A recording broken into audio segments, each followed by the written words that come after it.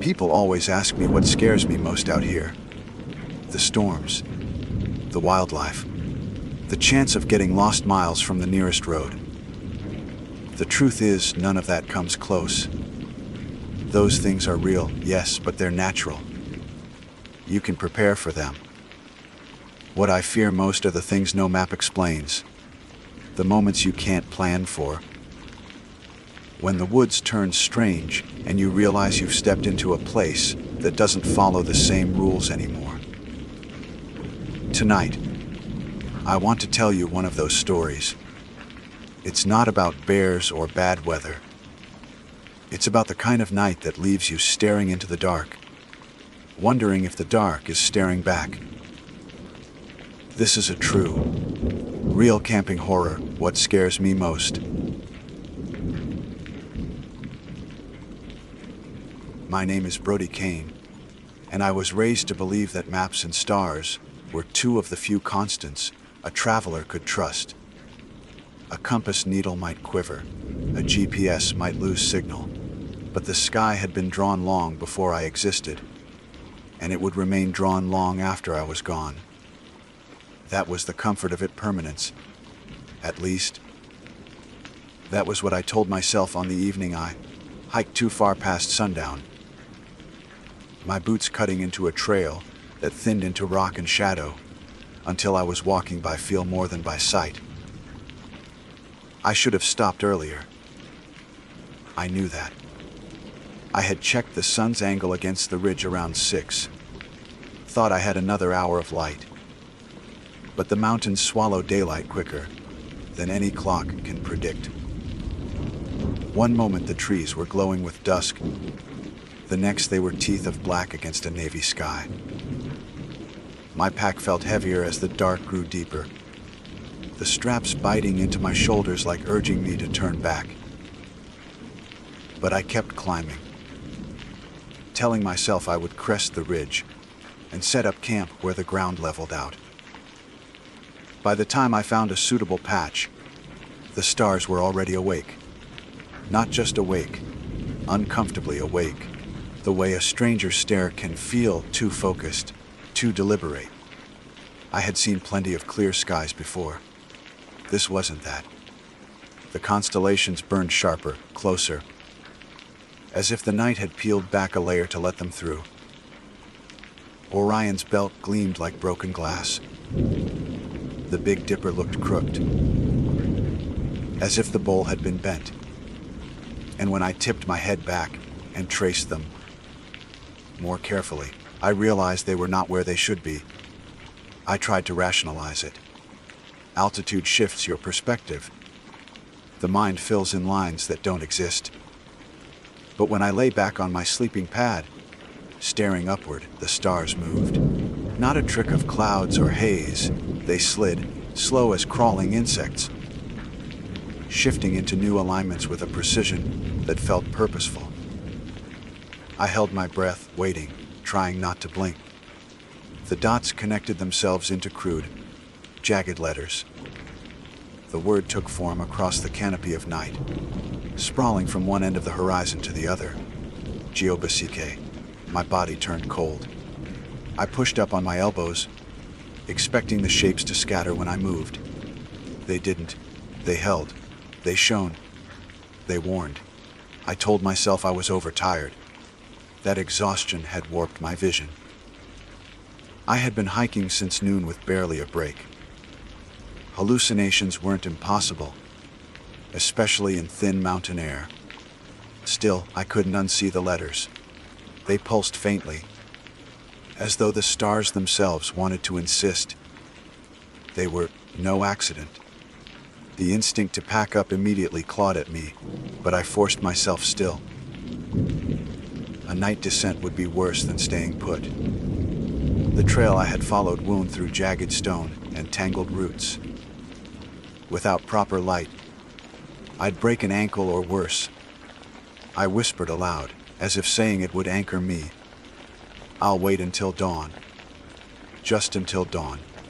The silence that answered me felt listening. I set up my small camp with shaky hands, striking the stove and boiling water. for a packet of dehydrated pasta. The flame wavered unnaturally, bending as if a breeze touched it. Though the air was still, every sound echoed too clearly. The hiss of boiling water, the rustle of nylon fabric, my own shallow breaths. The forest seemed to have stepped back to make room for me and my unease, leaving only the sky leaning down closer. When I tried to eat, the noodles clumped dry in my throat. I kept glancing up, expecting the stars to shuffle again, to rearrange into another word. For a while they remained steady, though I didn't trust that steadiness. I lay down eventually, pulling my bag over me, watching the sky until sleep dragged me under. I dreamed of maps, not paper ones, but vast, living charts inked across the heavens. Rivers that twisted, forests that bled into one another, valleys drawn in pinpricks of light. The stars shifted constantly, reshaping the borders like a hand erasing and redrawing lines. I walked along those borders in the dream, aware that they were moving beneath my feet, shrinking trails, cutting off exits. When I looked down, I wasn't walking on soil. I was walking across a skin of dark glass, and beneath it something vast and pale pressed upward, straining to break through. I woke with my heart rattling against my ribs, unsure whether the pounding in my ears was blood or the echo of something larger. The stars above had indeed shifted again. Where Gobak had once burned, there was now a loose scattering that my brain desperately tried not to form into new letters. But the mind loves patterns. It connects dots whether you want it to or not. The sky now read sky. I sat up, dizzy. My breath fogged in front of me, though night wasn't cold enough for that. "Which is it?" I whispered. My voice felt thin, swallowed immediately. Go back or stay. No answer, just the steady gleam of starlight, tilting ever so slightly as if the heavens were breathing. I lay awake until the first pale line of dawn painted the ridge. Relief hit me so hard, I laughed under my breath, shaky and almost bitter. In daylight the stars dissolved, and the sky looked ordinary again. The warning, or command, was gone. Packing up took longer than usual. I checked and rechecked my gear, unwilling to admit how much my hands trembled. Part of me considered abandoning the trip altogether, retracing the trail back to the base. But pride cut deep. I had planned this hike for months. It was supposed to be a week-long loop, through high ridges and alpine lakes, the kind of trek that left you lighter, clearer. I wasn't going to let one night of nerves chase me off.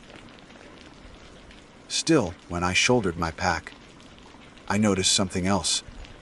My compass needle quivered, not just from me shifting it.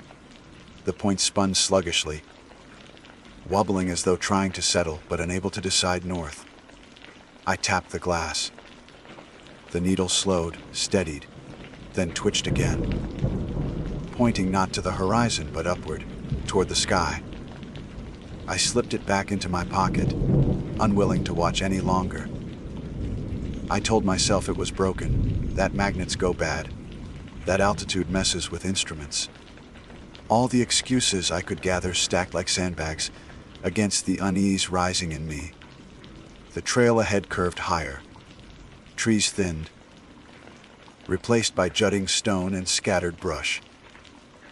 The day grew hot, sweat trickling down my back, but the weight I carried wasn't from the sun. It was the sense that something had noticed me, had rearranged itself last night specifically for me, and now waited to see what I would do. By midday I crested another ridge and looked out across a valley littered with peaks. The sky above was deep, endless blue, innocent in its daylight disguise. I ate a granola bar, chewed slow, scanning for wildlife, for any sound of normal life. A hawk circled once overhead, distant and small. Otherwise, silence. I didn't admit it yet, not out loud, but the silence felt staged. The way a theater hushes before the lights dim. I hiked on, but every step carried the taste of last night's warning. Or command. Or both. As the afternoon shadows lengthened, I checked my map. The trail should have cut east by the next bend, but when I turned the corner, I found only stone. Sheer, unforgiving, with no marker, no sign of the switchback. I walked along the ridge, searching, doubling back twice. The landscape refused to match the lines printed on paper.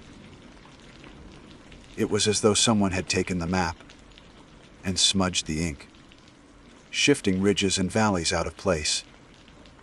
And when I glanced skyward, against my own better judgment, I swore I saw faint pricks of light in the blue daylight, already adjusting, already writing. The stars were awake early. The strange thing about the mountains is how quickly they can strip you of certainty. You can walk a trail for hours, confident in its direction, until the land tilts a fraction, and suddenly you doubt every step. That doubt followed me like a second shadow, as I tried to realign myself, tracing the ridge for any sign of the switchback. The map said one thing, but the stone under my boots said another. I paced back and forth, climbing small outcroppings to get a better vantage, but the path refused to appear. The more I searched, the more the valley below seemed to pulse with a subtle wrongness, like a heartbeat muffled by miles of rock. The silence pressed in again, too full, too deliberate, as though the entire wilderness was waiting for me to realize I had been nudged off script. By late afternoon, I forced myself to stop burning energy. Wandering in circles before nightfall would only make things worse. I found a flat patch of ground and set down my pack, spreading the map out across my knees. My eyes followed the contour lines, trying to line them up with what I saw. Nothing matched. The ridges seemed stretched, the distances skewed. When I squinted, I thought I saw faint extra lines across the page. Hair-thin scratches that hadn't been there before. They formed shapes too faint to trust, like constellations half erased. I rubbed my eyes hard. When I looked again, the scratches were gone. Exhaustion, I muttered. My voice cracked. The air devoured the word instantly. I boiled water, but the stove's flame sputtered low, its hiss weaker than usual. The sound unnerved me. I didn't finish the meal. I chewed a few mouthfuls, shoved the rest back into the pack, and sat staring upward, even though I promised myself I wouldn't. The sky hadn't darkened yet, but faint points of light already bled through the blue. They weren't random twinkles. They appeared where no stars should, sliding into place as if a hand was sketching directly across the dome of the sky. I tried to look away, but curiosity has sharp teeth. My gaze kept flicking back, trying to make sense of it. The letters formed slower this time, deliberate strokes across heaven. Yo-O-G, Bilon. The words stretched enormous, scattered but undeniable. I sat frozen, breath caught in my chest. A pulse of dizziness washed through me, as if the weight of those words pressed not just on my mind, but on the very air around me. I thought of packing and leaving immediately, but the compass in my pocket seemed to twitch at the thought, as if mocking me. North didn't matter anymore. The stars had redrawn the map. The land itself was shifting. Where could I go that wasn't theirs? Night came without warning, thick and absolute. The trees at the valley floor melted into black pools, the ridges into jagged silhouettes. I lit my headlamp, but its beam felt pitiful, like a candle in a cavern. The stars burned brighter than any night I had seen in my life. They didn't flicker. They glared. Every instinct screamed at me to keep moving, to prove I wasn't pinned in place by their gaze. I walked the ridge in both directions, shining my light across stone and brush, searching for anything that resembled a trail. My boots scuffed loose rock that clattered into the darkness, but no echo returned. Even sound seemed hesitant to cross this place. Eventually, I circled back to my camp, sweating under the chill. My headlamp batteries were already dimming. I dropped into my sleeping bag without even unrolling the pad, pulling the zipper up as though nylon fabric could stand between me and whatever shifted above. I tried to close my eyes, tried not to look. But something about the stillness forced me to glance upward again, just once more. The stars were moving again. Faster now, like ants swarming a pattern. The letters twisted, reforming into a new message, Giobiski, Sti, Giobistewai. The words overlapped, tangled, indecisive. They flickered between one command and the other like a strobe, leaving my vision streaked. The sky couldn't decide what it wanted from me, only that it wanted something. I pressed my hands to my face, whispering to myself, "It's not real. You're tired. This is your mind breaking shapes apart." But the whispers of reassurance didn't land. The silence was too heavy, the stars too loud. Sleep clawed at me eventually, not rest but collapse. My dreams were thick with impossible geometry, lines of starlight twisting into labyrinths, valleys drawn and redrawn, as though by a frustrated architect. I walked through corridors of night that reformed behind me, closing off escape. Voices echoed, layered and distorted, repeating my name. Not in chorus, but in correction. Like the sky was practicing until it could pronounce me properly. When I woke, my mouth was dry, tongue heavy with the metallic taste of fear. Dawn was a smear of gray across the horizon. My compass needle quivered like a trapped insect. I didn't bother with breakfast. I packed in a blur, cinching straps too tight, bruising my shoulders with haste. I descended where I thought the east trail should have been. My map insisted the switchback had to be close, but the slope I followed tilted into scree that rattled and slid beneath my boots. Each step sent gravel cascading. I steadied myself against scrub branches, but they crumbled in my grip like ash. The valley stretched below, wider than I remembered. The forest within seemed knitted too tightly, branches laced like woven wire, denying entry. I forced myself down anyway, half sliding, half stumbling, until I reached a clearing where the ground leveled. Here the silence was absolute. Even the air hung motionless. No breeze, no insects. My ears rang in the absence of life. I took out the map again, squinting against the weak daylight. The lines were wronger than ever. Rivers bent in directions that made no sense. Ridges stacked where flatlands should be. And across the paper, faint but insistent, were new marks. Tiny dots that weren't part of any contour. Constellations. They sprawled across the map, linking into crooked letters that bled faintly as though ink was seeping through from the other side. I turned the paper over, but the back was blank. When I looked again, the dots had shifted into a single word. Ryan. I dropped the map, heart hammering. The sound of it hitting the ground was swallowed instantly. I stumbled back, gasping. My head jerked upward toward the daylight sky.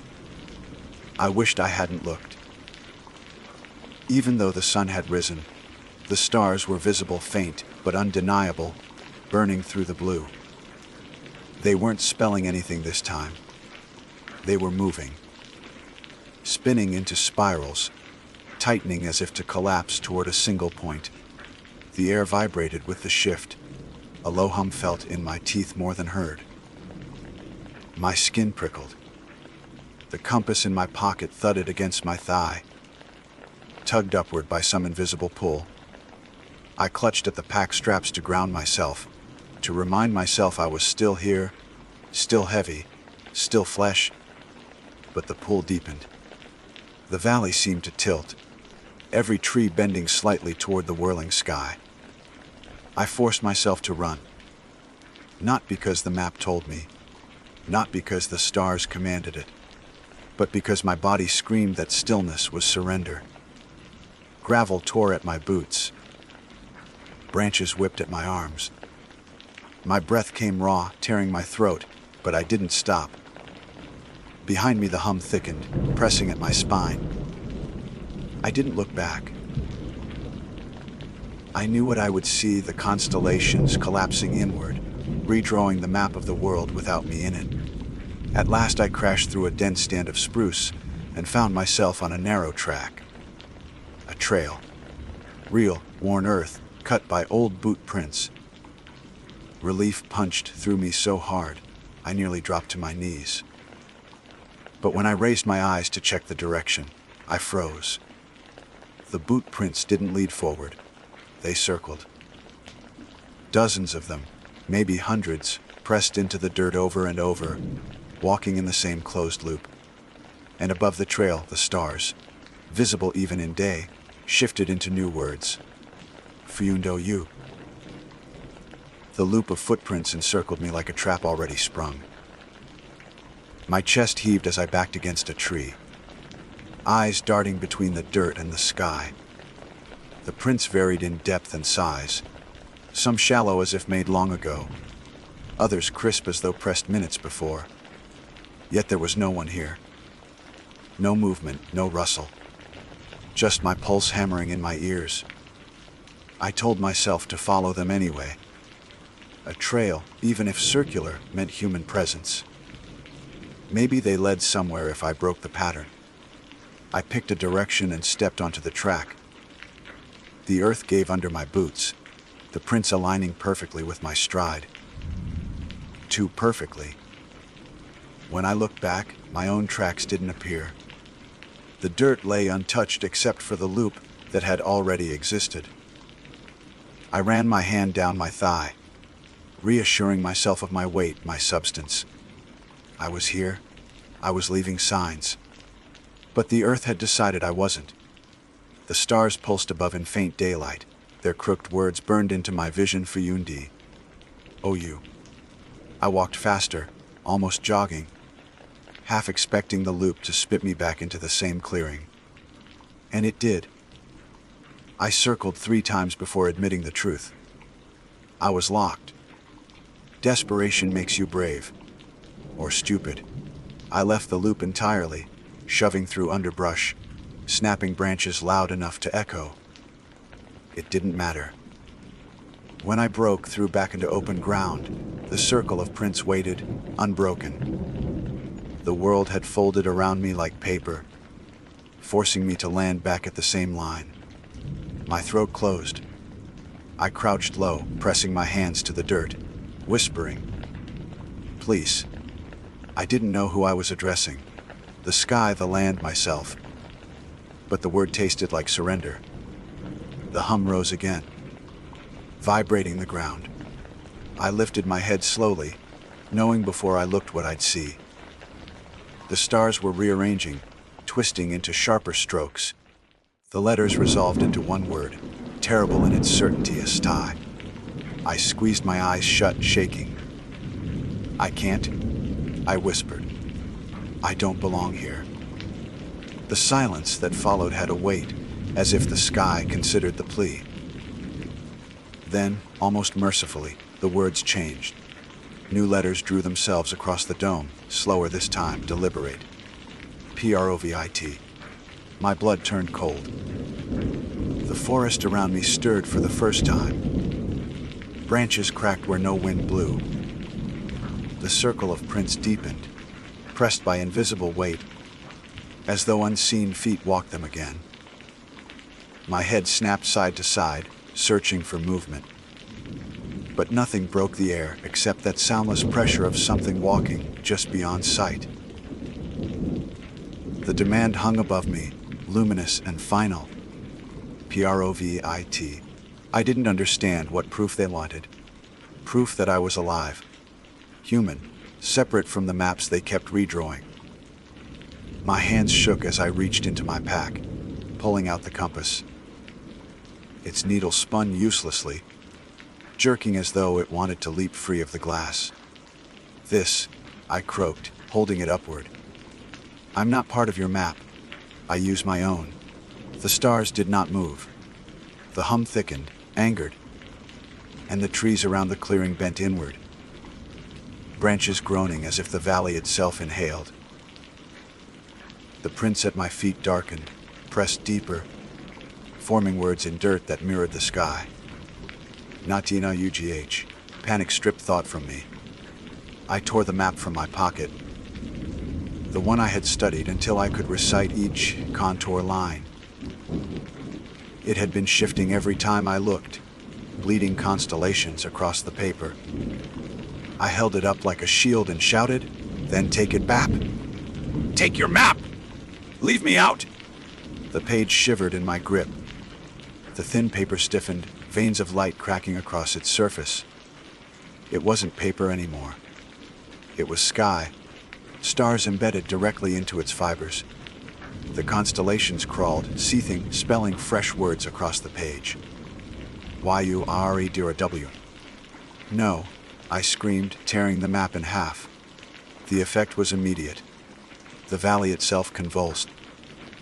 A rumble deep in the ground that knocked me onto my side.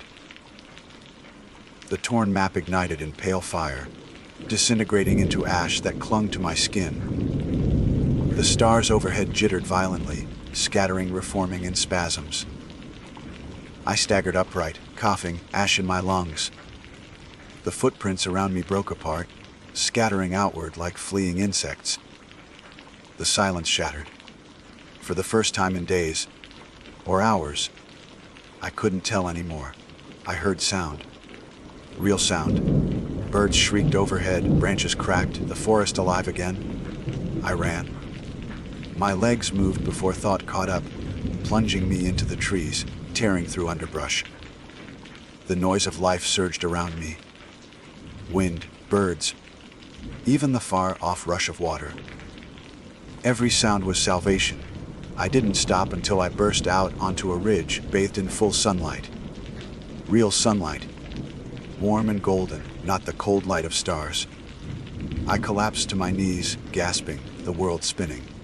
The sky above looked normal. Blue, harmless, empty of words. I laughed, a hoarse, broken laugh that shook my chest. "It's over," I whispered. "It has to be." But when I pulled the compass from my pocket, the needle pointed true north for the first time since that night. Relief flooded me, until I saw what else had changed. The glass face was scratched. Not random scuffs, but deliberate etchings. Letters carved deep into the plastic. Sty. My throat closed. I shoved the compass away, refusing to look. I rose on shaky legs and walked. I didn't care where, so long as it was down. The trail appeared again, worn earth cutting through stone. Boot prints lined it, but these ones stretched forward, not in circles. I followed them, each step pulling me further from that clearing, from the ash, from the shifting sky. Hours passed. The air warmed. The smell of pine and damp earth returned. Every sign of normal wilderness stitched itself back into place, as though nothing had been wrong at all. But the prints stayed. Always ahead, always leading. And no matter how long I followed, I never caught up to their maker. By dusk, I stumbled into a valley with a real river cutting through it, glinting with sunset. The sight nearly broke me with relief. I knelt, cupping water into my hands, drinking until my stomach ached. The stars flickered faintly above as the light faded. I froze, watching, terrified of new words forming. For a long, breathless moment, they stayed still, unarranged. Ordinary. I lay back on the ground, staring upward, whispering promises to myself. I would leave the mountains tomorrow, cut the trip short, return to civilization and never come back. That was when I saw it. Not words this time, but lines. Constellations stitching into a shape. My shape. A crooked outline of a figure with arms sprouted, exactly as I lay in the grass. My breath caught. Slowly, mechanically, I lifted my hand. The star figure lifted its own, a fraction behind, like a reflection that lagged. I rolled to my side, heart hammering. The stars held steady, refusing to break the shape. I didn't sleep that night. I watched the sky until dawn, half daring it to move, half begging it not to. When the sun rose, the figure dissolved, scattered back into harmless dots. But I knew what I had seen. I packed my things with shaking hands and descended the last miles to the trailhead. The world was noisy again. Birds, insects, the rush of streams. Other hikers passed, their voices casual, their laughter cutting through the weight I carried. To them, the sky was just sky. I never told them. How could I? Who would believe me if I said the stars had written at me, caged me, demanded proof? Even now, weeks later, I look up each night, hoping the sky will stay ordinary. Most nights it does. But sometimes, when clouds clear, just right, and the darkness is sharp enough, I see faint letters twitching in the void, forming too slow to be accidental. They spell my name, Brody Kane, and I know they're not finished with me. My name is Amara Quinn.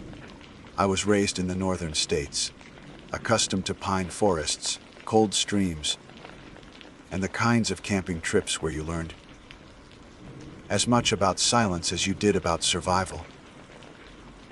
I have always thought of myself as careful, deliberate, the type who prepares, lists weeks in advance and checks them twice before a single boot laces up.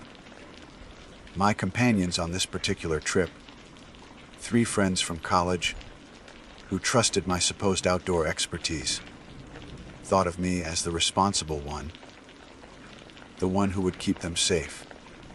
I suppose is why I keep telling this story, formally, properly, as if laying down the truth might steady it. I cannot shake the feeling that recounting it in precise words is the only way to prove it happened at all.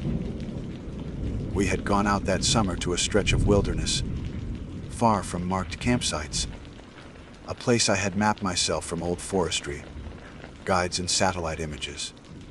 The forest.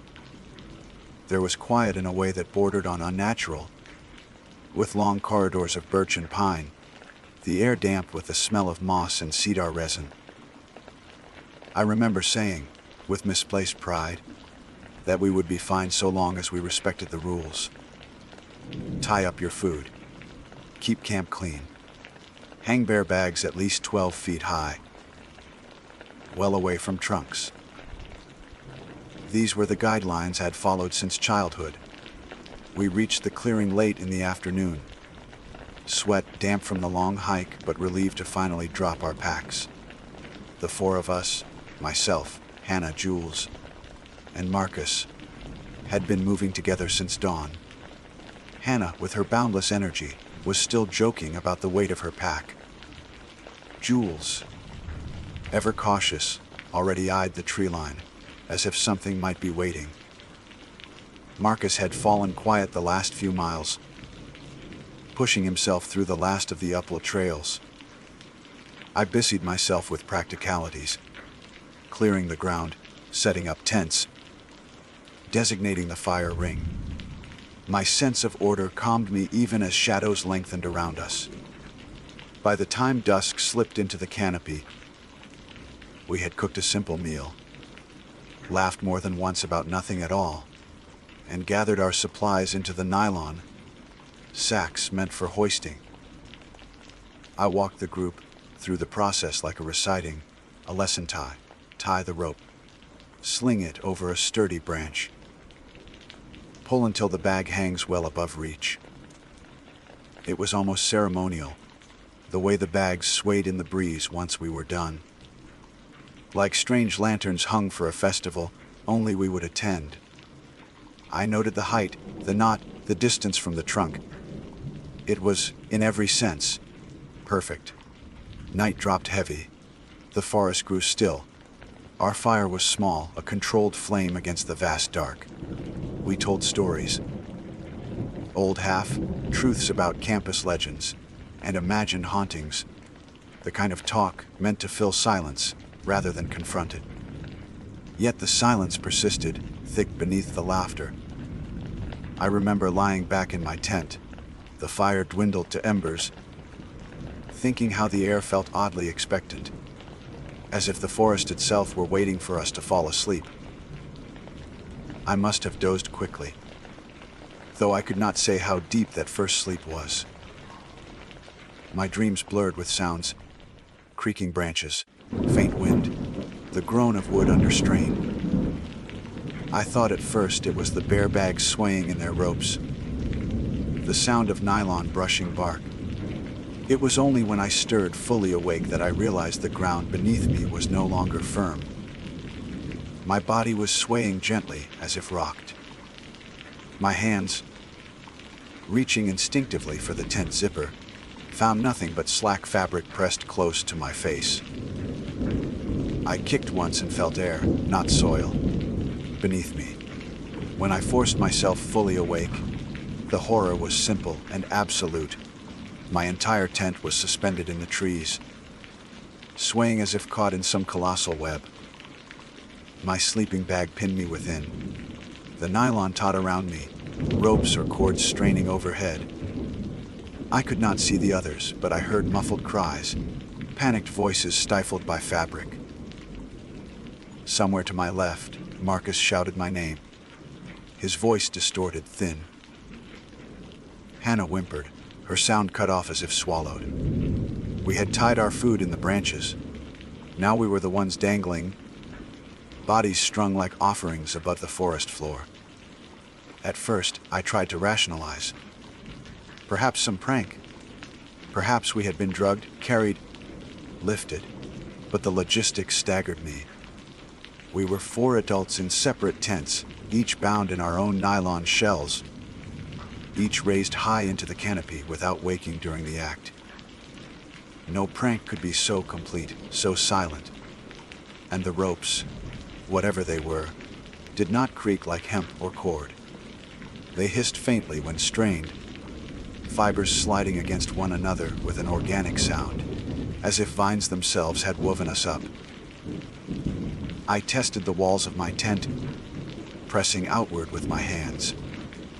The pressure only tightened, ropes cinching more firmly.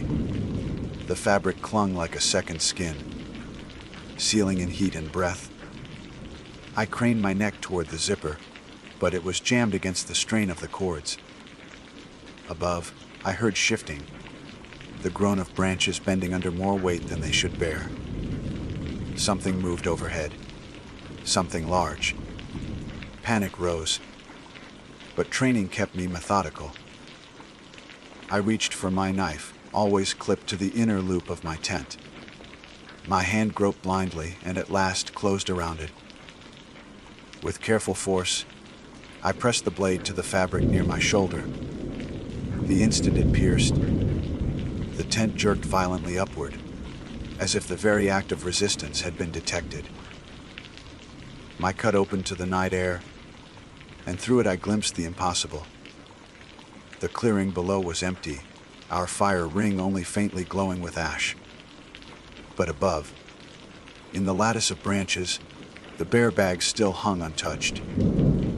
Beyond them, blacker than the night sky, something shifted between boughs. The ropes, or tendrils, or whatever bound us, stretched into that shadow, disappearing like lines cast into a well. For a heartbeat, I thought of a spider's web, vast beyond comprehension. The swaying increased. Marcus screamed my name again, raw with terror. Jules thrashed, his tent spinning slightly, cords tightening until his voice cut short. I knew then that struggle was punished. The ropes were not passive. They reacted. I forced myself still, gripping the knife but holding breath shallow. The swaying slowed. Overhead, the shadow withdrew, branches snapping softly as it moved higher into the canopy. Silence returned, oppressive, heavy as before. We hung there through the remainder of night, strung like prey, bodies suspended in a forest that had no right to claim us. My mind clawed for explanation, any rational frame, but none would settle. Sleep deprivation dragged at me, but terror kept me conscious. Eyes fixed on the slit I had cut, watching the horizon lighten shade by shade. Dawn arrived slow and gray. Birds called, hesitant at first, then bolder as sunlight filtered in. I expected release with morning, as if whatever force held us belonged only to night. But the cords did not slacken. We still dangled, swaying gently, our shadows cast long across the forest floor. The bear bags, I noticed with sick clarity, remained untouched, swinging lightly as if mocking. At some unmarked moment, the cords loosened of their own accord. Not much, but enough that my tent dropped a foot, rope hissing against bark. I heard Marcus gasp as his weight shifted, heard Hannah sob in relief. I did not move. I did not dare. The forest seemed to wait for us to choose, whether to attempt escape or to remain bound, patient. It was then I realized we were no longer alone at the base of the trees. Shapes stood in the clearing, blurred by distance but unmistakable in outline, human or near enough. They did not move like hikers. They did not speak. They simply stood, heads tilted back, gazes fixed on a swaying high above. I froze, knife clenched tight, as one figure lifted a hand. It did not wave. It only pointed upward, toward the bear bags dangling among the branches. The meaning struck with the weight of a stone. The food was bait. We had followed rules meant to keep us safe. Yet something in this forest had rewritten them, turning our caution against us. The figure lowered its hand. The others stood still, shadows unmoving in morning light. My throat burned with unspoken cries, but instinct kept me silent. Any sound, I feared, would invite their notice more directly. We hung there as the sun rose higher, every moment straining my sense of reality. My name is Amara Quinn, and I swear what I recount is true by dawn. Our bear bags were untouched, but all of us had been hoisted up instead, sleeping bodies swaying in the branches. And above, in the canopy where no human hand could reach, the ropes still stretched into shadow, waiting. The sun did little to comfort us. It filtered pale through the canopy, scattering light across the clearing like broken glass, sharp in places, dim in others. My arms ached from being bound in my tent, the circulation prickling cruelly in my hands. Each sway of the rope pressed me into the nylon walls, suffocatingly close. The heat of my breath trapped with me. I strained again at the cut I had made, widening it with slow, careful strokes of my knife. I expected the ropes to jerk, to retaliate, but perhaps daylight had shifted their mood. The fabric tore reluctantly, strands catching on the blade. Finally, I made a slit large enough to press one eye to. The world beyond glared back at me, too sharp, too exposed after the cocoon of dark. The figures remained. 4 of them. They stood at the edge of the clearing, where the shadows of the trees deepened, watching with the stillness of statues. Their clothes, if clothes they were, hung loose, bark-colored, blending into the trees. I thought at first they wore masks, faces pale and featureless, but then one tilted its head in a jerking motion, and I saw movement, ripple, beneath the surface of that blankness, as though skin itself was not fixed but shifting. My instinct screamed to call down to them, demand help, plead, anything. But something older than instinct stopped me. That same hush I had felt the night before. When the forest seemed to hold its breath, I remembered how the cords had reacted to Jules's struggle, how his cry had strangled into silence. These watchers were not here to help. They were waiting. Marcus broke first. His tent spun as he thrashed, muffled curses spilling from inside. The cords hissed and tightened, jerking him higher into the branches. His voice pitched into terror. Mara. Amara, get me out. I whispered his name as sharply as I could manage, hissing through the slit. Stop. Don't fight. You'll only make it worse. But his panic drowned me out. I heard canvas rip, the tearing sound frantic, and then a sickening snap. Not of rope, of branch. His entire weight shifted as the limb holding him gave way. He plummeted, tent and all, crashing through lower branches, until his body struck the ground with a thud that sent birds shrieking into the sky. The clearing fell silent again. I craned desperately to see movement from him, any sign. His tent lay crumpled, half collapsed, fabric tangled. For one suspended heartbeat, I thought he might crawl free. Then the figures moved. They did not walk like men. Their legs bent oddly, too long in the knee, strides too smooth.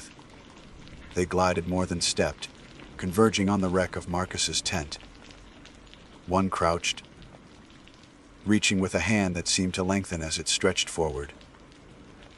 The others circled, heads cocked at unnatural angles. The nylon bulged. Marcus's arm shot free, fingers clawing desperately at the soil. He screamed again, raw and hoarse, as one of the figures pressed its pale hand over his face. The sound cut short instantly, as though swallowed. His arm twitched, stilled. The watchers lifted the tent, Marcus inside, with impossible ease, carrying him into the tree line. Hannah whimpered somewhere to my right, muffled by her tent walls.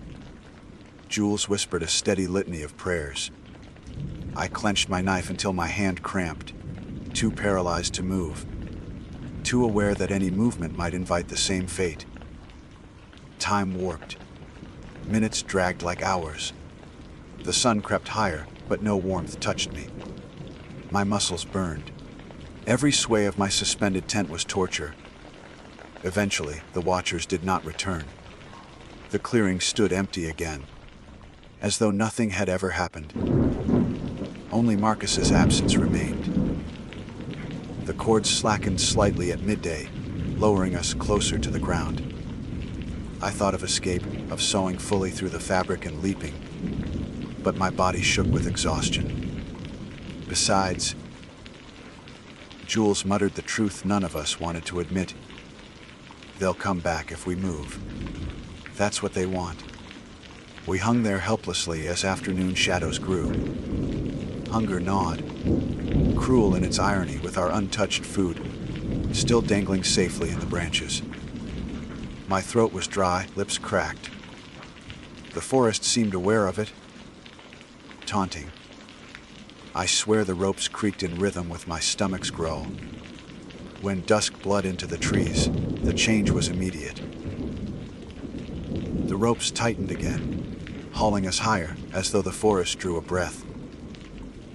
The air thickened, night bringing back its oppressive weight. I knew with sick certainty that something would happen again. And it did. From the tree line came a new sound, soft, rhythmic, almost pleasant. A lullaby hummed in a low voice.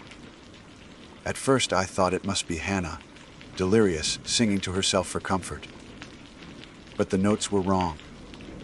bending in ways no human throat could manage, rising and falling like the sound of wind through hollow reeds. The song seeped into me, coaxing my eyelids heavy. My grip on the knife slackened. "No," Jules whispered, his voice sharp enough to cut through my haze. "It's them. Don't listen. Don't sleep." I bit my lip until I tasted blood. The pain anchored me, faint though it was. The lullaby continued, closer now, threading through the branches. Leaves rustled with movement. A face appeared just beyond my torn slit, upside down, dangling from above. Pale, smooth, without features at first. Then it rippled, molding itself clumsily into something resembling eyes, a nose, a mouth. The mouth stretched too wide, lips peeling back to reveal gums without teeth. It hummed the lullaby directly into my tent. I clamped my hand over my ear, eyes watering. The ropes shifted, lowering me toward that face. Its half-formed eyes locked onto mine with a mimicry of recognition, as though it tried to wear humanity like a mask. The longer I stared, the more the features rearranged. Sometimes Hannah's, sometimes Marcus's, sometimes even my own. I forced my voice steady. Why us? The mouth opened wider, stretching to my ear, and for the first time the lullaby broke into words. The voice was layered, like many people speaking from the same hollow chest. "Food," it said. "Rule." The ropes jerked violently, spinning me. My knife slipped from my grasp, clattering against the fabric, lost. I shouted in panic, but the figure withdrew, vanishing into the canopy with insectile speed. The ropes steadied again, leaving me dangling, breath shallow and ragged. The forest quieted. Jules muttered a prayer louder now, forcing the words past trembling lips. Hannah sobbed openly, the sound raw, childlike. I pressed my face against the slit and stared at the stars barely visible between branches. They looked wrong somehow, faintly warped, as if seen through water. We endured that night, though endurance is hardly the word. It was survival in its most passive form, remaining still, silent, pretending we were already dead so the forest might ignore us. The watchers returned twice more, drifting silently beneath us, but they did not take another. Perhaps one sacrifice had been enough. At last dawn returned, bleeding gray light into the clearing. My body was a wreck of cramps and bruises. I thought perhaps daylight might mean release again, though the cords remained taut this time. No slackening. My hope dwindled as the morning stretched long. Then, without warning, Jules's tent dropped. Not far, only a few feet, but enough that his scream tore through the air before he stifled it. The ropes lowered him slowly, deliberately, like a puppet guided on strings. He dangled just above the ground, swaying. The watchers returned from the tree line. Two this time, tall and still, their faces rippling faintly in the new light. They extended their hands toward Jules as though beckoning. He shook his head violently inside the tent. "No, I won't." His voice cracked, the words thick with terror. The ropes shifted, lowering him another foot. His toes brushed the dirt. The figures cocked their heads in unison, waiting. Jules broke. He scrambled for the zipper, tearing it down, tumbling out of his tent in a frenzy. He landed hard, knees buckling, but he forced himself to his feet, stumbling toward the trees opposite the watchers. For one breathless moment, I thought he might make it. The ropes lashed out. They snapped taut like whips, coiling around his arms, his chest, his throat. He was yanked backward off his feet, dragged screaming into the air. The watchers did not move to stop him, nor to help. They simply observed, heads tilting in eerie unison, as Jules was hauled high into the canopy. His cries strangled into silence, and then nothing. He vanished into the branches above, swallowed by shadow. The watchers turned their faces skyward, as if admiring their handiwork, then melted back into the tree line. Hannah sobbed until her voice cracked. I could not summon tears. Only cold numbness filled me, a hollow certainty that we were following rules we could not understand, rules rewritten against us. By midday, the clearing was empty again. The forest hummed with insects, birds calling warily. Only Hannah and I remained, swaying in our makeshift cocoons. I closed my eyes, whispering to steady myself, speaking aloud so she could hear. My name is Amara Quinn, I said, forcing each word like an oath. I will get us out of this. But even as I said it, the canopy shifted above, branches groaning with weight unseen, and I wondered if the forest had already decided otherwise. Morning stretched long, cruel in its slowness. Hannah barely spoke anymore. Her voice was hoarse from crying through the night, and when she did whisper, it was only my name, like she needed reassurance that I was still there. I wanted to give her comfort, to tell her that we would be fine, but every time I formed the words, they felt like lies. The ropes still held us, though they no longer swayed with the same tension. It was as if whatever force controlled them had grown disinterested, letting us hang in uneasy silence. I tested them gently, shifting against the nylon cocoon of my tent. The cords adjusted, tightening the instant I pressed too hard. They were alive, in some sense, listening for resistance. By noon, heat gathered in the clearing, heavy and damp. My lips were cracked, my tongue swollen. Thirst clawed at me more fiercely than fear, and I wondered if that was part of the design. The untouched bear bags swayed above us like mocking pendulums. We had tied them to save ourselves, and now they dangled as unreachable symbols of a rule that had been turned against us. It was Hannah who broke the monotony. She coughed, a wet, harsh sound, and then spoke with surprising clarity. Amara, we can't stay here. If we wait, they'll come back. Her words jolted me, because they mirrored my own thoughts. We had seen what happened when Marcus panicked. What happened when Jules was offered that slow descent. The forest wasn't going to let us leave. It would keep rewriting the rules until there was nothing left of us. I didn't answer her right away. Instead, I worked the knife I had nearly dropped before back into my grip. The blade was small, dulling from stress, but it was the only weapon I had. Quietly, carefully, I pressed it against the ropes binding my tent. I expected the hiss of retaliation, the sudden jerking pull, but nothing came. The cords quivered faintly, almost as if curious. I'm cutting through, I whispered. Be ready to run. Hannah made a sound between relief and despair. Run where? I didn't know. The forest stretched endless in every direction. Paths we had followed erased by time and distance. But running was better than dangling like bait. The cut was slow work. The fibers resisted, tough and sinewy, unlike any rope I had touched. They frayed reluctantly, and every slice sent a shiver through the cords, vibrating up into the canopy. I froze each time, certain that the watchers would return, but no figures emerged from the tree line. Finally, the rope gave way with a snap.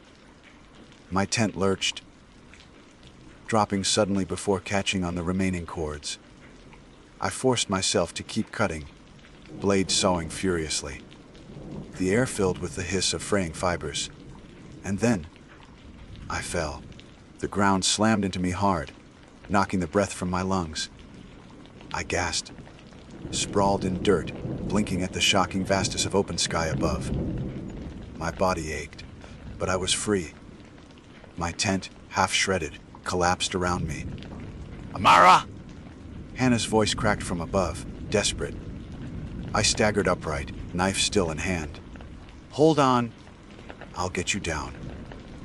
I stumbled to her suspended tent, clawing at the cords. They were thicker here, twined in layers. My knife sawed uselessly for long moments, but eventually strands began to fray.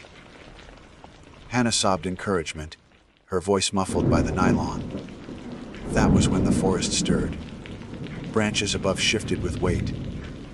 Leaves shuddered in waves, as though something massive moved through the canopy.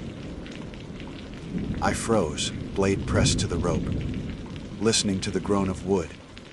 Shadows rippled across the clearing floor. Faster, Hannah begged. Please. The ropes quivered, tightening around her tent as if they knew what I was doing. I slashed harder, ignoring the sting in my wrist, the dull ache of exhaustion. Fibers split. One snapped, then another. Her tent dropped sharply, swaying just feet above the ground. And then a voice spoke. It came from everywhere at once. The branches, the soil, the air in my lungs. It was the same layered voice I had heard in the lullaby, now stripped of melody. 2 left, it said. 1 must hang. I staggered back, knife trembling in my grip. Hannah screamed, thrashing inside her tent. Don't listen! Cut it now! The ropes around her writhed, pulling tighter, dragging her higher once more. Her tent jerked violently, and she shrieked. I lunged forward, slicing madly, fibers snapping under my blade. The cords fought back this time, pulling against me with inhuman strength. But desperation is sharper than steel. At last, the final rope gave way. Hannah's tent crashed to the ground with a brutal thud. She clawed her way out, face pale, hair matted with sweat. The moment her eyes met mine, relief shattered into raw terror, because the tree line was no longer empty. The watchers stood there again, more of them this time. 6, maybe 7, their bodies blending with bark and shadow. Their faces rippled with shifting features, some half-formed, some wearing grotesque echoes of our own. They tilted their heads in eerie unison, observing our rebellion. Run, I hissed, grabbing Hannah's arm. We stumbled toward the narrow path we had entered the clearing from, half crawling, half sprinting. Branches clawed at us. Roots snagged our boots, but adrenaline drove us forward. Behind us, I heard the hiss of ropes tightening, the groan of branches bending under impossible weight. The forest did not want us to leave. The path twisted, unfamiliar despite having walked it only days before. Trees seemed closer, their trunks leaning inward as though conspiring. The air thickened, heavy with the stench of damp soil and resin. Hannah wheezed beside me, every breath a rag plea. They're following, she gasped. I didn't look back. I could feel them. The watchers, the ropes, the forest itself, pressing closer, pushing us deeper. The rules had shifted again. We had defied the offering. Now we were prey in open chase. Branches snapped overhead. I glimpsed shapes moving through the canopy, keeping pace with unnatural speed. The ropes dangled like vines just above, lashing downward to snare us. One coiled around my wrist, burning cold. I screamed, slashing with my knife, until the fibers frayed and released. We ran until my lungs burned, until my legs threatened collapse. Then, impossibly, the trees broke. We stumbled into another clearing, smaller than the first, ringed with birch. At its center stood something that made my knees buckle, a massive trunk, hollowed and blackened, its interior carved with symbols. Around its base lay remnants of canvas, torn fabric, rusted cookware, the debris of camps long abandoned. Hannah fell to her knees sobbing. Others, there were others. I circled the trunk, trembling. The carvings were crude but clear. Figures suspended in trees, ropes twisting around them. Beside them were marks like tally lines, etched deep, too many to count. The voice came again, seeping from the hollow like smoke. Rule broken. Rule rewritten. Rule remains. Ropes slithered from the hollow. Thick and endless, reaching for us. Hannah screamed, scrambling backward. I grabbed her arm, dragging her toward the far side of the clearing. Don't stop! I shouted. We plunged into the trees again, the forest closing around us like jaws. Ropes whipped past, carving shallow cuts into bark, snapping branches. The watchers drifted between trunks, keeping pace without hurry, as though they knew escape was impossible. But something in me refused to accept that. My mind clawed for reason, for the simplest truth. Rules could be broken. I had cut the ropes. I had freed us. If rules could be rewritten, then so could our survival. We burst through thickets, stumbling down slopes, until at last I saw its sunlight glinting off water. A river cut through the forest ahead, wide and fast. Its roar filled me with sudden, desperate hope. Hannah! There! We crashed through the undergrowth and tumbled onto the rocky bank. The water surged, fierce and unwelcoming, but it was a barrier the ropes might not cross. I didn't think. I grabbed Hannah's hand and leapt. The current swallowed us instantly, icy and brutal. It dragged me under, spun me against rocks, filled my lungs with fire. But I kicked, clawed upward, breaking the surface with a gasp. Hannah surfaced beside me, choking, eyes wide with panic. Behind us, on the bank, the watchers stood in a line. They did not pursue. They only watched, faces rippling with shifting features. The ropes dangled uselessly above the water, hissing but unable to reach. The current carried us away, farther and farther, until the watchers blurred into distance. My arms ached, my lungs burned, but the river pulled us relentlessly downstream. We washed ashore hours later, bruised, shivering, half dead from exhaustion. The forest was quieter here, birdsong returning timidly.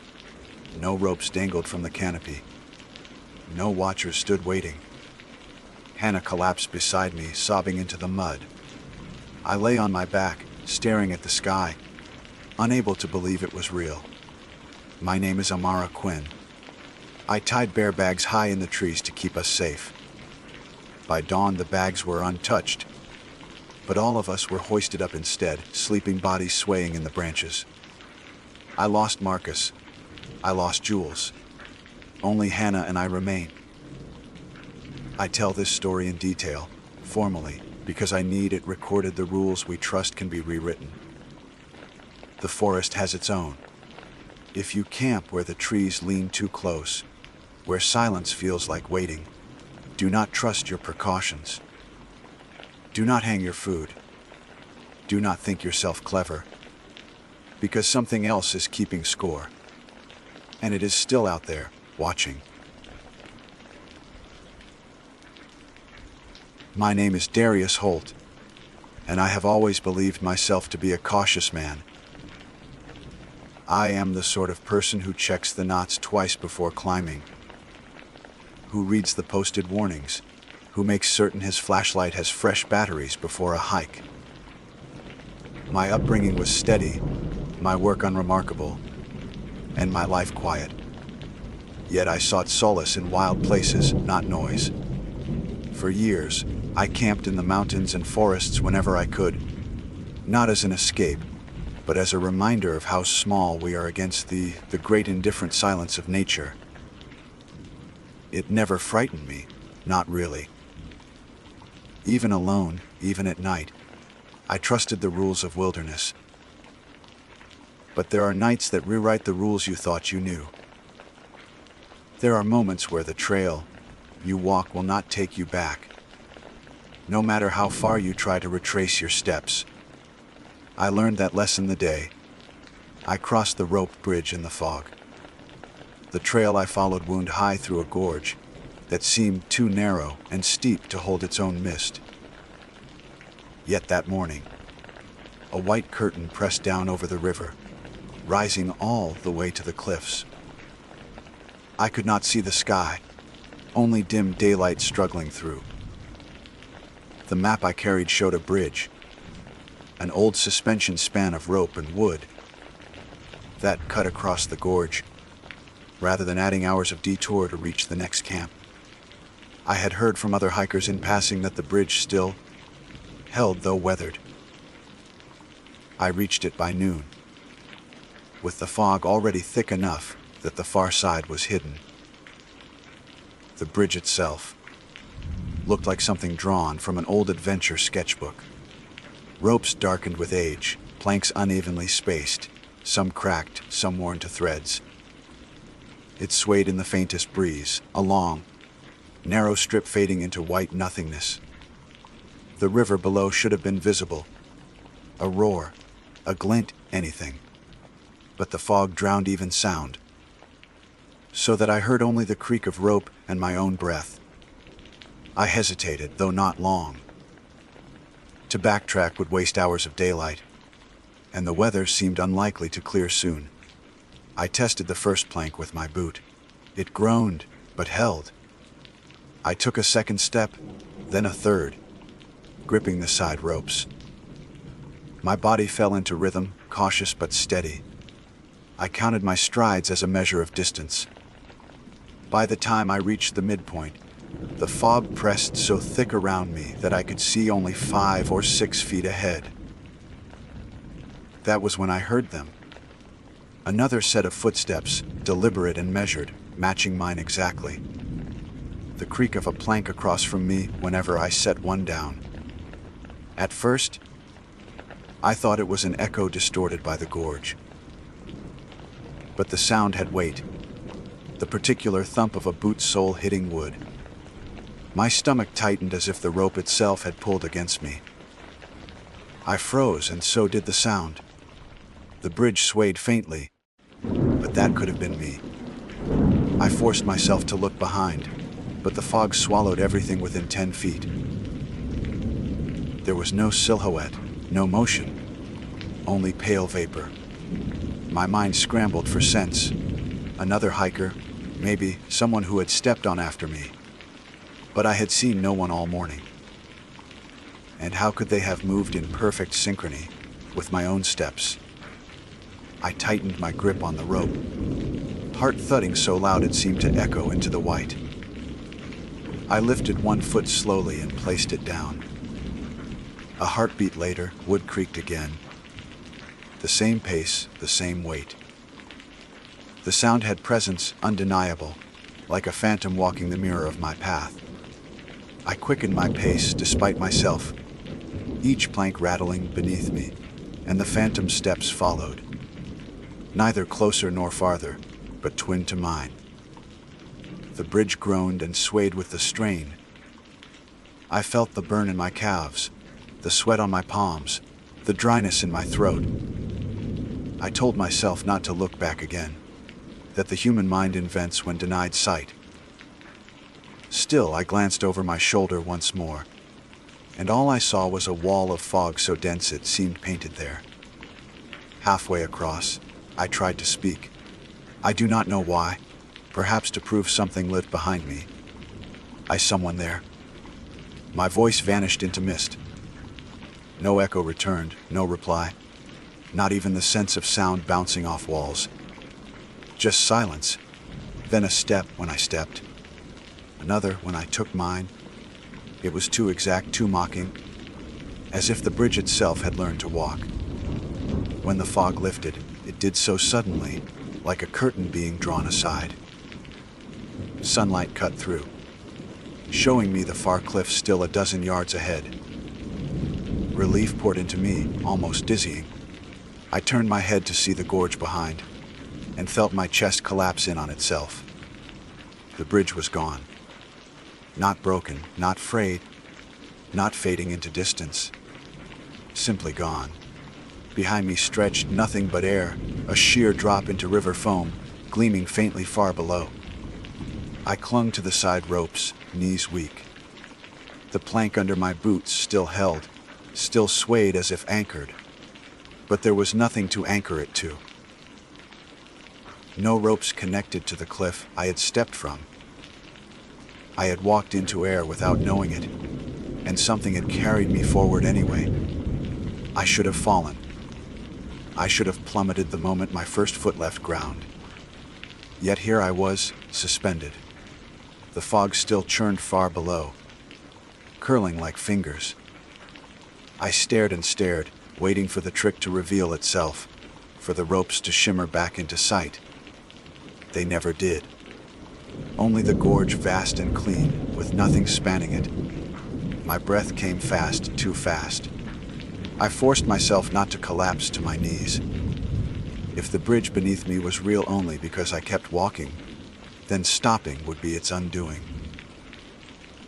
I turned back toward the far cliff, jaw clenched, and put one foot ahead. The plank shivered but held. Another step, then another. The phantom steps had gone, though I could not decide if their absence was comfort or warning. By the time I reached solid ground, my legs trembled so badly I had to sink to the dirt path. I sat there, staring at the ropes tied firmly into the cliff face, as if they had always been there, as if nothing had vanished. Behind me, the bridge stretched whole again into fog. But I did not test it. I could not. I only stared until the mist closed over once more and the opposite side disappeared. My palms bled where rope fibers had dug in. The rest of the trail passed in a haze. I walked quickly, half expecting to hear footsteps behind me again, half expecting the ground to drop out from under. Every sound was suspect, every silence worse. The forest regained its details as afternoon brightened, but my nerves did not ease. I reached camp by dusk, set up my small tent, and tried to steady my hands enough to light the stove. Even the click of metal against metal made me flinch, as though another sound would rise to meet it. That night, as I lay in my sleeping bag, I thought I heard rope creak in the distance, swaying back and forth as if someone still crossed. I told myself it was the wind, or trees shifting. Yet when I closed my eyes, I saw empty air behind me again, and the plank beneath my boot. And I could not decide whether it was mortifying that the bridge had not been real or that it had been. I did not sleep long. Sometime after midnight, the fog rolled back in, thicker than before, curling along the forest floor. My tent walls glowed pale in the moonlight diffused through mist. A sound woke me, the careful step of a boot on wood, slow and deliberate. One, then another. The sound should not have carried this far inland. My tent sat on packed earth, no planks, no boards. Still, the rhythm matched what I had heard that afternoon on the bridge. Steady, too measured to be chance. I held my breath, straining to hear. The steps stopped. Silence pressed close. Then, faint as a thread drawn tight, came the sound of rope fibers stretching under weight. I lay frozen, eyes wide in the dark, knowing there were no bridges here, no ropes. Yet the sound creaked just outside the fabric wall, circling my camp as if invisible lines held me suspended above nothing. The night dragged on in choking silence. I did not dare move. I counted my heartbeats until dawn light seeped through. When I unzipped the tent at last, the fog had cleared. The ground looked solid, my camp ordinary, but the impression of footsteps lingered in the dirt. Mine, leading to where I had pitched my tent. Next to them, faint but undeniable, was another set, identical in stride and depth, stopping exactly when mine stopped. I told myself I would hike out that day, that I would leave the gorge behind. But deep down, I knew something had already crossed with me, step for step, and that leaving would not mean escape. The following morning began with a silence that was not peace but pressure. Birds had sung faintly at dawn, but even their chatter stilled as the sun rose. I ate without appetite, forcing down granola and stale bread. My hands shook when I tied the pack straps, the skin on my palms raw and stiff with dried blood from gripping the bridge ropes. When I folded the tent, I hesitated before checking the dirt around it again. The second set of tracks remained, faint but clear. They ended where my own did, as if whoever, or whatever, had made them decided to stop once I stopped. The prints looked no different from mine, as though the ground itself had only one set of feet to model after. I tried not to linger. My plan was simple: hike back toward the trailhead, abandon the rest of my route, and reach the small parking lot 2 days away. But plans mean little when trails shift under you. Within an hour, the landscape looked unfamiliar, though I had followed every blaze, every marker nailed into trees. I checked the map, ran my finger along the contour lines, and still the gorge appeared far behind, unreachable.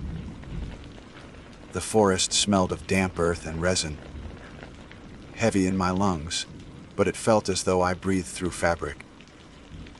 I began to wonder if the fog had never lifted, if it had only retreated into the corners of my sight, waiting to smother again. The first time I heard the creak of rope that day, it came from nowhere. I froze mid-stride, scanning the trees. No bridges here, no suspended planks. The sound repeated once, then ceased. A trick of memory, I told myself, a replay in my head. But later, as I climbed a switchback, I heard it again. Low, strained, fibers pulled taut. I spun in a circle. The forest was empty. I forced myself onward, jaw clenched. By noon, I reached a clearing where sunlight spilled down through breaks in the canopy. It should have been comforting. Instead, it only revealed how the fog hung farther down the slope, waiting, not burned away but crouched. I sat on a rock, pulled out my canteen, and drank. The water caught light, rippling faintly. My reflection stared back at me, but for a fraction of a second, I thought the face belonged to someone else, someone whose expression twisted into a grin I did not make. I snapped the bottle shut so hard it sloshed over my hands. Voices came next. Not full words at first, only murmurs. The low hum of conversation you cannot catch from across a room. I stopped more than once to listen. Certain hikers must be near. Each time, the forest remained empty, yet when I walked, the voices shifted with me, always a few paces behind. Once, I swore they aligned perfectly with my steps, like footfalls disguised as whispers. The trail bent around a ridge. On the far side, I saw something that froze my breath. A length of rope stretched between two pines, sagging as though it bore weight. But no bridge belonged there. No crossing marked on the map. I stared, unwilling to blink. The rope trembled, though the air was still. For a moment, it looked as though invisible hands tested its strength, pulling it taut. Then, as I stepped forward, the rope snapped into nothing, vanishing between one heartbeat and the next. The branches it had tied to swayed back as though relieved. I stumbled down the trail, fighting the urge to run. The gorge felt closer than it should have been, though the map swore I had left it far behind. The thought twisted inside me. What if I had never left it at all? What if the bridge had not carried me across, but carried me somewhere else entirely? By evening, I found a flat place among firs to camp. I built no fire. The air was too damp, and the thought of flame drawing attention tightened my chest. Instead, I ate cold food and unrolled my bag. The silence pressed heavier than the day before, as though the woods held breath waiting. I must have drifted near sleep when I heard it again. Footsteps on wood. The same weight, the same rhythm, but slower now, patient. They circled my camp the way an animal tests a perimeter, deliberate, confident. I sat upright, clutching my knife though it felt laughably small. The sound of ropes followed, creaking and groaning, as if an unseen bridge sagged under unseen weight. My eyes darted across the tent fabric, searching for a shadow. Then, clear and close, came a step that was not on wood but on soil, right outside the tent. My breath caught. I dared not move, dared not blink. The step landed again, then stopped. Silence stretched long enough for me to imagine a figure crouched just inches away. I waited for the zipper to move, for canvas to tear. Nothing happened. Minutes passed like hours. At some point, the sounds retreated one by one until I was alone again. Sleep never returned. When dawn broke, the ground around my camp bore no tracks but mine. I packed quickly, almost frantic.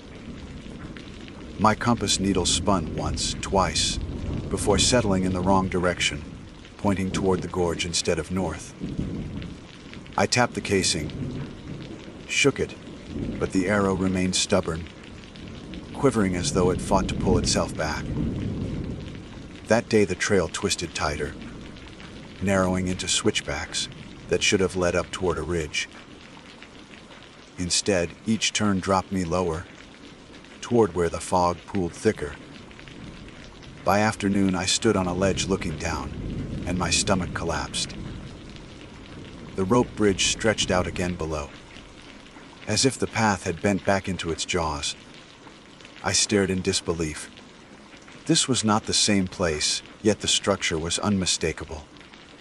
The ropes swayed gently, though no one crossed. I'd have turned back. Instead, some pull drew me closer, as though a hook sank into my chest. My boots moved before my mind agreed.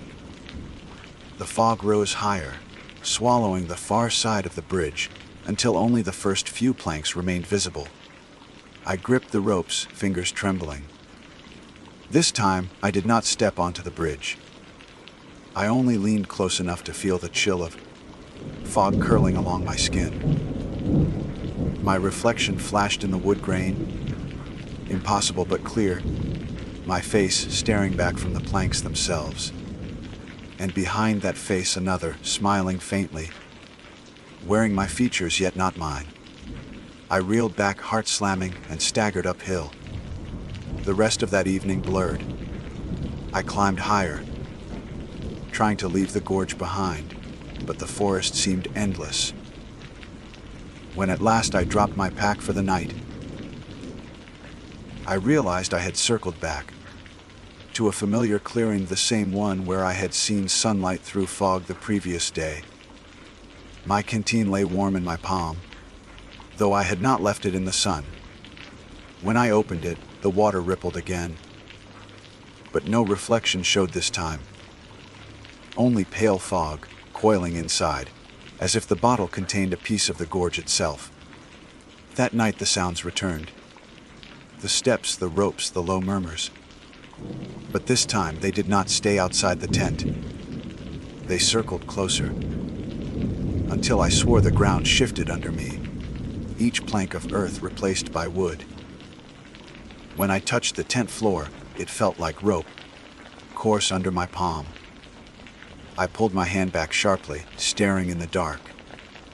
The whispers grew clearer, voices layered over one another. One voice matched mine perfectly. I pressed my hands to my ears, but the sound came from inside as much as out. The voice spoke my own name, slow, deliberate as though testing its weight. Darius Holt. The syllables stretched, unfamiliar in my own timbre. Then it laughed softly, almost tenderly. I could not move. My body froze in the bag, lungs tight. The rope creaked again, louder this time, the sound of strain, as though something heavy leaned against it. The tent walls bowed inward, trembling. I thought they might collapse. Then silence fell, sharp and absolute. My own ragged breath filled the space, and the fog pressed against the thin fabric, glowing faintly with moonlight. When dawn came, the world looked unchanged, but I knew better. The gorge had followed me. The third day began without color. The sky was pale, neither blue nor gray, only blank, as if the fog had drained pigment from everything it touched. I packed in silence, each buckle and zipper too loud in the stillness. My eyes flicked constantly to the trees, half expecting to see ropes strung between trunks, or planks hovering in air. Nothing revealed itself, yet the certainty sat heavy in my stomach. I was not walking alone. I forced myself uphill, toward the ridge that should have led north. My compass spun aimlessly again, the needle chasing itself as though caught in a whirlpool. I shoved it into my pocket. Maps meant nothing now. The land had folded back on itself like paper creased wrong, each trail bending into patterns that led nowhere except closer to the gorge. By noon the air thickened, fog sliding between trees like breath. I slowed, afraid the path would vanish beneath me as the bridge had. Every step felt tested, provisional. The silence deepened until I could hear the rasp of my own tongue against dry teeth. Then, faintly, came footsteps. Not behind this time, but ahead. I froze, heart slamming. The sound was distant, measured, unmistakable wood groaning under weight. It grew clearer as I advanced. Though there were no planks here, no bridges, only packed soil and stone. The footsteps did not retreat. They waited. The trail bent, and the fog parted just enough to show the span again. The rope bridge stretched across the gorge, exactly as before. My throat tightened. I knew I had left this place far behind. Yet there it was, swaying gently, waiting. And on it, halfway across, stood a figure. It faced me, though the fog blurred details. I could make out its stance, the angle of its arms gripping the side ropes, the tilt of its head. My knees weakened. The figure wore my pack, my jacket. Its face caught a glint of light, and I saw my own features staring back, distorted slightly, smiling faintly. I stumbled backward, shaking my head. The figure did not move, yet the bridge creaked with its weight. I turned and ran uphill, lungs burning. The forest closed around me, trunks leaning inward like watchers. The air thickened until my vision blurred. When at last I slowed, panting, I dared a glance behind. Nothing, only fog, patient as ever. By dusk I reached a hollow where a small stream cut through rock. Exhaustion dragged at me, yet I dared not stop. The thought of sleeping again, of giving darkness another chance, made bile rise in my throat. Still, my body rebelled. I drank from the stream, barely tasting the water, and collapsed against a tree. Sleep came without permission. I woke to the creak of rope. My eyes flew open. Moonlight poured thin through fog, painting the clearing silver. The sound surrounded me, close, as though ropes crisscrossed overhead. I pushed myself upright, knife in hand. Shadows shifted between trees, rope thick and swaying. My breath came fast, clouding white in the cold. Then the steps began. They circled the clearing, deliberate, boots on wood that did not exist. Each step rattled in my chest like a heartbeat not my own. I backed against the tree, eyes darting. The fog thinned for an instant, and I saw it. The figure stepping carefully on invisible planks, circling me in midair. It wore my face, my clothes, but its movements were smoother, more confident, as though it had practiced being me. Darius Holt, it said, voice a perfect mirror of mine. The name rolled out calm, steady, not ragged like my own breath. It tilted its head, eyes catching moonlight, pale and endless. You walk well. My throat locked. I tried to speak, but no sound emerged. The figure smiled, step for step. That is how it begins. It lifted one foot, placed it down, and I felt the earth shift under mine, as though I had moved without moving. The ropes creaked louder. You know now, it continued, the bridge is not wood. It is you. The words struck like cold water. My hands trembled, blade shaking. The figure leaned closer, though it still stood yards away, suspended on nothing. Its smile widened, almost tender. When you walked, I walked. When you stopped, I stopped. When you crossed, I crossed. I shook my head, desperate. You're not real. The figure's expression softened, almost pitying. Neither are you. Not anymore. The clearing spun. The fog thickened until the ground vanished. I staggered forward and felt rope under my boots, coarse and swaying. My heart lurched. The clearing was gone. I stood on the bridge again, mist pressing all around. The figure stood opposite me, halfway across, still smiling. I dropped to my knees, gripping the ropes until fibers cut deep. No, I whispered, over and over. The figure raised a hand, palm outward. One more step. Darius Holt. Then the bridge is whole.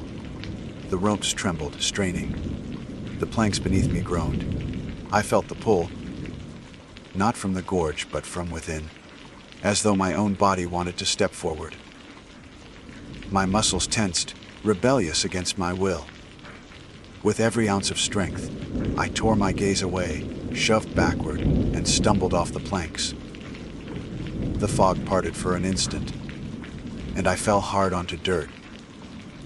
The clearing returned, the tree at my back, the stream whispering nearby.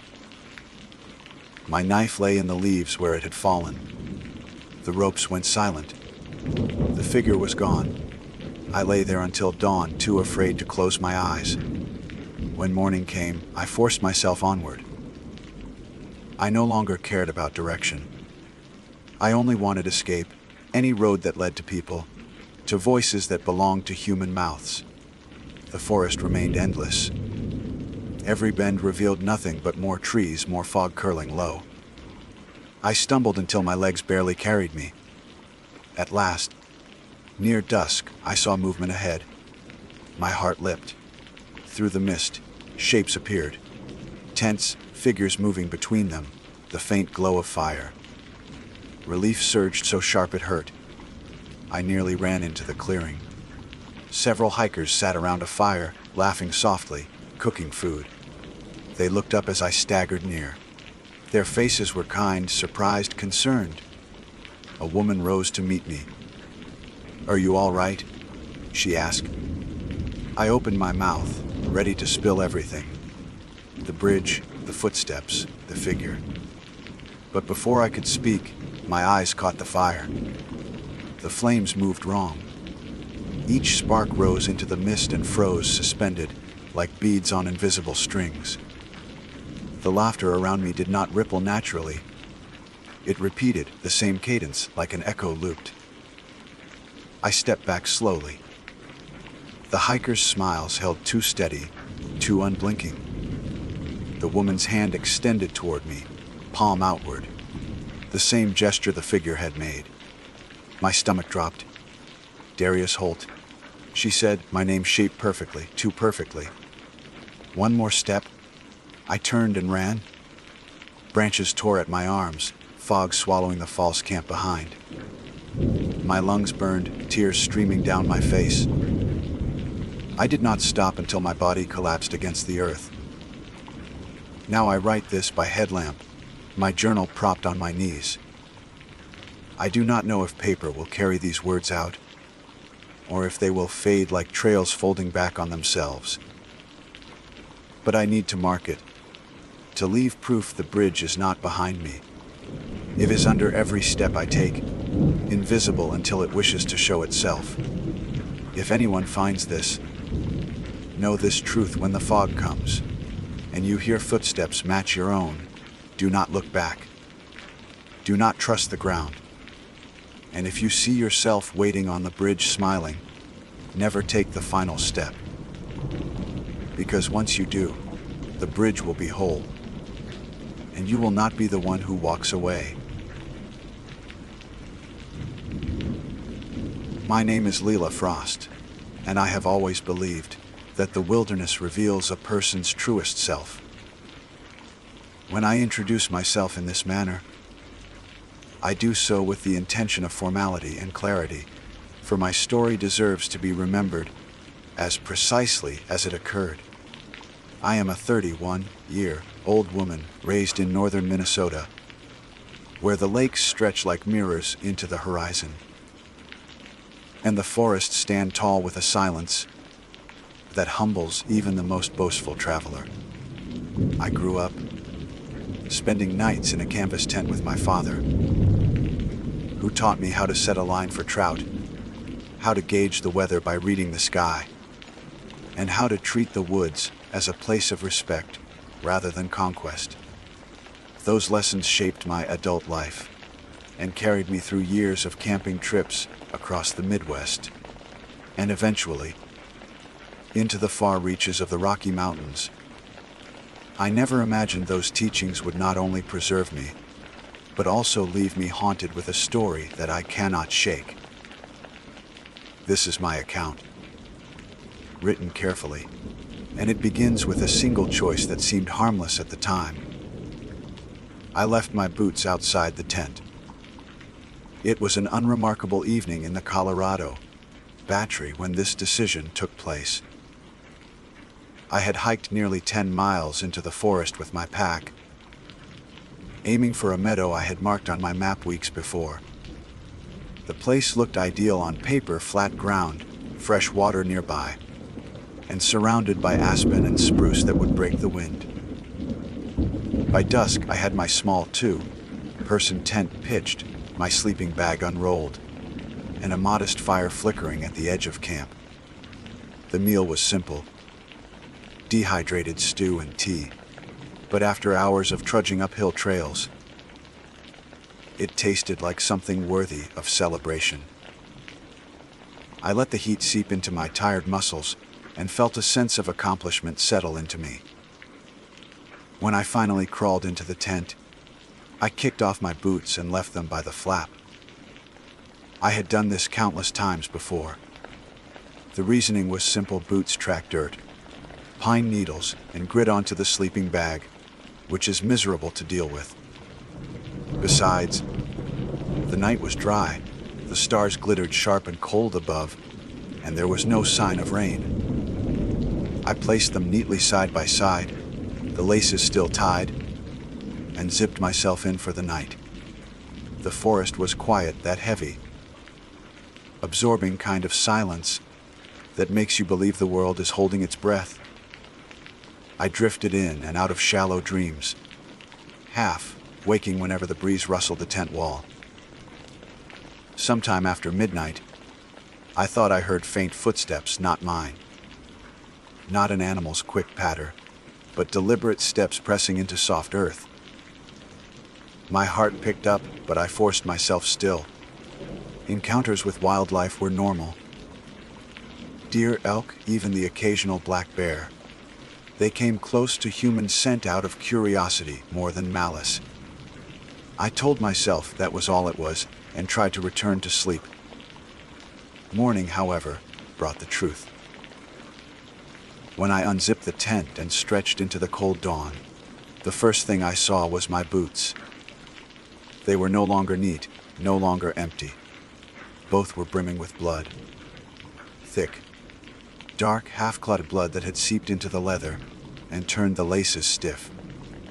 I froze in place, staring as steam rose faintly from the gore in the chill air. I knew, without touching, that it wasn't mine. My hands and feet bore no cuts, no scratches, nothing that could explain the volume pooled there. That was when I noticed the prints, circling the camp in wide. Deliberate loops were wet footprints, pressed into the dirt as if some figure had walked in the night. The prints weren't made by boots or shoes, nor were they bare human feet. They were something in between, long, narrow, with elongated toes that seemed to drag slightly at the tips.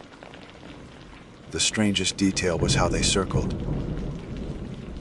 The rings grew tighter and tighter, closing in toward the tent like a predator stalking prey. The last ring stopped only a few feet from where my head had lain all night.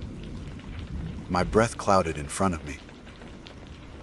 I wanted to believe it was some trick, a prank by another camper, or perhaps an animal leaving an oddly shaped track. But the prints were unmistakably intentional. They hadn't wandered through camp. They had circled it again and again, until nearly touching the nylon of my tent wall. The blood in the boots gave off a faint, coppery tang that made bile rise in my throat. I used a stick to nudge them, and the liquid sloshed thickly inside. Every instinct told me to leave immediately, to pack up and hike out. But something else, a mixture of fear and stubborn curiosity, rooted me to the spot. I needed to know if there was a source nearby, if something had been hurt, if a predator was close.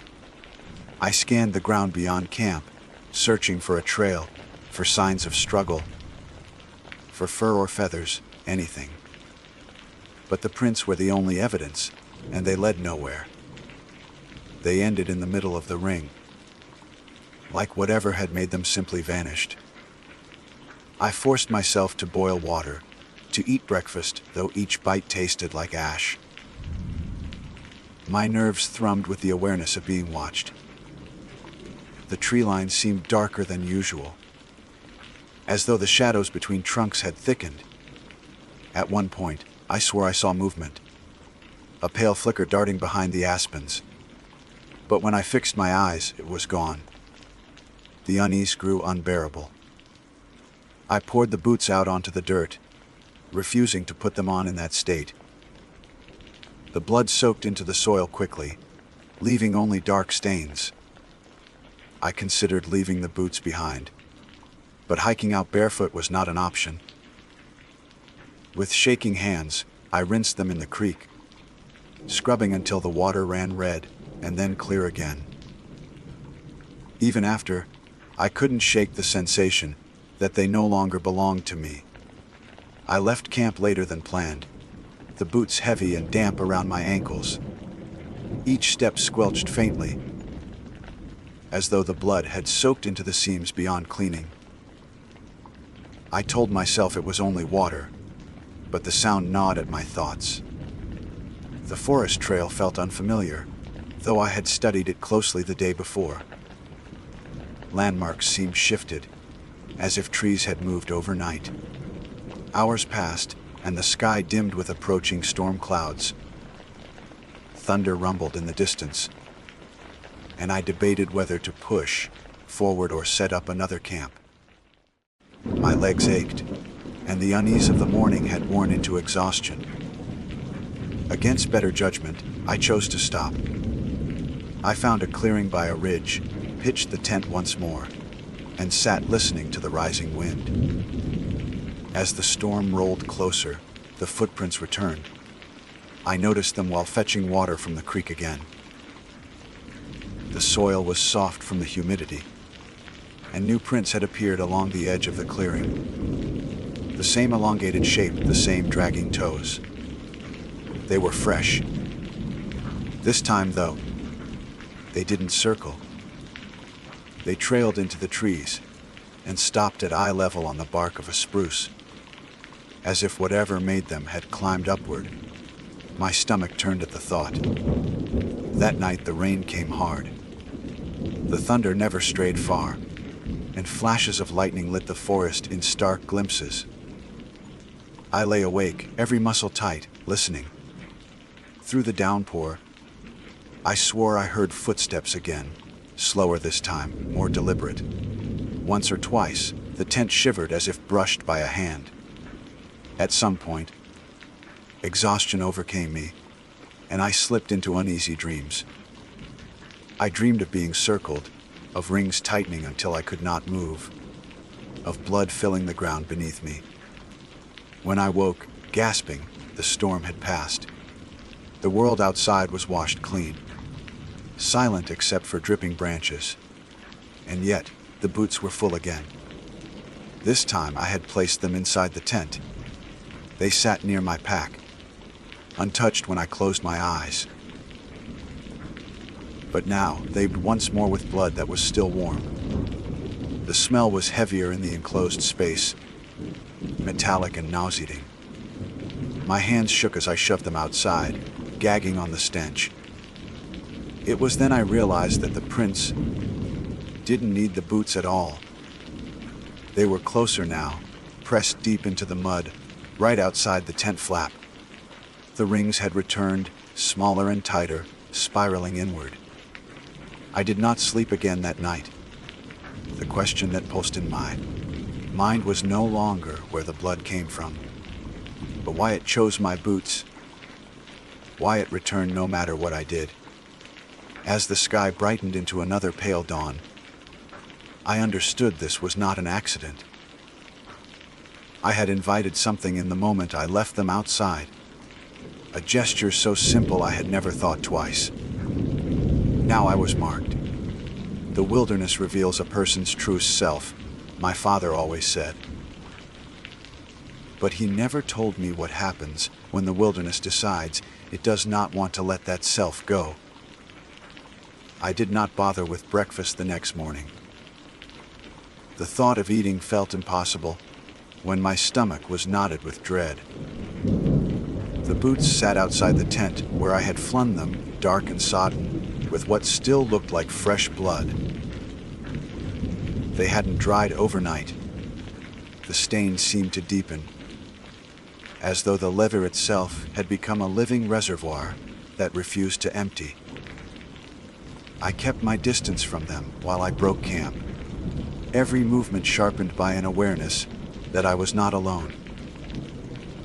The prints around the tent had not faded in the rain. If anything, they seemed fresher, like they had been pressed there after the storm had passed. Each one angled toward me. I forced myself to lace the boots on anyway. Hiking barefoot in the Rockies would mean disaster, and I wasn't about to cripple myself in some symbolic act of defiance. The moment my feet slid inside, a chill spread up my ankles. Not from dampness, but from something that felt deliberate, invasive. I swallowed hard, tied the knots with shaking fingers, and shouldered my pack. I told myself that the best strategy was to keep moving. If I reached the trailhead before nightfall, I could shake this entire nightmare off and leave it behind. But the forest had other plans. By mid-morning, the trail that had been so clear the day before was nearly unrecognizable. Branches hung lower, moss-coated rocks I swore had been bare, and fallen logs blocked the path in places where none had been before. I checked my map, my compass, even my phone's GPS. The readings contradicted one another, spinning me in circles until the sense of direction I usually trusted was nothing but static. And then there were the sounds. At first, faint imitations of the forest, branches snapping where nothing moved, water dripping in patterns too rhythmic to be natural.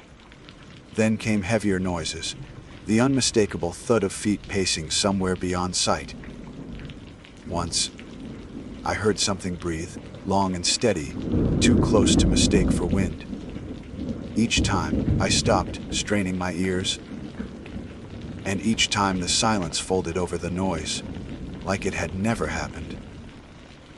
The boots grew heavier with every mile, though I couldn't explain how. My legs burned with the effort of lifting them, as if the soles were filling with stones.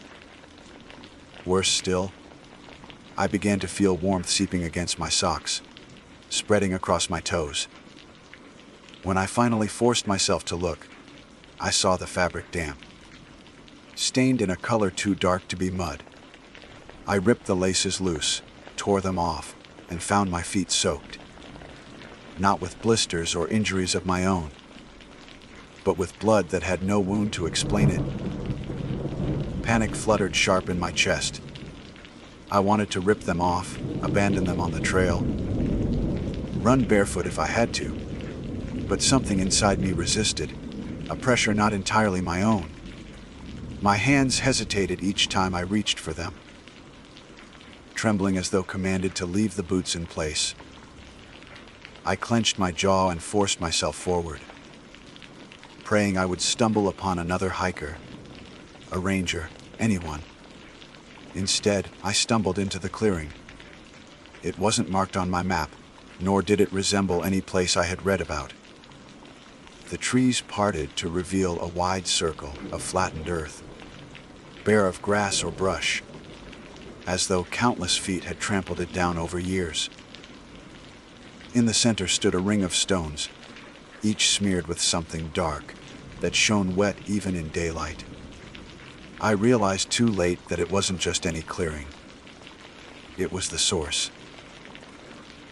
The footprints radiated out from that ring in every direction, hundreds of them layered upon one another until the soil was scarred. And among them, smaller details stood out, claw marks etched into bark, threads of torn fabric clinging to branches, and once, what looked disturbingly like a human tooth half, buried in the dirt. A dizziness washed over me. I tried to step back to turn away, but my boots carried me forward. My legs moved as if guided, dragging me toward the circle. I fought against it, muscles straining, but each step sank deeper, like the earth itself pulled me inward. My heart hammered, my breath rasped loud in my ears, and the closer I drew to that ring of stones, the colder the air became. Then the voices began. They rose from the ground like steam, overlapping whispers that seemed to curl around my ankles and slip into my chest. At first, they said nothing I understood, fragments of syllables, guttural sounds, but then they began to form words. My name? Again and again? Spoken in a dozen different tones, some south, some harsh, all layered until I felt surrounded by unseen mouths. Leela. I staggered to my knees, clamping my hands over my ears, but it did nothing to stop them. The boots bled freely now, dark streams running into the dirt. The smell of copper filled the clearing until I gagged on it. I begged myself to wake up, to believe this was some fever dream born of exhaustion. But every sensation told me otherwise. I forced my head up, and that was when I saw it. Across the ring of stones, just beyond the threshold, something stood. Not a person, not an animal, but a shape draped in pale skin that seemed too loose for its frame. Its limbs were long, its head tilted unnaturally to one side, and in the half light of the clearing its eyes glowed wet and dark, reflecting me like mirrors. Its feet were bare, elongated, toes dragging against the ground, leaving the same prints that had haunted me since morning. The figure did not move closer, but the air between us vibrated with a pressure that pinned me in place. My throat closed as if unseen hands squeezed it. The whispers climbed to a fever pitch, drowning out thought. My boots pulsed against my feet, each throb timed to the creature. Stare as though they were connected by some vein that stretched through the earth itself. I don't remember how long I knelt there. Minutes, hours. It blurred together until the clouds broke overhead and a shaft of sunlight pierced the clearing. For an instant, the figure flickered, like smoke caught in wind. The voices faltered, the pressure eased, and in that fragile gap I threw myself backward. I don't know how I ran, only that I did. I tore through the forest, branches whipping my face, roots clawing at my shins. I didn't care where I went as long as it was away. The boots felt like anchors, but terror lent me speed, and I didn't stop until my chest burned and my vision swam with black spots. When I finally collapsed against a fallen log, gasping, the forest seemed still again. No voices, no figure, only the sound of my ragged breath. I peeled the boots off with desperate fingers and hurled them into the underbrush. They landed with a wet slap, vanishing into ferns. Relief poured through me, hot and shaky. My socks were soaked, but at least my feet were free. But the relief did not last. When I looked up, the prints were there again, fresh wet, circling where I sat. And though I had discarded the boots, the sound of their heavy tread echoed in my ears, closer with every beat of my heart. Darkness began to fall. I had no tent pitched, no fire built, no bearings left on my map. All I knew was that I had entered something's territory, and it had no intention of letting me leave untouched. That night I climbed a tree. It was a desperate, childish idea, but I could not bring myself to sleep on the ground with those prints appearing so close. I lashed myself to a sturdy branch with paracord, my body trembling as the forest settled into silence below. Hours passed in aching discomfort. My eyelids sagged, my limbs went numb. But each time I drifted near sleep, a sound yanked me back. Sometimes the dragging steps on soil, sometimes the hiss of breath at the base of the trunk. Once, a long, wet smear up the bark, as though a bloodied hand had stroked it. When dawn finally bled through the trees, I unbound myself with stiff fingers. My neck screamed from the awkward angle, and my tongue felt thick with thirst. But worse than any of that was the sight below my boots, placed neatly at the base of the tree, side by side, filled to the brim once more. I hadn't carried them there. I hadn't touched them since throwing them into the ferns. The rings of prints encircled the trunk, tighter than ever. I knew then that this was no mistake. The boots had become a tether, and no matter what I did, something would always return them to me. I had crossed a line, one I hadn't even seen, when I left them outside that first night. And the forest, or whatever lives deeper within it, had claimed me for it. The wilderness reveals a person's truest self. But now, as I stared down at the waiting boots, I understood a darker truth. Sometimes the wilderness does not care who you are at all. It only cares that you are here, and that you have given it a way in. I stayed in that tree until the sun was fully up, clinging to the rough bark, as though daylight itself could shield me. The boots sat patiently at the base, side by side, their dark contents catching glimmers of morning light. They looked almost ceremonial, like offerings set out on purpose. For a long time, I couldn't bring myself to move. My throat was raw, my body aching. But fear held me motionless. Every instinct said the moment I climbed down, I would cross another invisible line. But I couldn't live in a tree. My descent was clumsy, hands scraped, knees shaking. When my feet hit the dirt, the world seemed to hold its breath. I bent, slowly, and touched the boots. The leather was wet, spongy under my fingers, and my stomach turned. Yet the thought of leaving them, behind filled me with dread deeper than disgust. They had been returned for a reason. I no longer believed I had a choice. I put them on. The cold struck instantly, sharper than before, lancing up my calves. My vision blurred at the edges, and for a moment I thought I might black out. But then the forest steadied around me. The pressure of the boots was suffocating. I could walk. More than that, I could feel something tugging at me. A pull through the trees. Subtle but insistent.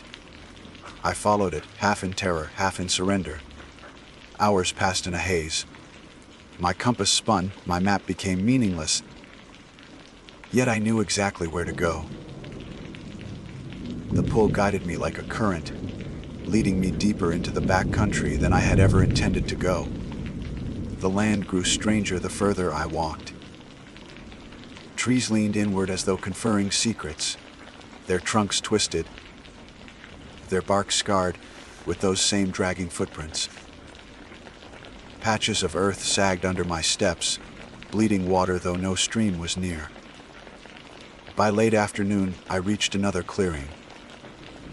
Larger this time and older. The stones at its center were stacked into crude pillars, each one streaked with dried brown stains. Bones littered the ground, deer, elk, something larger I didn't want to name. And among them, scraps of fabric fluttered in the breeze. Pieces of shirts, shoelaces, even what looked like a corner of a tent fly. The whispers rose again. Not around me this time, but inside me. The boots tightened, squeezing until my toes throbbed. Words slipped through the static, clearer now. Stay. Kneel. I staggered forward, each step less my own. The air stank of rot and copper. In the center of the clearing, a depression in the soil gaped like a wound. It was a pit, shallow but wide, filled with brackish water that shimmered darkly. Ripples moved across its surface, though no wind touched it. The pull became unbearable. I fell to my knees at the pit's edge, my reflection swimming up to meet me. At first, it was just me, my pale, dirt-streaked face, my eyes wide with terror. Then the reflection changed. The skin sagged, the mouth stretched too wide, and the eyes darkened into endless pits. The reflection smiled, though I did not. I tore my gaze away, clutching the ground until dirt filled my nails. I wanted to scream, to run, but the boots rooted me in place. The whispers grew into a chant, voices layering until they vibrated in my chest. I felt my heartbeat falter, slowing to match their rhythm. And then the figure stepped from the tree line. It was the same shape I had glimpsed before. Long limbs, loose skin, dragging feet. But now I could see more. Its body was covered in gashes, leaking steadily as though it bled without end.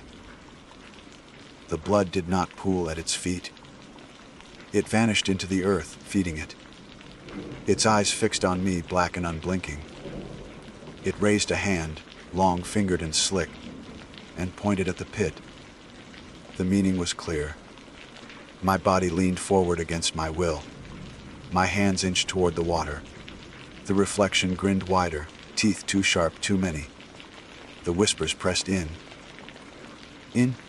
Some fragment of myself fought back. My father's voice rose in memory. Firm, steady, telling me the woods demanded respect, but never demanded surrender. With a scream that tore my throat raw, I ripped the boots off. I hurled them into the pit with all the strength left in me. The clearing erupted. The ground shook, trees shuddering like struck by unseen wind. The pit frothed violently, dark water splashing onto my hands, burning cold as ice. The figure shrieked, a sound so piercing I thought my skull would split. It staggered, its limbs twisting, its form collapsing inward like smoke consumed by fire. And then, silence. The boots sank beneath the surface of the pit, swallowed whole.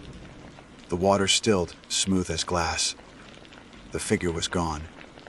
I collapsed onto the ground, shaking uncontrollably. My feet throbbed raw against the dirt, bleeding from countless small cuts. The forest seemed to breathe again, the pressure lifting at last. For the first time in days, I felt truly alone. I don't remember how I found my way out. The next hours are a blur of stumbling steps, clinging to trees, following faint traces of trail that might have been real or imagined. Eventually, the forest thinned, and I stumbled into the gravel of a service road. A ranger truck passed within the hour, and they found me curled on the shoulder, barely coherent. I told them I got lost. I told them I had panicked, thrown away my boots, and cut up my feet on rocks. I told them nothing of pits or figures or whispers. They nodded, their faces calm, but I saw the flicker in their eyes. The recognition, the subtle lack of surprise. They gave me water, patched my feet, drove me back to the trailhead. By then, the story was fixed in my mouth. A hiker lost, shaken but alive. Nothing more, but I know better. Nights since, I dream of the boots. In the dream, they sit neatly beside my bed, filled to the brim. The footprints circle tighter each time, until they press right against my mattress. I wake with the smell of copper in my nose and the taste of dirt on my tongue. I do not camp anymore. I do not even walk the woods near home.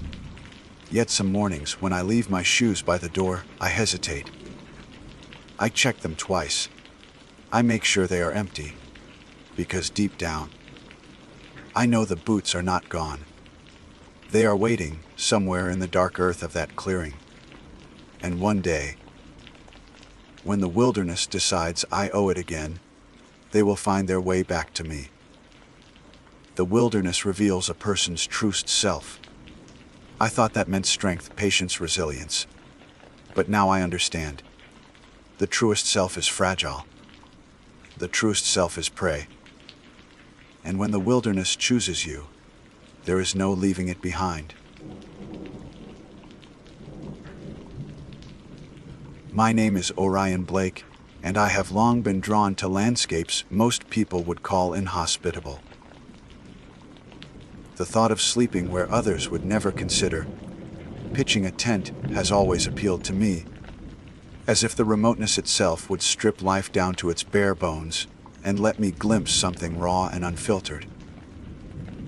I am 30, 2 years old. A freelance geologist by profession, though I have never allowed my work to dictate where my curiosity takes me. The strange irony of my life is that the more barren the place looks on a map, the more likely I am to mark it with a circle and begin planning a trip there. This was the mindset that led me to camp alone in a lava field, an act that even I admitted was reckless once. I had actually set foot on the brittle terrain and realized how mercilessly sharp the rock was beneath my boots. The lava field stretched out in jagged waves of black stone, frozen in time like an ocean storm captured mid-motion. Pillars rose at odd intervals, where molten rock had once bubbled and hardened.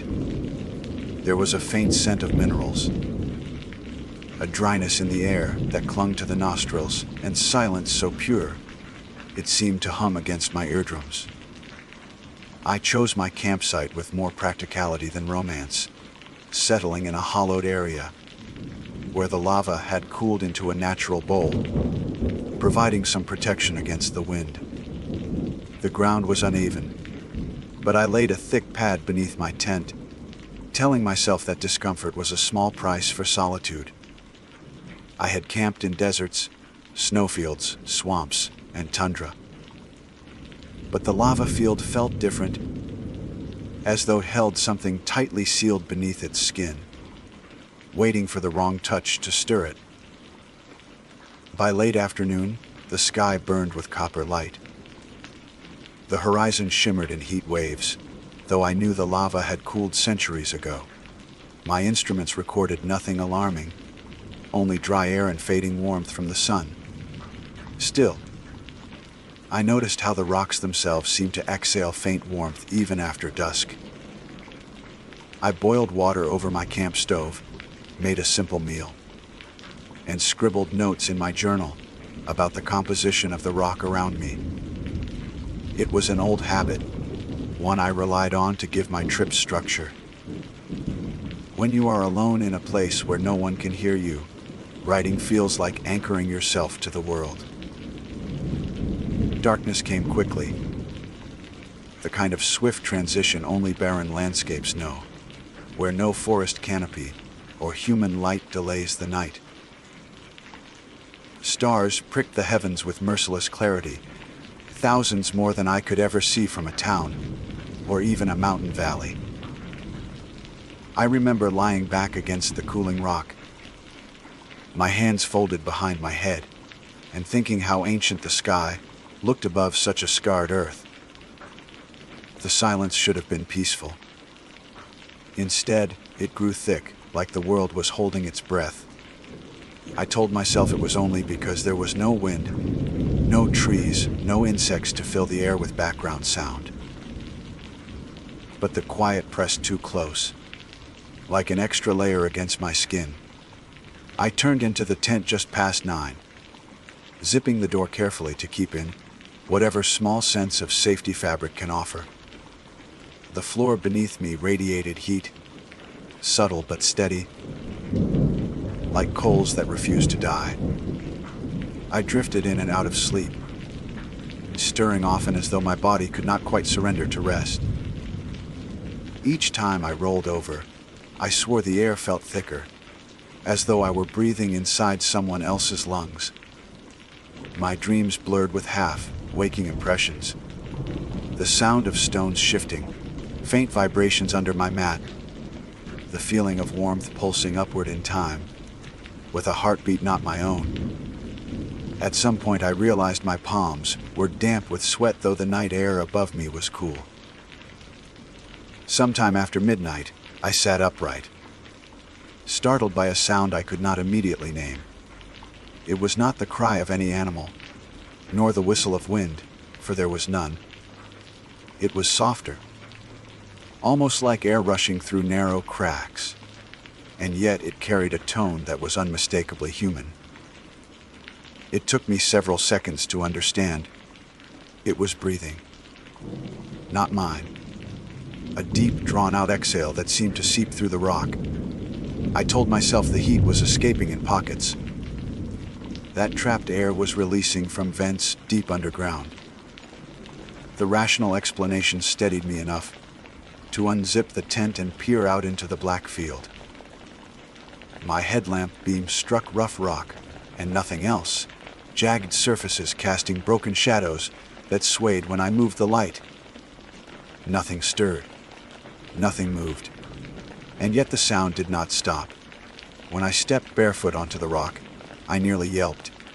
The surface was warm, not in patches but across the entire area around my tent. Each step felt as though I were walking across a chest rising and falling. I crouched, pressed my palm flat, and nearly jerked it away.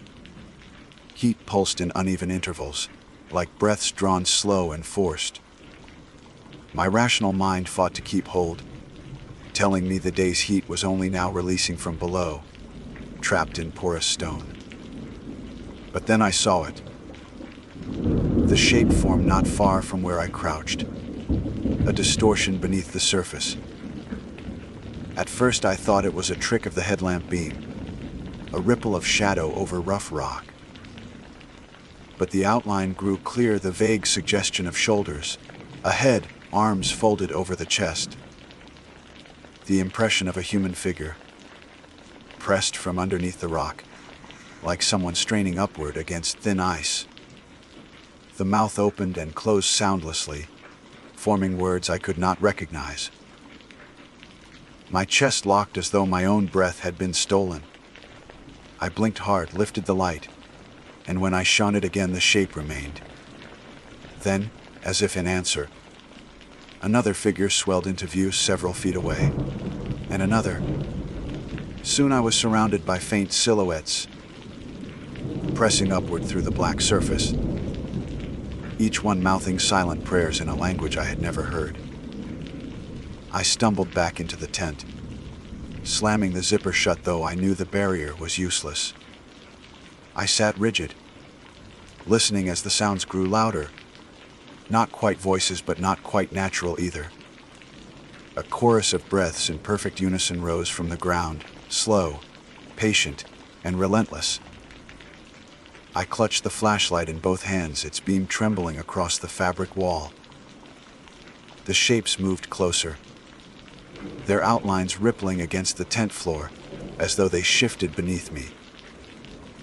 My own breath turned ragged, loud in my ears, and I bit my lip to keep from making any sound. A terrible thought struck me then. Absurd but impossible to shake. They were not trying to escape. They were trying to teach me their prayers, pressing their mouths to the surface, repeating words over and over until I might understand. The heat intensified, beads of sweat rolling down my neck, my shirt clinging to my skin though. The night outside was cool. I tried to recite anything familiar, snatches of songs, lines of poetry. The multiplication tables I had memorized as a child, but my voice broke in the heavy air. The foreign syllables wormed into my ears, insistent, rhythmic, growing clearer each time. I pressed my palms hard over my ears until they ached, rocking back and forth on the mat like a child, trying to block out a nightmare. The sound did not dim. It resonated through the bones of the earth itself, through my teeth, through the pulse in my skull. Hours passed, or maybe only minutes. Time was impossible to measure. Eventually, exhaustion pulled at my muscles, and I slumped sideways despite the heat. The voices, or breaths, or prayers, faded into the backdrop of half-dreams. When I woke again, dawn had smeared the horizon in pale gray. My skin felt parched, my throat raw as though I had spoken aloud all night, though I remembered saying nothing. The tent was dry, my pad hot to the touch. And when I crawled outside the lava field, stretched in ordinary silence once more, no figures pressed beneath the surface. No sound but the crackle of gravel beneath my boots. I told myself I had dreamed it all, that my mind had conjured voices out of the breath of stone. But when I looked down, I saw something carved faintly into the rock, just outside the tent 3. Shallow grooves forming a curve, as though a mouth had pressed lips against the stone hard enough to leave a mark. The mark outside my tent stayed in my vision, long after I packed my things, a faint impression like a bruise on the rock. I bent to touch it, half expecting the grooves to be shallow scratches, the kind made by shifting gear or careless boot heels. But the curve was smooth, almost organic, and when I pressed my fingertips against it, I felt no fracture lines, no accidental chips. It was deliberate in shape, shallow but undeniable. My mind played tricks as I stared, whispering the suggestion that it was not carved but imprinted, pressed into the surface the way wet clay yields to touch. Yet the lava here had cooled centuries ago. No hand could have left its print. Still, the evidence stared back at me. I considered breaking camp immediately. A man with sense would have packed his bag, shouldered it, and marched back to the rim of the field before the sun rose higher. But sense has never been the ruler of my decisions. I had come to the lava field, precisely because it felt forbidden, because most hikers and campers gave it a wide berth. What kind of geologist turns away from proof that something inexplicable lingers beneath rock, that should be nothing but rock? My rational mind screamed that I should leave, My curiosity argued louder. I spent the day wandering carefully across the jagged terrain, marking each step with deliberate caution. The sun turned the black stone into a furnace, radiating heat upward until it shimmered in visible waves. Every surface cut at my boots like blades, and the silence pressed heavy once more. I carried only a light pack, water, and a notebook. By late morning, I found myself drawn toward a fissure in the rock, a narrow trench about 6 feet deep, where the lava had cracked as it cooled. I climbed down, the stone rasping my palms, and crouched in the shade. Here the air was still hot, but less oppressive than on the surface. The walls of the trench curved in strange patterns, melted folds that looked too much like faces caught mid-scream. I forced myself to laugh, a weak sound, telling myself it was a coincidence. But the folds did not release me from their gaze. When I lifted my water bottle to drink, the surface rippled before the liquid even touched my lips. At first I thought my hand shook, but the motion was too steady. Rings expanded outward, as though something had exhaled into the bottle itself. I capped it tightly, shoved it back into my pack, and scrambled out of the fissure. From that moment, every rock face seemed to breathe. Not visibly, not in ways I could prove, but in rhythm with the phantom exhalations I had heard the night before. My chest rose and fell in time, with the lava field's hidden lungs, as though the ground dictated my breath. I tried walking faster to outpace the rhythm. It quickened with me. I slowed, and it slowed. I began to feel not that I was breathing with the field, but that it was breathing with me. By late afternoon, I was dizzy, my head throbbing, my shirt plastered to my back. I returned to camp, telling myself I needed food and rest, that the strain of the day had made me imagine things. I sat on the rough stone, cooking noodles over the stove.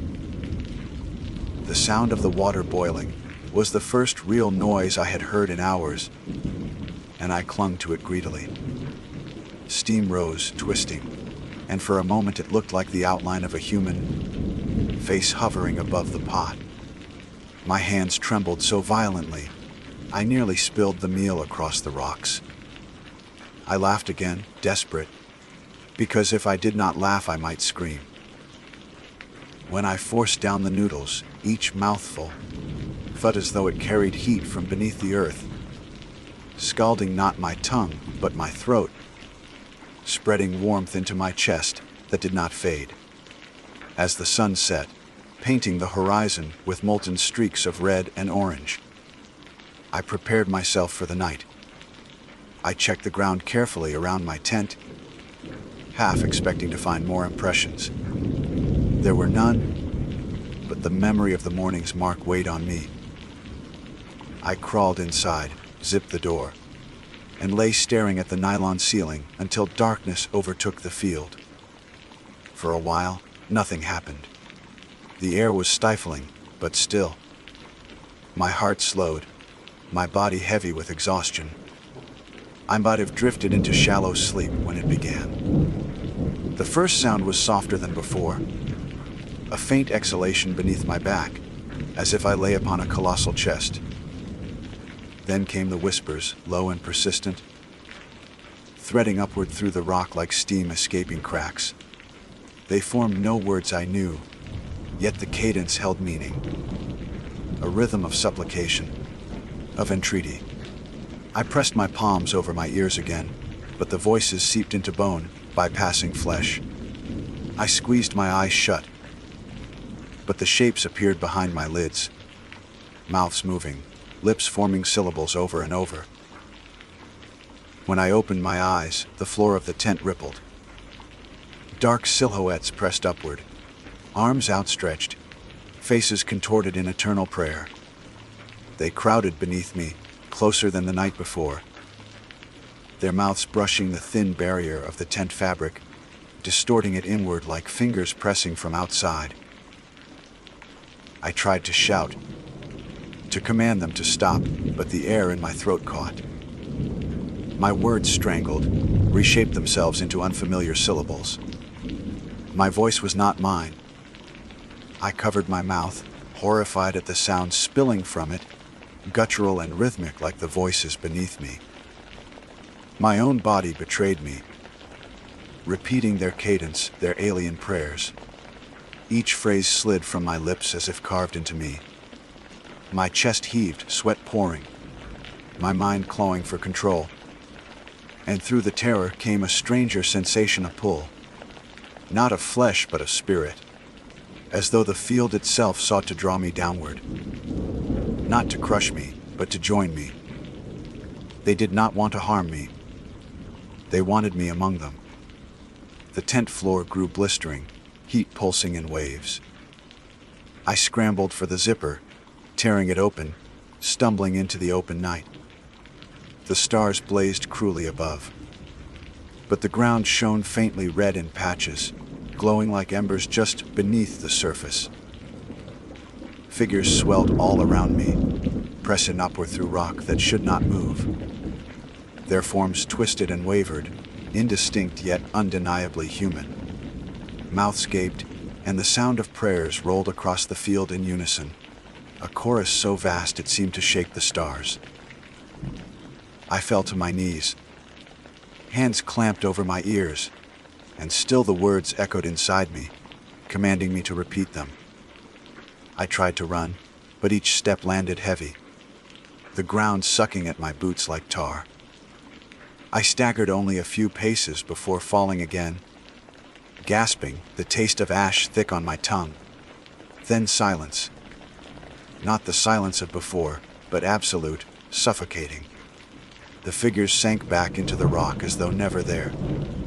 The glowing patches dimmed. The ground cooled against my palms. I panted, trembling, staring at empty stone under the indifferent stars. My voice echoed once as I muttered my own name, desperate to remember it. Orion Blake. Orion Blake. The syllables felt foreign, as though they no longer belonged to me. I crawled back into the tent before dawn, my body shaking with exhaustion. When I finally slept, I dreamed of lips pressed against stone, whispering in languages older than fire, older than rock itself. I awoke to gray morning. Parched and hollow, my journal lying open beside me, though I had no memory of writing in it. The page bore a string of words I did not recognize. Lines of looping script I could never have formed on my own. Yet the handwriting was undeniably mine. The words on the page stared back at me, with an intimacy that made my stomach twist. The letters curved in ways I had never been taught, fluid strokes resembling script from another era, yet my own distinctive slant threaded through them. I whispered each sound aloud, clumsy on my tongue, and the syllables vibrated the air as though the field itself paused to listen. I slammed the journal shut, shoving it deep into my pack, as if hiding it would undo what had been written. But the echo of the sounds lingered in my throat, as though they had become part of me, embedded like splinters under skin. I told myself I would leave. I said it out loud to prove I meant it. I'm leaving today. My voice cracked, too thin, but the act of saying it steadied me. I tore down the tent with shaking hands, packed my stove, rolled my mat, all the motions of departure. Yet each time I lifted my head, the horizon wavered in heat. Distances stretched unnaturally. What had been a visible ridge the day before now looked impossibly far, as though the lava field had grown in the night, extending itself to hold me.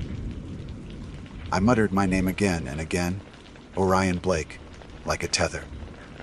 The sound grew hoarse in my throat, less convincing each time.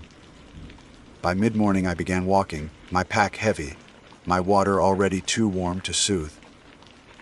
The rock shifted subtly underfoot, not enough to topple me, but enough that each step landed uneven. I paused often, blinking sweat from my eyes, convinced that faint outlines followed beneath the surface. A face here, an arm there. Features pressing upward only to sink when I looked directly at them. The silence should have been absolute, but I could no longer call it silence. A low thrum vibrated constantly, so faint that at first I thought it was my heartbeat. But it outpaced me, quickening when I slowed, pausing when I stopped. It was the field's pulse, and it matched me, or I matched it. The fissure I had visited yesterday appeared again on my left, though I had not walked in that direction. The melted folds of stone stared like familiar faces, waiting. I turned away, but when I crested a rise, the fissure yawned again before me, unchanged in depth, the same shadows curling in its belly. My chest tightened.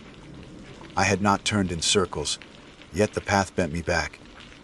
I forced myself onward, jaw clenched, eyes on a distant ridge. The land warped against my will. An hour later, the fissure lay ahead once more, grinning wide. I collapsed on the rock, chest heaving, the heat radiating upward in merciless waves. My water bottle felt hot enough to burn when I uncapped it. I forced a swallow and gagged. The liquid tasted metallic, sulfurous, as though it had steeped in ash. I spat it out, lips blistering, and hurled the bottle into the fissure. It clattered against stone, then fell silent. But the silence broke with a soft exhale rising from the trench, like a sigh of satisfaction. I staggered to my feet, backing away until the soles of my boots skidded against rough stone. The sky had clouded by afternoon, though no storm gathered.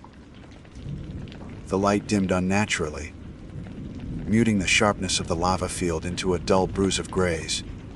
I stumbled back toward camp, or what I thought was camp. But when I reached the hollow where my tent had stood, it was empty. No flattened grass, no scraped rock, no sign I had ever been there. My pack dug into my shoulders with the weight of the journal inside, and dread curdled my stomach. I unzipped the outer pocket, pulled the book free. Its pages had multiplied. Where yesterday I had filled perhaps 20 leaves, now hundreds fluttered beneath my fingers, each scrawled with the same looping script. Every page bore my handwriting, and every line repeated the same prayer, over and over, in letters etched darker and deeper until the pen marks nearly cut the paper. The air thickened as I stared, pressing hot against my face like the exhalation of a furnace. A sound rose around me. Not one voice, but thousands, chanting in unison. I clutched the journal, hands slick with sweat, and shouted my name again. Orion Blake. The voices faltered, only for a moment, as if startled. I shouted louder, until my throat bled with the strain. For one breath of time, I was myself again. But then the voices surged back, louder, insistent, drowning me in syllables that were no longer foreign. I understood them now. They begged not for escape, not for mercy, but for remembrance. They called me to witness. They demanded I speak with them, add my voice to theirs, complete the circle. Shapes swelled from the rock in every direction, dozens at once, their mouths open wide, their eyes shut as if in endless prayer. They reached toward me, not with arms of flesh but with impressions in stone, rising and falling like waves. The chorus roared inside my skull. I dropped the journal and clapped my hands over my ears, sinking to my knees. But the words poured through bone and marrow. My lips moved. I tried to stop them. I bit down until blood filled my mouth. But still the prayers spilled out, voice raw and cracked, joining theirs without consent. The heat pulsed harder. blinding light seeping from beneath the surface, as though the lava had never cooled at all. I do not know how long I remained there, kneeling among their voices. The sky dimmed further, stars prickling faintly though the sun had not yet set. My body trembled with exhaustion, but the words poured unbroken, a river through me. When I finally wrenched myself into silence, pressing both bloodied palms against my mouth, the chorus faltered again. Silence returned sudden and complete. The shapes sank back into stone, leaving only pitted rock. My body sagged forward, and for a long while I lay unmoving, cheek pressed against the hot surface. When I found the strength to rise, the journal was gone. In its place, 3 shallow grooves curved into the rock, the same mouth shape I had seen that first morning. Only now there were dozens, circling where I knelt, each imprint forming an open mouth. I staggered backward, boots catching on sharp edges, until I collapsed once more against the uneven ground. My name felt far away, fragile. I repeated it anyway, whispering hoarsely until the syllables lost meaning. Orion Blake. Orion Blake. Who was Orion Blake? The name sounded like someone else's prayer. By nightfall, the lava field glowed faintly red again, breath rising in hot gusts around me. I knew I should keep walking, force myself beyond the horizon, no matter how the land twisted. But my legs no longer obeyed. My throat burned raw, words scraping upward unbidden. The prayers came softly at first, then louder, until I no longer tried to resist. I spoke them with the rhythm of the field itself, every syllable falling in time with its pulse. When I opened my eyes, shapes pressed upward in rings around me, countless faces mouthing the same words. I did not shrink away this time. I raised my voice louder until it carried above theirs. They accepted me then. The heat embraced me like breath. The stone beneath me softened, not breaking, but yielding. My body sank inches in the surface, as though it had always been meant to rest there. The stars wheeled above, sharp and endless. My vision blurred, but I kept praying, louder, stronger, until the words became the only truth I knew. The ground exhaled with me, in perfect rhythm, our voices braided together. My name drifted away like ash and wind. I was no longer apart from the field. I was within it, pressed beneath the surface, mouthing the prayers of those who came before, adding my voice to the endless chorus that would call the next wanderer, and the next, until the lava field was complete. My name is Tessa Vaughan, and I have always believed that there is a certain honesty to the wilderness, a kind of truth that cannot be bent or softened. The forest does not pretend to care for you, but neither does it waste its time deceiving you. If you are prepared, you survive. If you are careless, you do not. That was how I thought of camping, at least. Before the night, I followed a song into a cave and found something waiting for me that broke every idea I had about reality. I was 26 that summer, and my closest friends had managed to align our schedules for a long-awaited trip. There were 5 of us in total. Marcus, who I had known since college, Alina. His girlfriend, Cameron, who had the kind of easy humor that filled silences without effort. And Josie, my roommate, who had insisted she needed to breathe air that wasn't touched by city fumes before she lost her mind. We chose a site 2 hours' drive from town, near the edge of a ridge where trails spidered down into valleys and up into crags. The place was unmarked on most maps, recommended instead by a colleague of Marcus who swore the ground was flat, the water clean, and the nights quiet. It was the nights quiet, part that turned out to be wrong. We arrived by late afternoon, the air warm but already dimming between ridges. We set up our tents in a half circle around the fire pit, the nylon walls catching flashes of light as the sun dropped behind the tree line. Beyond the trees, a cave mouth gaped dark and round like a forgotten well. At first, I hardly noticed it, just a shadow in a wall of stone. But Cameron pointed it out while we were unpacking. "Cave there," he said, tossing down his sleeping bag. "Bet it stays cool in the heat." Marcus frowned, at the way he frowned at new dogs on the street. Cautious and unwilling to assume friendliness. "Looks shallow. Or it goes on forever." Josie added, eyes narrowing in fascination. We all laughed at that.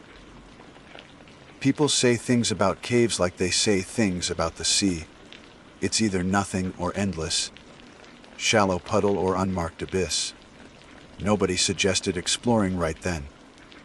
We had food to cook and tents to stake. By the time dinner was finished, simple pasta and beans boiled over the fire. Dark had spread full across the camp. The cave vanished into the night, the opening invisible, as if the forest had drawn its curtains tight. That first night should have been ordinary. We told stories, passed around a flask, teased each other the way people do, when the fire and shadows make them braver than they are. I remember thinking how safe it felt, how the circle of us around the flames could almost be mistaken for home. Eventually, one by one, we gave in to sleep. I crawled into my tent, zipped it up, and sank into that light half. Sleep where you hear every rustle but don't mind it. It was sometime after midnight when I heard the singing. At first, I thought it was a dream. A woman's voice, low and even, carrying a melody without words. It didn't rise or fall much, just flowed, like water slipping over stone.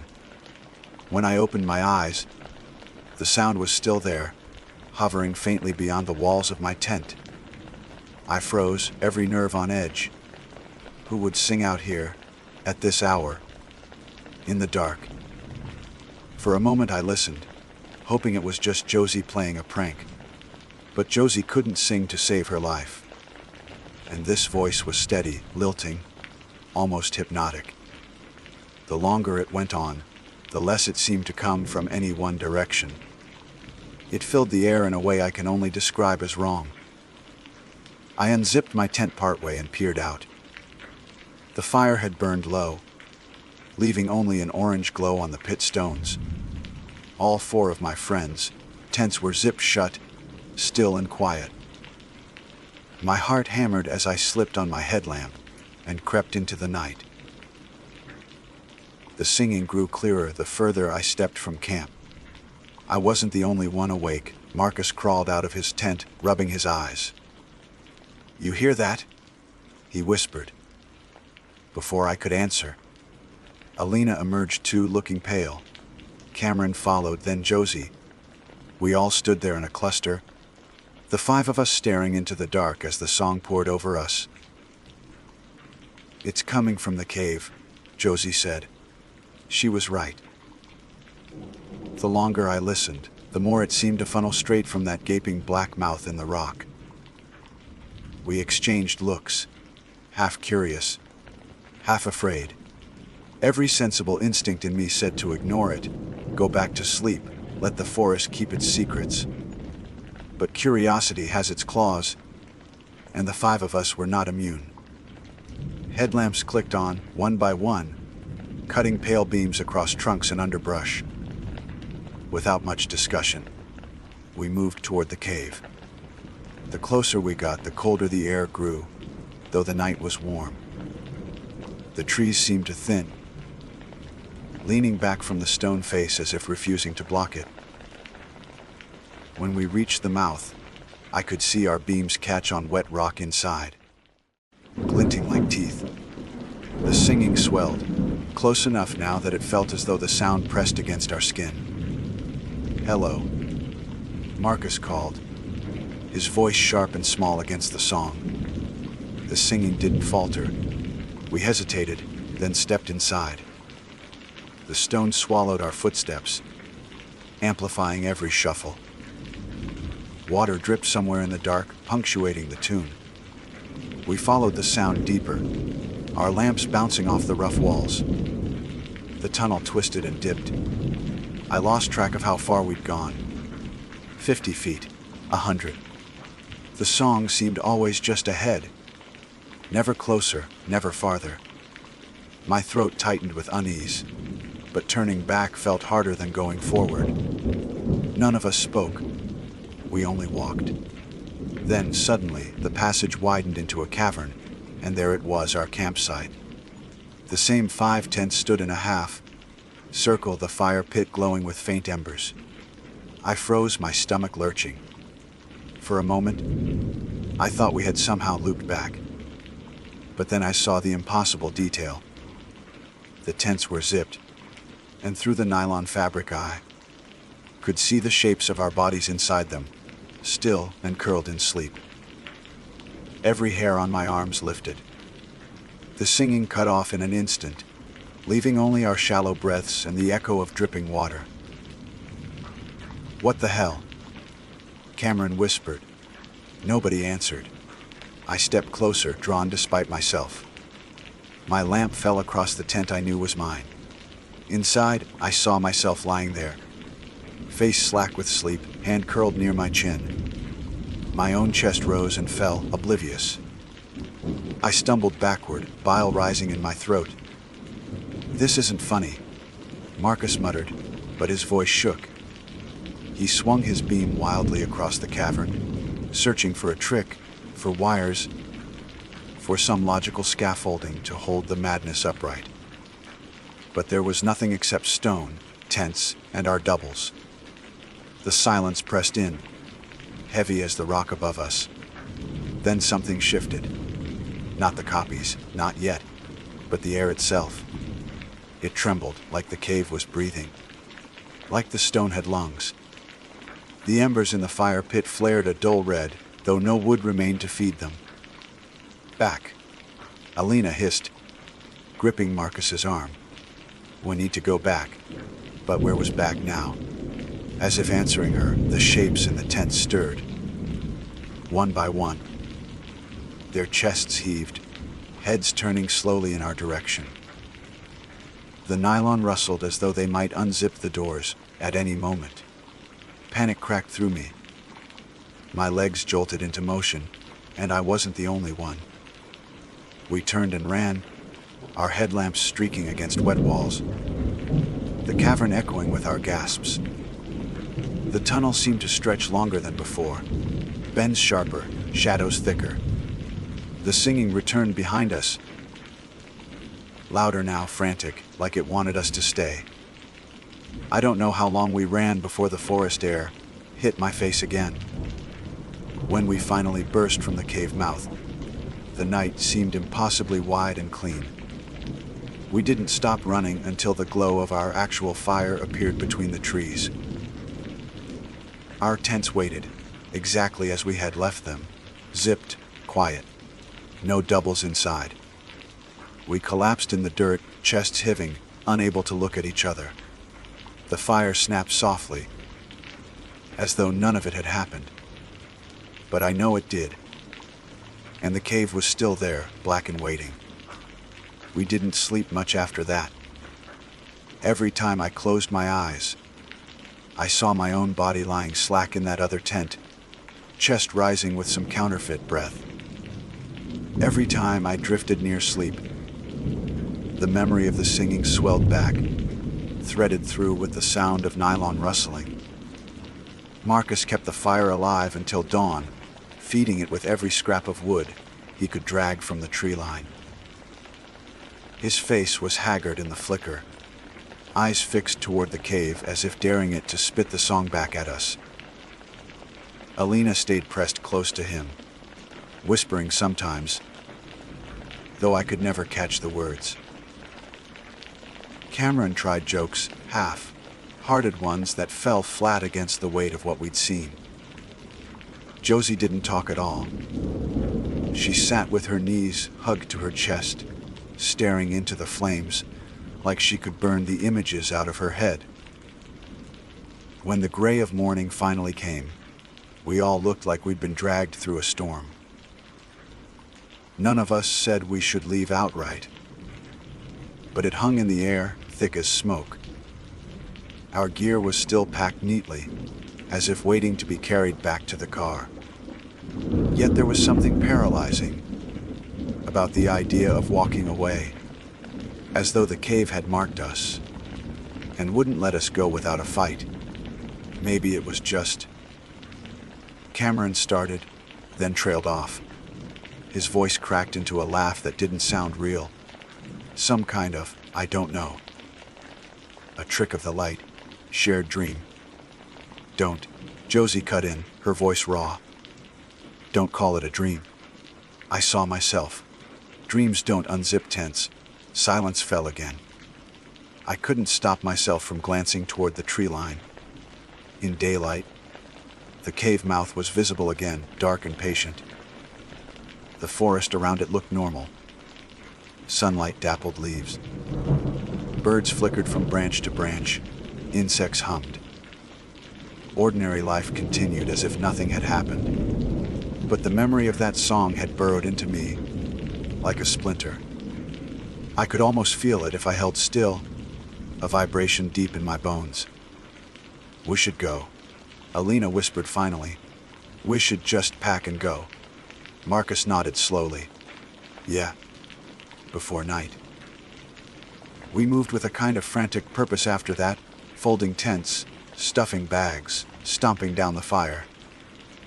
My hands shook as I rolled my sleeping pad, clumsy as though I'd forgotten how camping worked. None of us laughed or teased or spoke much at all. By mid-morning we had everything strapped down, and the site looked empty, like we'd never been there. That was when we heard it again. Not singing this time, humming. Low and steady, drifting from the trees. The same melody, but softer, more intimate, like someone humming a lullaby to a child. My stomach dropped.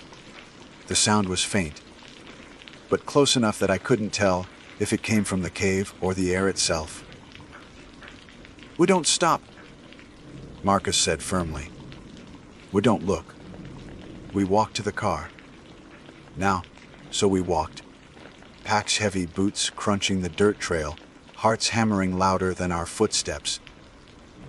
Every bend of the path seemed longer than it should be, as though the trail had stretched overnight.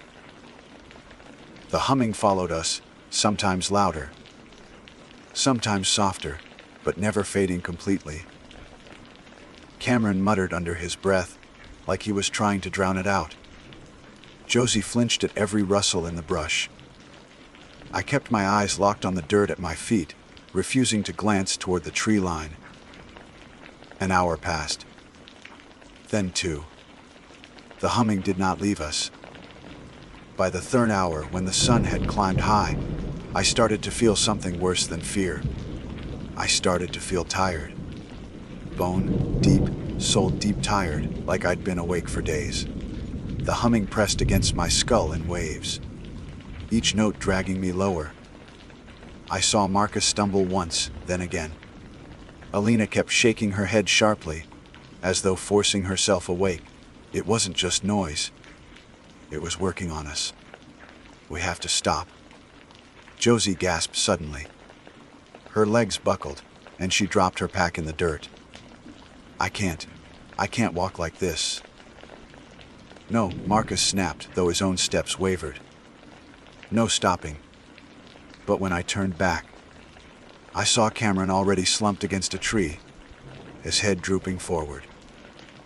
His lips moved faintly, as though he were humming along. Panic flared. I rushed to him, shaking his shoulders. Cam, wake up. Don't listen. His eyes fluttered, unfocused. For a second, he looked past me, into the trees. Then he smiled faintly, like a child recognizing a lullaby. The humming swelled. I don't know what came over me, but I slapped him hard across the face. The sound cracked in the still forest. Cameron jolted, eyes snapping open. His hand flew to his cheek. "Don't listen," I hissed. "Don't you hear it?" He blinked, then shuddered violently, pressing his hands over his ears. "God. Yeah, Christ, thanks." Alina pulled Josie upright, dragging her forward despite protests. Marcus shoved his pack higher on his shoulders, jaw clenched. We'll keep moving. And we did. Somehow. Step after step. Like pulling ourselves through a current. My legs felt carved from stone, each one heavier than the last. The humming never faltered. It threaded through branches, wove itself into birdsong, slithered beneath our skin. By the time the car lot came into view, I was crying without realizing it. Tears slid down my face, raw from the effort of resisting the song. But the car was there, blessedly solid, sun flashing off its windows. We nearly ran the last stretch. Marcus yanked the doors open. We piled inside without grace, packs thudding against seats, breath ragged. He turned the key. The engine roared, and the sound felt like salvation. The humming stopped, all at once. The silence hit harder than the sound had. We didn't speak for the first miles. The road wound down the ridge, gravel spitting under the tires. Trees blurred past, sunlight slashing through in strips. Every curve felt like an escape, though my chest stayed tight, waiting for the song to creep back. Only when the highway opened did Marcus finally breathe out. "We're not going back there." Ev agreed. No one argued. But silence didn't mean peace. That night, in the safety of my own bed, the memory of the cave returned with perfect clarity. The tents, the bodies inside them, my own sleeping face, and somewhere in the dark, as I lay trembling under my sheets, I thought I heard it again. Not outside, not far, but close. Inside me almost. My breath hitched, and for one sickening moment, the rhythm of my breathing matched the phantom melody. I forced myself to stay awake until dawn. In the following days, the 5 of us tried to act normal. We messaged, checking in. We met once for coffee, all pale and twitchy, as though daring each other to bring it up. Nobody did. It was easier to pretend nothing had happened, to drown ourselves in work and routine.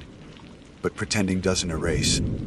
It only hides, and it hides badly. Because a week later, Josie didn't show up to work. At first, I thought she was sick. Then 2 days passed. I came home to find her side of the apartment exactly as she'd left it. Bed unmade. Clothes in the hamper, coffee mug on the counter. But no sign of her. No note. No phone calls. The police were called. They took her details, asked about recent trips. I told them about the camping, though I stripped it of truth. "Wu hiked near a cave," I said. She was quiet after. They nodded, wrote things down, and promised to check. But I knew better. Because the second night after she vanished, I dreamed of the cave again. I walked into the cavern, headlamp trembling, and saw the tents. Only 4 now. Inside one, Josie slept peacefully, her chest rising with a breath not her own. When I woke, the sound of humming was lodged in my skull, faint but persistent. And I realized then, with the clarity of a knife to the gut, that we had never really left. The cave had followed us home. I tried not to let the dream mean anything, but it gnawed at me in the daylight. Every shadow in my apartment looked like the cave's mouth. Every silence felt like the pause before the song began.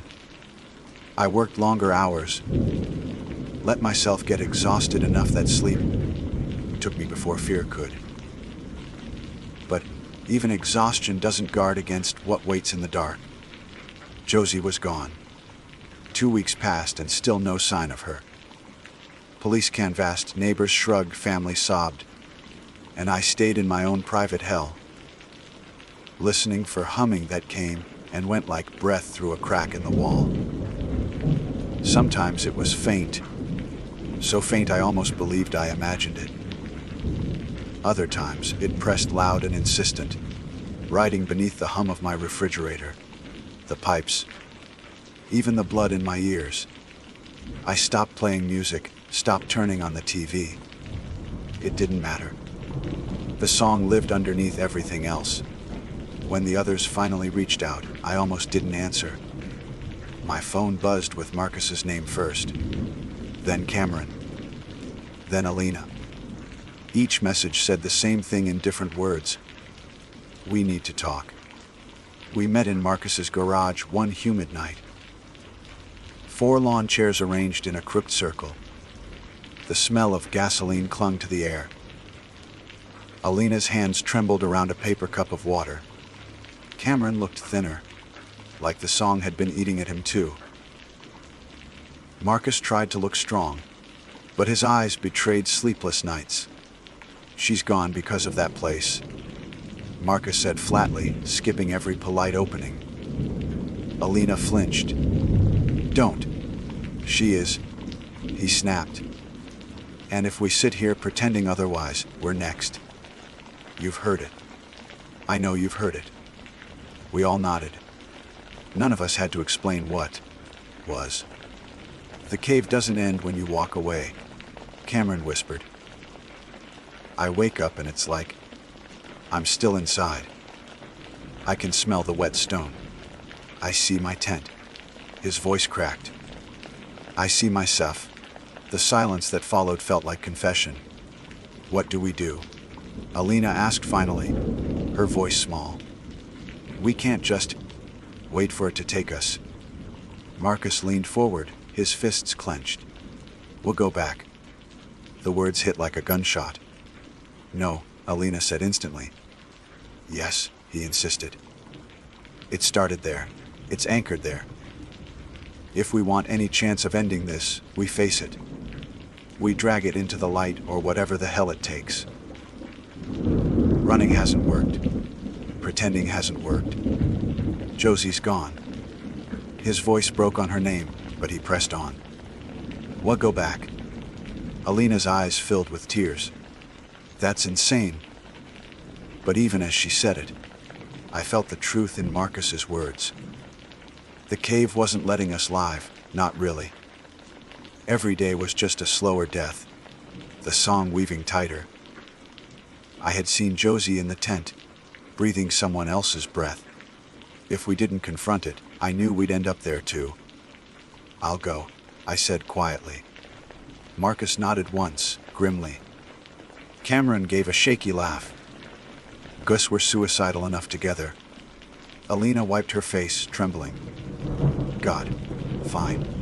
But if we die, I'm haunting you. Marcus. None of us laughed. We planned nothing elaborate. Just flashlights, rope, extra batteries, matches, food we probably wouldn't eat. Going through the motions of preparation felt ridiculous, like bringing an umbrella into a hurricane. But packing gave us something to hold on to, a thin thread of control. 2 days later, we drove the same road back. The closer we came, the heavier the air grew, as though memory had mass. By the time we pulled onto the gravel lot, the silence in the car was suffocating. The forest looked no different than before. The sun scattered gold across leaves, insects buzzed, birds flitted. But the cave waited in the distance, black and patient, like it had known all along we'd return. We carried our gear without speaking. When the mouth yawned before us again, my stomach turned over. My headlamp beam cut across wet rock, familiar and hated. The air grew colder. The humming started, soft, steady, unspooling from the dark. My knees wobbled, but I forced myself forward. Each step echoed in the tunnel, answered by the drip of unseen water. The song thickened, filling the space until it felt like liquid in my ears. The passage twisted. We followed it down deeper, our lights bobbing like tiny boats swallowed by endless sea. I lost sense of distance again. My chest ached with every breath. Then the cavern opened, and there it was, the campsite. This time only 4 tents, one for each of us. Shapes moved faintly inside. Our shapes, restless in sleep. My double rolled over, lips parting. A faint hum seeped from her throat, syncing with the melody in the stone. "No," Alina whispered, backing up. "No, no." Marcus stepped forward, rage in his voice.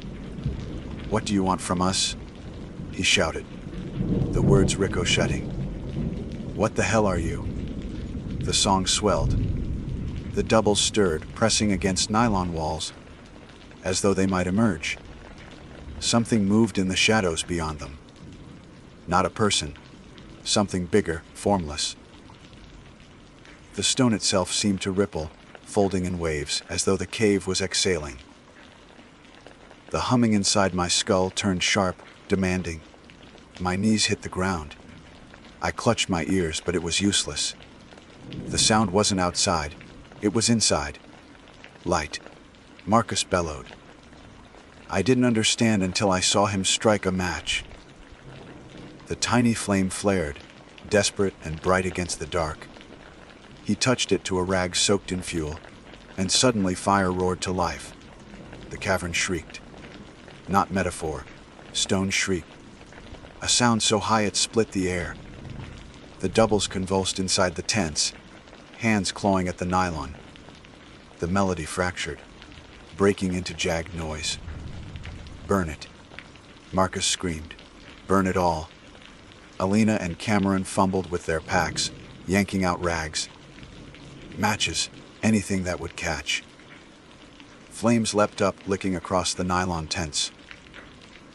My own double thrashed as the fabric curled and blackened, the face inside writhing before collapsing into smoke.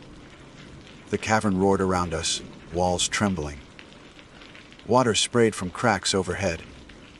The humming turned to screams, a chorus of voices ripping through stone. I stumbled back, coughing, as fire devoured the impossible campsite.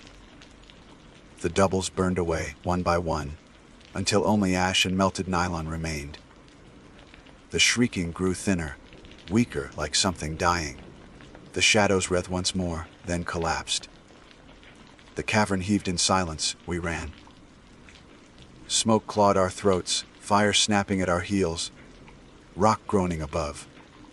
The tunnel seemed to spit us out, hurling us back into daylight. We staggered into the forest, choking, trembling. Behind us, the cave mouth belched smoke. Then it stilled. Silence, no humming. Just wind in the leaves, birds calling uncertainly. We collapsed on the dirt, coughing, staring at one another with wild, disbelieving eyes. None of us spoke for a long time.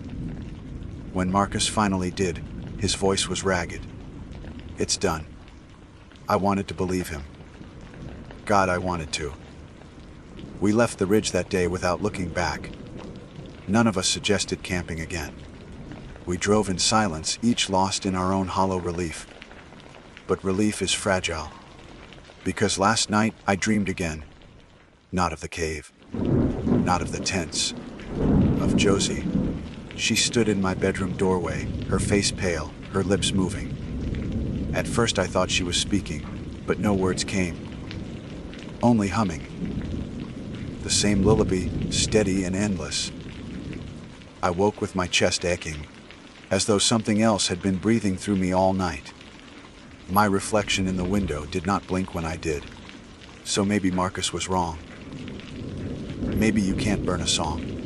Maybe it just moves, finding new walls to echo in, and now it lives here in me.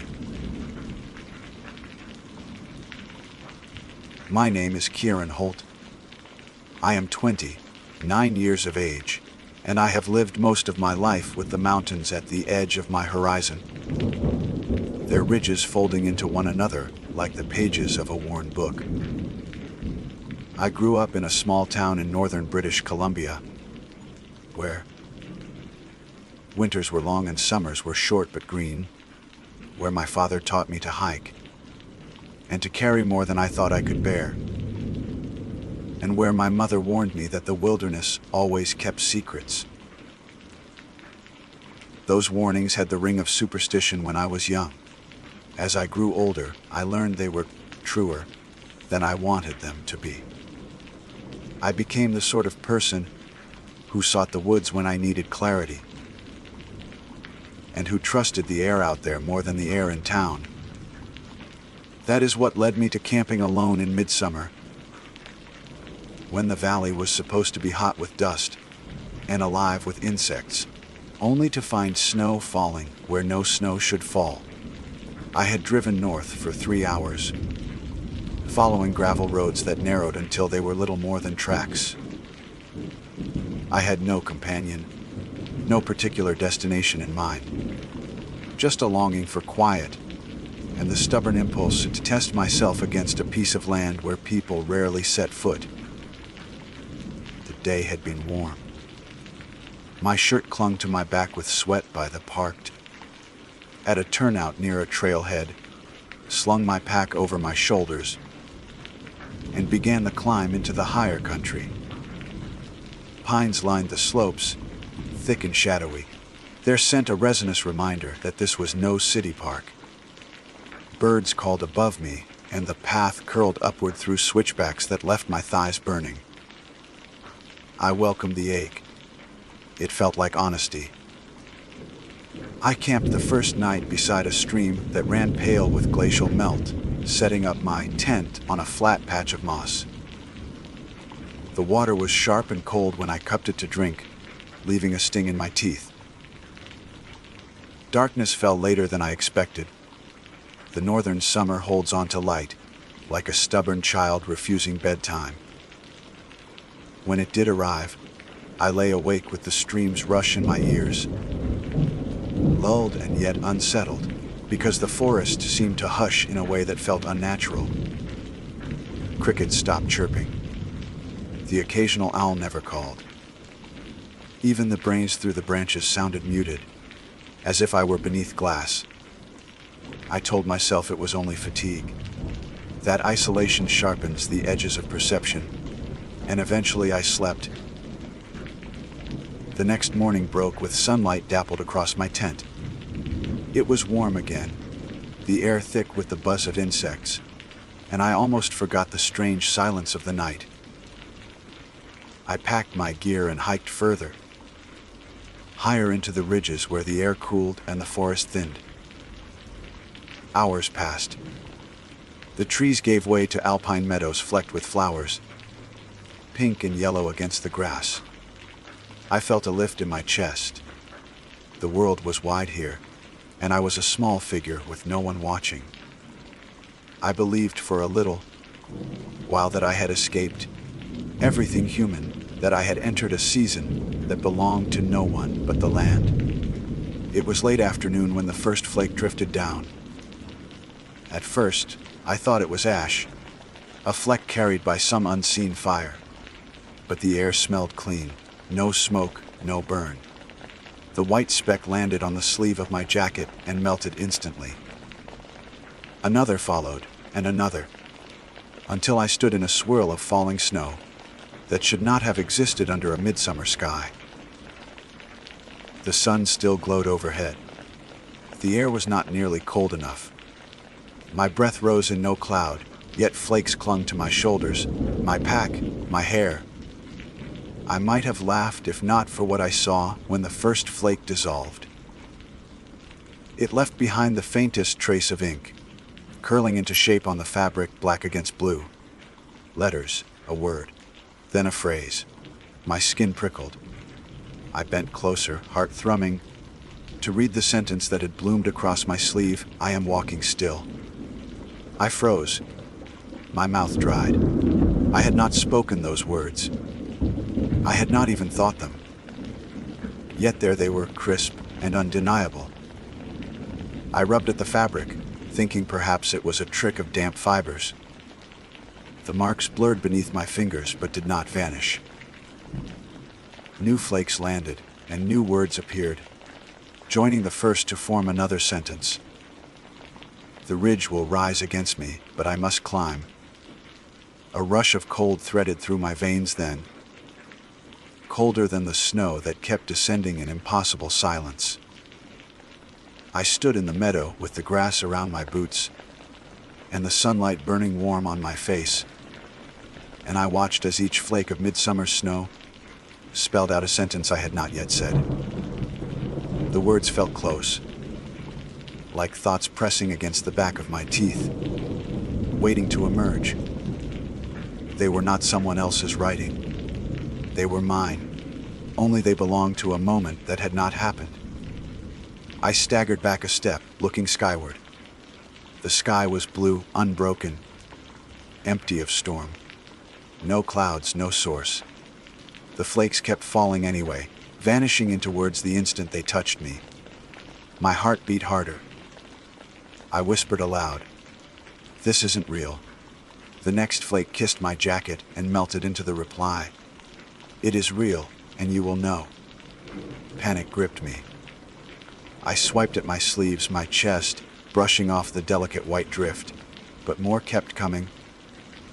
More sentences shaping themselves in lines and curves I recognized as my own language. I had the horrible impression that the sky was not snowing at all. It was writing, and I was the page. I shoved my way down the trail, stumbling through grass and rock, desperate to get back into the trees where maybe the phenomenon would stop. Snowflakes followed. My jacket was blotched with words, half legible as I ran. I dared not read them all. The ones I glimpsed sank like stones in my stomach. I will try not to scream. The dark has weight. He is behind me now. I gasped. No. As if denial could erase them. My voice cracked with fear. But denial did nothing. The flakes clung. The words bloomed. I crashed into the tree line, pine branches clawing at my arms, and finally the snowfall slowed. The forest canopy shielded me, and the air turned ordinary again. No white drift, no letters crawling across my clothes. Only the thud of my heart and the wheeze of my breath. I collapsed against a trunk, sliding down until I sat on the needle-strewn ground. My hands trembled as I brushed over the sentences. Most had smudged into stains of gray, but a few remained clear enough to read. They felt like messages from my own future, bleeding backward into the now. And if they were real, if they were true, then the horror was not that the snow had fallen in midsummer. The horror was that I was trapped in a story already written, and my body was merely catching up to the script. I stayed there for hours, afraid to move, afraid to look at the sky again. Evening crept in. The sun sank low. My nerves jangled with every shadow that stretched longer. At last, I forced myself to rise. The forest floor was darkening. I needed to set camp again, no matter how shaken I felt, because night in the mountains is not forgiving. I found a small clearing between trees, flat enough for the tent, and set it up with clumsy fingers. My mind replayed the words I had seen, as if testing whether they fit what I was doing now. I am walking still. That had already happened. The ridge will rise against me, but I must climb. That too, I had been climbing when it began. I will try not to scream. My throat ached with dread at the thought. Inside the tent, with the flap zipped, I tried to believe I was safe. I lit my small lantern and stared at the fabric walls, half expecting letters to bleed through. The air was warmer again, insects humming faintly outside. For a while, I convinced myself it had been some kind of hallucination, a trick of exhaustion and light. Maybe pollen had stuck to me, or dust, and my mind had formed it into words. That was almost plausible. Almost. I told myself so until sleep dragged me under. But I did not sleep in peace. I woke sometime after midnight to the faint sound of something pattering against the nylon. Not rain. The rhythm was too slow, too deliberate. I held my breath. The lantern had burned out, leaving me in darkness. I reached for my headlamp, clicked it on, and the beam showed tiny white flecks clinging to the inside wall of the tent. Snow. Snow where no snow should be, seeping through as if the fabric were nothing. And already the shapes were twisting into lines of ink. Letters forming words. The first word that resolved, clear as though written by my own hand, was my name. Kieran. The letters spread across the tent wall, glowing faintly in the beam of my headlamp. Kieran. My name bled downward in lines that wavered as if freshly inked, though there was no hand to write them. My breath came shallow. The tent felt smaller with each passing second, the nylon walls pulling closer, heavy with sentences that had not yet finished forming. I leaned back, trying to put space between myself and the words, though there was none. I whispered into the dark, "Who's doing this?" My voice was shaky, thinner than I wanted it to be. The silence outside swallowed it whole. Yet the flakes kept pressing through the fabric, each one melting into another piece of text. My headlamp caught them in motion, tiny points of white that weren't snow at all. Not really, but fragments of something written, characters falling from nowhere. The next words followed beneath my name. "You will not leave this place alone." My chest tightened, and I clutched the zipper of the tent door with fungling fingers. Every instinct screamed at me to get out, to run. But the memory of those first words, "I am walking still," coiled in my mind like a warning. Running hadn't saved me before. If the words were dictating the shape of my future, then whatever sentence was being formed on that nylon wall might already know what I was about to do. Still, I couldn't just sit there. I yanked the zipper down and shoved my way outside. The night air slapped cold against my skin, far colder than any midsummer air had a right to be. My breath came in fog, mist curling upward to join a sky where no clouds lingered. Stars glittered overhead, sharp and innumerable. But in between them fell the flakes, bright specks drifting without a storm to carry them. They settled on my jacket, my pack, my hair, and again they dissolved into ink. I stared down at my sleeves, horror rooting me to the spot. "You cannot run from yourself." I slapped at the fabric as if I could erase the words, but they lingered, black against blue. My pulse hammered. I turned toward the tree line, desperate to plunge deeper into the forest, to bury myself beneath the branches, where the snowfall had thinned before. My boots crunched over pine needles, and the beam of my headlamp jittered with each step. Shadows lunged and withdrew between the trunks, but the flakes followed. I stumbled to a halt in a clearing. My breath burned my lungs. The words had gathered thick across my jacket now, sentences half finished, curling into one another until I could not tell where one ended and the next began. It was like carrying a skin of foreign thoughts over my own. And when I lifted my gaze, I realized with a jolt that the snow was not random. It fell in a circle around me, as though I stood in the center of an unseen page, the text raining down to fill its margins. A sound broke through then, soft, steady like the turning of paper. My blood chilled. It did not come from any one direction. It was everywhere at once, as if the air itself were being rayed. "Kieran." The voice rose behind me, low and rough, intimate as a whisper against my ear. I spun, light flaring across the trees. Nothing stood there.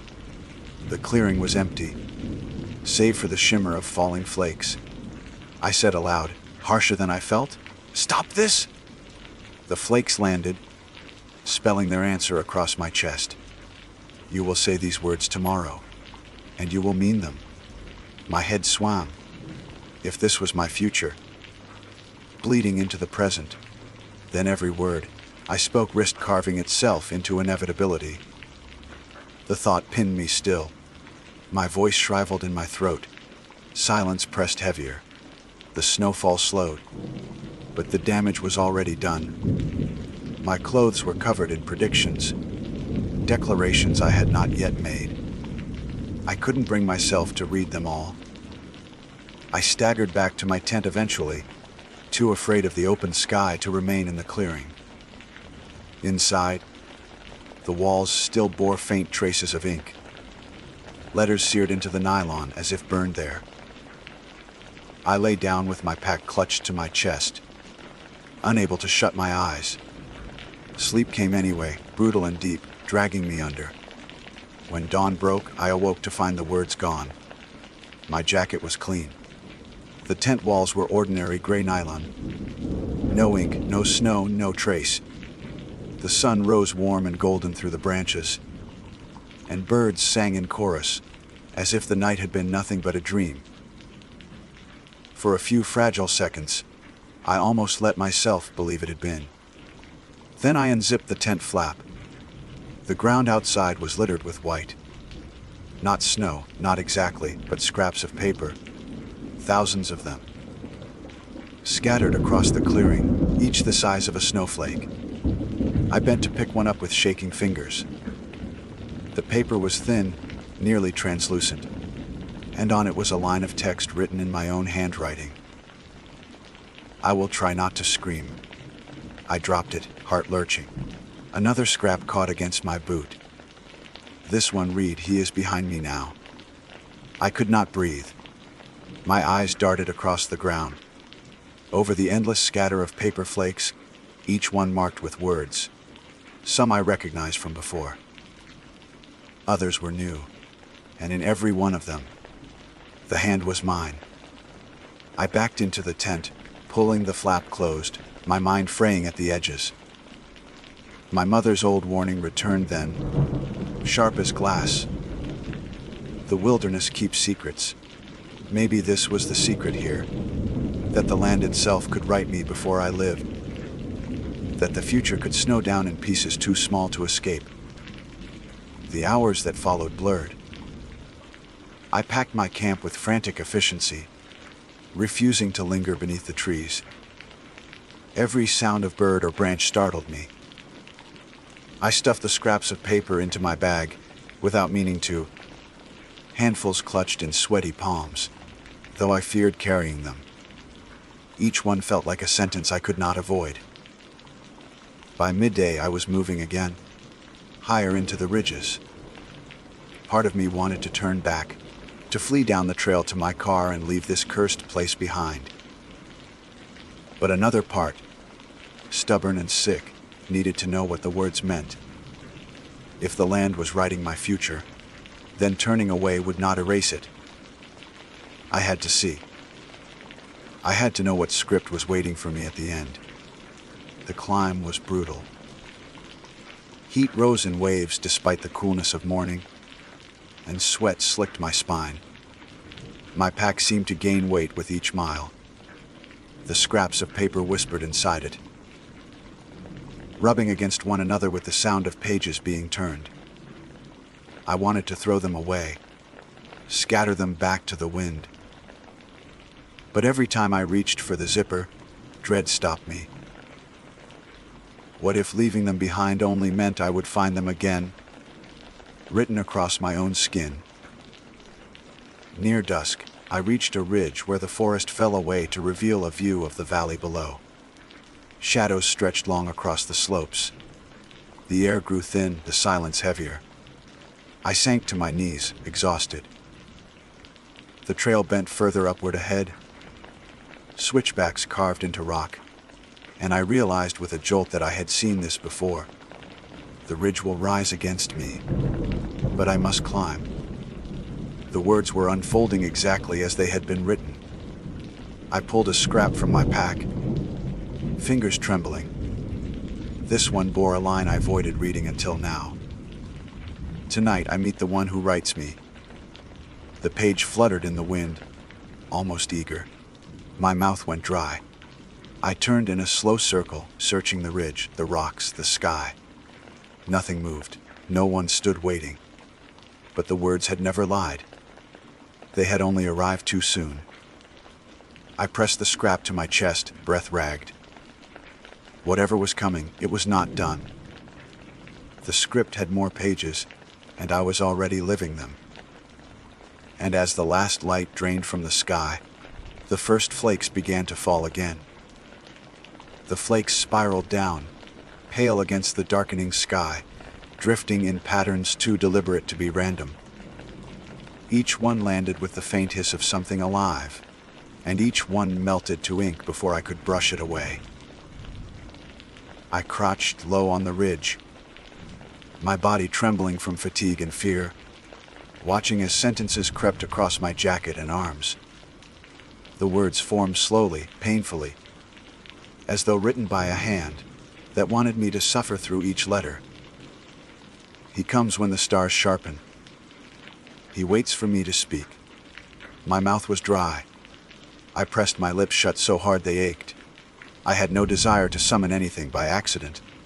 Still, the wind carried the sound of paper turning, soft, endless, and close. The trail behind me was long. The way down would take hours I no longer had. Darkness was swallowing the ridges, and if I descended in it, I would break an ankle or worse. Ahead, the switchbacks rose into jagged rock, an altar of stone against the last faint streaks of light. I remembered the line I had read earlier. Tonight, I meet the one who writes me. My stomach turned. I rose slowly, legs stiff, and forced myself to climb. Each step felt like trudging through a story I didn't want to read. The scraps of paper in my pack rustled louder, as though they sensed the moment drawing near. The snowfall thickened, blanketing the trail until my boots left black words where prints should be.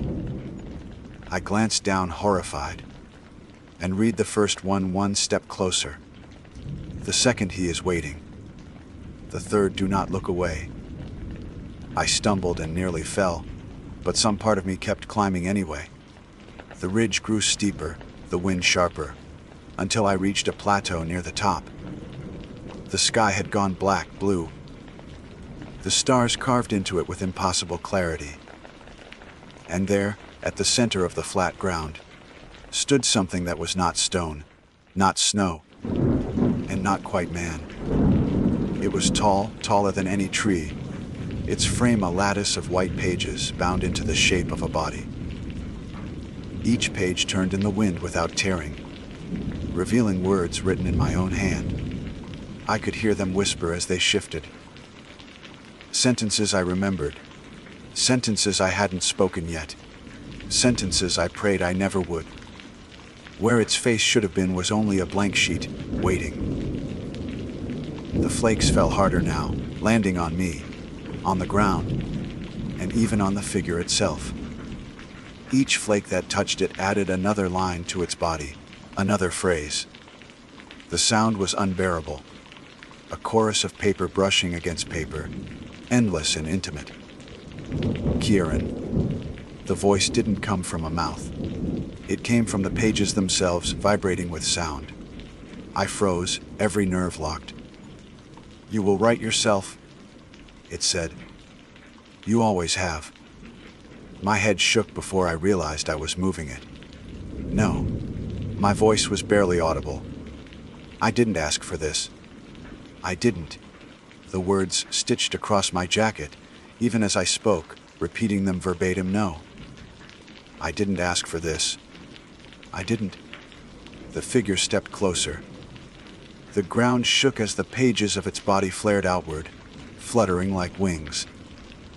Each page bore a fragment of my life. Childhood memories, quiet thoughts I'd never spoken, arguments I'd forgotten. My entire existence laid out in paper, bound to this impossible thing. I tried to turn away. My body disobeyed. My eyes locked onto the blank sheet of its face. The flakes targeted it, dissolving into words one by one. I realized with sick dread that the page was waiting for me to speak again, to fill it, to give it the next sentence. I pressed my teeth together, jaw aching. Silence roared in my ears. "You cannot stop," the voice said, calm, inevitable. "A story unfinished is a life unfinished." Tears stung my eyes. I wanted to scream, to deny it, but the fear of creating another line, another prophecy, pinned me silent. My chest heaved. The figure extended a hand made of paper. Pages fanned outward, covered in words that glowed faintly under the starlight. In that moment, I understood what it wanted. It wasn't here to kill me. It was here to make me continue, to keep feeding the narrative, until there was nothing left of me outside its script. I staggered back, nearly losing balance on the edge of the plateau. My boot dislodged a rock, which clattered down into the dark. Echoes rose, sharp, not quite right, as though the sound itself had been rewritten before it reached me. I found my voice at last, raw and desperate. "If I don't speak, you can't write me." The flakes swirled, furious, filling the air with white. Words lashed across my skin like brands. "If I don't speak, you can't write me." The figure tilted its head, blank face unreadable.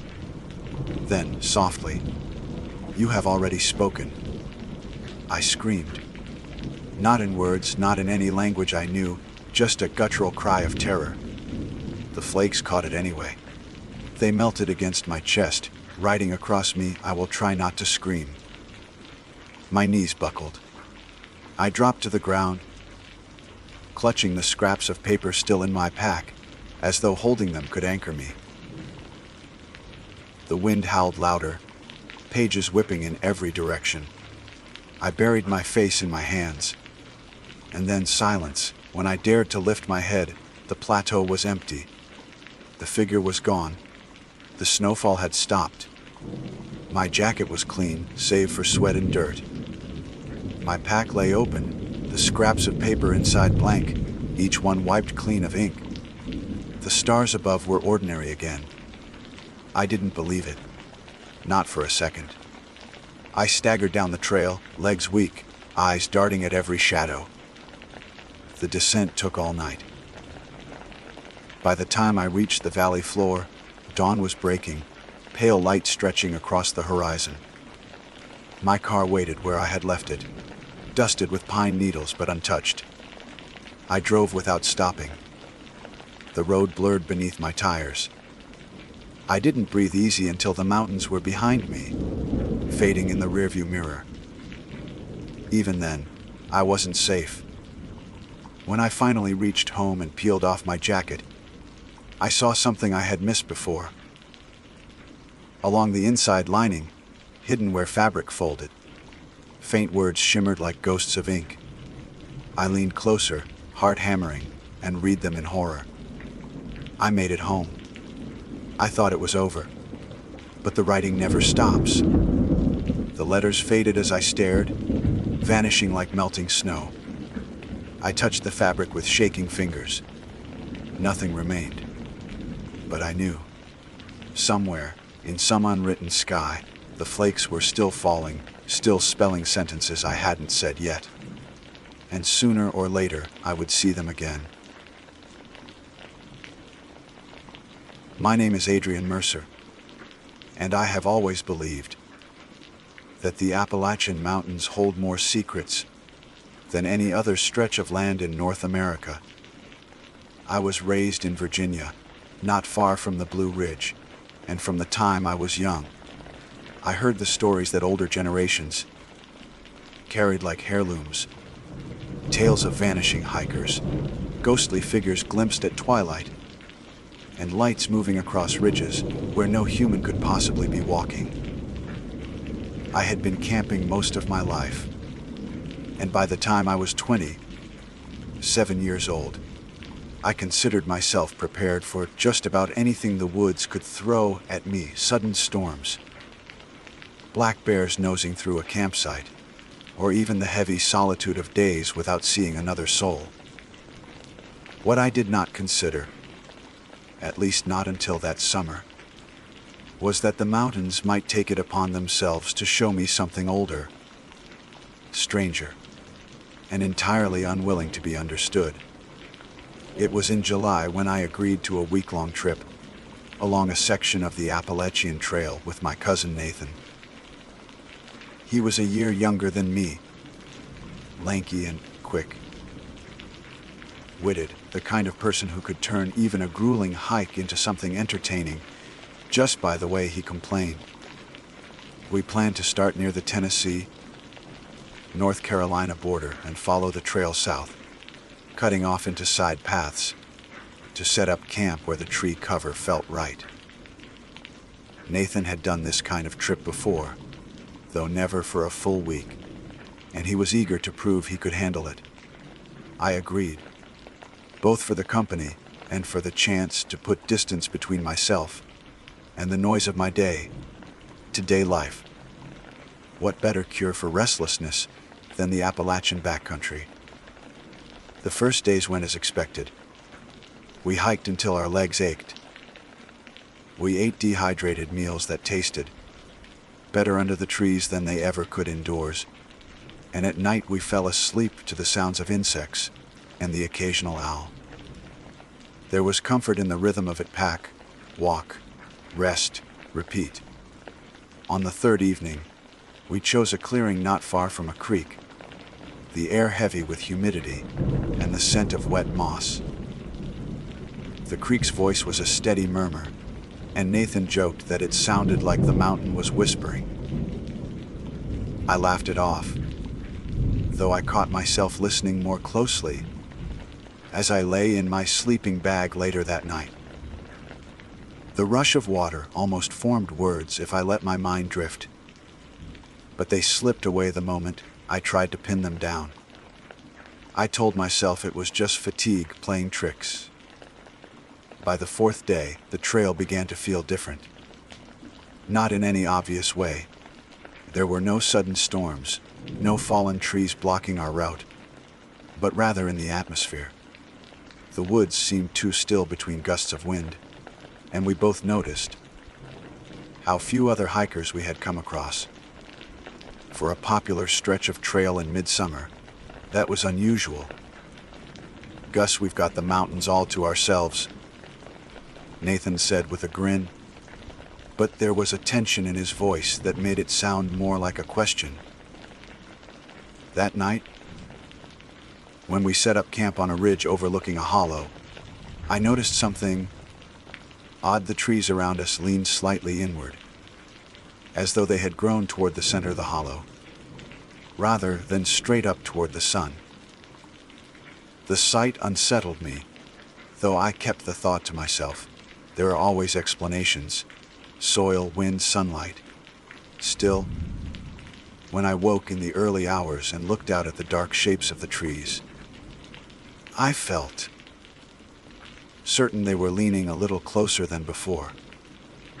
It was on the fifth night that the tone of our trip shifted from eerie to frightening. We had found a spot deep off the main trail, down an overgrown path where the branches snagged at our packs and the air smelled like something had rotted and been covered with earth. We set up camp because the sun was dropping fast and we were too tired to push on. As we cooked dinner over a small fire, Nathan pointed out something strange on a nearby tree. At first, I thought he was joking, but when I got closer, I saw it too. Carved into the bark was a symbol I didn't recognize. It wasn't just a name or a date like hikers sometimes leave behind. It was a shape made of intersecting lines, almost like a star but uneven, the grooves old and dark with age. We found 2 more trees nearby with the same markings, though the angles varied. None of them looked fresh, but they had been cut with deliberate force. Trail markers. Nathan asked, though his expression made it clear he didn't believe that. Not like any I've seen, I replied. And you know how rangers are about discouraging people from carving things into trees. Then who made them? We let the question hang, neither of us willing to dig further. That night I woke to the sound of movement outside the tent.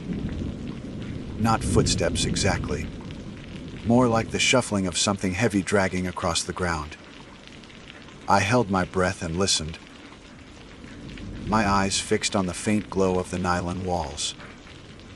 The sound circled slowly, pausing now, and then as though whatever it was lingered just outside.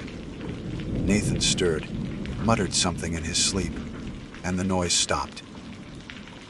I lay awake for what felt like hours, straining to hear it again, but the woods had gone quiet except for the faint rustle of leaves in the wind. Morning brought no answers, only unease. Nathan seemed tired too, though he didn't mention hearing anything. I considered telling him, but the words caught in my throat. Saying it aloud felt like it would give the experience too much weight, turn it from a half dream into something solid. Instead, I suggested we pack up quickly and move on. He agreed without argument. The air felt heavier as we left, and I noticed how the undergrowth seemed thicker than when we had arrived, as though the forest wanted to erase our presence as soon as possible. By late afternoon, we reached a high point where the trail ran along a narrow ridge. The view was incredible. Green mountains rolling endlessly into the distance, their slopes mottled by patches of shadow where clouds passed overhead. But instead of wonder, I felt only a sense of exposure, as if we had stepped out onto a stage with unseen eyes watching from below. Nathan stood beside me, silent for once, his gaze fixed on something far across the hollow. I followed his line of sight and saw a column of smoke rising faintly through the trees. At first, I thought it must be another campsite, but the smoke was too dark, too steady. We watched for several minutes, waiting for signs of fire or movement, but none came. Finally, Nathan said, "Maybe best if we don't head that way." I nodded. There was no argument in me.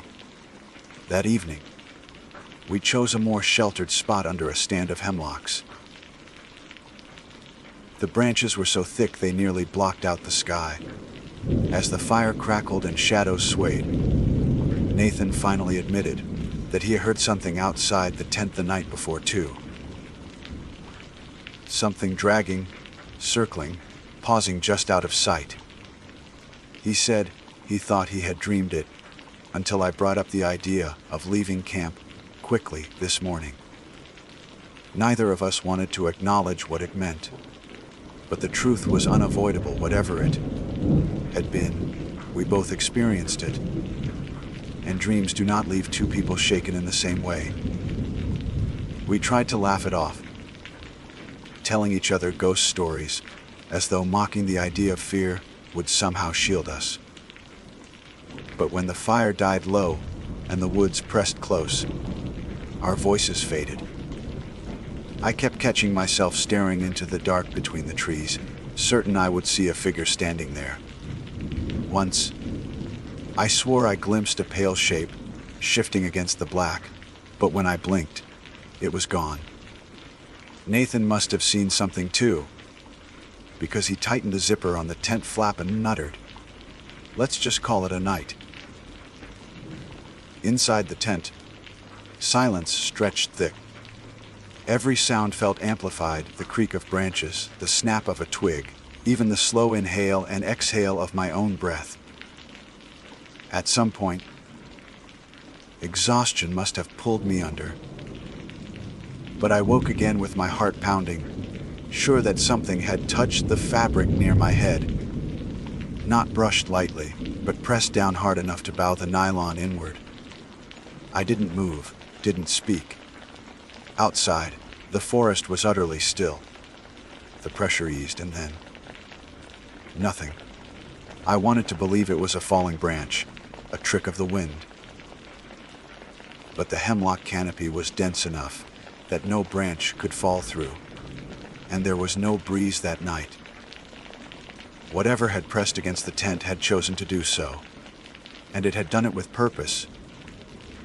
As dawn broke gray and hesitant, I realized with a cold certainty that our week-long trip was no longer about hiking or camping. Something else had decided to share the mountains with us, and it was no longer content to remain unseen. The morning after the hemlock camp, Nathan and I packed in silence. Neither of us had to say what we were thinking we needed to move. The trail pulled us onward, our boots striking the dirt in a rhythm that felt almost desperate.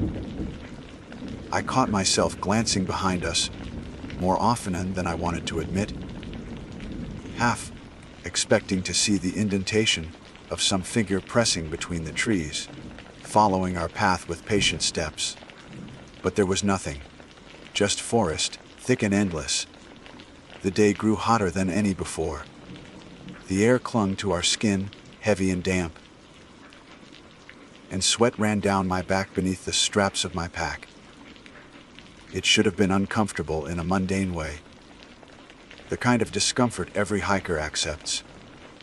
Instead, it felt oppressive, like the heat itself wanted to smother us. Even the insects were quieter than usual. I thought I heard something pacing in the underbrush beside us, keeping time with our strides. When I stopped, it stopped. When I moved, it moved. Nathan noticed too, his eyes darting sideways, but he said nothing. Some truths weigh heavier when spoken. By midday we reached a spring that trickled out from a mossy rock face. We filled our bottles, grateful for the coolness, but as I crouched down, I caught sight of something in the mud along the bank. Prints, shallow, wide, and wrong. They weren't human, though they stood upright like they could belong to something bipedal. Not bear, not deer. The toes looked stretched, long and curling, the kind of shape that left me uneasy to stare at for more than a moment.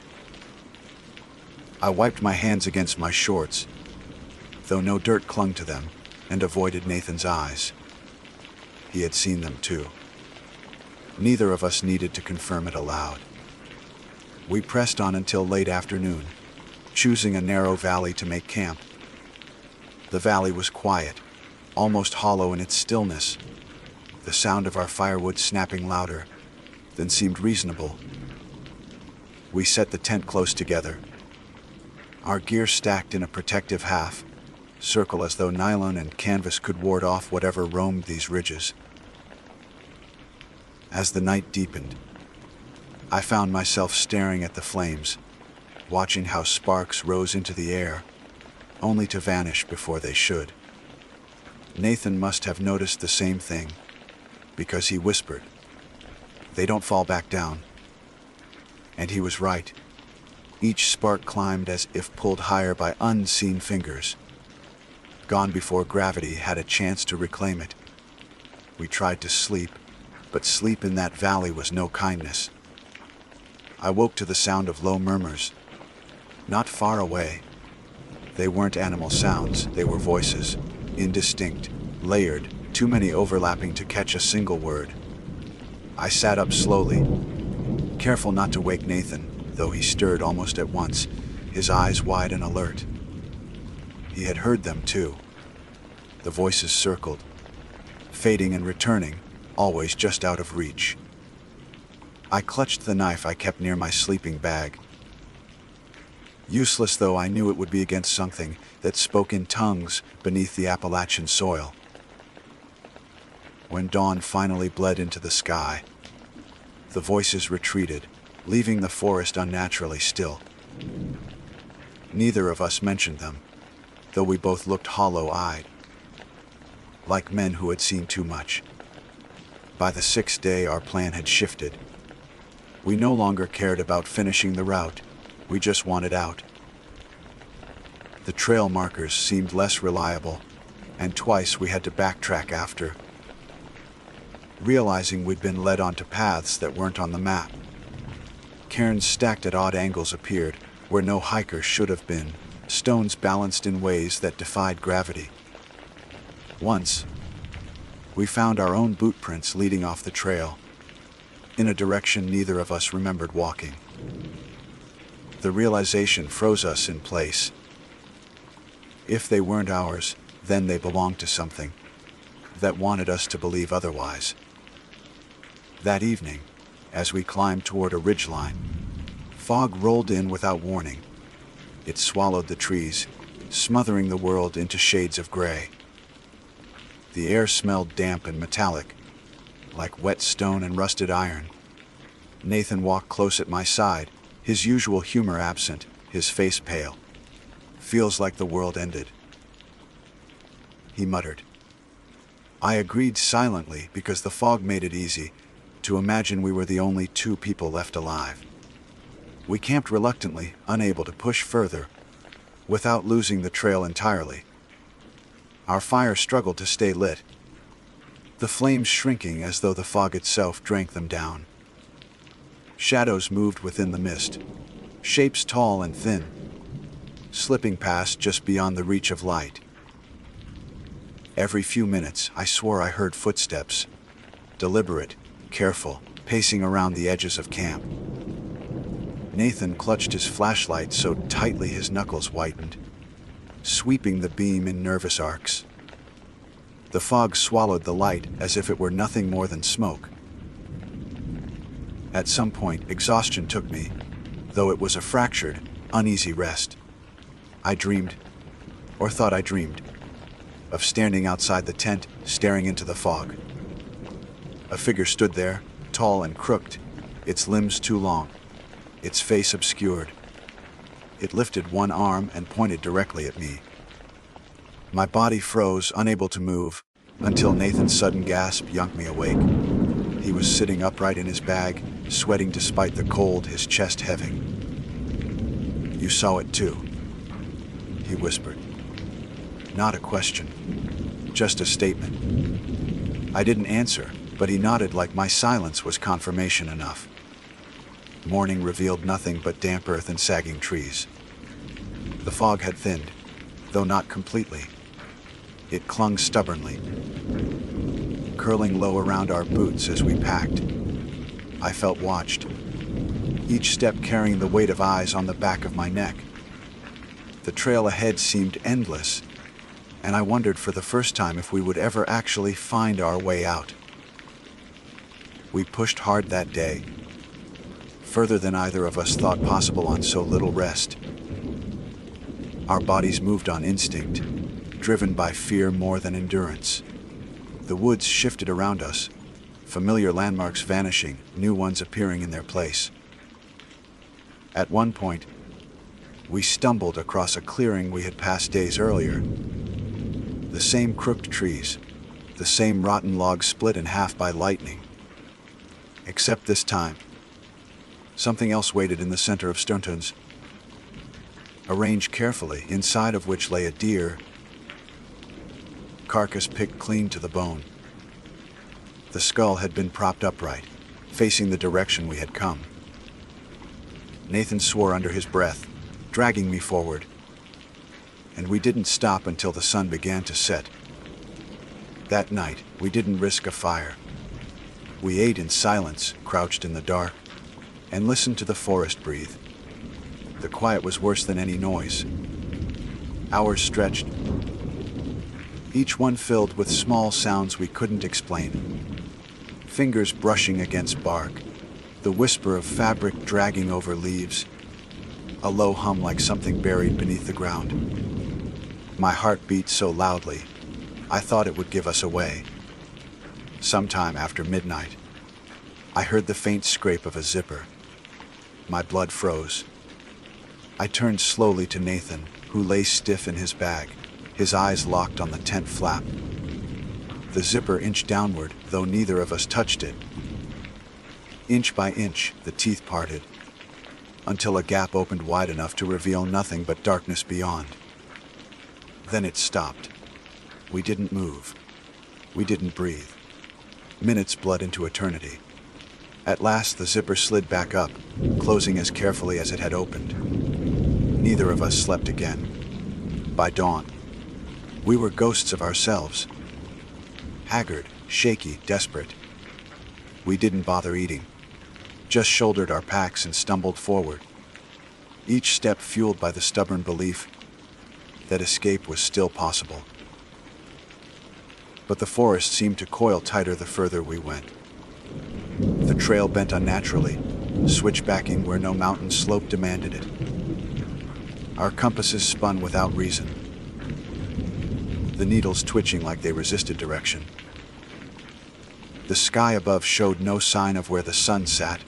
The clouds stretched too evenly, a dull white shroud. By evening, our resolve had thinned to threads. Nathan's face was gaunt, his eyes red, rimmed from sleepless nights. "What if we're not meant to leave?" he asked quietly, his voice hoarse. I wanted to argue, to tell him we just had to keep moving. But the words stuck in my throat, because deep down, part of me wondered the same thing. What if the mountains had decided we belonged to them now? That night, as the last of our strength drained, we chose a ridge with what little cover we could find. We huddled close, our gear strewn carelessly, too exhausted to care about neatness or safety. The wind rose and carried with it a sound that chilled me more than anything else, yet laughter. Not loud, not mocking, just soft, like someone nearby was amused at how far we had come, how hopeless we had become. It moved from one side of camp to the other, circling slowly, before fading into silence again. Nathan buried his face in his hands. I stared into the dark, every nerve in my body screaming. When the laughter died, something else took its place, a voice. Clearer than the murmurs, stronger than the whispers. It spoke my name. Not once, but 3 times, each syllable drawn out as though savoring the taste of it. Adrian.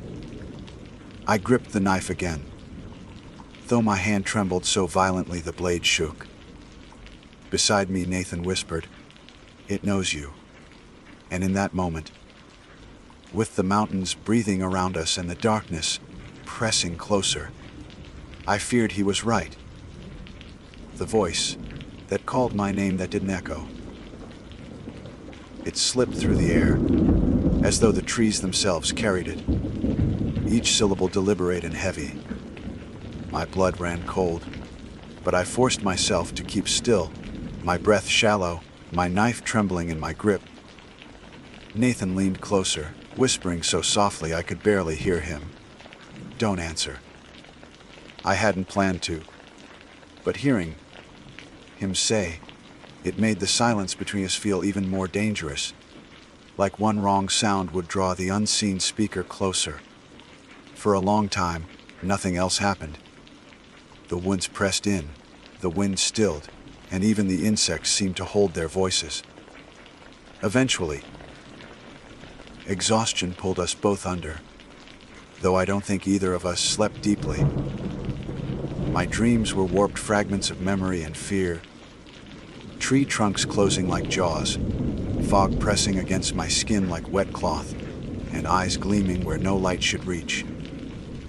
When dawn finally broke, pale and weak through the branches, I felt like I had aged years in a single night. We didn't speak of the voice as we packed. Our silence was not denial, but recognition, admitting it aloud would make it more real. We simply pushed forward, desperate for any sign of a trail junction, a road, a marker that promised escape. But the mountains weren't done with us. The path seemed to twist under our boots, circling back on itself no matter how far we walked. Landmarks repeated. Fallen logs, moss, slick stones, crooked trees. Sometimes they shifted, angled differently than before, as if daring us to notice. Nathan muttered once, "It's playing with us." And I wished he hadn't, because the word playing suggested intent, something with the patience to toy with us until we broke. Around midday, we found another clearing. At first, I felt a flicker of relief. Open ground meant visibility, a chance to breathe. But as we stepped in, my stomach knotted. In the center lay another circle of stones, larger this time, arranged with meticulous care. Inside the ring sat several objects. Bones tied together with twine, scraps of faded cloth, and a single boot that looked disturbingly similar to Nathan's. He froze, staring at it, his face pale. "That's mine," he whispered, though both of his boots were on his feet. I pulled him back, urging him to leave. We didn't stop moving until the clearing was long behind us. By late afternoon, clouds gathered thick and low. Thunder rolled across the ridges, deep and endless, not in bursts, but in a constant rumble like the mountains themselves were growling. Lightning flashed, revealing glimpses of the forest that seemed sharper, crueler in that stark white light. We hurried to find shelter, eventually squeezing beneath an overhang of rock. Rain poured in sheets, soaking the world and swallowing sound. We huddled together, packs against our chests, waiting. The storm felt wrong, too steady, too deliberate. Thunder didn't roll like this, not without pause. It was more like a drumbeat, echoing from deep within the earth. Every few moments, it seemed to answer itself, like something underground was calling back. Hours passed before the rain eased, but the ground remained soaked and treacherous. We pressed on through mud, slipping often, our legs raw with fatigue. Dusk fell heavy, and with it came the return of the whispers. At first, faint, like wind in the distance, then closer. Louder voices weaving together in a language neither of us knew, words broken and sharp. I clutched my head, trying to block them out, but they filled my skull, vibrating through my teeth. Nathan stumbled, cursing, his eyes wild. The voices swelled, then cut off all at once, leaving the silence deafening. I realized my hands were bleeding where I had clawed at my scalp. That night we didn't make camp. We collapsed against the base of a tree, too weak to pitch the tent or light a fire. Darkness closed in, thick and suffocating. My mind flickered with the thought that we wouldn't wake up if we slept here, that the forest would swallow us whole. Yet sleep came anyway, dragging me down like a stone into water. I woke to the sound of something breathing nearby. Slow, deep, heavy breaths, as though whatever it was stood just beyond the dark. My eyes adjusted, and I saw a shape, taller than a man, hunched, its outline shifting like mist around bone. It leaned closer, and though I couldn't see its face, I felt its gaze pierce me. My body locked. My mouth filled with the metallic taste of blood, though I hadn't bitten my tongue. The thing didn't touch me, but its presence pressed against my chest, suffocating. Then, as suddenly as it appeared, it dissolved into the night. I gasped, my body finally my own again. Nathan sat frozen beside me, tears streaking his face. "You saw it," he choked out. I nodded. Words weren't enough. The next morning, Nathan was different. His energy drained, his steps slower, his eyes shadowed. He barely spoke. And when he did, it was often nonsense. Half-formed sentences that trailed off into silence. I tried to keep us moving, tried to cling to the idea of escape, but the forest seemed endless. Time no longer mattered. Days blurred, nights bled together. Hunger gnawed at us, our food running dangerously low. Once, we thought we heard a road. Distant cars. The faint hum of engines. But when we rushed toward the sound, it faded into laughter, low and cruel. We didn't chase noises again. On what must have been the 8th or 9th day, Nathan stopped walking. He stood in the middle of the trail, staring at nothing. I shook him, called his name, but he barely blinked. Finally, he whispered, "It wants us to stay." My throat closed. I pulled him forward, begging him to keep moving, but he resisted, his body slack. For the first time, I felt the weight of inevitability, that one of us might not leave. I gripped his arm and forced him on, though he stumbled like a man already half gone. That night, the forest finally showed us its teeth. As darkness settled, the laughter returned, louder than ever, echoing from all sides.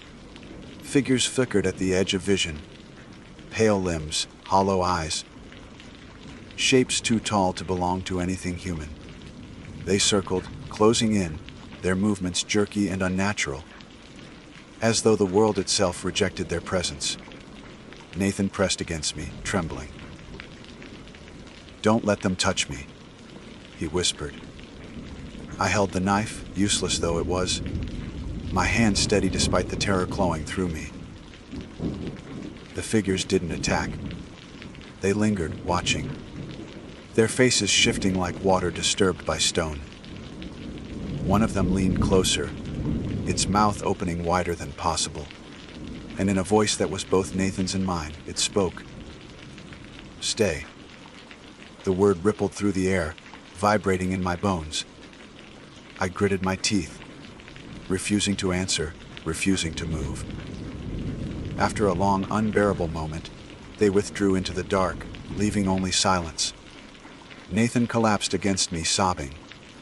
I held him, though I felt as broken as he was. When dawn came, it was weak, gray, joyless. But it revealed something I hadn't expected: a signpost. Weathered, leaning, but real. The carved letters pointed toward a trailhead less than 5 miles away. I nearly fell to my knees in relief. Nathan blinked at it like he didn't believe it was real. We staggered forward, hope a fragile flame inside us. Every step felt like it might be the last, but the thought of escape pulled us on. The final miles were a blur. The forest still pressed close, but the oppressive weight seemed lighter, as though whatever held us had loosened its grip. When we finally emerged onto a gravel road, I cried, loud, messy, unashamed. Nathan collapsed beside me, too weak to stand. We flagged down a passing truck hours later, the driver staring at us with wide eyes as if we looked less than human. Perhaps we did. Recovery was slow. My body healed, but my mind carried scars deeper than flesh. Nathan never spoke much about the trip. He withdrew, quieter than before, his once easy humor buried. Sometimes I caught him staring into the distance, lips moving silently, as though he still heard the voices. I tried to pretend I didn't notice. Years have passed since that summer, but the Appalachians still loom in my thoughts. I can't look at a map of the range without feeling the weight of their ridges pressing against my chest. People still vanish in those mountains. Some are found, some never are. When I hear those stories on the news, I wonder if the mountains chose them too. If the same laughter circled their camps, if the same voices whispered their names. I've never gone back. I don't think I could. The thought of stepping onto those trails again makes my skin crawl, though a small, shameful part of me wonders if the mountains would remember me. Sometimes, in the dead of night, I wake certain I've heard my name carried on a breeze that shouldn't exist. Adrian. drawn out, patient, waiting. I don't know if it comes from memory or from something else reaching out across distance. What I do know is this: the Appalachian Mountains are older than we can comprehend, older than any story we tell about them. And some things that live within their shadows are not content to be forgotten. My name is Adrian Lowe, and I must begin this account by stating plainly that I have always considered myself a rational man. I am 29 years old, born and raised in North Carolina, and I have spent most of my life hiking, fishing, and camping in the dense forests of the southern Appalachian Range. I hold a steady job as a surveyor for a land management company, and my weekends have always been devoted to the outdoors. I offer these details not as idle self-description, but as proof that I am not a person prone to flights of fancy or a stranger to wilderness hardships.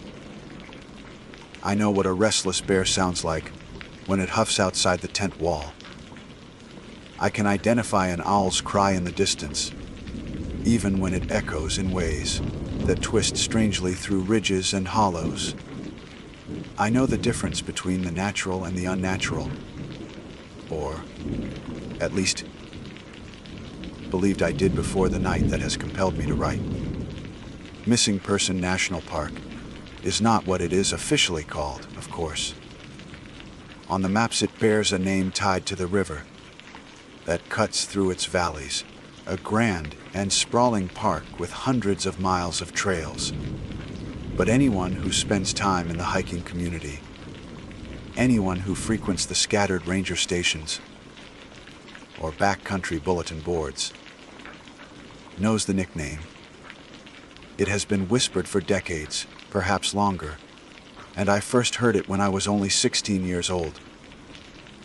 "Don't go alone into Missing Person," one of the older hikers said at a campfire.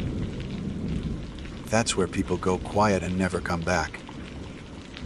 At the time I had laughed it off, assuming it was just one of those bits of lore invented to spook newcomers, the same way people invent stories about ghost hitchhikers or phantom lights.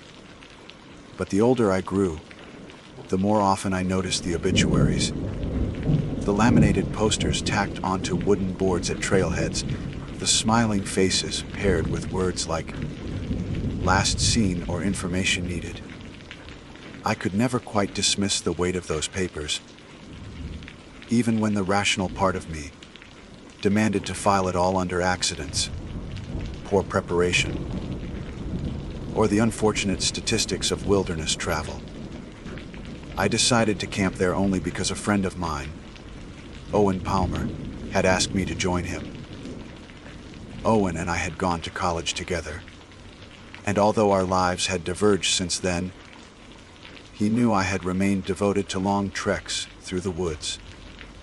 He sent me a message late one evening saying he wanted to do a multi-day hike into the heart of the park, something off-trail, something we could brag about later. He knew I was cautious, so he dressed the invitation in terms he thought would appeal to me. "We'll map it out precisely," he said. "Bring proper gear. Leave an itinerary with the ranger. We'll treat it like a professional expedition." Against my better judgment, and perhaps because I still valued the bond we had shared years earlier, I agreed. We set out in early October. The leaves had already turned into bands of crimson and gold across the mountainsides, and a chill lingered in the morning air that promised frost by night. We checked in at the ranger station near the southern entrance, filled out the required backcountry forms, and were handed a yellow carbon copy of our itinerary. The ranger behind the counter, a gray-haired woman with a flat, wary voice, tapped the paper twice with her finger. "Stay on your route," she said. "Do not go wandering. Do not go chasing any sounds or lights at night. If you're not back by Monday, we will send a crew." Owen grinned, assuming she was trying to frighten us, but I noticed that she never cracked a smile. Our packs were heavy with 4 days' worth of supplies. We left behind the wide gravel paths and cut northward into narrower trails that wound between rhododendron thickets and mossy boulders. By afternoon, we had entered a section of forest that felt older, darker, as though the sun could not reach the ground, even at midday. It was there that the silence began to gnaw at me. No birdsong. No squirrel chatter in the branches. Even the wind seemed reluctant to stir the canopy above. I mentioned it to Owen, who laughed and said, "That's why it's called wilderness, man. No Starbucks, no traffic, no noise." He had always been dismissive of subtleties, whereas I had learned over years of experience that silence in the woods is not normal. It is a sign. Still, I kept my thoughts to myself. We camped the first night beside a small creek, its water running clear and cold over a bed of stones. I remember clearly the way the frost glittered on the edges of the grass when the sun set, and how the cold air pooled low in the hollow where we pitched the tent. We built a modest fire, shared a flask of bourbon that Owen had insisted on carrying, and watched the stars appear between branches. Around midnight, I awoke to relieve myself and stepped out into the darkness. The fire had reduced to embers, glowing faintly like the eyes of buried animals. As I stood by the creek, I heard what I swore was a whistle carried faintly on the breeze. 3 rising notes, drawn out and deliberate, as if someone were signaling in the distance. I turned my head quickly, but the sound had already faded, leaving only the gurgle of the stream. I stood there longer than I should have, staring into the trees, waiting for the whistle to repeat. When nothing came, I returned to the tent, heart thudding harder than it should have for such a small thing. The second day's hike was more difficult. We climbed ridges that offered occasional glimpses of valleys, stretching out like seas of color. But the silence continued, broken only by the crunch of our boots. Once, near midday, Owen stopped abruptly and cocked his head. "You hear that?" he whispered. I listened, and for the briefest moment, I thought I heard the sound of someone crying. Thin, breathless sobs carried through the trees. But then it was gone, as though swallowed by the air. "Just wind," I said quickly, though my throat felt dry. Owen shrugged and kept walking. By the evening of the second day, we had reached a plateau marked by a scatter of stone outcrops. We decided to make camp there, since the ground was relatively level and offered a wide view of the forest below. The sun dipped behind the ridges, painting the sky in streaks of fire, and we built our second campfire. Owen grew talkative after drinking more bourbon, telling stories from college, laughing too loudly, perhaps trying to fight the weight of the quiet woods. I only half listened, my gaze wandering to the tree line. It was then that I noticed something pale between the trunks, something that seemed to move, almost like a figure walking slowly parallel to our camp. When I blinked, it was gone. I told myself it must have been a birch tree catching the moonlight, but my stomach had already knotted. Later, when we lay inside the tent, I could not sleep. The air was too still, the silence too perfect. Around 2 in the morning, I heard it again, the whistle. 3 notes, faint but unmistakable, drifting through the dark like a question. I held my breath, waiting, and then came a second sound, the unmistakable snap of a branch close to the tent, followed by the soft rhythm of footsteps circling us. I touched Owen's shoulder. He stirred groggily, muttering, but I shushed him. Together we listened. The steps paused, then resumed, circling the tent slowly, deliberately, as if whoever it was wanted us to know they were there. My mouth went dry. I reached for the hatchet I kept by my side. Probably just a deer. Owen whispered, though his voice quavered. But I knew the cadence of deer hooves, the stutter and shuffle of their movements. This was different. These were human footsteps. They circled once, then twice, then stopped entirely. The silence that followed was worse than the sound itself. We waited, neither of us daring to move, until at some point exhaustion overwhelmed fear, and I drifted into uneasy sleep. When morning came, we stepped outside to find the ground around our tent crisscrossed with prints. Not boot prints, not barefoot either, but something in between. Elongated, narrow, with the suggestion of toes, yet distorted. As if whoever had left them had walked through. Mud that stretched their feet unnaturally. They formed a complete ring around the tent, looping twice before vanishing into the woods.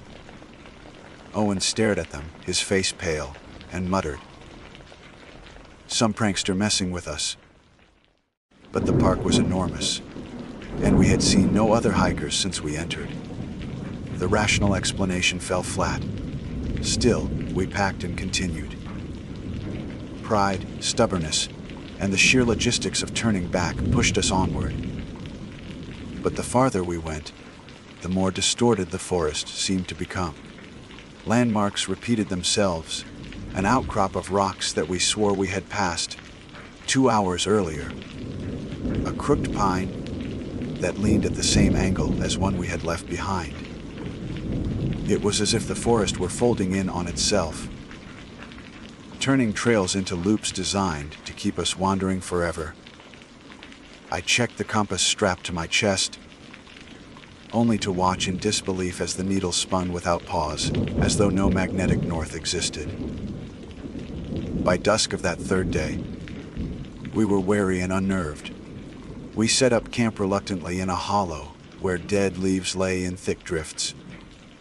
We had scarcely settled before a new sound joined us. From the trees came a voice, low, cracked, yet clear enough to understand.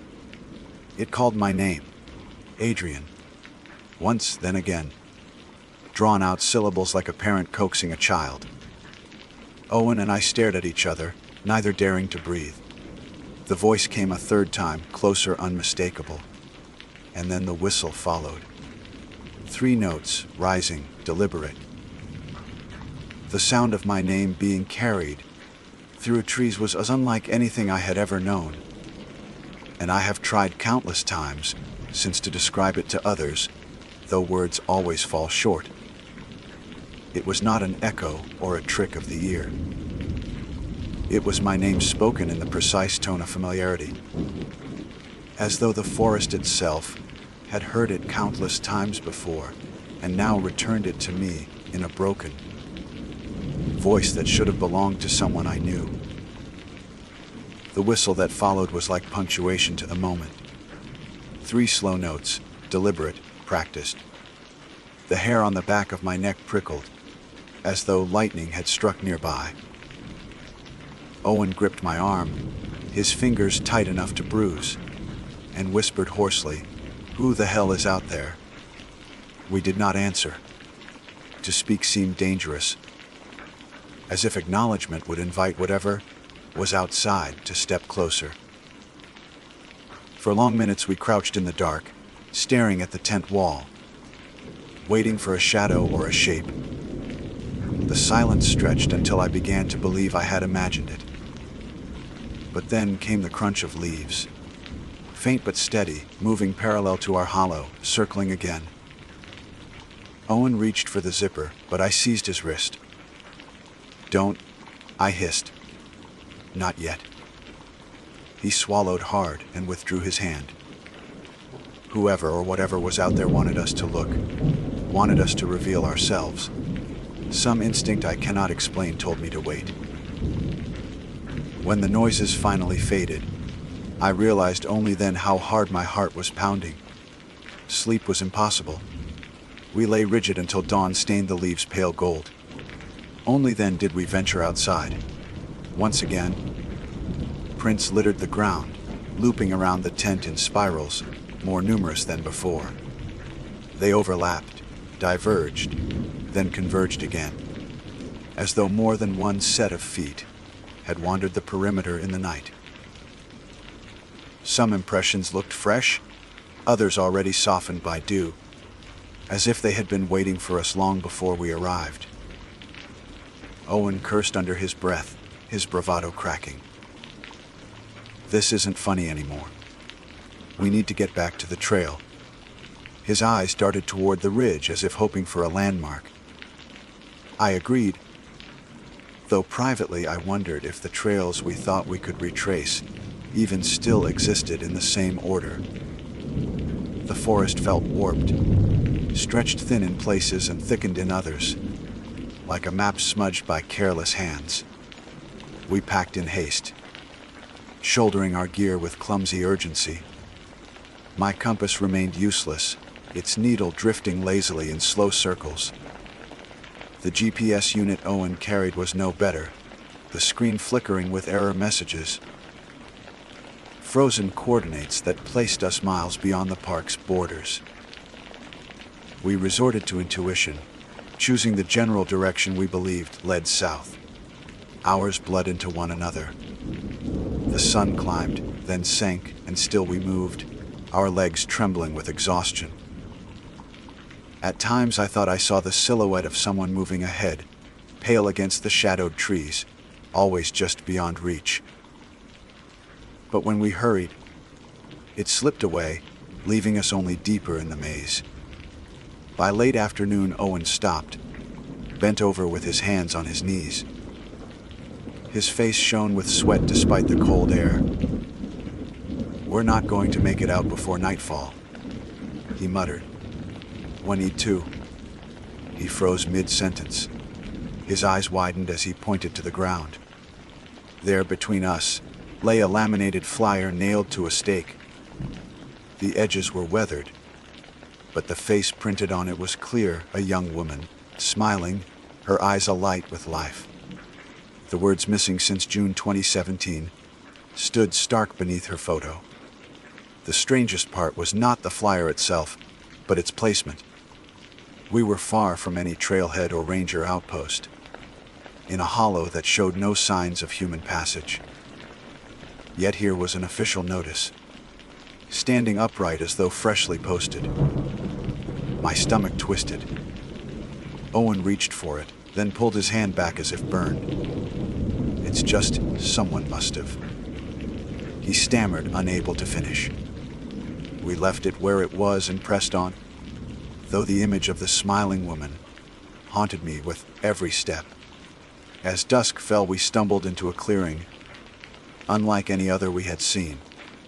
At its center stood a wooden picnic table, warped and moss-covered, its surface carved with initials. Beside it leaned a rusted metal grill, the kind provided at public campsites. But there were no maintained trails here, no markers, no signs of recent use. It was as though an entire rest area had been lifted from the edge of a highway and dropped into the heart of the wilderness. The sight of it made my skin crawl. Owen insisted we camp there, arguing that at least the ground was level and free of underbrush. I wanted to keep moving, to use every shred of daylight left, but my legs betrayed me, and so I agreed. We pitched the tent beside the table, though I could not bring myself to sit on the rotted wood. Darkness fell quickly, and once again the forest swallowed all sound. We dared not light a fire for fear of drawing attention, though what attention we were trying to avoid was impossible to say. We sat in the tent in silence, listening to the faint rustle of leaves, waiting. The waiting proved worse than anything. Hours dragged by, broken only by the occasional sigh of wind. I nearly convinced myself the night might pass without incident, until the voices began. They were faint at first, like a radio buried under static. Then they grew clearer, multiple voices overlapping, murmuring in tones too low to decipher. They came from the direction of the clearing, from where the picnic table stood. I strained to catch words, but heard only broken syllables, fragments, and the occasional burst of laughter that was hollow, mirthless. Owen, shaking, whispered, "They're right outside." His hand hovered over the zipper again, and this time I did not stop him. He drew it down slowly, inch by inch, until the night air seeped inside. We peered through the gap. What we saw was burned into me. Around the table stood figures, 6, maybe 7 of them. Their forms were pale, almost luminous, like flesh drained of blood. They leaned close to the table as though sharing a meal, though no food lay before them. Their heads jerked in unnatural angles, snapping side to side, as if listening to unseen speakers. The murmuring came from their mouths, yet none of them moved their lips in sync with the sound. And then, almost in unison, they turned toward our tent. I yanked the zipper closed, heart slamming in my chest. The voices rose, louder now, as if excited by our discovery. Owen grabbed my arm, hissing, "What do we do?" I had no answer. The figures began to move, their pale outlines drifting across the clearing toward us. The air grew colder, heavy with the stench of damp earth and something metallic. Then, without warning, the voices ceased. Silence fell so suddenly it rang in my ears. We waited, breathless, until at last exhaustion claimed us once more. I do not remember falling asleep, only the restless dreams that followed. Dreams of faces pressed against thin fabric, of fingers tracing circles in the dirt, of whistles echoing in endless repetition. When dawn came, the clearing was empty. The table stood alone, draped in dew. No prints marked the ground, no trace of our visitors remained. Owen insisted we leave immediately, his hands trembling as he packed. We abandoned half our gear, carrying only what was essential, and struck out in what we prayed was the direction of safety. But the forest had other plans. By midday, we came on another flyer nailed to a tree. This one showed a different face. An older man, weathered, his eyes squinting against the sun, missing since September 2019. My throat tightened. The placement was no accident. Someone, or something, wanted us to see these faces, to be reminded of those who had vanished before us. We pushed harder, stumbling through thickets, scraping our arms on briars. Hours later, exhausted, we burst into another clearing. For a moment, relief surged through me. It was another picnic site, identical to the last, with a table and a rusted grill. But then the truth hit me. It was not another site. It was the same initials carved into the wood, the same patch of moss creeping up the legs, the same rusted grill leaning at the same angle. We had walked in circles. Owen dropped his pack and screamed, a raw, hopeless sound that seemed to vanish instantly into the trees. He kicked the table until one leg splintered, then collapsed to his knees. I wanted to console him, but despair gnawed at me too. We were trapped in a loop, pawns in some game we did not understand. As night fell again, we huddled in the tent without speaking. Every crack of a twig set my nerves on edge. I gripped the hatchet tightly, knowing it was useless against whatever forces toyed with us. At some point I heard footsteps outside once more, slow and deliberate, circling as they had before.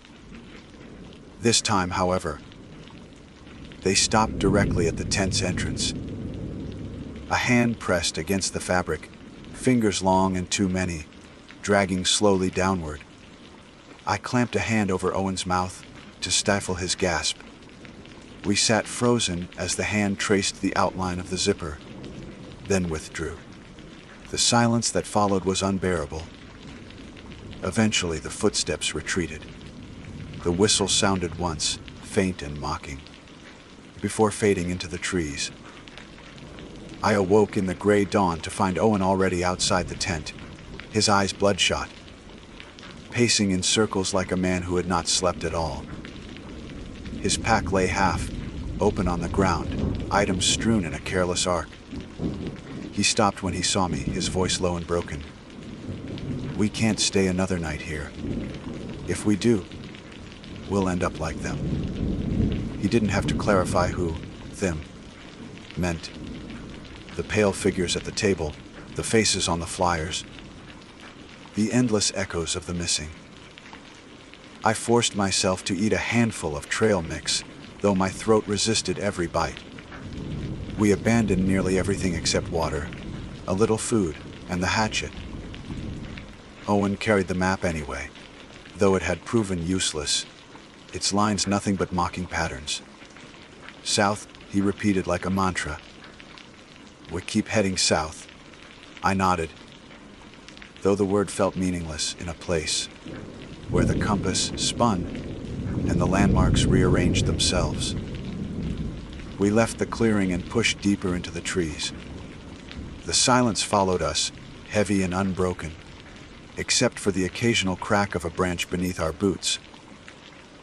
I kept glancing behind, certain that if I looked quickly enough, I would catch one of the pale figures trailing us.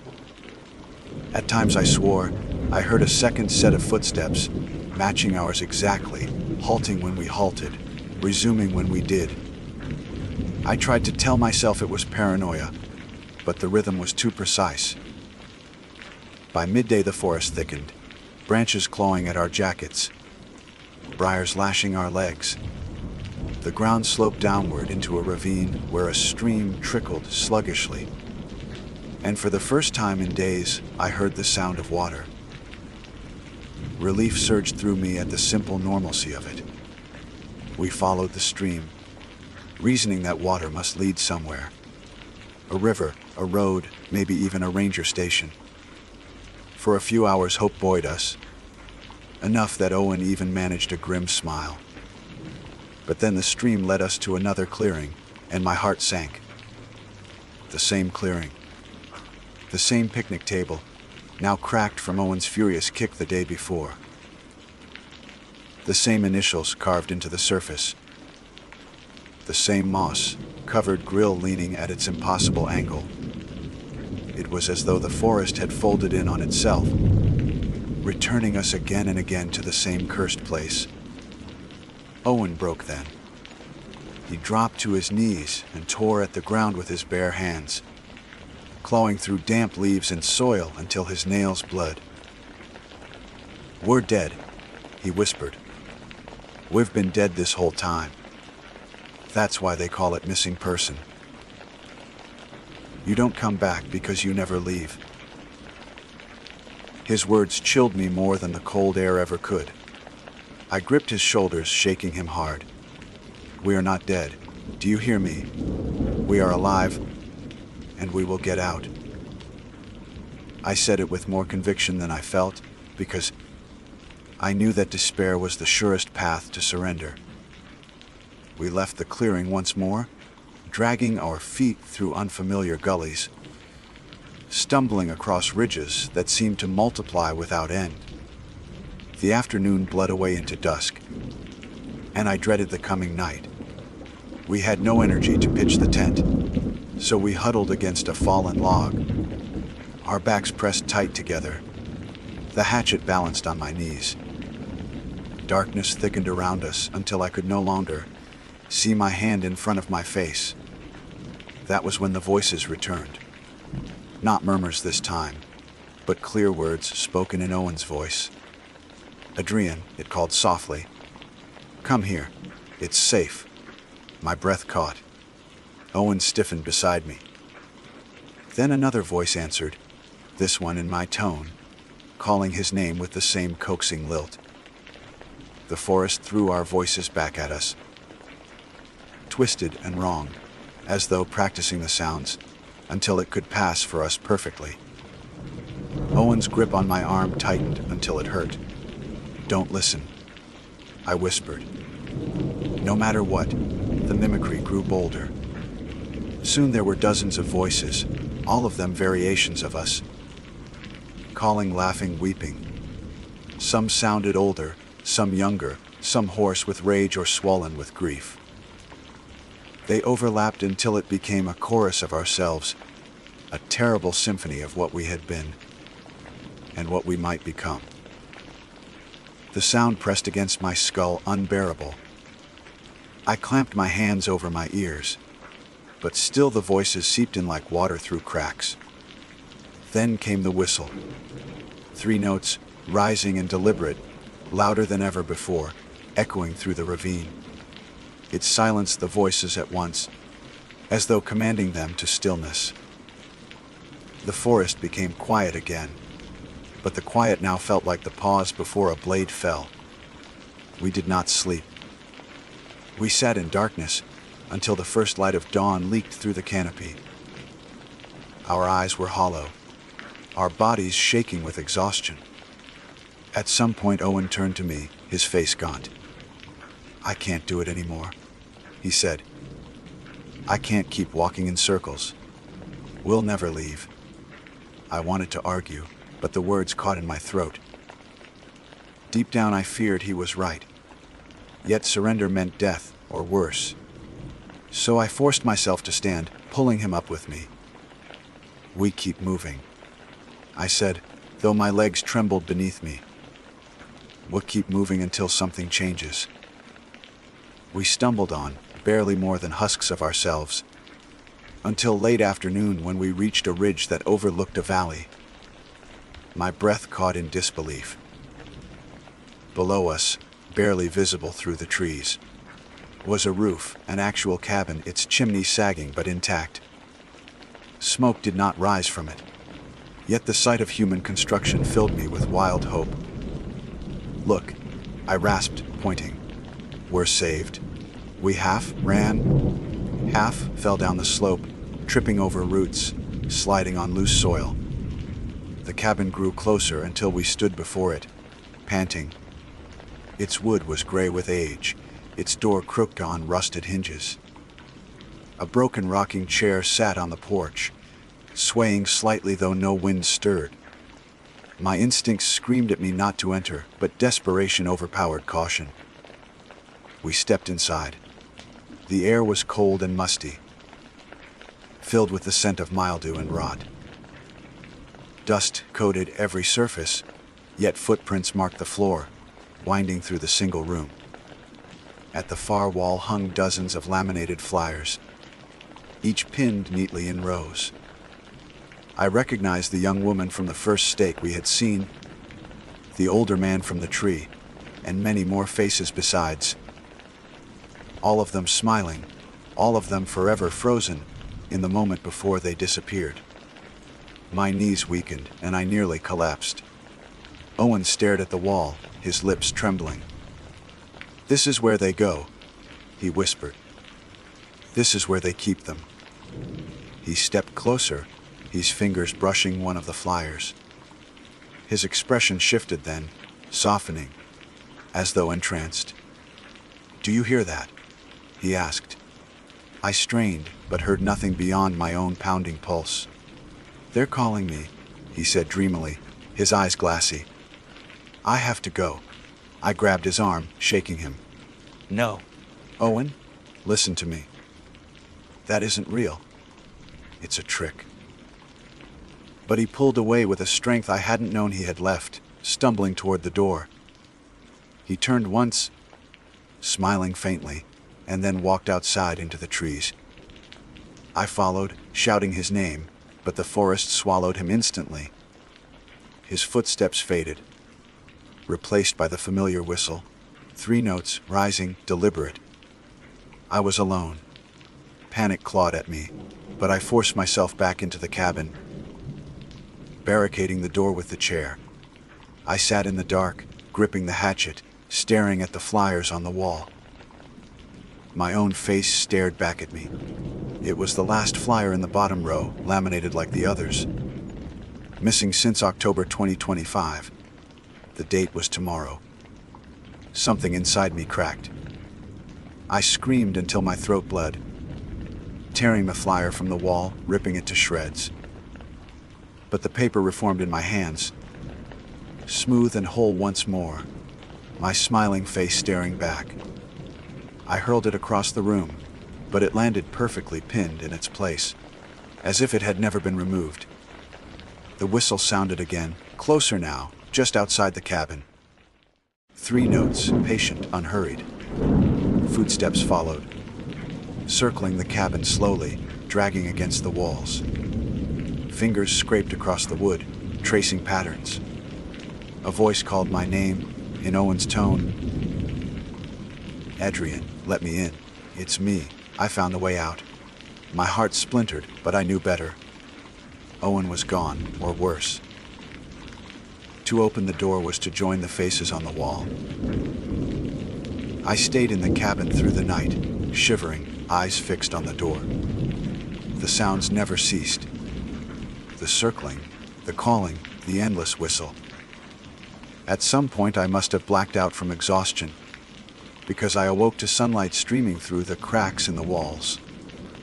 The noises were gone. Silence reigned again, broken only by the rustle of leaves.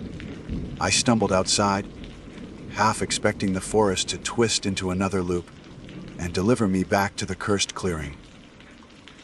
But ahead lay a trail, an actual marked trail, wide and familiar, with signs nailed to trees. My breath caught. I followed it blindly, my legs numb, until hours later I staggered into a ranger station. They found me collapsed on the porch, raving about whistles and flyers and cabins that shouldn't exist. They gave me water, wrapped me in blankets, told me I was safe. When I asked about Owen, their faces hardened.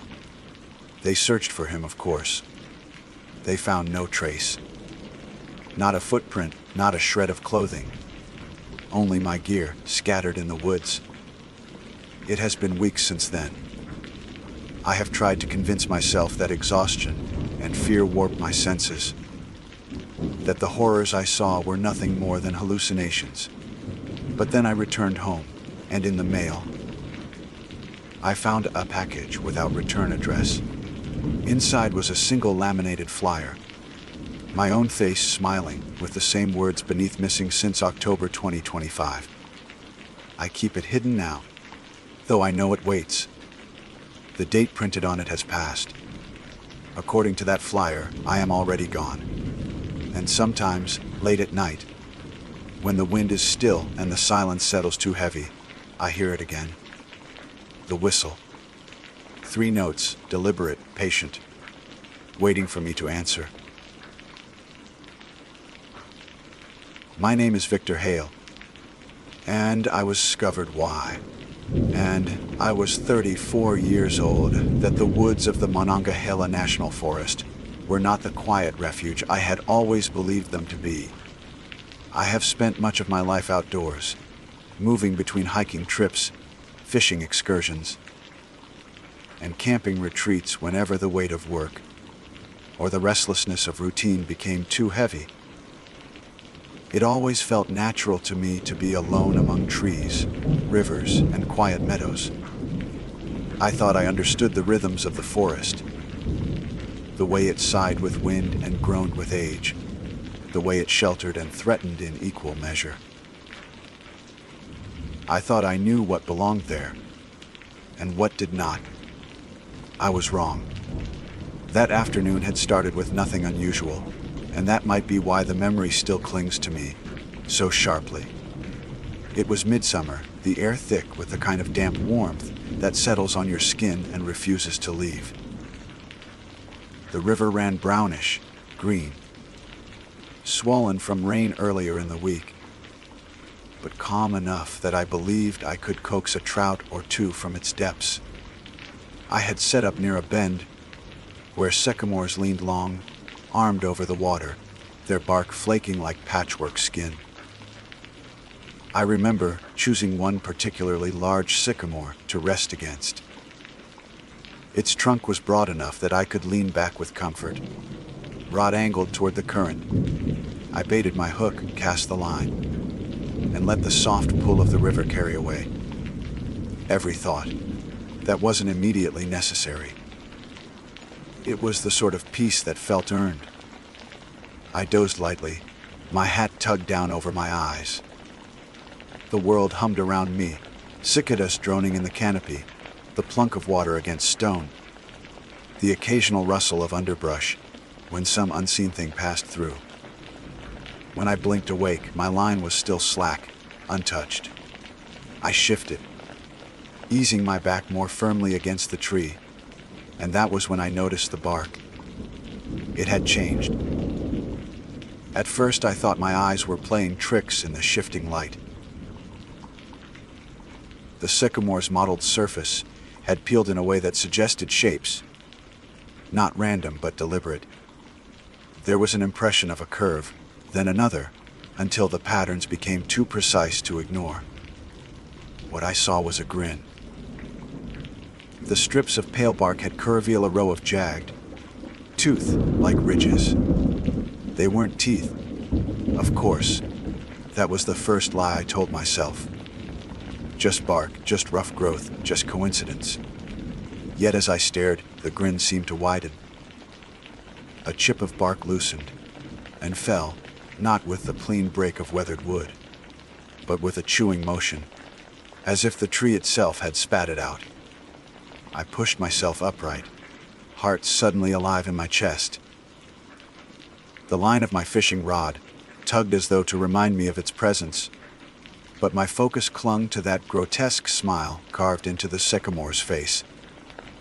I blinked hard, stepped back, rubbed at my eyes until little sparks danced across my vision. When I looked again, the bark hung limp and ordinary, its pale patches blending with darker skin. The grin dissolved into nothing but weathered tree flesh. Relief came quick, ridiculous in its intensity. I laughed under my breath, shook my head at myself. Long afternoons alone can play tricks, I knew that well.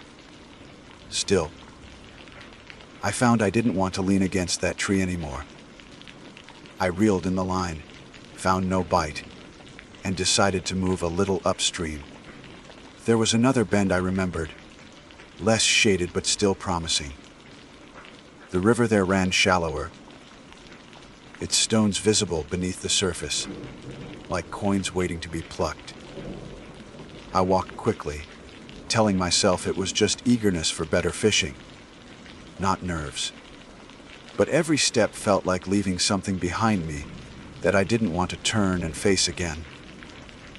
For the rest of the day, nothing unusual happened.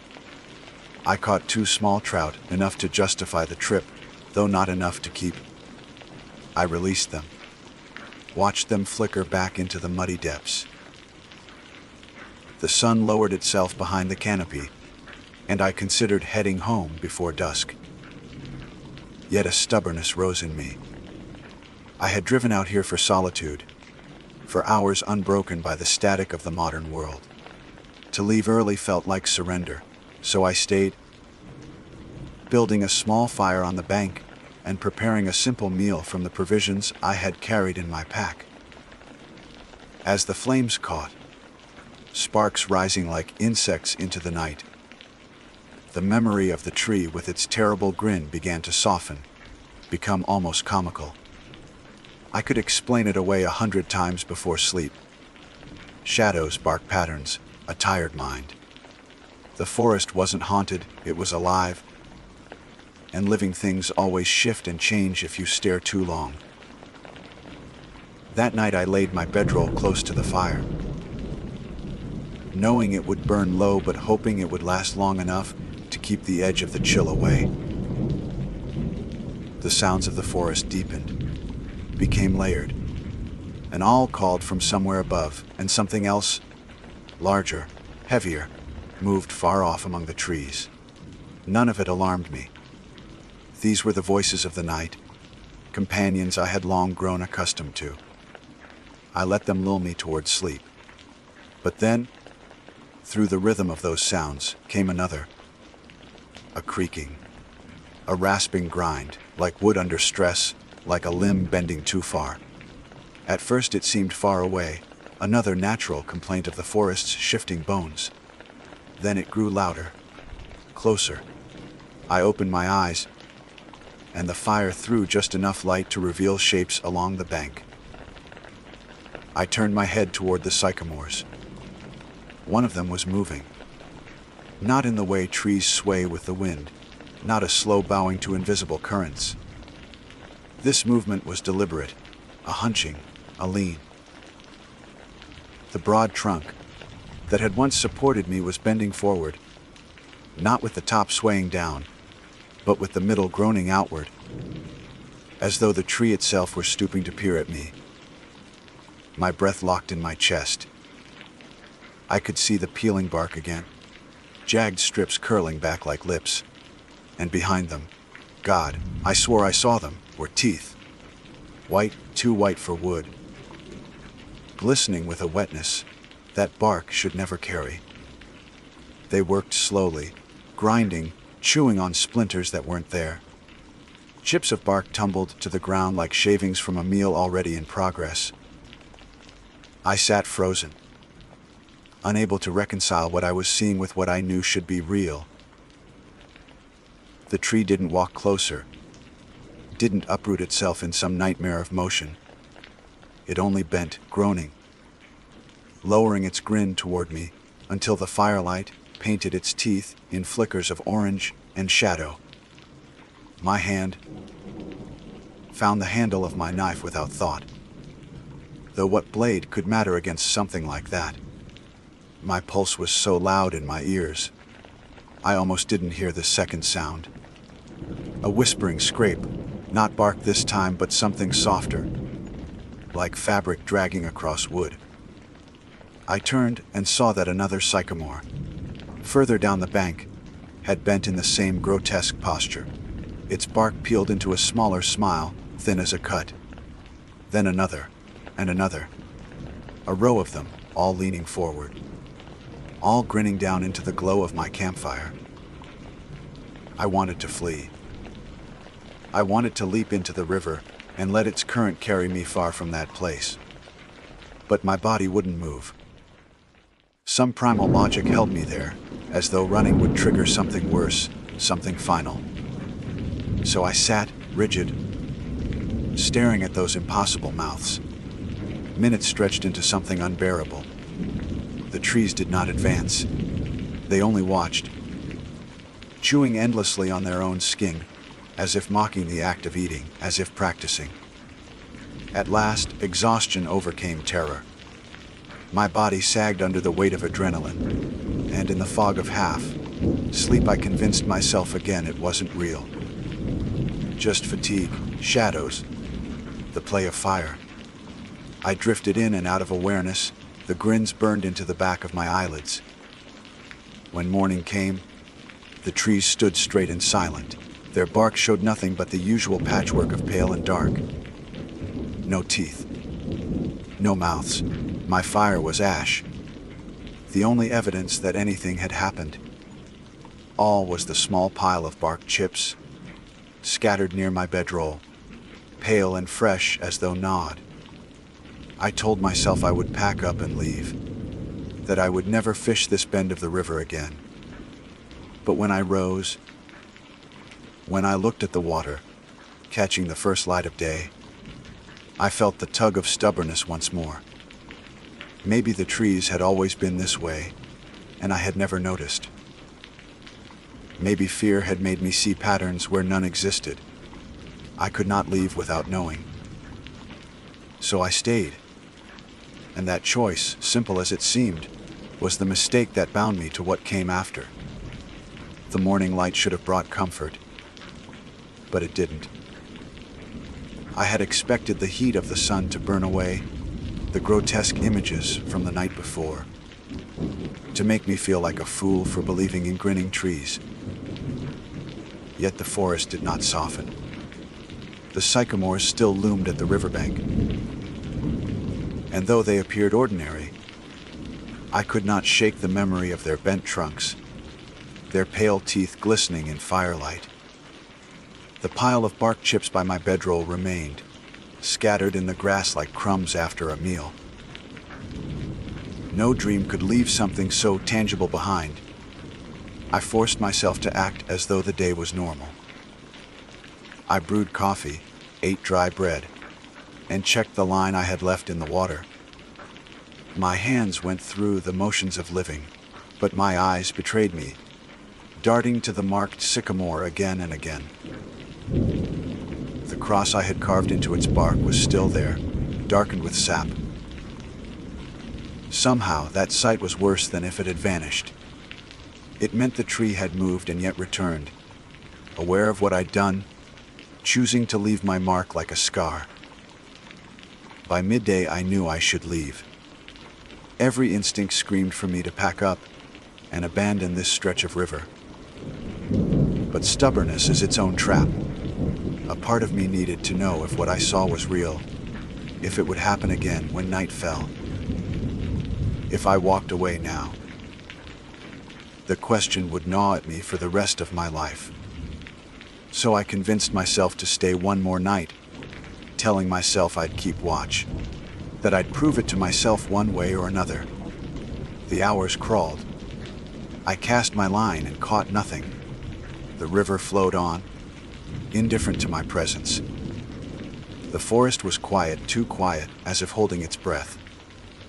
Even the insects seemed subdued, their droning faint, hesitant. My thoughts spiraled until the sun dipped low and the light shifted toward gold. When I built my fire that evening, I set it closer than before, piling wood high so the flames roared. I positioned my bedroll where I could see the sycamore clearly. The carved cross glowed pale in the shifting light. I sat with my knife in hand, waiting. At first, nothing. The forest creaked in the usual way, branches shifting, leaves rustling in small gusts. The fire popped and spat sparks. My eyelids drooped. Then came the groan. It was subtle at first, no louder than the sound of wood settling. But as the minutes passed, the groan deepened into a drawn-out creak, like something bending under strain. My body went rigid. The sycamore leaned. Slowly, steadily, its massive trunk arched forward. Impossibly supple for something so old and rooted. The carved cross tilted with it, vanishing into shadow as strips of bark peeled back. The grin revealed itself again. White ridges glistened where no teeth should be. They moved, chewing bark to splinters, each fragment tumbling with a dry clatter onto the soil. My stomach twisted. I staggered to my feet, knife raised though it felt like a child's toy against that towering mass. My fire flared, but the tree didn't recoil. It leaned closer. The chewing sound grew louder, joined by others. I turned and saw more sycamores bowing forward, one by one, their bark splitting into grotesque mouths. They chewed in unison, spitting chips into the night. And then came the sound. Not words at first, but syllables pulled through straining wood, groaning vowels shaped from creaks and cracks. My blood froze as the marked sycamore forced them into a word. Stay. I backed toward the fire, heart slamming in my chest. Stay, the voice dragged again, deeper, more deliberate. The others joined, their creaks layering into a terrible chorus. Stay. Stay. I shouted, my voice breaking. What are you? The forest answered only with its demand, the word grinding through wooden throats. The air grew heavy, thick with sap and rot. My fire sputtered as if shrinking from them.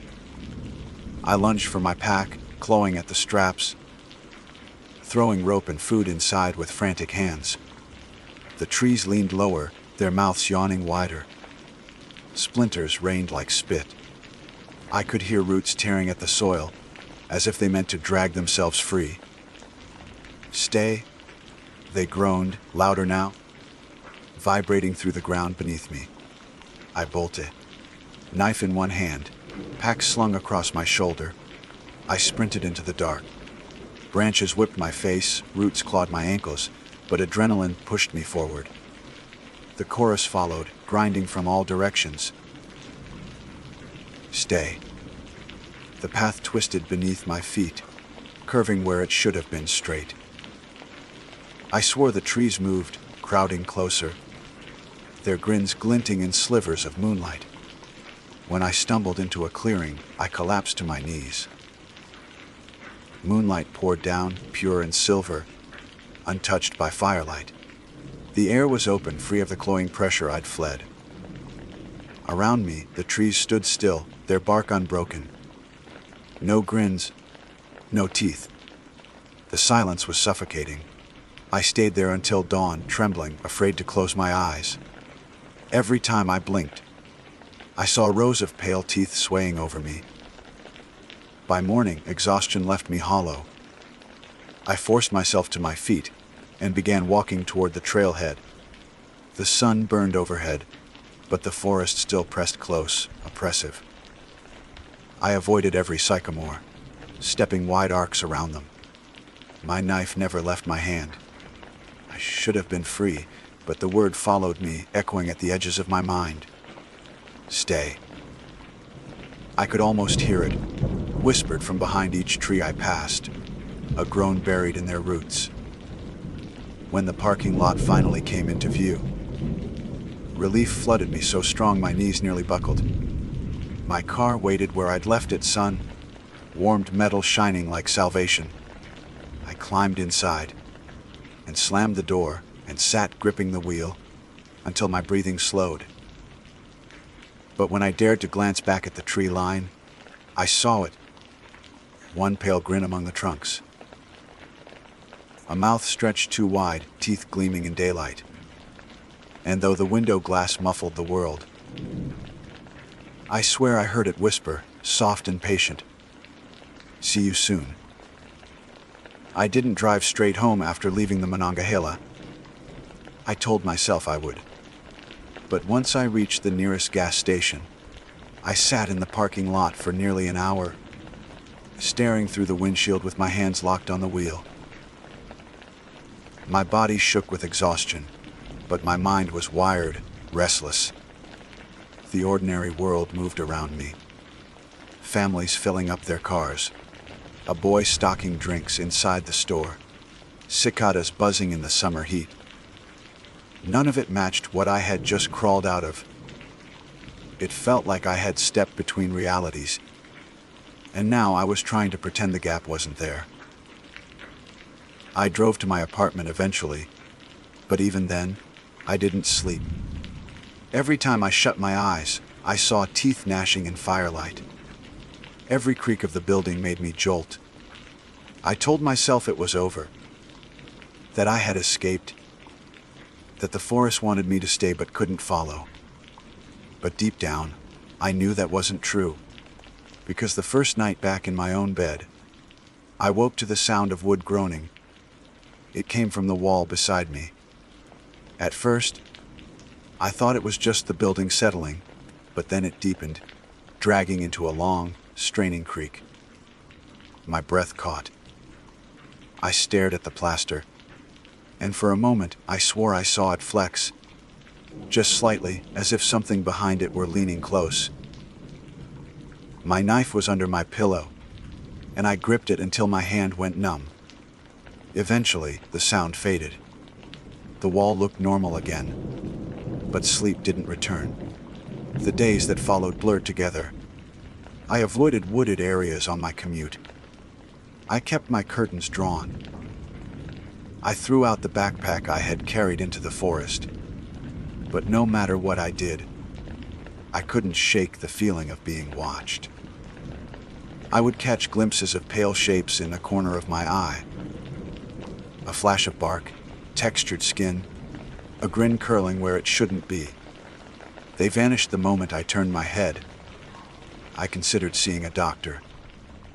Maybe it was stress, hallucinations, something explainable. But then I noticed the bark chips. They started small, a scattering on my living room floor one morning, pale curls of wood where none should be. I swept them up, convinced I had tracked them home without realizing. The next day, there were more. On the kitchen counter, inside the sink, even on the pillow beside me when I woke. The smell of sap followed, sweet and cloying, filling the apartment no matter how many times I scrubbed. That was when I understood I hadn't escaped. I had carried it with me. The whisper came next. At first, I thought it was my neighbors through the thin walls. Some argument carried low and strange. But the words were too familiar. The syllables groaned, drawn out. Stay. I pressed my hands over my ears, but the sound seemed to come from inside the walls, inside the floorboards. Every piece of wood in that apartment had become a mouth. I fled that night. I packed a single duffel bag, locked the door behind me, and drove with no destination in mind. The highways stretched dark and endless, lit only by the occasional pair of headlights passing the other way. I ended up at a cheap roadside motel hours later, collapsing into a bed that smelled of bleach. The mattress was thin, the ceiling stained, but at least it wasn't home. For one night I almost believed I was safe. Then, at 3 a.m., I woke to the sound of chewing. It came from the headboard. The wood frame of the bed shuddered, creaking in a rhythm too deliberate to mistake. I scrambled back, nearly falling to the floor. Pale shavings curled onto the sheets, fresh and sharp. The bed was eating itself. I bolted into the parking lot barefoot, duffel clutched in my arms. The night air was heavy, humid, alive with insect song. My car waited where I'd left it, and I drove until the sky lightened at the horizon. Since then, I've been moving from place to place, never staying long. Cabins, motels, friends' couches. But no matter where I go, the forest follows. It hides in furniture, in door frames, in the bones of every building I enter. Wood is everywhere, and wood remembers. I've come to realize the forest doesn't just want me inside it. It wants me always. I've thought about telling someone. A priest, maybe, or a scientist, or even just a stranger at a bar. But what would I say? That the trees have teeth, that they've learned to speak, that they want me to stay. In a way I can't escape. They'd call it madness. And maybe it is. But madness doesn't leave bark chips on your pillow. Madness doesn't whisper your name in creaks of oak and pine. I'm writing this now in another motel. The kind where the curtains don't close all the way, and the carpet is damp no matter the season. The desk is pressed against the wall, its surface nicked and scarred from years of careless guests. As I put pen to paper, I can hear it. That faint, rhythmic grind. Wood chewing itself raw. The teeth are never far now. Sometimes I see them in the edges of mirrors. Rows of pale ridges forming in wooden door frames. Sometimes they appear in places they shouldn't, like the dashboard of my car, or the handle of my knife. They don't always move, but I know they're waiting. I understand the truth now. The forest wasn't just trying to keep me. It was teaching me, pulling me into its rhythm. Every groan of timber, every crack of boards under weight, it's all language. A language older than words, spoken by roots and bark, and the slow grind of growth. And I think it's changing me. My teeth ache constantly now, as if pushing against bone. Sometimes when I spit into the sink, I see splinters among the saliva, pale slivers that shouldn't be there. My gums bleed sap instead of blood.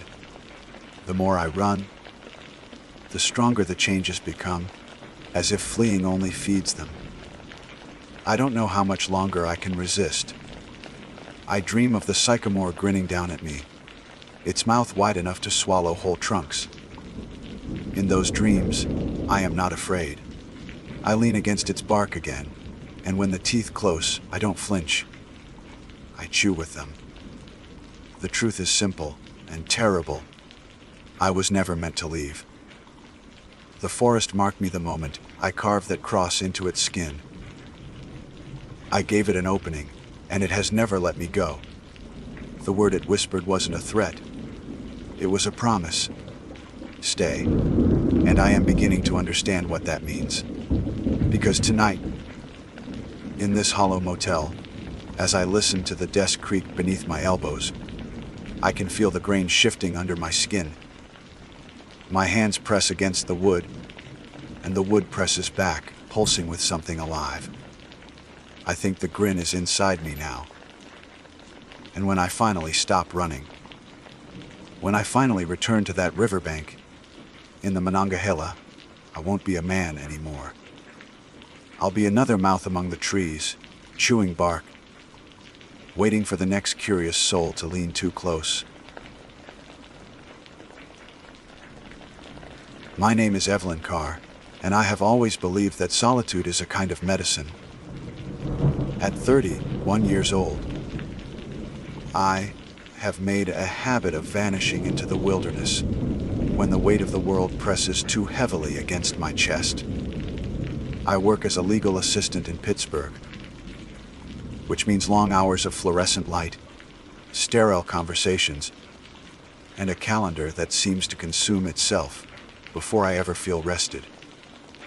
When I finally negotiated a week of vacation, I loaded my gear into my small Subaru and pointed it south toward the Monongahela National Forest. I wanted quiet nights, star-filled skies, and the kind of sleep you can only find under canvas, wrapped in the heartbeat of the woods. I stopped at the ranger station, a habit ingrained in me from years of backcountry camping. It felt good to check in, to mark my presence on some logbook, as though it tethered me faintly to civilization. The man at the desk introduced himself as Ranger McBride. He was older than me by at least 20 years, his face etched by weather, his hair graying but still thick. He had that presence people gain after decades in wild places. A steady calm, but with an undercurrent of caution. Like he knew too much of what the forest could hold. When I told him my plan, his expression darkened. I explained that I wanted to camp somewhere near the ridge, perhaps close to the old fire tower, since I had read it offered clear views of the valley. His chair creaked as he leaned forward. "The tower's not a good idea," he said. His tone wasn't friendly suggestion. It was clipped, heavy with finality. That structure's condemned. Nobody's maintained it for years. You'd do better at Stone Creek or Little Bear Hollow. I smiled politely, thinking he was exaggerating, as rangers sometimes do when they want people near fragile sites. I won't climb it, I promised. Just camp nearby.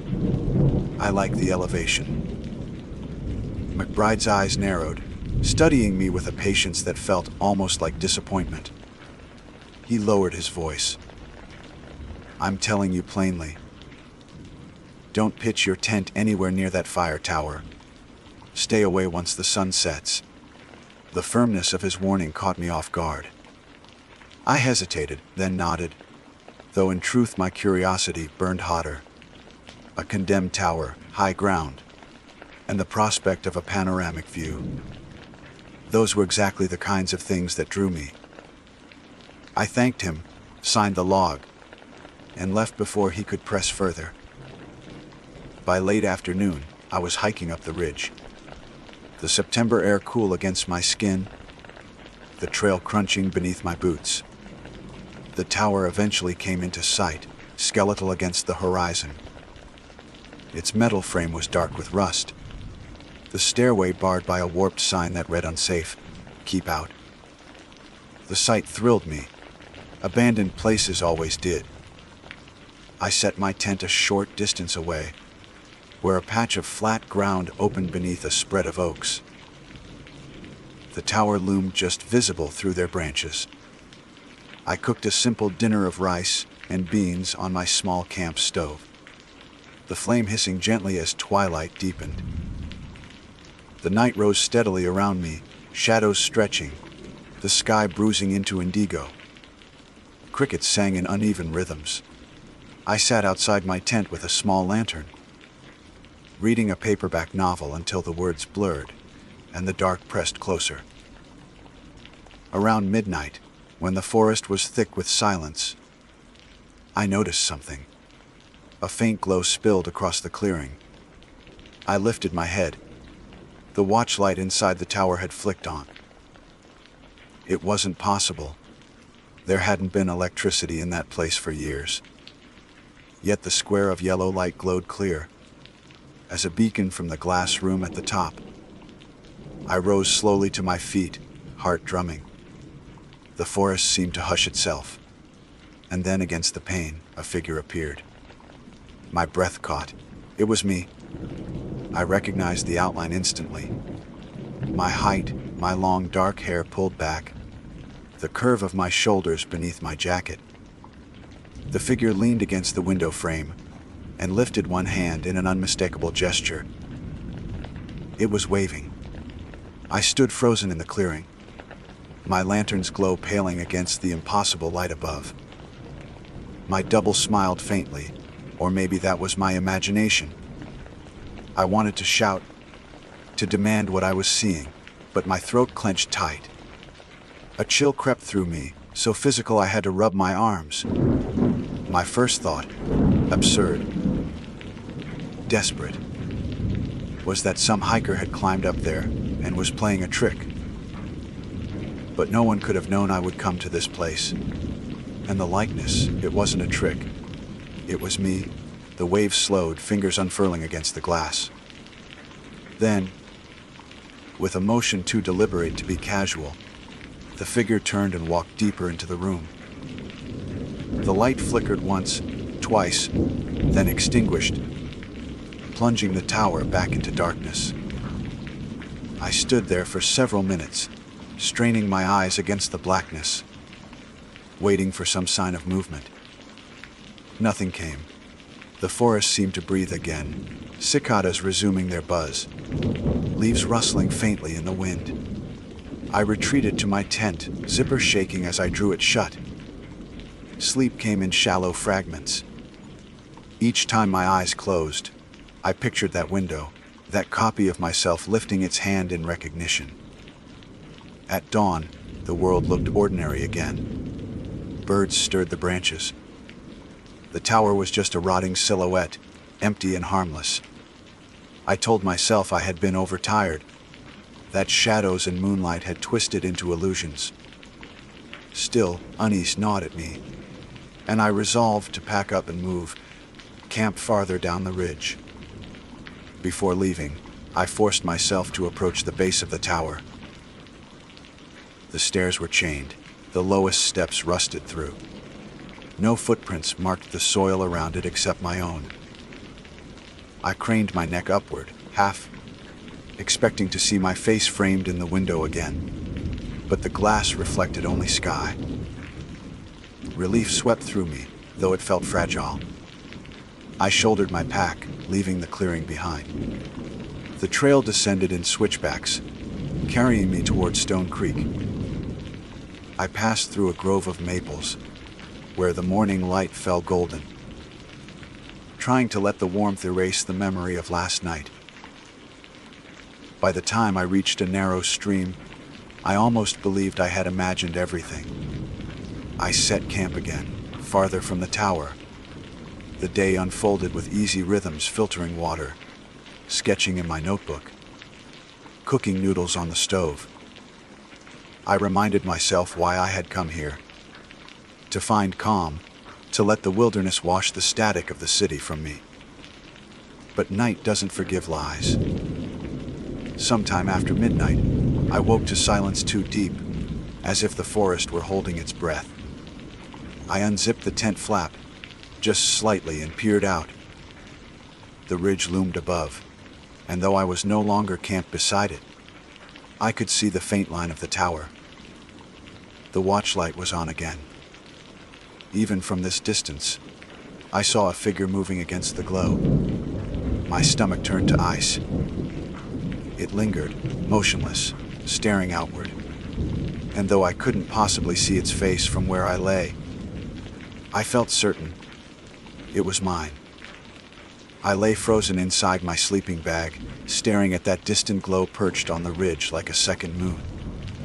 Every instinct told me not to look, but I couldn't turn away. The tower was miles from power lines, yet its watchlight burned steady, a warm yellow against the cold branches. My stomach tightened as the figure shifted, pressing closer to the window.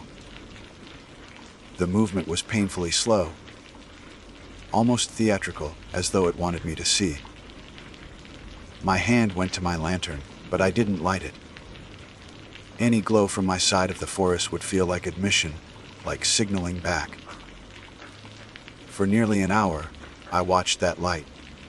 Sometimes the figure lifted its arm, an imitation of a wave, but more often it simply stood there, still as a reflection waiting for water to ripple. When the light finally cut out, I stayed awake long after, listening for footsteps, expecting whispers against my tent. None came, only the long drag of wind through the trees. The morning arrived too bright, too cheery. Sunlight filtered through my nylon walls like liquid gold. I crawled out stiffly, muscles aching with unease. The ridge looked innocent in daylight. The tower was a harmless husk again, rusted metal ribs against a sky of scattered clouds. I made oatmeal, forcing bites past the knot in my throat. By noon, I convinced myself to hike deeper into the forest. Putting distance between myself and that structure felt like the only logical choice.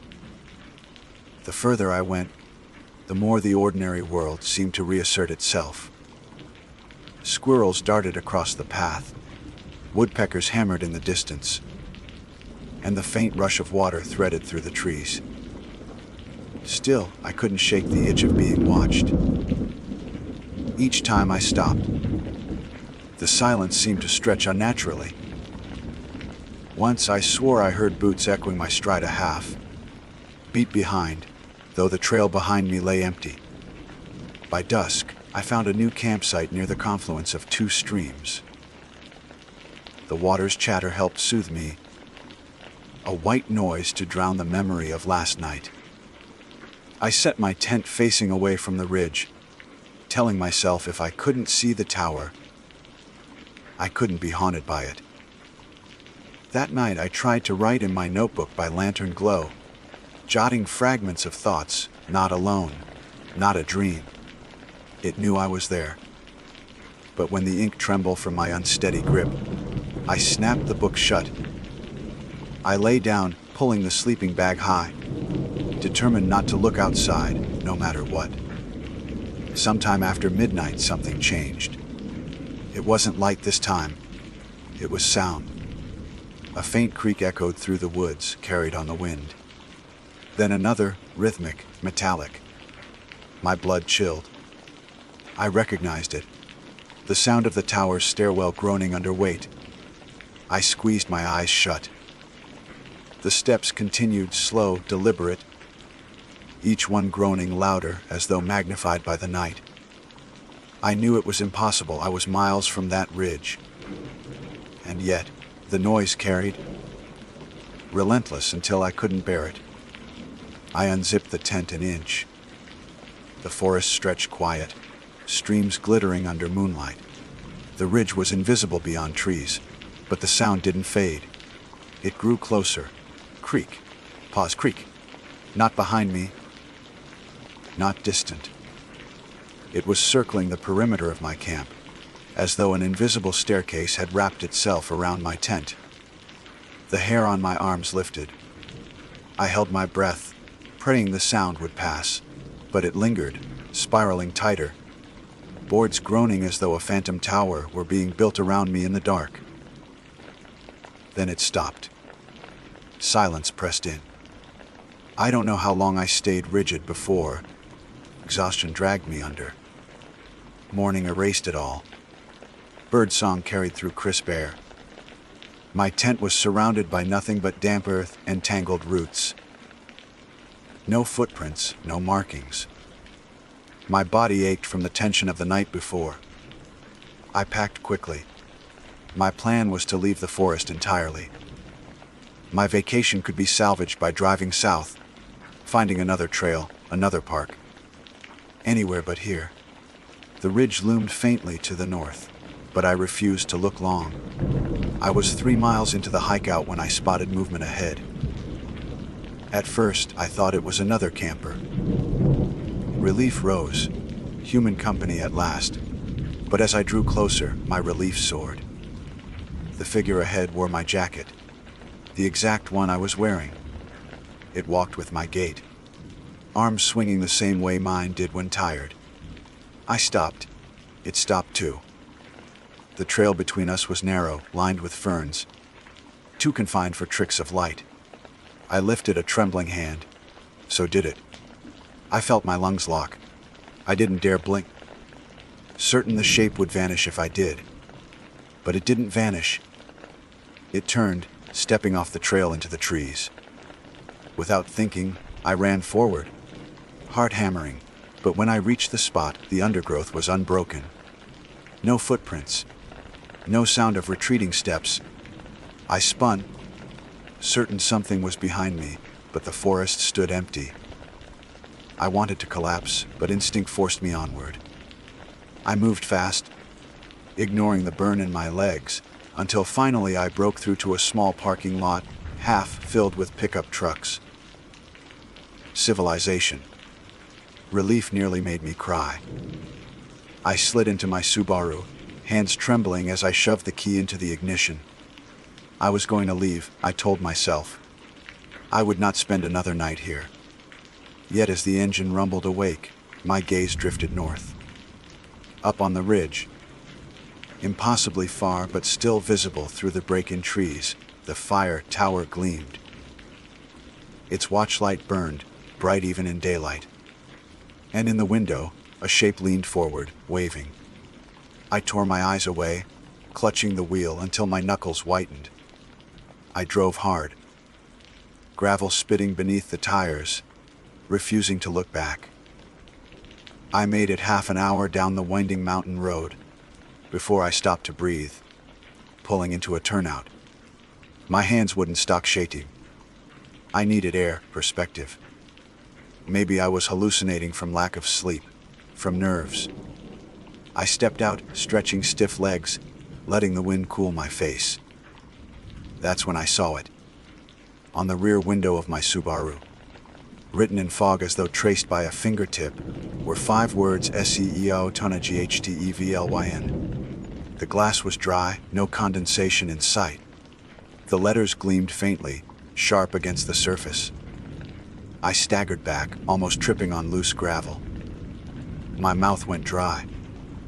And then, far up the mountain, carried impossibly on the wind, I heard the creak of a stairwell. I drove until the road seemed to blur, curves repeating like a nightmare looping on itself. I expected the forest to thin, for gas stations or small towns to break through the monotony. But mile after mile passed with nothing but trees pressing tight against the edges of asphalt. It didn't make sense. On my map, the ranger station should have been within 40 minutes. Yet the clock on my dash insisted. I had been driving for over an hour. When the first road sign appeared, I nearly cheered with relief. But the letters carved into green metal made my stomach drop. Old D Fire Itaoiar to Malas. I slammed the brakes so hard the Subaru skidded sideways, gravel spraying across the shoulder. My chest seized as I stared at the sign. I had never seen it before, and yet its arrow pointed north, back toward the ridge I had been fleeing. My hands trembled on the wheel. I forced myself to breathe, to think. Roads loop, signs weather, mistakes happen. I told myself it was a coincidence. But in my gut, I knew the forest wasn't letting me leave.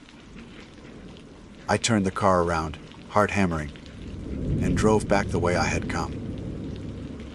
For a few blissful minutes, the woods opened onto views of distant hills.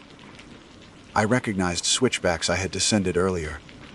Relief flickered, until I rounded another bend and nearly screamed. The tower stood ahead, perched at the end of a dirt access road. Its skeletal frame rose tall and stark, its watchlight burning steady, even under the glare of midday sun. I braked again, gravel crunching under my tires. The world tilted. I could feel it. That same creak of invisible steps, echoing faintly under the weight of something climbing. I reversed wildly, swerving until the car faced downhill. My breath came ragged, the wheels slick with sweat under my palms. Help. I needed someone to break whatever loop I was caught inside. The ranger station. McBride. It was my only chance. I tore down the mountain road, eyes darting between the windshield and rearview mirror. Every shadow between the trees seemed to ripple. At one point, I thought I saw my own reflection running beside the car, hair streaming, face twisted into a grin. I refused to look again. When the squat outline of the ranger station finally appeared, relief washed through me so fiercely I nearly sobbed. I pulled into the gravel lot, brakes squealing, and stumbled out. Inside, the air smelled of dust and pine cleaner. McBride looked up from behind the counter, eyebrows raising at my disheveled state. "You ignored me, didn't you?" he asked softly. I gripped the edge of the desk, knuckles white.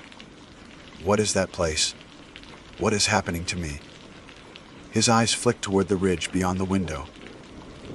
For a moment, he didn't speak. Then, with a sigh, he rose and shut the office door. The tower was condemned after a lightning strike. In 1983, he said. No one should have been up there, but a girl was. Evelyn Carter. She'd been camping against advice, just like you. When the storm rolled in, the structure caught fire. They never recovered her body. But, he paused, his jaw tightening. People say she never left. I stared at him, blood roaring in my ears. Her name was Evelyn Carter. His gaze settled heavy on me. Yes, my legs weakened. My name too close, too sharp an echo. My voice broke. It's me up there. I saw myself. McBride's eyes softened, though his face hardened with pity. Then you've already been marked. Once she sees you, it doesn't end by walking away. I shook my head violently. No, I can leave. I can drive. I don't believe this. You can try, he said quietly. But the tower's light follows its own rules. I've warned a dozen hikers over the years. Not all of them made it out. I backed away, the office air suddenly stifling. McBride didn't chase me. His eyes held a grief that told me chasing would be useless. I fled to the Subaru, throat tight. I had to try. The road wound downward again, same as before. My speed climbed, hands gripping the wheel, so hard my fingers ached. The forest blurred, until headlights cut through fog that hadn't been there a moment before. The car screeched as I slammed the brakes. Through the haze, a structure emerged. The tower. The access road yawned wide, pulling me toward it like gravity itself had bent. I killed the engine, heart punching against my ribs. The light above flickered, steadying into a glow that spilled across the clearing. And there she was. She leaned against the window frame, hair falling in the same waves as mine, her smile a cracked reflection of my own. She lifted her hand. This time I lifted mine too. For a heartbeat, the world fell silent, as though my gesture had sealed something. Then the door at the base of the tower groaned open. I don't remember stepping out of the Subaru. I only remember the cold pulling me forward, my boots crunching gravel as if my body had been claimed. The stairs creaked underfoot, the exact sound I had heard circling my camp. Each groan echoed through marrow, a sound odor than rust and wood. Halfway up, I looked down. The forest stretched infinite, shadows swaying though no wind stirred. My car was gone. Only the tower and trees remained. I climbed. At the top, the watchroom door stood ajar. Warm yellow light spilled across the platform. My hand shook as I pushed it open. Inside, the air smelled of smoke and rain. A desk sat scorched, maps curling into blackened edges, and standing by the window, facing me with unbearable familiarity, was myself. She smiled, wide and patient. Her eyes, my eyes, gleamed with something colder than reflection. "You came," she said. Her voice was mine, but layered, as if two versions spoke in harmony. I tried to step back, but the door slammed shut behind me. She moved closer, the light brightening until it stung my eyes. Her skin shimmered like heat mirage, blurring at the edges. "You don't understand," she whispered. "You've always been here." I shook my head, throat tight. "No, I'm alive. I'm Evelyn Carr. I have a job, a home, a life." She tilted her head, pity soft on her face. "Names change. You were Carter once. You'll be her again." The floor shifted beneath me. Firelight flickered along blackened walls, the smell of burning wood thickening until I gagged. Smoke rose, choking. I stumbled to the window, desperate for air. The forest below wasn't the forest anymore. It was ash. Blackened trunks stretched like bones, and within the haze, countless figures moved. Duplicates of hikers, campers, people whose faces flickered between strangers and my own. Each one turned toward the tower, their arms lifting in a wave. "No," I whispered. The other me stepped closer, her hand pressing against my chest. Her palm was cold as stone. "It doesn't hurt," she promised. "It's only a return." I felt the floor buckle, fire roaring louder. My lungs burned, vision blurring with smoke. Her face was the last thing I saw. My face smiling as the watchlight blazed white. And then, silence. I don't know if I woke or if I never left, but sometimes, when the forest goes still, and the ridge is cloaked in dark, I feel the tower shift beneath my feet. I lean against the glass, watching the clearing below. And there, through the trees, I see a camper step into view. She looks just like me. I lift my hand and wave. My name is Nolan Price, and I have always considered myself a careful man. I am 32 years old, employed as a surveyor, and accustomed to working in environments where a single misstep can cost both time and safety. Perhaps that is why I find myself compelled to put this account into words with clarity and precision, for it is not only a recollection but also a warning. I cannot pretend to explain what happened to me with any certainty, but I will recount it as accurately as I can, without embellishment, exactly as I experienced it. The incident began when I decided to take a short trip alone into the mountains of western Pennsylvania. I had spent much of my adult life camping recreationally, though not often by myself. This time, however, I wanted solitude. a reprieve from the dull repetition of work and the faint but unrelenting ache of isolation that had begun to creep into my daily existence. I thought that a weekend in nature, without emails, phone calls, or the constant hum of traffic outside my apartment, might restore some equilibrium. I left my car parked at a small gravel turnout along a forest road and hiked a mile or so down to a creek I had marked on my topographic map. It was a modest stream, no more than 15 feet across at its widest point, its water clear and fast, moving, rolling over rounded stones and fallen branches. The forest pressed close on both sides, oaks and sycamores leaning overhead. And in the early evening light, the entire valley seemed hushed, except for the ceaseless murmur of running water. I chose a spot along a bend where the creek widened and slowed slightly, forming a shallow pool before continuing its restless journey downstream. The ground was mostly level, carpeted with moss and leaf litter, with a view of the creek only a few steps away. It struck me as a perfect campsite. I pitched my small tent, staked it firmly into the ground, and prepared a modest fire with the dry twigs and branches scattered nearby. As I worked, I noticed something peculiar about the air beside the creek. It felt heavy, almost charged, the way it sometimes does before a thunderstorm, though the sky was clear and tinged with pink from the sinking sun. The sensation was subtle enough that I dismissed it as simple fatigue from the hike.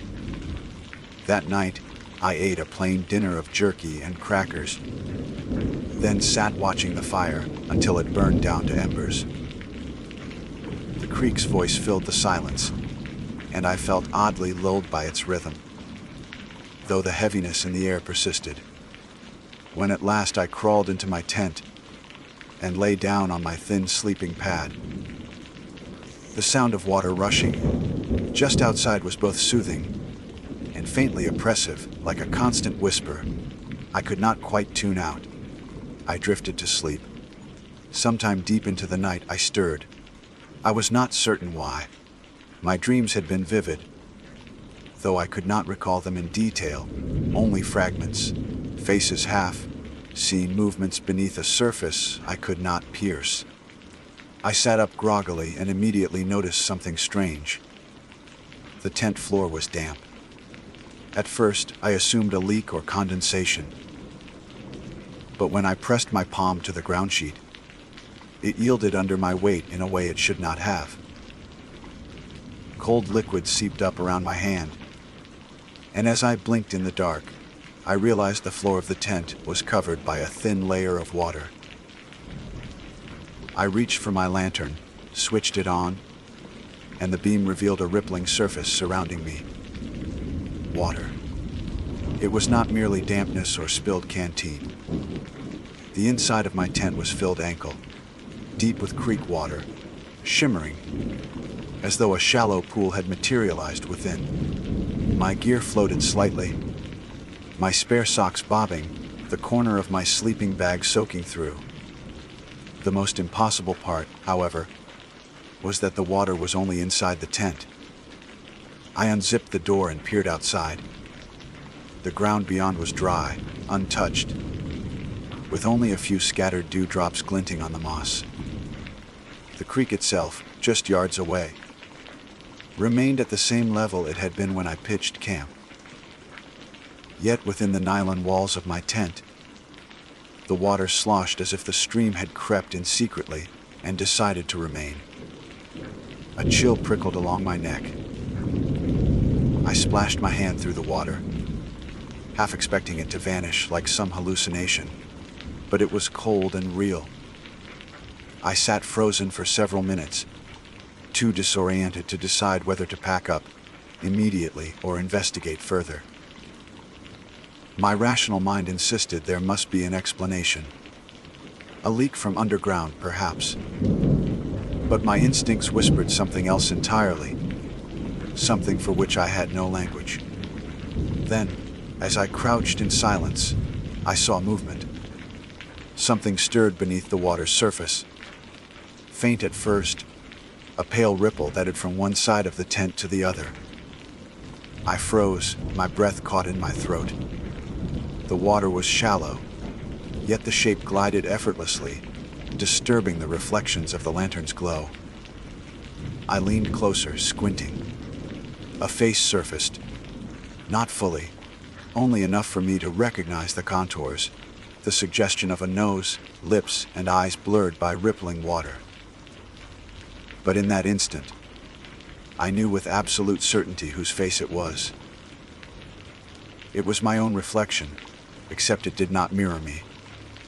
The mouth opened underwater, releasing bubbles that burst at the surface, though I had not spoken.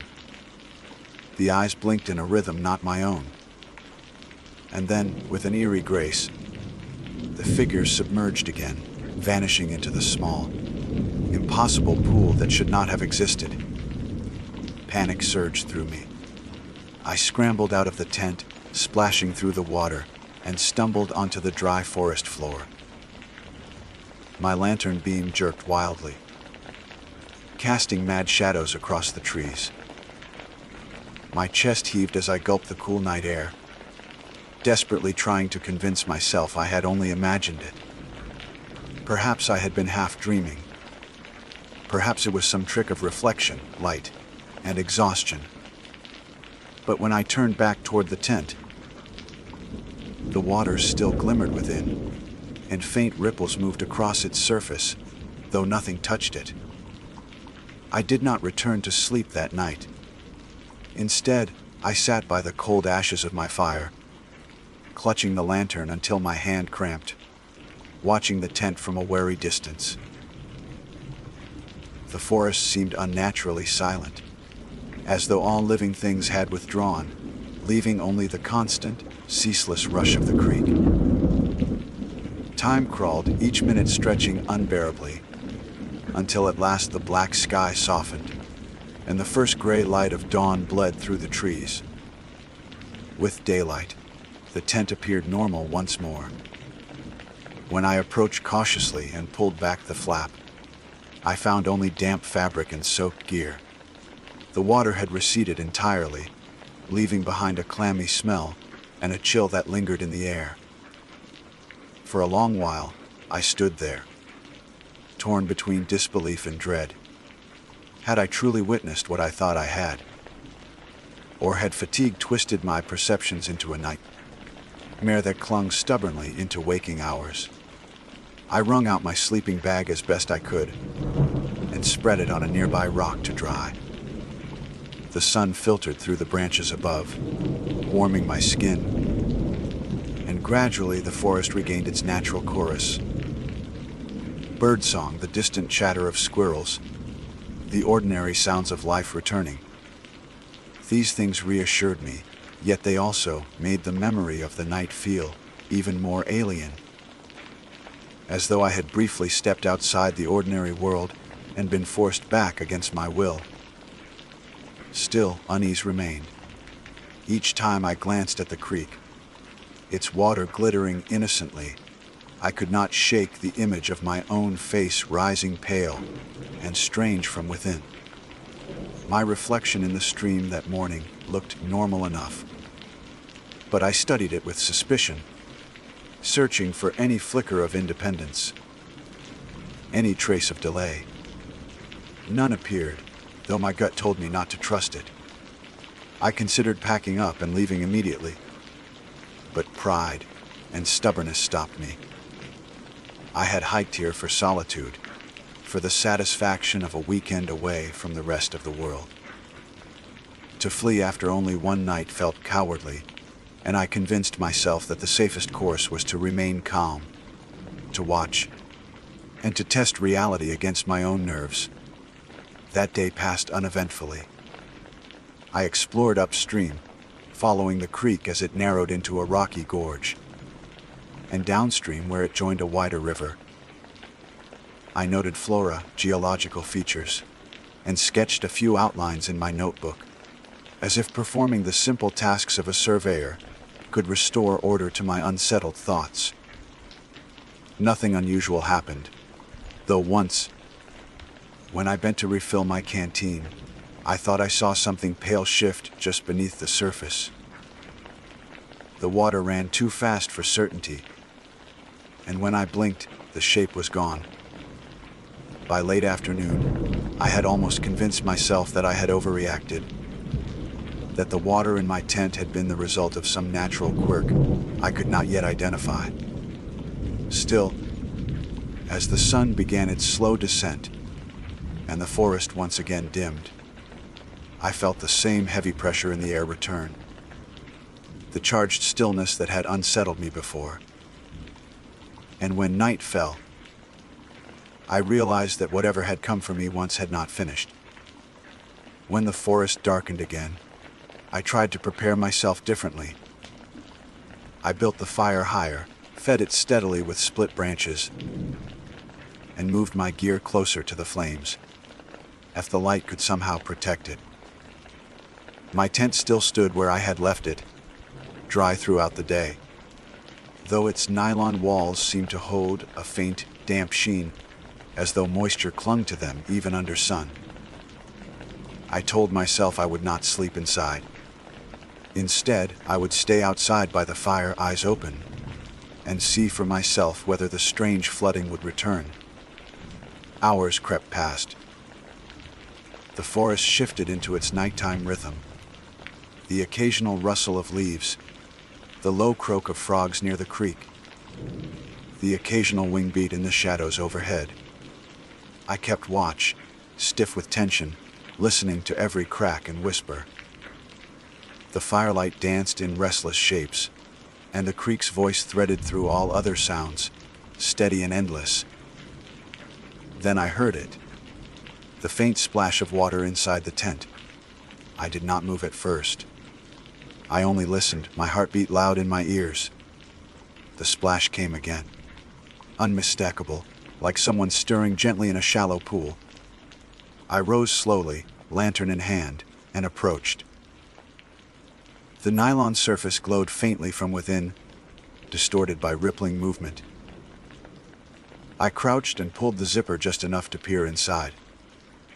Water filled the tent once more, deeper this time, up to the level of my sleeping pad, which floated half, submerged like a raft. And in the lantern's dim glow, I saw movement beneath the surface. The face surfaced again. My face. It was clearer now.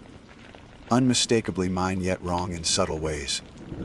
The skin too pale, the eyes slightly too wide.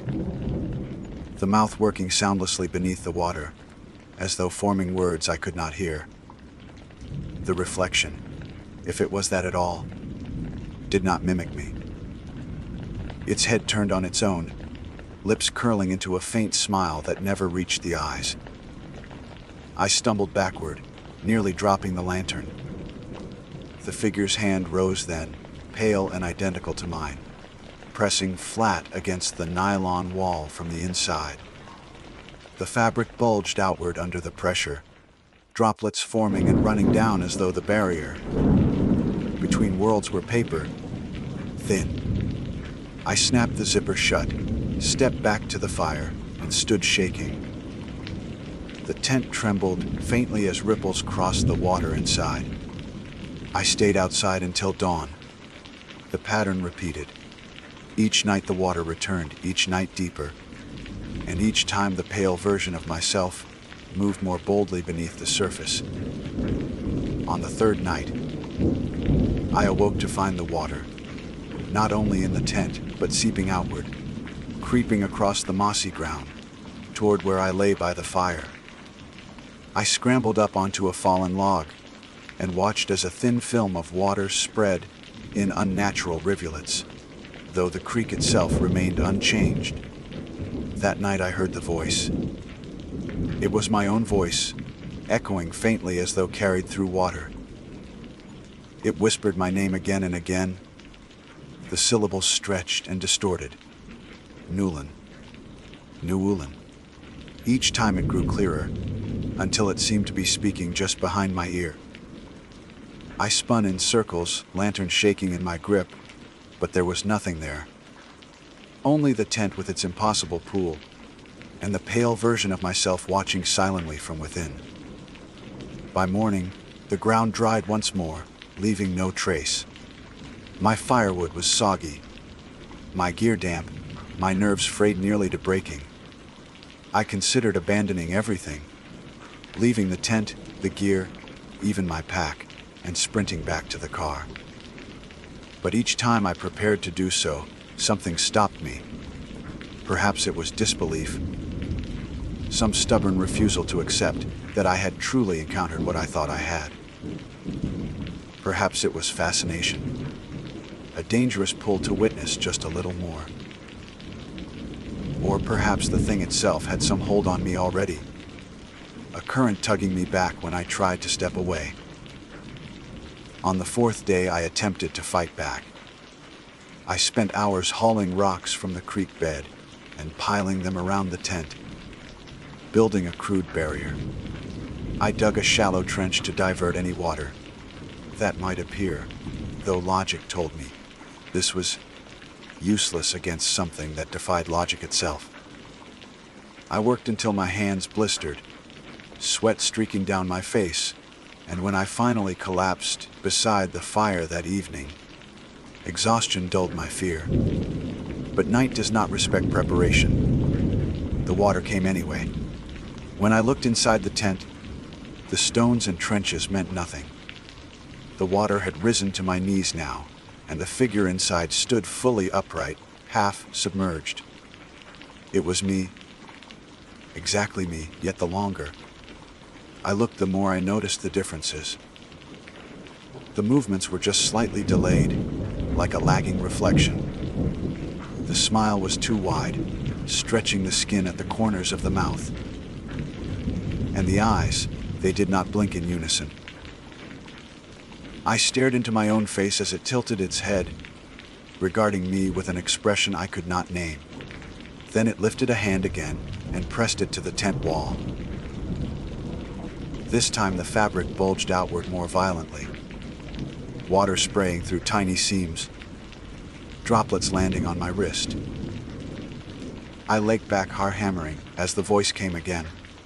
This time not whispered but spoken clearly, perfectly in my own tongue. Let me out. I did not sleep that night.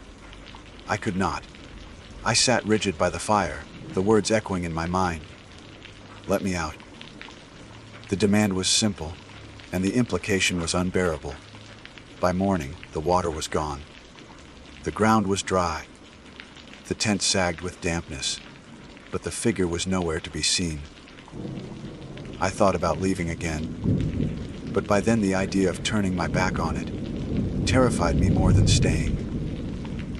What if it followed me? What if I returned home only to find my apartment flooded, my mirror filled with something watching? So I stayed, trapped by dread and an inexplicable tether I could not cut. The fifth night was the worst. I woke to find the fire completely drowned, the logs hissing beneath a sheen of water that stretched across the entire clearing. My lantern beam revealed shallow ripples, spreading outward in every direction, reflecting the twisted shapes of trees. I scrambled onto the same fallen log I had used before, my boots splashing, but the water rose steadily even there. The tent bulged grotesquely, its walls distended as though filled beyond capacity. And then the fabric split. With a tearing sound, water gushed outward, flooding the ground around me. I staggered back, nearly falling, as the figure emerged. It stepped through the ragged opening, dripping and pale, water cascading from its shoulders. It stood upright, its form identical to mine down to the last detail. The same clothes, the same lantern dangling from its hand, though its flame glowed an unnatural blue. Its eyes locked onto mine, and for the first time I felt an unbearable certainty. This was not a reflection, not a dream, but something that wanted to replace me. It smiled again, The stretched grin of my own face made monstrous and began to walk toward me. Each step sent ripples across the shallow flood. I stumbled backward, my breath ragged, unsure whether to run or confront it. My lantern beam jittered across its features, and in that flickering light, I saw my own movements mirrored back at me. Every tremor of fear, every staggered breath. Except slightly ahead, as though it already knew what I would do. I turned and ran. Branches whipped against my arms as I crashed through the forest, water splashing at my heels. I did not know where I was going, only away. The sound of footsteps followed, splashing in perfect rhythm with mine. Always just a fraction closer than they should have been. I reached the creek, leapt across the narrowest part, and scrambled up the opposite bank. For a moment I dared to look back. The figure stood in the water, still smiling, the blue lantern casting unnatural shadows across the trees. It did not pursue further, but its gaze followed me unblinking, until I stumbled deeper into the woods and collapsed, gasping. I spent the rest of the night perched on a rock outcrop, too afraid to close my eyes. The water never reached me there, though I heard its movements below. The faint lap and splash, the soft whisper of my own voice calling up through the dark. By dawn, the forest looked ordinary again. The creek flowed calmly. The clearing where my tent had been appeared untouched, except for damp soil and torn fabric. My gear lay scattered, soaked and ruined, but otherwise unremarkable. If not for the clawing exhaustion in my body and the memory burning in my mind, I might have doubted it had happened at all. But I know what I saw. I know what walked out of that tent. And I know it is not finished with me. I did not know how long I sat on that rock outcrop after the sun rose. Hours, perhaps. My thoughts moved sluggishly, dulled by fatigue. But beneath that haze was a sharp core of fear that would not let me rest. Each sound of the forest, every bird call, every crack of a branch made me flinch. I scanned the trees constantly, convinced that any moment I would see my pale double, stepping silently between the trunks. Eventually, I forced myself back down to the clearing. My tent lay collapsed in a heap, its fabric torn and sagging. The ground was still damp, though no sign of standing water remained. My gear was ruined beyond use. Sleeping bag sodden, food supply scattered and soaked. Clothing heavy with moisture that stank, faintly of mildew though only days had passed. I could not remain. I gathered what little I could salvage. My map, compass, knife, and the notebook in which I had sketched. The pages were warped and blurred, but still legible in places. I left the rest behind. My only thought now was to reach the car and leave this place behind me, even if I had to hike through exhaustion and hunger. The trail back was not difficult in daylight. I knew the way, and the map confirmed it. Yet with every step I felt watched. My own shadow unnerved me. When I paused beside the creek to drink, I avoided looking too long at my reflection. Once, as I bent to fill the canteen, I caught a glimpse of another face in the water, a pale twin staring up at me. I dropped the canteen at once and hurried on without it. The further I went, the stranger the forest seemed to grow. Landmarks I had noted before. The mossy boulder shaped like a chair, the hollow tree near a fork in the path, appeared slightly altered, as if shifted in angle or proportion. At one point I swore I had passed the same fallen log twice, though I had walked in a straight line. My compass needle spun uselessly, quivering in circles. I began to suspect that I was not leaving at all. By late afternoon, hunger gnawed at me and my legs trembled with fatigue. I should have reached the road by then, but instead I found myself descending into another valley, another bend of the same creek. The sight of that familiar water made my stomach lurch. It flowed calmly, glittering in the sunlight, but I knew better than to trust it.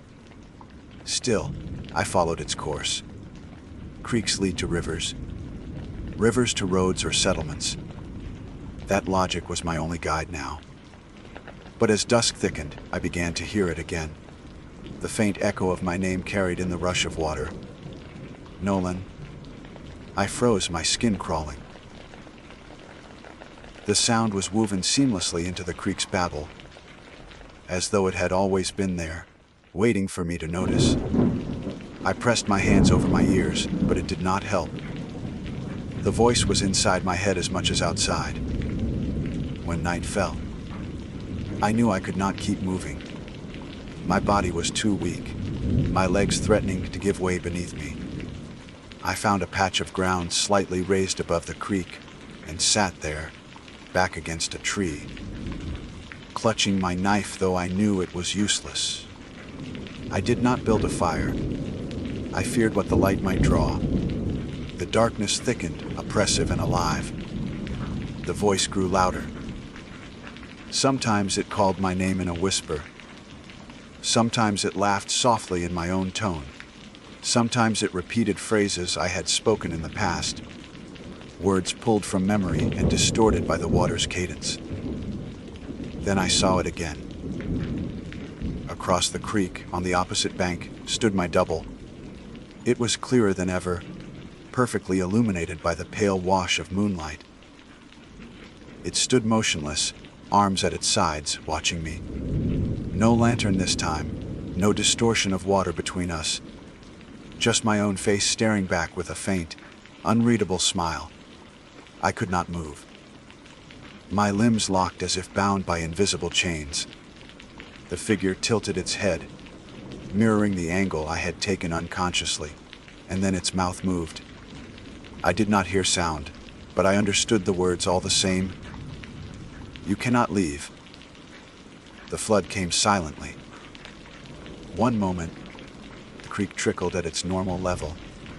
The next, a surge of water spread across the banks, rushing toward me with unnatural speed. I scrambled to my feet, climbing the tree behind me, clutching at branches like a drowning man. Within seconds, the ground, where I had been sitting, was submerged, the water rising higher and higher, until only the topmost branches of shrubs jutted above it. The figure stood calmly in the center of the flood, unaffected, its pale face steady above the rushing surface. Its eyes locked on mine, and I felt a terrible pressure in my chest, as though my heartbeat no longer belonged to me.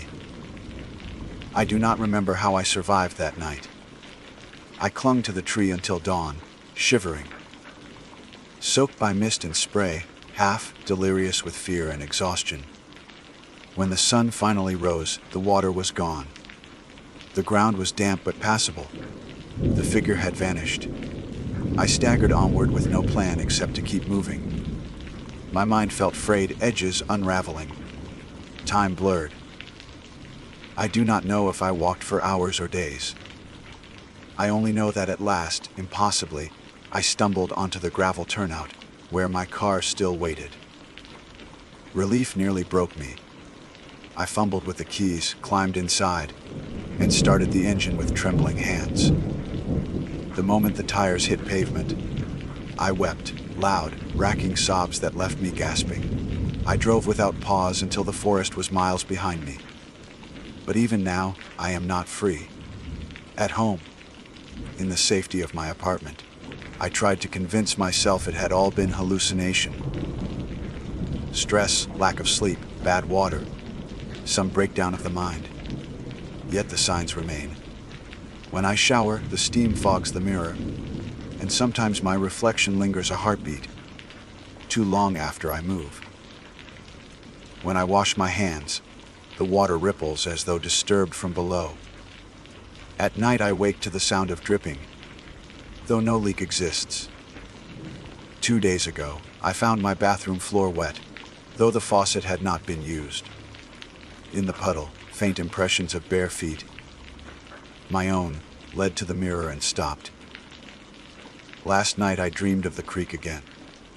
The figure stood in the water, smiling, and whispered, "Soon." I fear it has followed me, carried in the water itself.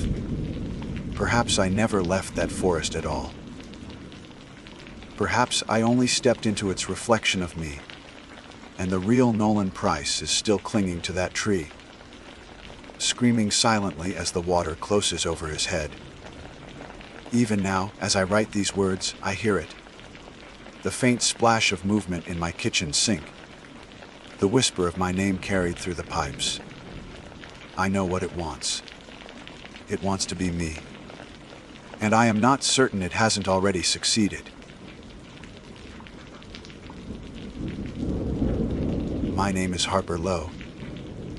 I have always carried a certain respect for the wilderness. The kind that comes not from childhood wonder, but from the uneasy knowledge that the woods, for all their quiet beauty, do not need me in order to exist. They breathe and shift with or without people, and the older I get, the more convinced I become that they might even prefer it that way. Still, I camp whenever I can. It is an odd contradiction I have with my whole life. An attraction to solitude wrapped in an awareness that the silence beyond the tree line is not truly empty. That contradiction became sharper and far less abstract during a trip one October when my friends and I stumbled into something we should have left untouched. There were 4 of us that week and myself, my closest friend Daniel, his girlfriend Elise, and her younger brother Jordan. We were not reckless in the sense that some campers are. We had a proper map, we checked the weather forecast, and we carried more food than we were likely to need. Daniel had a knack for tying efficient knots. Elise had a steady hand with the camp stove. And Jordan, though younger and more restless than the rest of us, had a curiosity that kept spirits high when miles dragged on. We planned to follow an old logging road into the northern woods, cut across country toward a lake Daniel swore was perfect for fishing, and spend 3 nights before looping back out. It was a modest plan, unremarkable even, and that is partly why none of us were prepared for what we found waiting. The first day was ordinary enough. Our packs grew heavy before the sun set. Our boots were caked in mud from low, lying bog patches, and a mild ache had crept into my shoulders by the time we settled into camp. I remember feeling grateful for the fire, the way it drew us closer as the air cooled, and for a time the evening was simple. Daniel told stories he had heard from his grandfather about wolves returning to the region. Elise laughed each time. Jordan pretended to howl in response. We ate beans straight from the pot and toasted marshmallows over the crackling logs. It was the sort of night you imagine when you think of camping. Warm, tired, a little smoky, and threaded with easy conversation. It was not until the second afternoon that everything changed. We had packed early, our tent poles slick with dew, and marched north through a stretch of uneven terrain where the ground dipped unpredictably. By mid-day, the map suggested, we were only a mile or so from the lake, though the terrain made the distance deceptive. Daniel walked ahead with the compass, Elise behind him, Jordan beside me humming under his breath.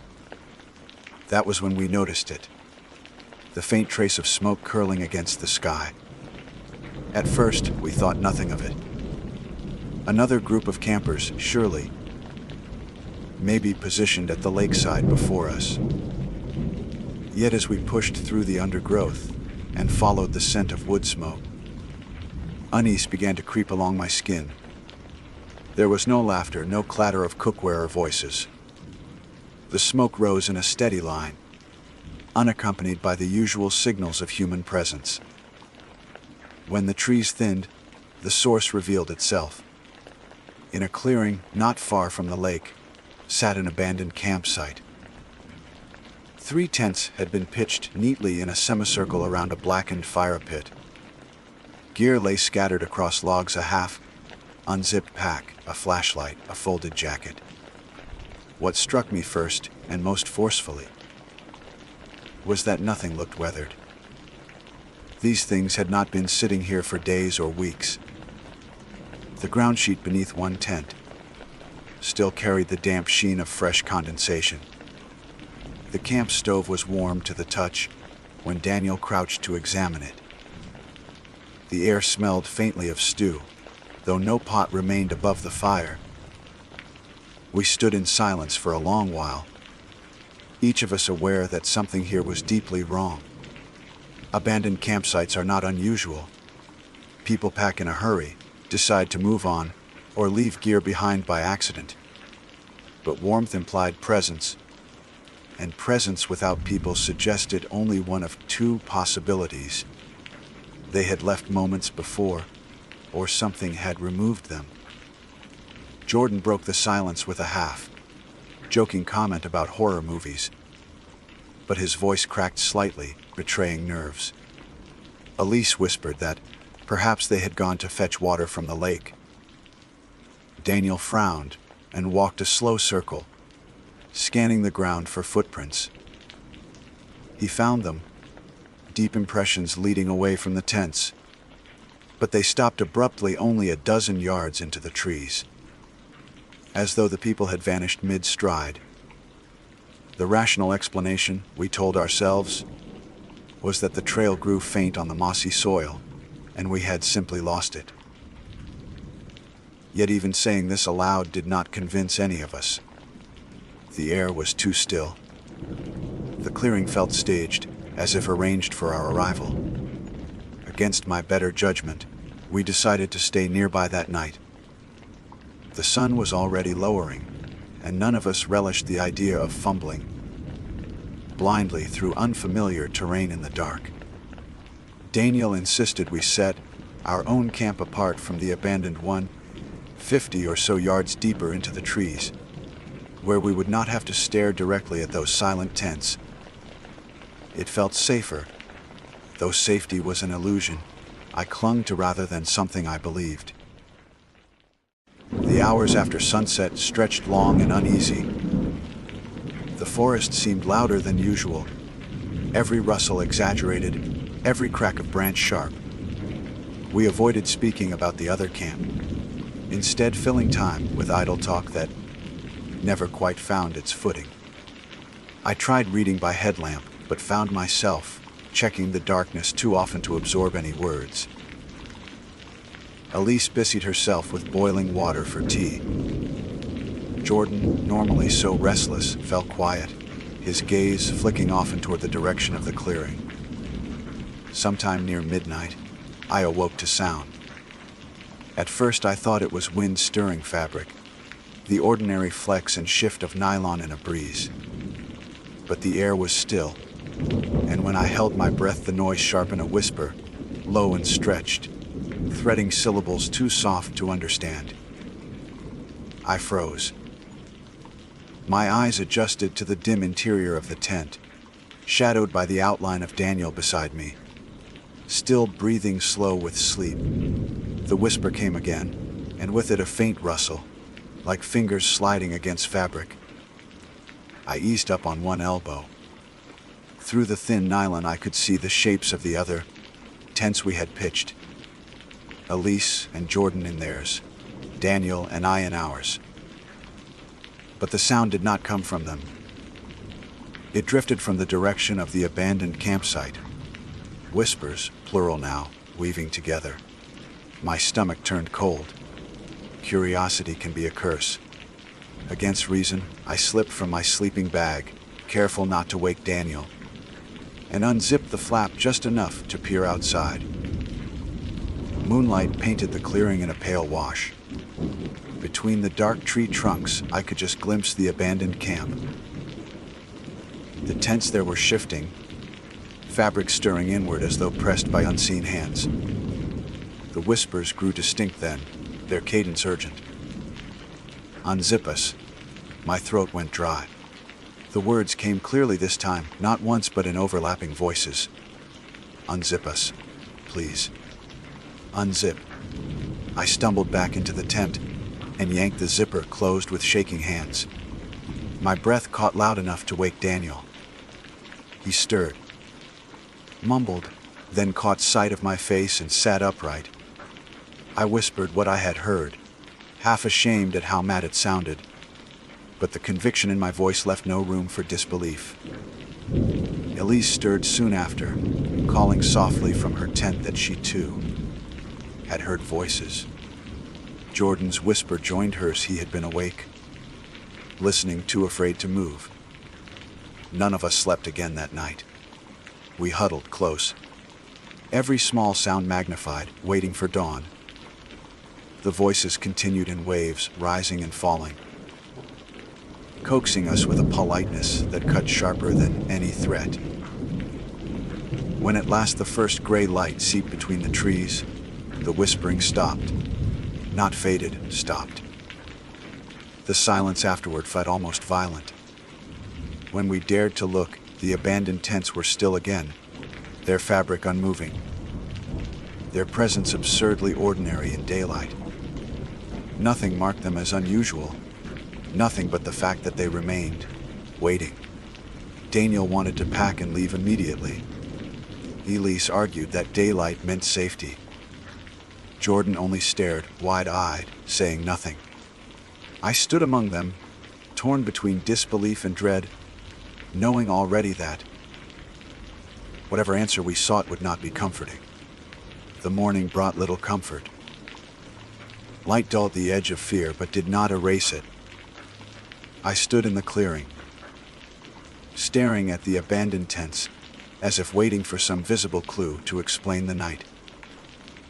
Their nylon walls sagged in perfect stillness, ordinary against the backdrop of trees. Yet I could not unhear the voices. They clung to me like cobwebs, echoing in my mind, every syllable too sharp to dismiss as dream. Daniel insisted we break camp quickly. His movements were brisk, almost angry, as though speed could force the memory from existence. Elise moved slower, packing with distracted hands, her eyes drifting often toward the other campsite. Jordan lingered most of all, hovering between the two sites, as though some unspoken pull drew him closer. When I called his name, he startled like someone waking. We debated whether to leave altogether or continue toward the lake. Daniel wanted out, no compromise. Elise argued that we had come too far to abandon the trip, that the strange voices might have been tricks of fatigue, wind, or imagination. Jordan said little, but when pressed, muttered that he thought maybe the owners of the gear would return, and that we might find answers by waiting. I listened torn. Fear pressed hard against my ribs, but some stubborn curiosity, perhaps the same contradiction that always drew me to wild places, kept me from siding fully with Daniel. In the end, we chose a compromise. We would move closer to the lake, putting distance between us and the abandoned camp, but remain long enough to fish and rest. None of us said it aloud, but I knew we hoped distance alone might dull whatever haunted the clearing. The hike to the lake was short. Trees thin to reveal water, stretched like dark glass beneath the sky, its surface unbroken by wind. We set up on a narrow shore where flat rocks jutted toward the water. Daniel cast his line with practiced ease. Elise busied herself arranging food. Jordan sat near the edge, tossing pebbles that plunked softly into the lake. I tried to relax, but the forest had changed for me. Every sound carried weight. The ripple of water against shore felt deliberate. The caw of a distant crow struck my ears, as warning rather than background. When Jordan asked if I thought the other campers might have drowned in the lake, I snapped too sharply, telling him not to joke. He fell silent, chastised, though his gaze lingered on the still water as if searching for movement. We caught no fish. After an hour of effort, Daniel reeled an empty line and cursed under his breath. Elise suggested lunch instead, though none of us had much appetite. My stomach churned with unease, food turning to ash in my mouth. When a breeze stirred the treetops, I nearly flinched, half expecting the whispers to return. But there was nothing. That afternoon we explored further along the lakeshore, careful not to lose sight of one another. The woods felt too close, the silence too heavy. At one point Elise stopped abruptly, pointing to the ground. There, pressed into damp soil, lay a footprint. Not ours. It was too large, the heel too deep, as though someone heavier had passed recently. It faced toward the lake, but, like the prints Daniel had seen near the clearing, it stopped abruptly after only a few steps. No continuation, no return. Just absence. We returned to camp unsettled. Daniel grew more agitated, muttering about leaving before nightfall. Elise argued again, softer this time, her conviction eroded. Jordan drifted in and out of conversation. Distracted, his attention snagged on the tree line. I wanted to leave but could not bring myself to speak the words. Some irrational instinct whispered that turning back would not free us, that the only path lay forward. When evening fell, dread returned with it. We built a fire, though the crackle of flames offered little comfort. Shadows grew long across the water. I caught myself glancing often over my shoulder, half expecting to see figures approaching from the abandoned camp. But the forest remained empty. We tried to keep conversation light. Daniel told a story about his grandfather's hunting trips. Elise asked trivia questions, forcing cheer. Jordan hummed tunelessly. Yet silence crept back, heavier each time. I watched flames dance and thought of the voices, polite and pleading, asking only to be unzipped. The simplicity of it unsettled me more than any threat could have. When we finally retired to our tents, I lay awake listening. For a time there was only the ordinary sound of wind stirring branches, water lapping against shore. My heart began to slow. Perhaps the voices belonged only to that clearing, bound to those abandoned tents. Perhaps we were safe here. Then came the sound of zippers. It started faint from somewhere in the distance, like fabric teeth parting, slow and deliberate. I held my breath. Again, zidgish peep. This time closer. My skin prickled. I turned toward Daniel, but he was already sitting up, eyes wide in the dim. Across camp I heard Elise whisper sharply, calling Jordan's name. He did not answer. The zipper sound came once more, now unmistakably near. I scrambled out of the sleeping bag, fumbling for the tent flap. Outside, firelight had burned low to embers, casting only a weak glow. Shadows stretched long and strange. Elise was kneeling outside her tent, frantic, her flashlight beam cutting wildly through the trees. Daniel emerged beside me, clutching a pocket knife. "Jordan's gone," Elise said, voice high with panic. My blood turned cold. His tent lay open, empty. The zipper hung loose, teeth parted neatly, as though opened from within. But we had heard it open only moments ago. We searched the immediate area, calling his name, sweeping our lights over brush and tree trunks. No answer. The forest swallowed every sound. The lake lay flat and silent, no ripples to betray movement. My throat tightened as I remembered Jordan staring at the tree line. His distracted silence all day. When at last we turned back toward the tents, something stopped me. From the direction of the abandoned camp, faint but clear, drifted a voice. Jordan's voice. Harper, it called. Elise. Daniel, come help me. Elise sobbed, half rising as if to run toward it, but Daniel grabbed her arm. That's not him, he hissed. His face was pale, jaw tight, but his grip was steady. Don't you hear it? It's wrong. I did hear it. The cadence was off, too even, too measured, as if repeating a line rehearsed. The voice called again, louder now's own Zip. Please, help me. The words twisted my gut.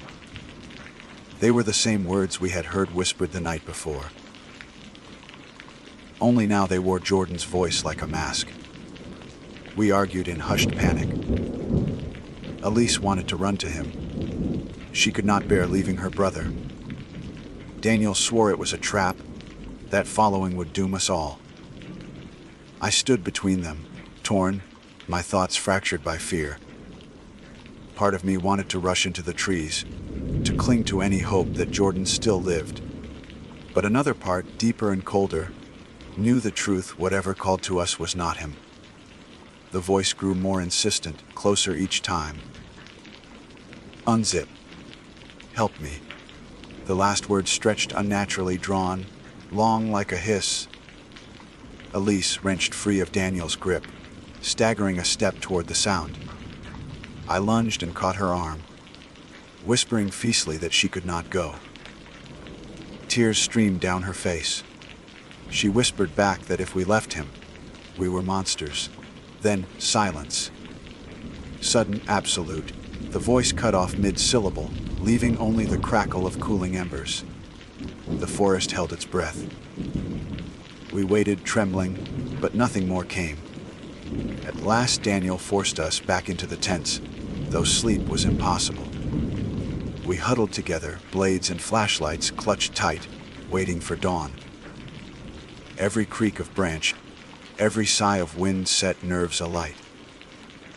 I thought of Jordan, of his empty tent, of the polite insistence in the borrowed voice. The question pressed heavy in my chest. Had we abandoned him, or had something already claimed him? When morning came, his trail was gone. No footprints, no broken branches. His pack lay inside the empty tent, untouched. Only the zipper, parted neatly, marked his absence. Elise collapsed into quiet sobs.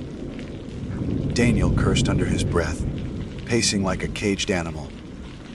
I stared at the empty space where Jordan had been, knowing we faced a choice. Stay and risk whatever hunted us, or leave and admit we had lost him forever. Neither choice felt survivable. Morning light filtered weakly through the trees, but it did not feel like relief. The forest seemed heavier, as though the air itself pressed down on us. Jordan was gone, leaving only his gear and the memory of a voice that had not belonged to him. Elise refused to pack at first. She sat on the ground near his empty tent, her face streaked with dirt and tears, muttering that he might return if we just waited. Daniel paced nearby, fists clenched, torn between anger and despair. I stood frozen, staring at the zipper that hung open, teeth parted in a neat line like a wound. Eventually, survival forced us forward. Daniel told Elise we had to leave. His voice cracked, but his determination was absolute. If we stay here, we die, he said, his eyes fixed on the tree line. Jordan's gone. I don't know what took him, but it'll come for us next if we don't move. Elise argued, screamed, begged. The forest absorbed her grief with cruel indifference. At last she relented, though her face was hollow, her steps sluggish as we began to pack. I felt no relief in the decision, only guilt heavy in my chest. Every snapped twig underfoot sounded like accusation. We headed south, away from the lake, away from the abandoned camp. The map crumpled in Daniel's hand as he guided us along the rough path. Sunlight filtered through leaves in fractured beams, but nothing felt alive. No birdsong, no squirrels darting across our path. Only silence, deep and suffocating. By midday, fatigue gnawed at us. We paused on a ridge, water bottles nearly empty, stomachs too knotted for food. Elise whispered that she heard Jordan's voice again. Daniel snapped at her, but I saw fear in his eyes. Fear that she was right. Fear that the forest itself carried Jordan now, repeating him like an echo. I kept quiet, though I too thought. I heard faint syllables drifting with the breeze. The woods thickened as afternoon waned. Our progress slowed. My legs ached, but worse was the growing sense of being watched. It was not paranoia in the ordinary sense. The feeling was precise, centered, as though a gaze tracked each movement. Whenever I glanced over my shoulder, trees stared back in rows too straight, shadows too deep. We tried not to speak of it, yet silence was worse. At one point Elise whispered, "Do you think he's still alive?" Her voice cracked on the last word. Daniel did not answer. I wanted to offer comfort, but the truth lodged like ice in my throat. As daylight bled toward evening, we found ourselves circling. The ridge we had left hours ago loomed ahead once more. Panic rippled through us. Daniel cursed, insisting the compass must be faulty. Elise said nothing, her eyes wide with dread. I checked my own watch, my bearings, and realized with horror that we had been walking in a near-perfect loop. The forest had folded in on itself, guiding us back. That night, we had no choice but to camp again. We built no fire, fearing the light might draw whatever hunted us. The cold pressed in, damp seeping into bones. We huddled together in one tent, Daniel on one side, Elise on the other, myself in between. None of us spoke of Jordan, though his absence filled the space like a shadow. It was deep in the night when the voices returned. Soft at first, drifting like mist between the trees. Not whispers this time, but clear and distinct, layered in harmony. Jordan's voice led them. He called our names, polite and calm. Hopper, Elise. Daniel. Please, come unzip. The words threaded through the nylon, brushing against my skin like cold fingers. Elise began to sob, muffled into her sleeve. Daniel pressed his hand over her mouth, his own face pale with terror. We stayed rigid, listening. The voices multiplied. Dozens now, rising and falling, each pleading in the same careful cadence. Please, help us, unzip. Some voices I recognized, though I could not say from where. A classmate from years ago, a neighbor long dead. Even my own father's tone, too exact to dismiss. My heart thudded painfully. I bit my lip until I tasted blood, fighting the urge to answer. Yet Elise could not bear it. She tore free of Daniel's hand and shouted into the night, her voice breaking. "Where is my brother? What have you done to him?" The voices answered in unison, chilling in their calm. Inside, waiting. Unzip. The tent shuddered as if struck by wind, though the air was still. Fabric pressed inward, bulging as unseen hands traced the seams. Fingers, too many, too long, dragged slowly across the nylon, pausing at the zipper. The metal teeth rattled faintly. Daniel lunged, pinning the zipper pull with both hands, his knuckles white. "Don't," he whispered through clenched teeth, as if speaking to the forest itself. Elise sobbed harder, clawing at his arm, desperate to reach whatever called to her. For hours it continued. Whispers, scratches, the steady rattle of the zipper. None of us slept. When dawn finally bled gray across the sky, the sound ceased. Outside, the forest looked untouched. No footprints, no broken branches. Only silence. We did not discuss it as we packed. Words felt useless. Daniel pushed us forward, his determination brittle but unyielding. Elise followed like a ghost, hollow-eyed. I trudged after them, my thoughts fractured, every step heavy with dread. By late afternoon, exhaustion forced us to stop near a stream. Daniel knelt to refill bottles, his hands trembling. Elise sat on a rock, staring blankly at the water. I crouched beside her, trying to offer quiet presence, but she would not meet my eyes. That was when I noticed the tents. Not ours. We had packed them away. But there, across the stream, in a clearing between the trees, stood 3 tents in a neat semicircle. Identical to the ones we had left behind. Their fabric gleamed faintly in the light, unmarked by dirt or weather. Elise gasped. Daniel swore violently. My stomach turned to stone. We had fled from them, circled wide, and yet here they were again, waiting as if they had never been left.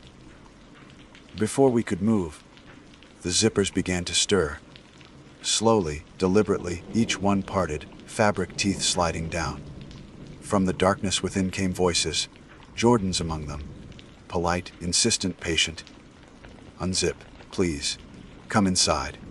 Elise broke then. She screamed Jordan's name and bolted across the stream, stumbling on slick rocks, racing toward the waiting tents. Daniel shouted after her, his voice raw, but she did not stop. Her hands closed around the zipper of the nearest tent, yanking it down in one swift motion. For a heartbeat, silence. Then the tent swallowed her, not in the sense of her crawling inside. The fabric folded inward, collapsing around her like a mouth, and when it sprang taut again, she was gone. No scream, no trace. Only the whisper of nylon settling. Daniel fell to his knees, stunned. My own breath tore ragged from my chest, disbelief warring with horror. The voices rose again, triumphant now, dozens upon dozens overlapping. "Unzip. Come inside. Please." I dragged Daniel to his feet, forcing him back from the stream, my mind screaming only one word: run. We stumbled blindly through the trees, branches tearing at skin, lungs burning. Behind us, the voices followed, polite and persistent, echoing from every direction. We ran until darkness claimed the forest. At last we collapsed against a fallen log, gasping, unable to go further. Daniel stared blankly, lips moving without sound. I realized with horror that we were 2 now, reduced by half in only 2 nights.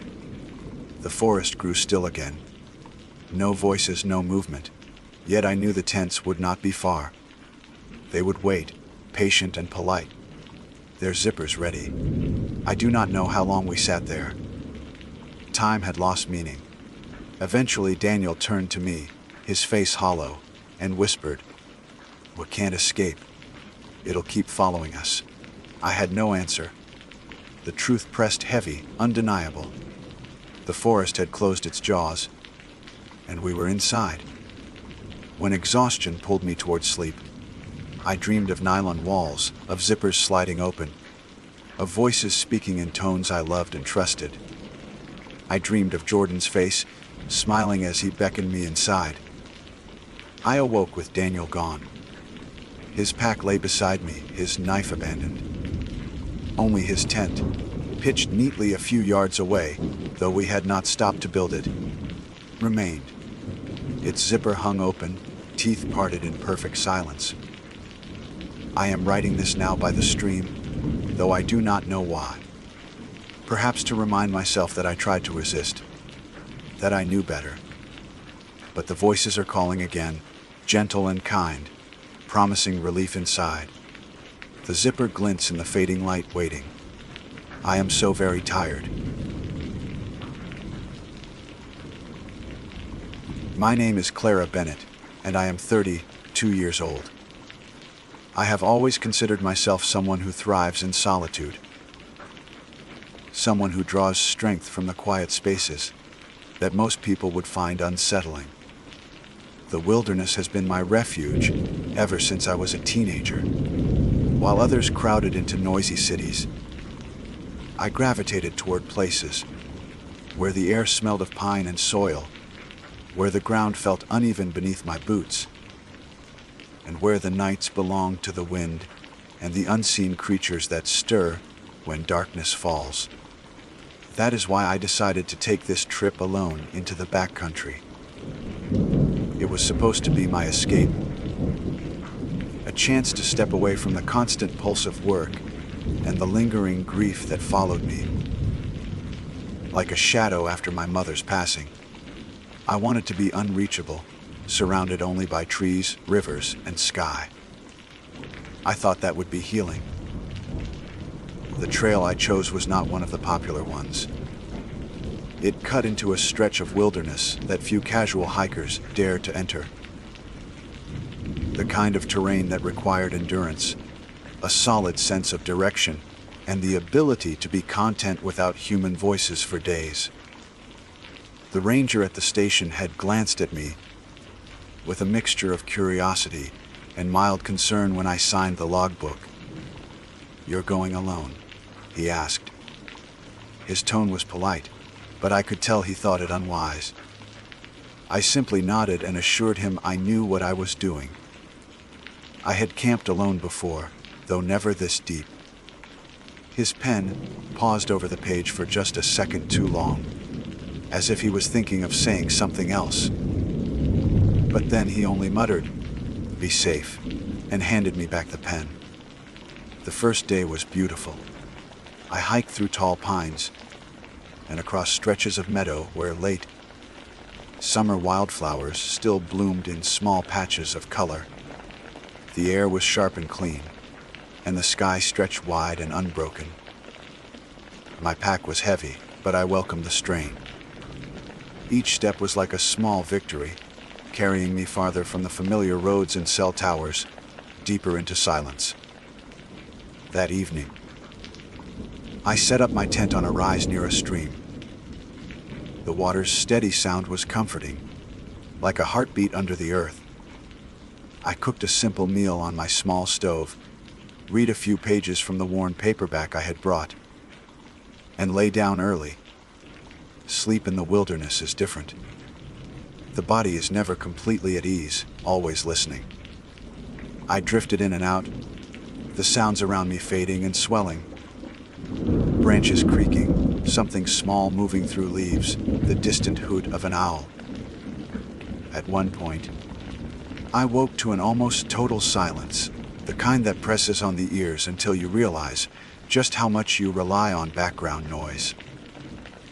I lay still, eyes open in the dark, waiting for something, anything, to break that suffocating quiet.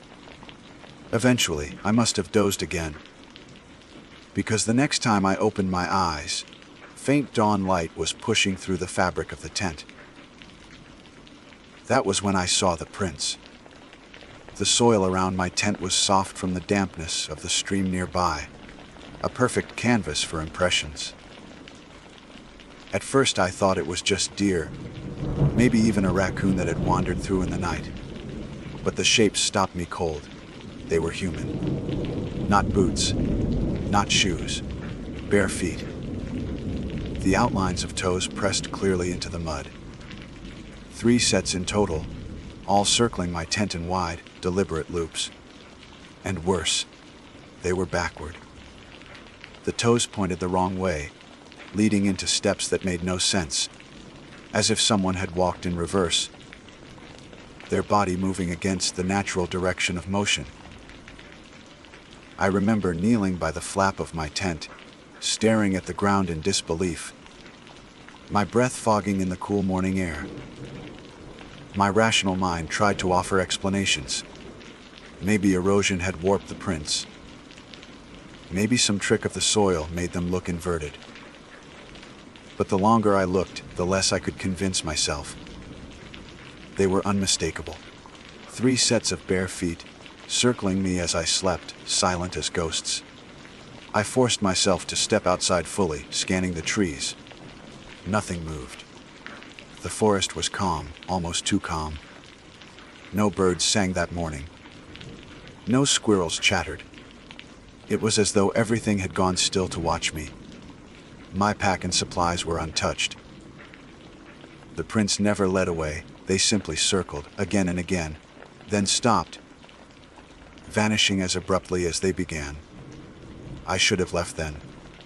Some deep part of me knew that. But fear has a strange way of paralyzing reason. I told myself it had to be a prank. Though who would trek miles into the backcountry to play a trick on one lone hiker? I told myself maybe I was overreacting, that the wilderness is full of oddities that seem unexplainable until you step back. I packed my tent, forced myself to eat, and started hiking again. The air felt heavier that day, though, as if the trees leaned closer, their shadows stretching longer than they should. By late afternoon, I found another spot to camp. This time it was farther from water, on a patch of dry ground, beneath a stand of birch trees. I built a small fire for comfort, though I knew I did not need it for warmth. The flames steadied me, gave me something to focus on besides the silence. But when night fell, I could not shake the image of those prints. Every rustle outside the glow of the fire made me tense. I sat awake long past midnight, clutching the flashlight in my lap, until exhaustion finally pulled me under. The dream, if it was a dream, came vividly. I saw myself lying in the tent, exactly as I had been. Then shadows moved outside, 3 figures just beyond the fabric, their outlines faint but undeniable. They circled, slowly, their heads bowed, their feet dragging backward through the soil. I tried to move, to shout, but my body would not obey. One of them pressed close to the tent wall, and though I could not see a face, I felt the pressure of eyes. Eyes that studied me like prey. When I jerked awake, gasping, the fire had gone out, and the forest was drowning in blackness. I held still, straining to listen. At first there was nothing, then the faintest crunch of soil. My heart hammered. I gripped the flashlight and turned it on, sweeping the beam through the trees. Nothing. Only trunks and branches. But the feeling of being watched lingered, prickling at the back of my neck. I forced myself out of the tent and checked the ground. And there they were again. 3 sets of prints. Bare feet. Walking backward. Encircling the campsite like some ritual boundary. That night I did not sleep again. I sat with my back to a tree, flashlight in hand, waiting for dawn. Every hour felt like an eternity, my mind conjuring shapes in the dark. Movements between trees that may have been real, or may have been the tricks of a mind stretched thin. I told myself that once the sun rose, I would leave, that this trip was not worth whatever I had stumbled into. But when morning came, my legs felt leaden, and my pride wrestled with my fear. The wilderness had always been my refuge. I could not accept being chased out by something I did not understand. And so I stayed one more night. Looking back now, I know that was the mistake that sealed everything. The sun rose pale and thin, its light diffused through a mist that stubbornly to the trees. I shouldered my pack with trembling hands, every nerve in me screaming to leave, but I lingered. I told myself I would hike farther, deeper even, and find a ridge where the air felt less heavy. But beneath that excuse, the truth pressed like a stone in my stomach. I wanted to prove that I wasn't afraid, that whatever left those prints could not drive me out of the place I loved most. I walked for hours that morning, keeping my eyes low, scanning the soil for any sign that the tracks had followed me. For the first mile there was nothing but the occasional deer print or squirrel trail. But as the sun rose higher and the mist began to burn away, I spotted them again. Bare feet pressed deep into the dirt, walking backward along the very trail I was on, as if mocking my forward progress. 3 sets, never breaking, never veering off. I stopped cold, my throat tightening. The forest was too still. Not a bird sang, not a branch creaked. I spun in a slow circle, certain I would see someone, something lurking in the trees. But there was nothing. Just the silence and those backward steps. I almost turned around then, but something deeper than fear pulled me forward. Maybe it was defiance, maybe stupidity. Whatever it was, I kept walking. By mid-afternoon, I reached a clearing where the trees opened to a sweep of sky.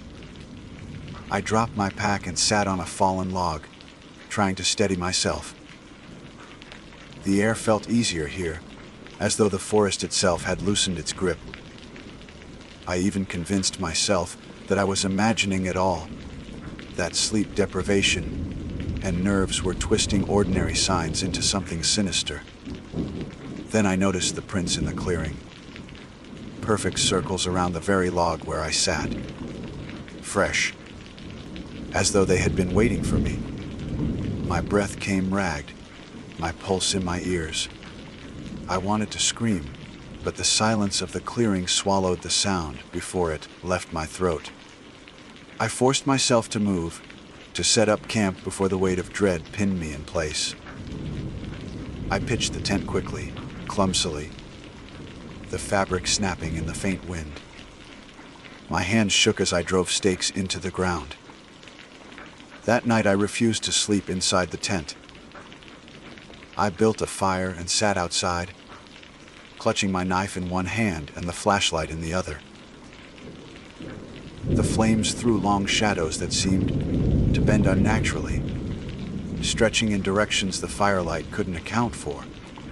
I tried to distract myself by eating, by reading a few pages of my book, but every crackle from the fire made me flinch. When the fire burned low, I piled on more wood. The light pushed against the dark, but beyond the reach of the flames, something shifted. The silence broke, not with bird song or animal calls, but with the faintest scrape, like skin brushing against bark. I swung the flashlight, my heart leaping, but saw only trees. Still, the sound continued, circling the camp, always just beyond the edge of vision. The backward prints were being laid even as I sat there. I couldn't see the feet that made them, but I watched the soil shift, the depressions forming one by one in a deliberate circle around me. The fire guttered as if choked by unseen hands. My breath caught, and my body froze, trapped between fight and flight. Then I heard it. A whisper. Not words I could understand, but the cadence of human speech. Soft and low, as though 3 voices murmured in unison from the darkness. They circled with the prints, faster now, the whispers overlapping, their tones pressing into my skull, like a hum I couldn't shut out. I don't remember how long I sat there, knife trembling in my hand, eyes wide and burning from not blinking. At some point, exhaustion overwhelmed terror, and my body slumped despite my will. I woke at dawn with the fire burned to ash, and the prints multiplied. Not just 1 circle, but 3. Concentric rings around me, perfectly spaced, toes pointing inward. Panic finally overruled pride. I packed up in frantic haste, shoving gear into the pack without care. My only thought was escape, to reach the ranger station to see another human face. My legs carried me fast down the trail, though I couldn't shake the feeling of being pursued. Every few yards I looked back, certain I would glimpse them. The trees pressed close, shadows shifting like figures just out of sight. By midday, my canteen was half empty, my breath ragged. That was when I realized something was wrong with the trail. It forked where it shouldn't. I had studied the map. There was no split in this section. Yet two paths stretched ahead, both lined with prints. Bare feet, backward, leading down each route. I stood frozen, unable to choose. The whispers began again, faint but rising, threading through the trees. I clapped my hands over my ears. But the sound came from within, vibrating against my bones. I stumbled left, then right, finally plunging down the first path I faced, not caring if it was the wrong one.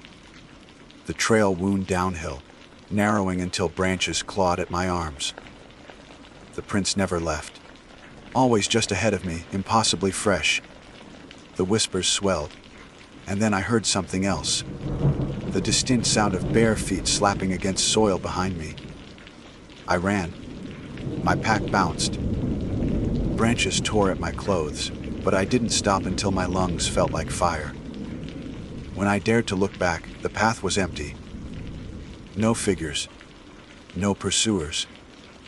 Only the prints layered over each other in chaotic loops, covering the ground where I had just fled. My chest heaved, sweat chilling on my skin. I staggered on until dusk, when exhaustion forced me to stop. I pitched the tent in a hollow between rocks, hoping the narrow space would shield me. I didn't bother with a fire this time. I crawled inside, zipped the door, and gripped the knife tight.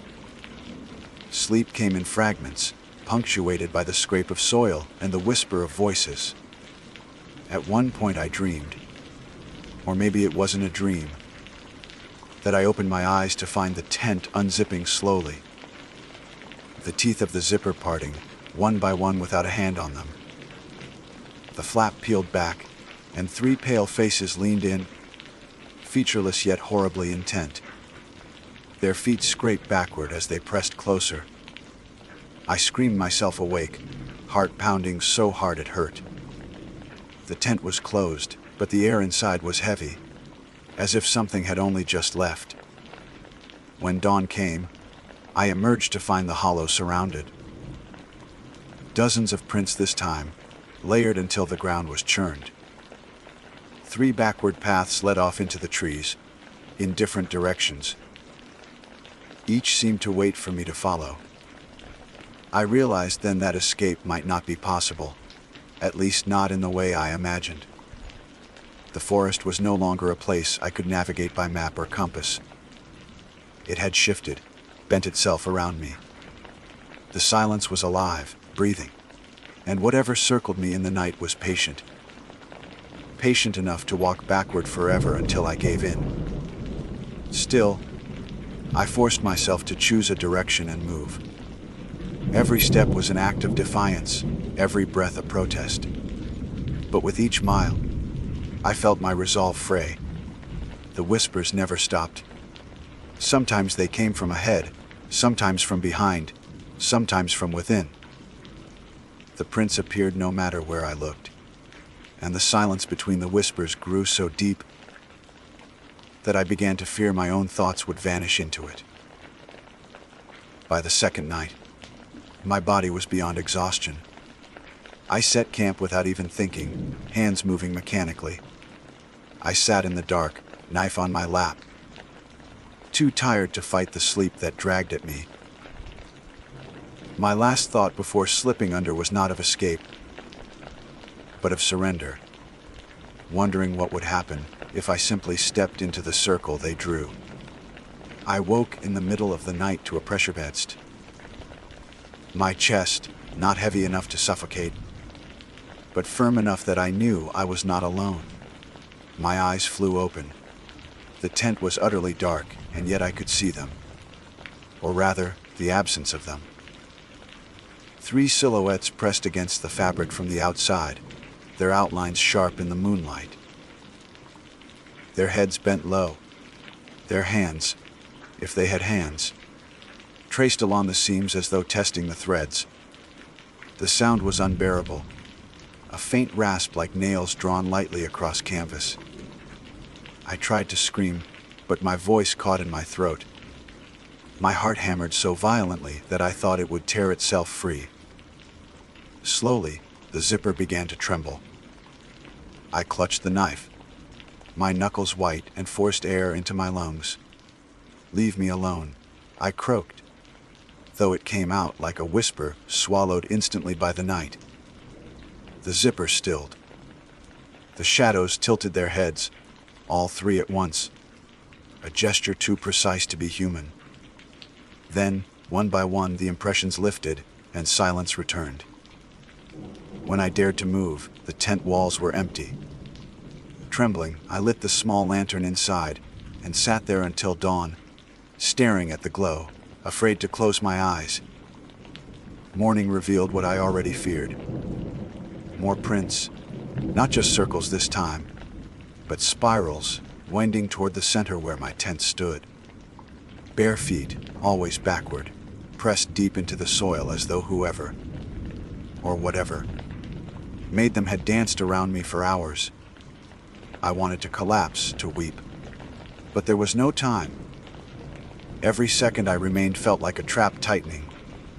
I packed with shaking hands and fled. My body was past exhaustion, but adrenaline drove me forward. I no longer cared which direction I traveled. The forest was foreign now, its paths alien. Every landmark blurred, every tree looked like the last.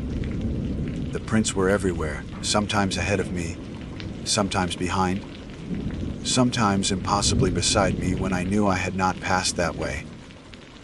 By midday, hunger gnawed at me. I stopped briefly to eat, though the food turned to dust in my mouth.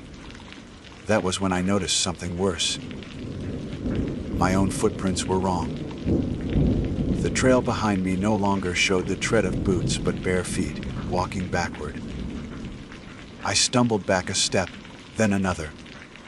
But the earth betrayed me. Wherever I moved, the impression left was not mine. My own identity was being consumed by theirs. I dropped the food and ran. Branches tore at my arms, blood welled in thin scratches, but I didn't stop. The whispers grew louder. No longer faint, but insistent, layering over each other in a chorus of murmured syllables. I couldn't decipher words, but I understood intent. They were calling me in, beckoning, promising release if only I would stop resisting. When night fell again, I collapsed in a clearing, too spent to build a tent. I simply lay on the ground, knife clutched to my chest, staring at the stars. But even the sky betrayed me. The constellations shifted subtly, their shapes unrecognizable. 3 patterns emerged overhead, simple rings of stars encircling empty space, mirroring the prints below. My chest heaved as despair welled up, threatening to drown me. The whispers rose and fell with the wind. At times they sounded like lullabies, soft and almost tender. At other times they cracked with something harsher, like laughter bent into cruelty. I closed my eyes and tried to remember my mother's voice, the way she used to hum when cooking, the way she said my name. For a fleeting moment, the memory anchored me. But when I opened my eyes, I swore I saw her standing at the edge of the clearing, barefoot, walking backward into the trees. I screamed, stumbling to my feet, reaching out before I realized my mistake. The figure turned its head in an impossible angle, no face, only the blank suggestion of one. Then it vanished. The whispers surged, triumphant. That night blurred. I must have lost hours, maybe more. When dawn came, the forest looked unchanged, but I knew I was no longer in any place marked on a map. My compass spun uselessly. My legs shook, refusing to carry me much farther. It was then I heard a sound I had longed for, running water. A river. I staggered toward it, pushing through brambles until the trees opened to reveal a wide current, rushing between moss-slick rocks. Relief coursed through me. Rivers meant orientation, a way to follow back to civilization. I knelt to drink, but when I leaned over the water, the reflection was wrong. 3 faces stared back. Not mine, pale, blurred, featureless, but each bearing the faint outline of a mouth, curved into something between a smile and a grimace. Behind them, faint ripples spread outward, though the water's surface was calm. I jerked back with a cry, tumbling into the mud. The whispers were no longer distant. They were inside me, vibrating through my chest, threading into rhythm of my heartbeat. I ran again, but the forest was endless. Time ceased to matter. I could no longer tell if hours passed or days. My pack grew lighter as I abandoned items one by one, too heavy to carry. The knife remained, though my grip had worn a permanent ache into my hand. At some point, exhaustion claimed me once more.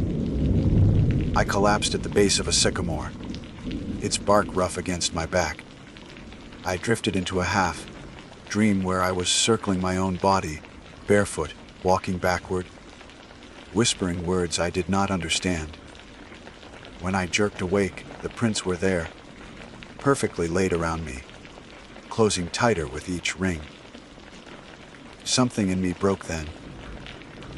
I stood on trembling legs, walked deliberately to the edge of the circle, and stepped into one of the backward tracks. The soil was cold, damp, but it fit my foot as though waiting. The whispers stilled. The silence that followed was worse. It was not empty. It was expectant. I took another step, backward this time, mimicking them. The forest held its breath. My heart pounded so hard that spots danced in my vision, but I continued.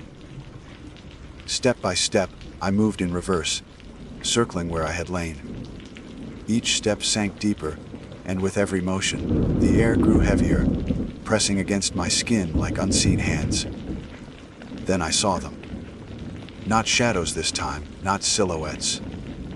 3 figures emerged between the trees, pale and indistinct, their bodies swaying as if underwater. They had no faces, yet I knew they were watching me. Their movements mirrored mine perfectly, backward steps in unison. Lips parting though no sound came. I froze, unable to continue. My chest heaved, terror clawing its way back. "What do you want?" I screamed, my voice cracking. The silence swallowed it. Then, all at once, the whispers returned, not around me but inside my skull, clearer now, layered until I could almost form words. Join, become, stay. I staggered out of the circle, gasping, clutching the knife. The figures flickered, their forms unraveling like mist, but the prints remained. Always the prints, always circling. I ran again, though my strength was nearly gone. The forest blurred, the trees twisting in ways that defied sense. My vision swam, darkness tugging at the edges. I don't know how far I went before my body gave out completely. I collapsed face, first into the soil.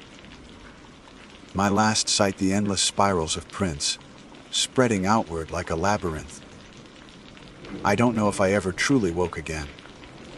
Sometimes I open my eyes and see sky above me, but the stars are wrong.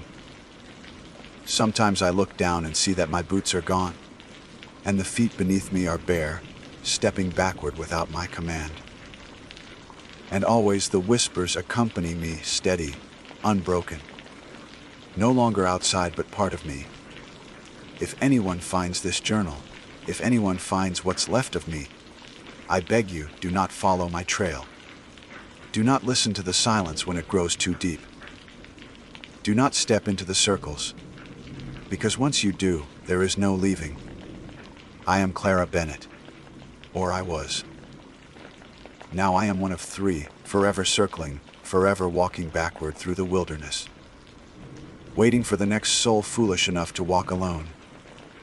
I woke on the forest floor, my body curled like a discarded rag, the knife still clutched in my aching hand. For a moment I couldn't remember where I was, only that my chest ached from the pounding of my heart, and that the ground beneath me was no longer solid. It felt soft, almost spongy, as though the earth itself was breathing. The sky overhead was gray, choked with thin clouds, though it might have been dawn or dusk. I couldn't tell. Time had dissolved. My throat was parched, and when I reached for my canteen, I realized it was gone. My pack too. Everything I carried had slipped from me at some point in my flight, as though the forest itself had stolen it piece by piece, until only I remained. I pushed myself to my knees, every muscle trembling, and that was when I saw them again. The prints. They ringed me in tighter spirals than ever before, as though they had closed in while I lay unconscious. 3 sets, always 3, always backward, their toes digging into the soil with surgical precision. I tried to count the loops, but my vision swam. 5, 6, 7 layers, each one nearer to me, hemming me in. I staggered forward, stepping into one of the prints as I had before, and felt the ground seize my foot, cold dampness pressing upward. For a heartbeat I thought I was sinking, being pulled down into the soil itself.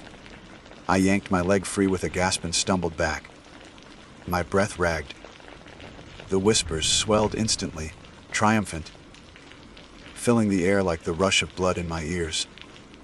I turned in a circle, knife raised, but there was nothing to fight. Only the trees. Only the silence that watched me like an audience holding its breath. Then, from the corner of my eye, I caught movement. 3 shapes, pale and indistinct, slipping between trunks, circling. They didn't move like animals, didn't move like people.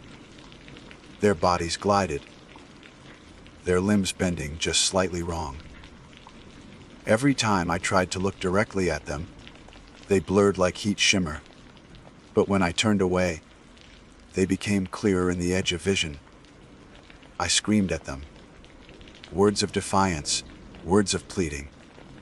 But the forest swallowed my voice whole. My throat burned from the effort, yet not even an echo returned. That was when I realized the silence was complete, not only absent of animals or wind, but absent of response. It was not silence by nature, it was silence imposed. The figures stopped. Slowly, they tilted their heads in unison, the same precise motion I had seen at the tent. Then one raised its arm, or what passed for an arm, and pointed directly at me. The whispers changed instantly, no longer a droning hum, but distinct syllables threading together, words half formed back, with us, backward, stay I ran. My legs carried me blindly, crashing through undergrowth, my lungs tearing with the effort. Branches lashed my face, mud clung to my boots, but I did not care. All that mattered was distance, though I knew even as I fled that distance was meaningless here. The forest bent itself to their will. The trail I found myself on was unfamiliar, yet stamped with their prints, backward always, mocking my frantic forward flight. At some point the ground sloped sharply down. I tumbled, rolling, dirt filling my mouth and nose until I slammed against stone. Groaning, I lifted my head and realized I had fallen into a ravine. Walls of rock and root rose on either side, too steep to climb easily in my condition. At the center of the ravine lay a pool of water, perfectly still despite the trickle of runoff feeding it. Drawn by thirst, I staggered to the edge. My reflection wavered in the surface, but it was not mine alone. 3 others leaned in with me, pale faces without features, pressing shoulder to shoulder with my own. Their mouths moved in sync with my breathing, though no sound emerged. My stomach lurched, and I stumbled back, retching. The pool rippled violently, though no stone had fallen. The whispers returned, louder than ever. Reverberating through the ravine, until it felt as though the rocks themselves spoke. I clapped my hands over my ears, but it was useless. The sound was inside me, threading into every pulse of blood. I dropped to my knees, sobbing, knife clattering against the stone. Then, suddenly, silence again. Utter, suffocating silence. I lifted my head. The ravine was empty. The pool calm. For a moment I believed they had gone, that I was alone at last. Hope surged weakly, a fragile thing. I forced myself to stand. My body swayed, exhaustion threatening to topple me again, but I steadied myself against the rock wall. That was when I saw it. Not prints this time, but my own feet. Bare. My boots were gone, stripped away without me noticing, as though the forest had peeled them off while I slept or stumbled. The ground beneath me showed fresh impressions. My steps, but backward. I froze, terror clawing up my spine. They weren't only circling me. They were becoming me. I screamed, though the sound was ragged, more animal than human. With the last of my strength, I scrambled up the ravine wall, clawing at roots, tearing my skin until blood slicked my hands. Somehow I reached the top, collapsing on the edge, chest heaving. I wanted to crawl, to drag myself forward, but my limbs shook violently. I could only lie there, staring at the canopy above. The stars bled through the clouds as night fell again. They twisted as they had before, arranging themselves into 3 rings. Perfect circles overhead. I felt the ground shift beneath me, soil softening, welcoming. The whispers returned, softer now, almost tender, coaxing me like a lullaby join. Stay. Backward forever. I tried to resist. I thought of the ranger at the station, of my mother's voice, of all the reasons I wanted to live. But my body no longer obeyed. My legs moved without command, lifting, placing themselves into backward steps. The knife slipped from my hand. My arms dangled at my sides. I walked in reverse into the trees. My breath slowed, my heartbeat aligning with theirs. I no longer knew if my eyes were open or closed. The forest swallowed me, and for the first time, I did not feel afraid. I felt complete. If you are reading this, then somehow these words remain. Perhaps I scrawled them in my notebook before the change finished. Perhaps the forest allowed them to exist as bait. It doesn't matter. What matters is this: do not come looking for me.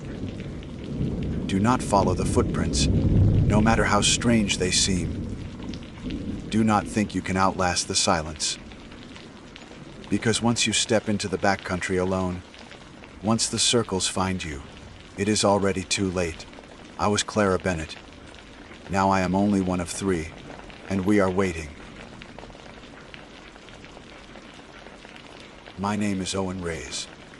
I have always considered myself a practical man, one who values preparation and the kind of common sense that turns mistakes into lessons instead of tragedies. I grew up in a city where the closest thing to wilderness was a manicured park or a cracked basketball court lined with faded oak trees. But in my early 20s, I became enthralled camping and backcountry hiking.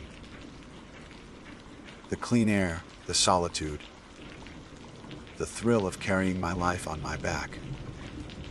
All of it appealed to me, more than the fluorescent buzz of office buildings or the endless scroll of screens. I was not reckless, though. I read manuals, studied maps, learned from experienced hikers, and kept notes on best practices. One of the lessons drilled into me early on was food safety in bear country. Never keep food in your tent. Always tie it high, suspended between trees, out of reach of any wandering animal with a nose sharper than yours. This ritual became second nature to me, as sacred as boiling water or staking a tent properly. I never questioned it until the morning that changed everything. There were 5 of us that trip, each with our own reasons for being there. Lee and Marcus were the couple of the group. College friends who had stayed together through every stress test that higher education and young adulthood could throw at them. They were the planners, with laminated trail maps and backup compasses, endlessly reminding the rest of us to hydrate and ration. Cam was Marcus's younger brother, a lanky 20-year-old with the kind of restless energy that made him sprint ahead on trails just to skid back with a grin. And then there was Kendra, who I had known since childhood, a woman who lived for risk but disguised it as curiosity. She had this way of making danger sound like adventure, and sometimes I found myself agreeing to things I never would have on my own, just because she tilted her head a certain way when she asked. I was the one who tied us together, or at least I liked to believe so. Calm, methodical, older by a few years, and perhaps the least inclined to let my guard down. We started out on the trail that morning with the weight of our packs fresh against our shoulders, spirits high as the forest closed around us. It was a remote section of the park, far from the tourist-friendly paths where signs warned you of every slope and every mile marker. Here the trees crowded overhead, their trunks metaled with moss, and the air smelled damp, like soil after rain, even though the skies had been clear for days. Birds called high in the canopy, unseen but insistent, and every now and then the sound of water hinted at a creek winding just out of view. The further we walked, the less it felt like we were visitors in the forest, and the more it felt as though we were trespassers, allowed passage only, because the woods had not yet decided to close in on us. I remember thinking it was beautiful in the way old churches are beautiful. Hushed, imposing, with a silence that is not really silence at all, but something waiting. That first night passed without issue. We set camp in a small clearing marked by encircled stones that suggested others had once paused there, perhaps decades earlier. The ground was level, the trees tall but spaced just enough to string up our food bags without difficulty. Cam joked that the forest seemed to be giving us a gift, like a hotel dropping off mints on the pillow, he said, tossing his sleeping bag down as though the earth itself was a mattress. Leah scolded him half-heartedly for being careless, but her voice carried more affection than annoyance. I made sure the food was secure, checked the knots, and stood under the bags for a long while before finally retreating to my tent. The night was quiet except for the soft hum of insects and the occasional crack of twigs as something small moved beyond the firelight. Nothing unusual, nothing alarming. We slept. The second day was longer. We pushed deeper into the woods, crossing ridges that seemed to stretch endlessly, climbing until our calves burned, and then descending into valleys where the air was cooler and damp with hidden streams. The forest began to feel different, not hostile, not exactly, but more watchful. The birds that had filled the air with sound the day before were strangely absent now. Instead, every footstep and whispered conversation carried farther, as though the trees themselves leaned close to listen. Even Cam, usually incapable of silence, grew quieter, glancing behind us more often than ahead. It is difficult to explain the shift, but there was a weight in the atmosphere, like being in a room where someone has just finished speaking, and everyone is waiting for what comes next. By the time we set camp that evening, we were all exhausted. Marcus insisted we cook quickly and tidy up immediately afterward. Lee agreed. her tone sharp enough to suggest she felt something was off too. The rest of us obeyed without question, though none of us admitted aloud that we felt the forest pressing closer, heavier. We tied our food again, hanging it high in the branches. And this time I lingered even longer, pulling at the rope until my palms were sore just to assure myself it was firm. Kendra teased me for being obsessive, but when she caught my expression, she fell silent. Her smile faded. She muttered something about not wanting to wake up with a bare nose pressed against her tent. It was meant as a joke, but no one laughed. That night I had trouble sleeping. The ground felt uneven beneath me, though I knew I had cleared the space carefully. Every time I closed my eyes, I dreamed I was falling, the ropes I had tied above creaking and straining until they snapped. I woke with my heart pounding, unsure if the sound I heard had been in my dream or in the world outside. I told myself it was nothing, just the forest shifting. But I could not shake the unease. Eventually I drifted into a shallow sleep, but it was the kind that leaves you more tired when morning comes. On the third day we reached the part of the trail where the forest seemed most alive. The trees were thicker here, their branches tangling into each other, creating archways that felt almost deliberate. Moss hung in curtains, damp and heavy, brushing against our shoulders as we passed. The air was cooler, and with every step the light grew dimmer, as though the sun was being swallowed above. By afternoon we had walked in a green twilight for hours. The map told us we were heading toward a small plateau where we could camp safely. But the trail itself was less certain, overgrown in places, marked only by faint blazes that sometimes disappeared entirely. We argued about direction more than once. Marcus and Leah poring over the compass while Cam shifted impatiently and Kendra suggested alternate paths with the confidence of someone who would never admit she might be wrong. I tried to mediate, to remind them we had time, but inside I felt the same unease, a growing sense that we were being led somewhere, rather than choosing our own route. When we finally found the plateau, it was like stumbling into another world. The ground leveled into a broad, flat space ringed by trees whose trunks were thicker than any we had seen so far. It felt enclosed, almost like a stage. There was no underbrush, just soft earth and fallen leaves, as if the ground had been swept clean. It was, undeniably, a perfect place to set camp.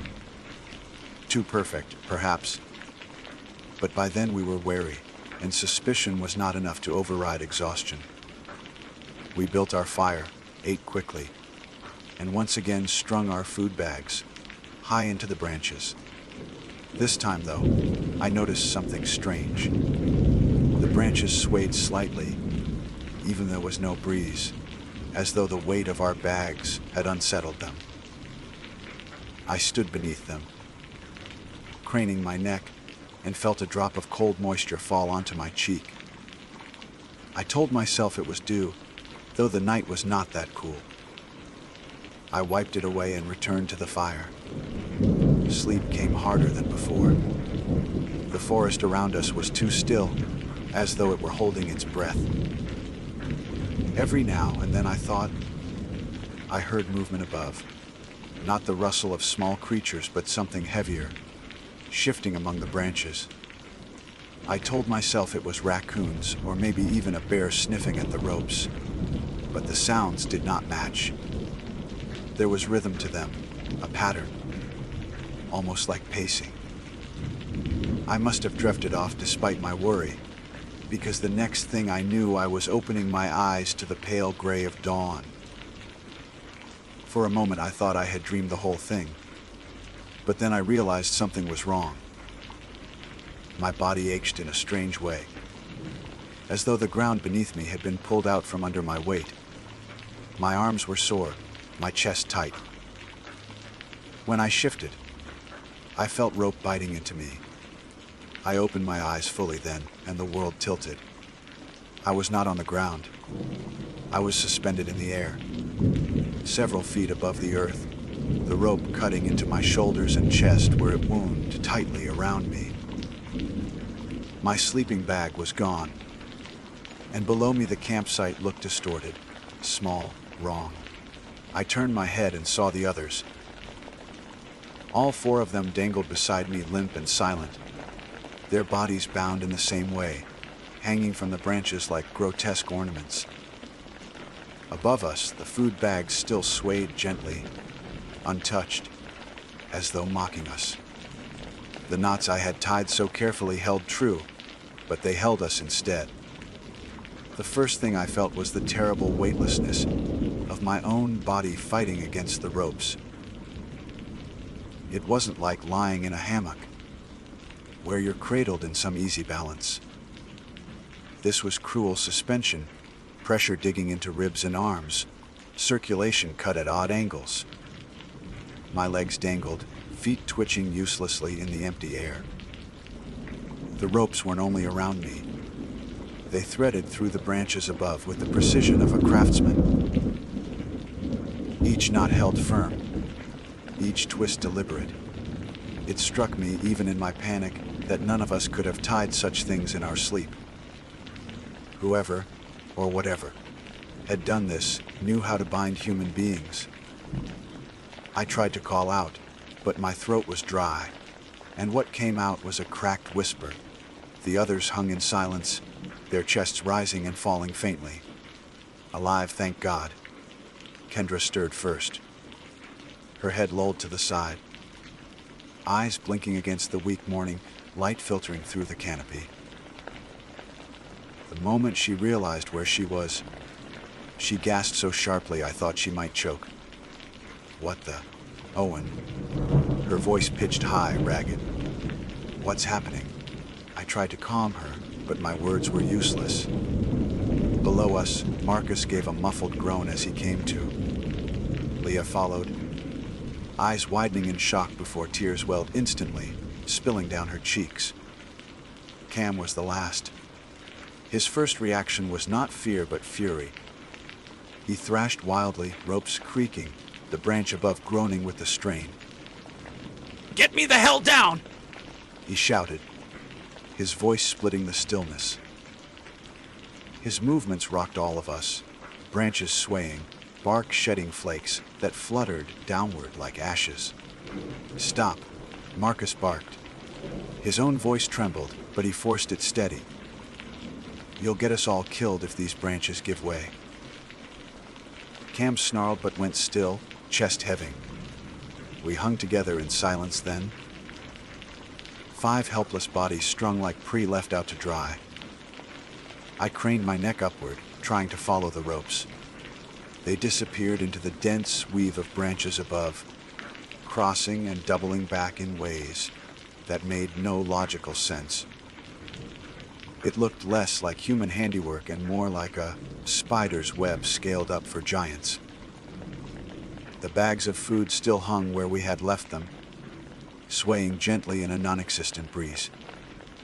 The insult of it gnawed at me, the fact that they were untouched, as though whatever had done this wanted us instead of the food. Leah whimpered softly. Who did this? Was someone here last night? Her words cracked like she didn't want to hear the answer. None of us had an answer anyway. I could still hear the faint echo of movement from the night before, the rhythm in the branches, but saying it aloud felt like admitting something worse than human interference. Kendra shook her head violently, strands of hair sticking to her damp face. No one could have done this. Not in silence. Not all of us at once. Her words carried conviction, but it was the desperate kind. She needed to believe something impossible, rather than the alternative. That human hands had crept into camp and trust us. like animals without a single one of us stirring. Both options were unbearable. The minutes stretched. Every small shift in my body sent pain, radiating from my shoulders and hips. The ropes were biting deeper, and I knew circulation would eventually fail. We had to act. Swing. I rasped finally. We need to swing toward the trunk. If one of us could brace against bark, maybe we could work the knots loose. Maybe. Cam latched onto the plan instantly, jerking his body to start momentum. The rest of us followed more reluctantly, swaying in awkward arcs. It was clumsy, painful, and every creak of the branches above made my stomach drop. The tree groaned with our collective weight, but slowly, painstakingly, I inched closer to the trunk. My toes brushed bark once, then again. On the third try, I managed to press my boot sole flat against it. Relief surged through me, sharp and dizzying. From there I pushed harder, stretching until I could scrape the rope with my wrist against the rough surface. Bark bit into skin, tearing it raw, but fibers began to fray. Tiny victories. I gritted my teeth and pressed harder. The forest around us remained deathly still. No bird calls, no scurrying of small animals. The silence was suffocating.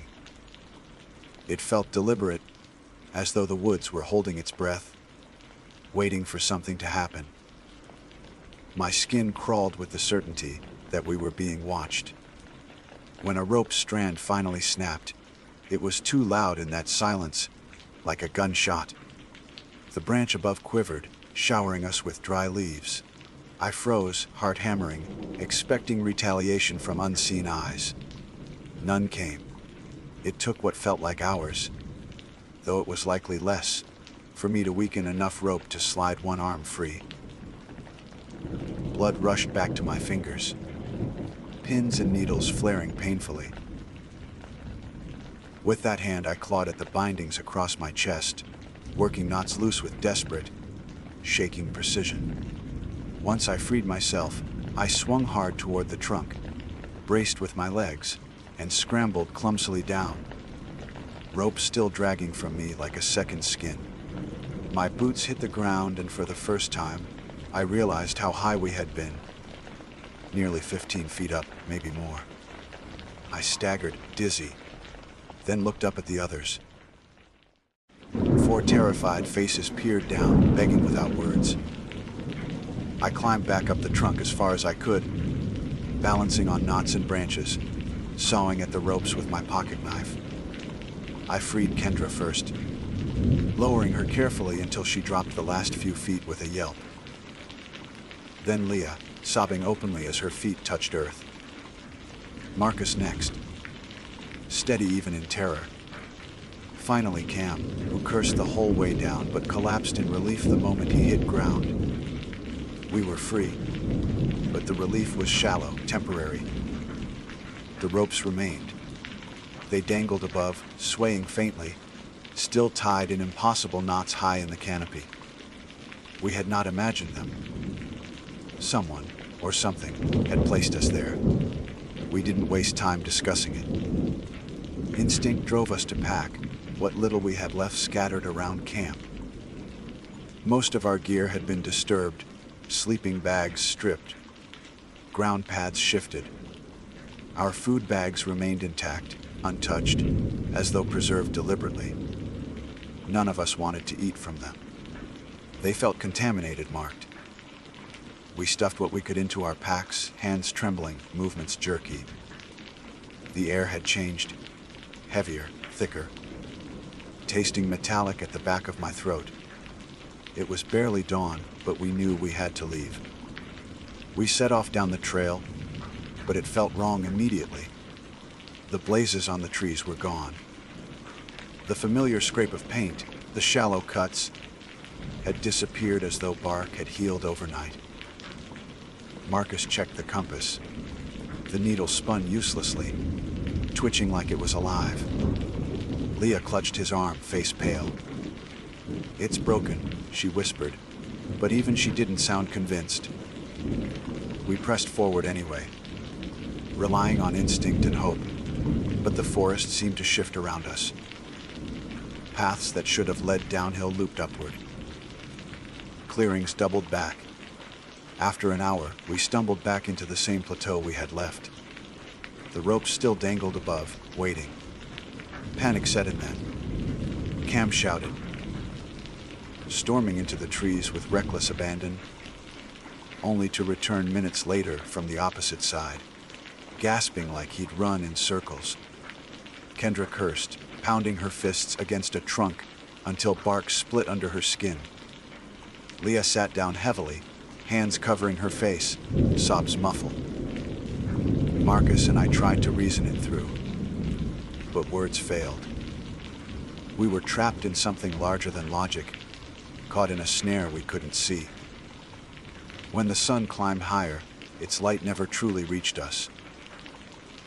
The canopy above filtered everything into dim green twilight. Hunger gnawed at our stomachs, but none of us touched the food.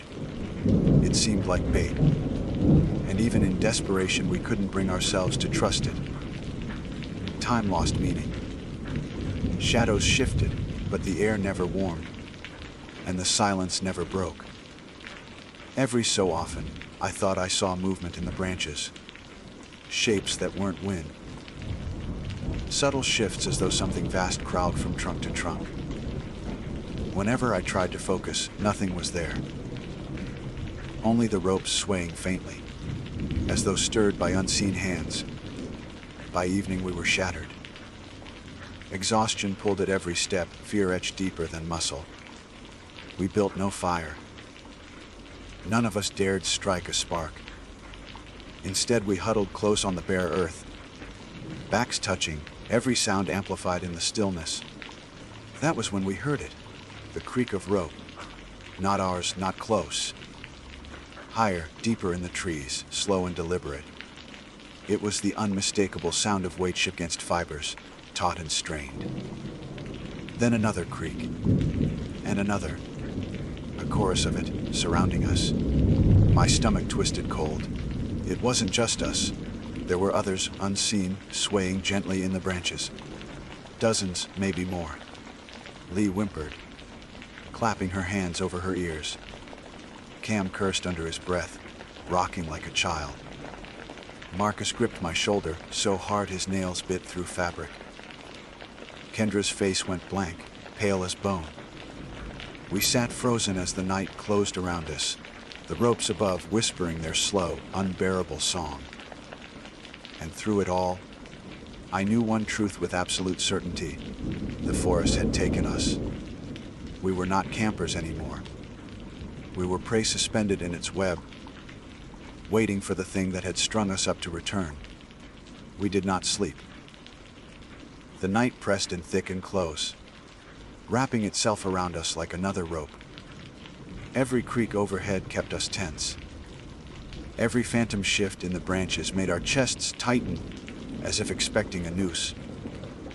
We whispered in fragments, plans that unraveled before they could form. Escape, climb, run, hide, words without anchors. What held us together was not courage, but a mutual paralysis, each too afraid to break the silence more than the others. When dawn came, it brought no relief. The light did not spill into our clearing. Instead, it seemed filtered through water, weak and trembling, as though the sun itself had been caught in the canopy.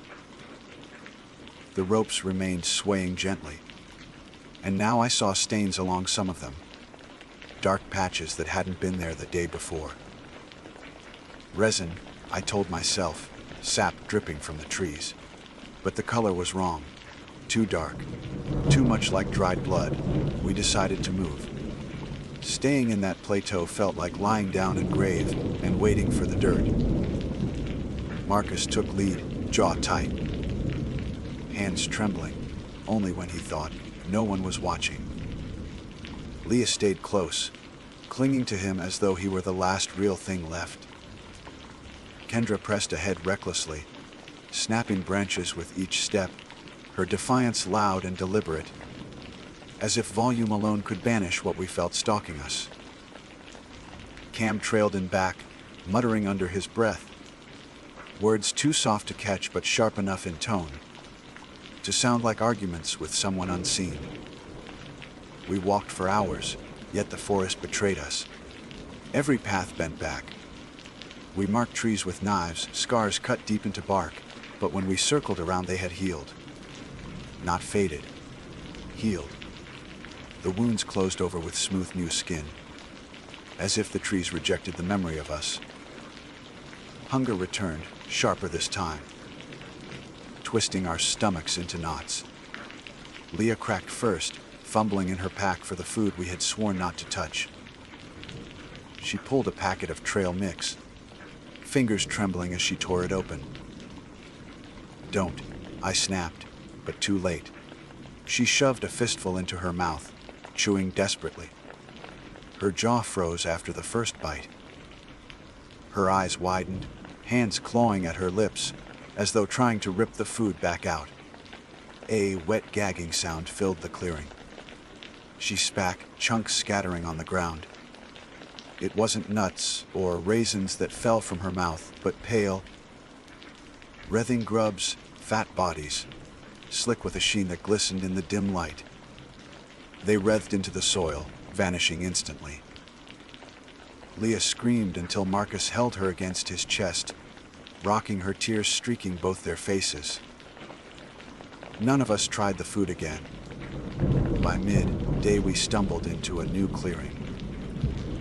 This one was narrower, ringed by crooked birches whose trunks twisted together in strange knots. From every branch hung ropes. Dozens of them, swaying faintly as though moved by a wind we couldn't feel. Some were empty. Others bore remnants. Tatters of fabric, snapped belts, rust, stained buckles. I recognized the sleeve of a flannel shirt, the kind hikers wear, torn to a rag and stiff with dried stains. Cam broke then. He screamed at the trees, at the ropes, at the silence itself. He ripped his pack off and hurled it, shouting curses until his voice cracked raw. The forest answered not with words but with motion. Above, branches shifted in unison, an undulation like muscle flexing beneath skin. A deep groan rolled through the trunks, not wind, not thunder, something alive stretching awake. We ran. Instinct drove us, scattering into the trees without plan or direction. Branches whipped our faces, roots clawed at our boots, but fear burned through every obstacle. Behind us, I heard the creak of ropes, loud now. Accelerating, 100 pendulums swinging in unison. And beneath it, softer, almost lost in the cacophony whispers.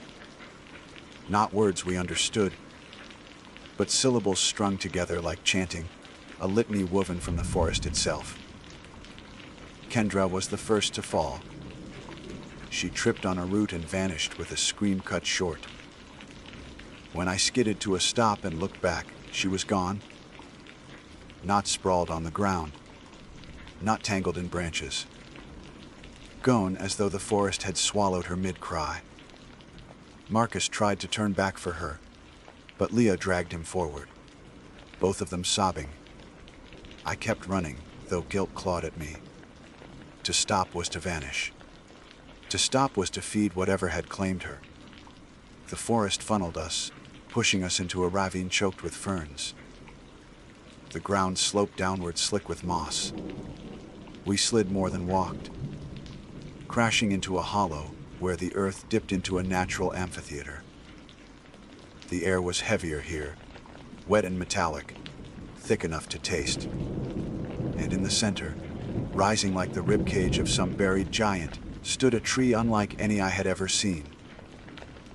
Its trunk was massive, wider than a house, bark dark and ridged, each groove packed with strands of rope. They sprouted from it like veins, stretching upward into the canopy, vanishing into endless branches above. Some of those ropes held objects, some held shapes, bodies. They dangled in rows, dozens of them, swaying gently. skin pale, clothes tattered, some skeletal, others fresher, faces slack as though in uneasy sleep. Their feet brushed one another softly, a ghastly dance of marionettes. My stomach twisted, bile burning my throat. Among them I thought I saw Kendra, her hair unmistakable, her body limp, already claimed by the tree. Leah collapsed to her knees, wailing. Marcus pulled her up, whispering frantic prayers. Cam stood frozen wide-eyed, shaking his head again and again. No, no, no. He stumbled backward, tripping over roots, until his back pressed against the amphitheater wall. That was when the ropes moved. Not swayed, moved. They slithered, uncoiling from branches, lowering like snakes. The sound was unmistakable fibers tightening, stretching, creaking in hunger. One brushed Leah's shoulder. She screamed, batting at it, but another wrapped around her ankle. Marcus lunged, grabbing her, pulling with all his strength. More ropes descended, wrapping him too, looping around his torso, pinning them together. Their screams echoed until the ropes jerked upward, yanking them skyward in a single violent motion. Their cries cut off as they vanished into the canopy. Cam bolted. He sprinted along the amphitheater wall, scrambling up mossy rock with a strength born of terror. I chased him without thought, lungs burning, legs aching. Behind us, the ropes whispered against bark, chasing. I felt them graze my arms, cold and slick despite being made of fiber. Each brush left welts that burned like frostbite. We clawed upward, fingers bleeding against rock, until by some miracle we pulled ourselves over the rim. We lay there gasping, listening as the whispers receded, though not entirely. They remained, just far enough to remind us we were never free. We staggered on, just the two of us now. Hours blurred into each other, direction meaningless. The forest bent. Trails looped. Hunger gnawed worse than pain, and thirst clawed our throats raw. Cam spoke less until finally he spoke not at all, just muttered sounds that weren't words. His eyes glazed, steps uneven. When he finally stopped, I turned to see him staring upward, arms slack at his sides. Above him a rope dangled, swaying gently. He smiled, a broken, delirious smile, and reached for it. Cam. No, I lunged, but too late. The rope snapped around his wrist with a whip, crack yanking him skyward. His scream echoed, then vanished as he disappeared into the canopy. The forest went still again, as though satisfied. I was alone. I don't know how long I wandered. Days, maybe. Time meant nothing under that endless twilight canopy. I grew weaker, stumbling more often, my pack long discarded. I heard the ropes at night, always creaking just out of sight, always whispering. I dreamed of being lifted, of dangling forever among the pale bodies above. My life drained into the bark of that monstrous tree. Each morning I woke surprised to still feel earth beneath me. Eventually, I stumbled into light. Real light. The canopy thinned, the trees parted, and suddenly I was on the edge of a ranger station clearing. Smoke curled from a chimney. A man in uniform stepped out, his face registering shock as he rushed to catch me before I collapsed. I don't remember what he said, only the relief of human hands that weren't made of rope. They told me later they found no sign of the others. No camp, no plateau, no amphitheater tree. The forest was ordinary, they said. My story was dismissed as trauma, dehydration, hallucination. But at night, when I close my eyes, I still feel the bite of rope on my skin. I still hear the creak of branches shifting in rhythm. And sometimes, when the wind brushes through the trees outside my window, I swear I hear the whispers. The forest let me go. It didn't have to. And that knowledge is worse than any nightmare, because it means the ropes are still waiting. My name is Leela Thompson, and I have always believed that the wilderness holds a language of its own, one that hums beneath the silence of ridges and forests and skies. I had camped many times before, though never alone. And perhaps that was why this trip became etched into my memory in a way no other experience could. I was 31 years old when I decided to hike up the ridge, drawn by the promise of clear air and wide skies where the stars were said to blaze brighter than anywhere else in the region. I wanted solitude. I wanted quiet. I wanted the sense of being reduced to something small beneath a universe too vast to measure. That, at least, was what I told myself before the stars began to notice me. The hike itself was long but not difficult. I had driven as far as the road permitted, parked my car by a small clearing that served as a makeshift trailhead, and shouldered my pack. The ridge loomed to the north, jagged and pale in the autumn light, framed by slopes lined with pine and spruce. My boots dug into the damp earth as I followed the path upward, switchbacks curling through the trees.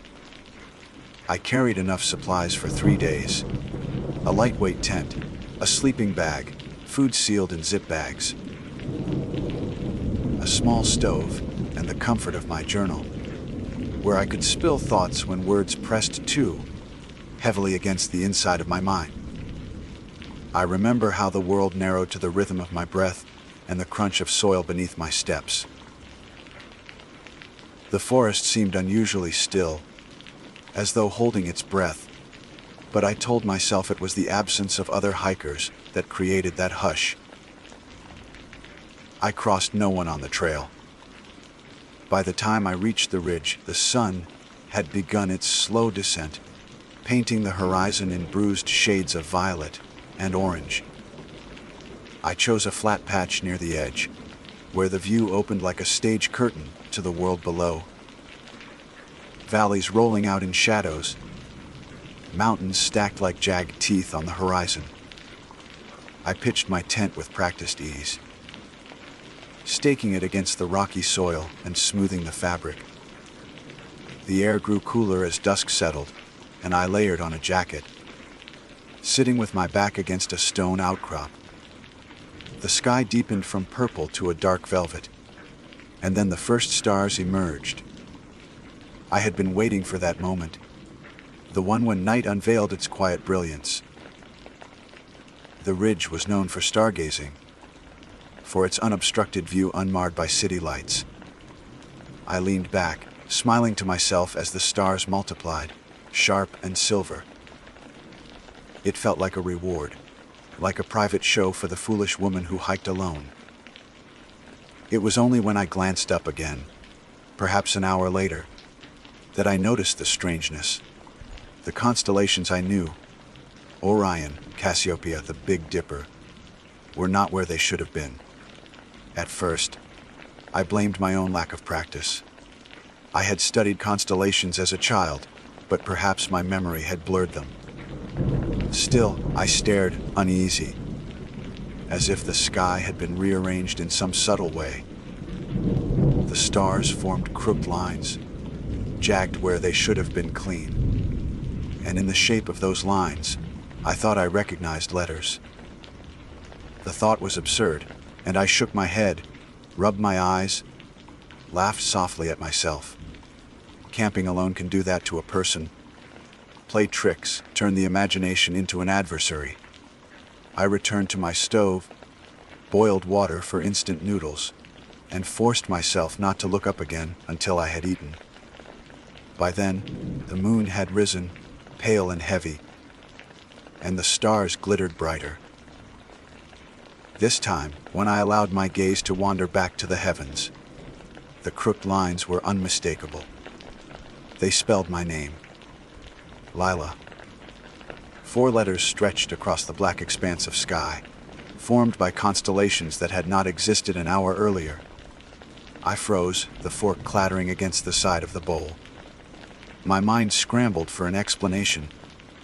Coincidence, perhaps.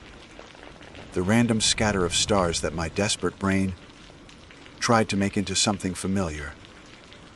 That was what the mind did, after all. Imposed meaning where there was none. But as I stared, the letters shifted again, the crooked lines rearranging into Te Chao Emp Son. My surname scrawled in stars like some celestial signature. My chest tightened, my breath shallow. Impossible, I whispered aloud, because saying it out loud made it feel less real. The silence that followed was immense, swallowing my words as though the ridge itself wanted to keep them. I forced myself to move, to clean my dishes, to crawl into the thin safety of my tent. I lay awake for hours, staring at the ceiling of nylon, refusing to glance outside. Sleep was stubborn, but exhaustion eventually claimed me, dragging me into a shallow, restless dream. When I woke at dawn, the sky was pale with the first wash of sun. The stars had faded, leaving no trace of their crooked message. My relief was immediate, though thin, fragile as ice over water. I told myself it had been fatigue, a trick of my eyes, perhaps even a dream I had failed to recognize as one. I packed away my stove, wrote a few lines in my journal about the beauty of the night sky, carefully omitting the details that unsettled me. If I didn't write it, maybe it wouldn't matter. The day stretched long and empty. I wandered the ridge, breathing the thin air, watching the hawks wheel in lazy circles above the trees. The solitude was sharp, pressing against me in ways I had not anticipated. I thought I liked being alone, but there is a difference between solitude and isolation, and the latter seeped into me like coal. I found myself glancing often at the sky, at the bright blue that held no trace of stars. I waited for night with a mix of dread and anticipation. When darkness finally came, it was swift, the mountains devouring the sun with greedy teeth. I lit a small fire, the flames sputtering in the breeze, and cooked a simple dinner. I forced myself to keep my eyes on the fire, on the ground, on anything but the vault above. But inevitably I looked. The stars had shifted again. This time, they spelled not my name but a sentence. It was crooked, uneven, but clear enough to re-ella-lile. My skin prickled, and I felt as though something immense and unseen had turned its gaze upon me. I dropped my fork, scrambled back from the fire, my heart hammering against my ribs. The words hum above me, unchanging, patient. I could not pretend now that it was chance. Someone, or something, was speaking in the sky. I do not know how long I stood there, trembling, staring until my neck ached. Eventually, the stars began to crawl again, the letters rearranging into another sentence, WSEOU. I could not move. I could not scream. I could only watch as the sky became a blackboard on which some invisible hand scrawled messages meant for me alone. That was when the fire sputtered out, though I had fed it wood only minutes earlier. Darkness swallowed the ridge, and the only light was from the stars above, spelling out my existence letter by crooked letter. I stumbled into my tent, zipped it shut with shaking hands, and buried myself in the sleeping bag. The nylon walls were thin, useless against the immensity of whatever had turned its attention to me, but they were all I had. I lay there listening, the silence louder than any storm, my breath ragged. Outside, the stars shifted again. I did not look, but I knew. I knew they were still spelling, still watching, still waiting for me to notice. That was only the first night. When morning came, I unzipped the tent as though expecting the sky itself to lean down and swallow me. Instead, the ridge was awash in pale gold light, dew clinging to the grass, and the valley below still wrapped in shadow. Birds called from the pines, their songs sharp and ordinary. For a moment, I let myself believe that everything had been a hallucination, the product of fear and exhaustion. But the charred remains of the fire reminded me. I had fed it wood, and yet it had died unnaturally fast. The memory of the stars, spelling out Ishalwell and Weseou, pressed against the back of my mind like a bruise I couldn't stop touching. I forced myself to move through the morning with a kind of stiff normalcy. I boiled water for coffee, ate a packet of oatmeal, and walked to the edge of the ridge. The view stretched wide and endless, layers of ridges fading into mist. It should have been beautiful, peaceful. Instead, it felt like a stage and I was standing under a spotlight. I opened my journal, hesitated, and then wrote down exactly what I had seen. The letters, the sentences, the impossible messages. My handwriting wavered, as though even my body wanted to resist recording it. The moment the words were on the page, the wind picked up suddenly, rattling the pages as if trying to tear them from my hands. I clutched the book to my chest and zipped it back into my pack.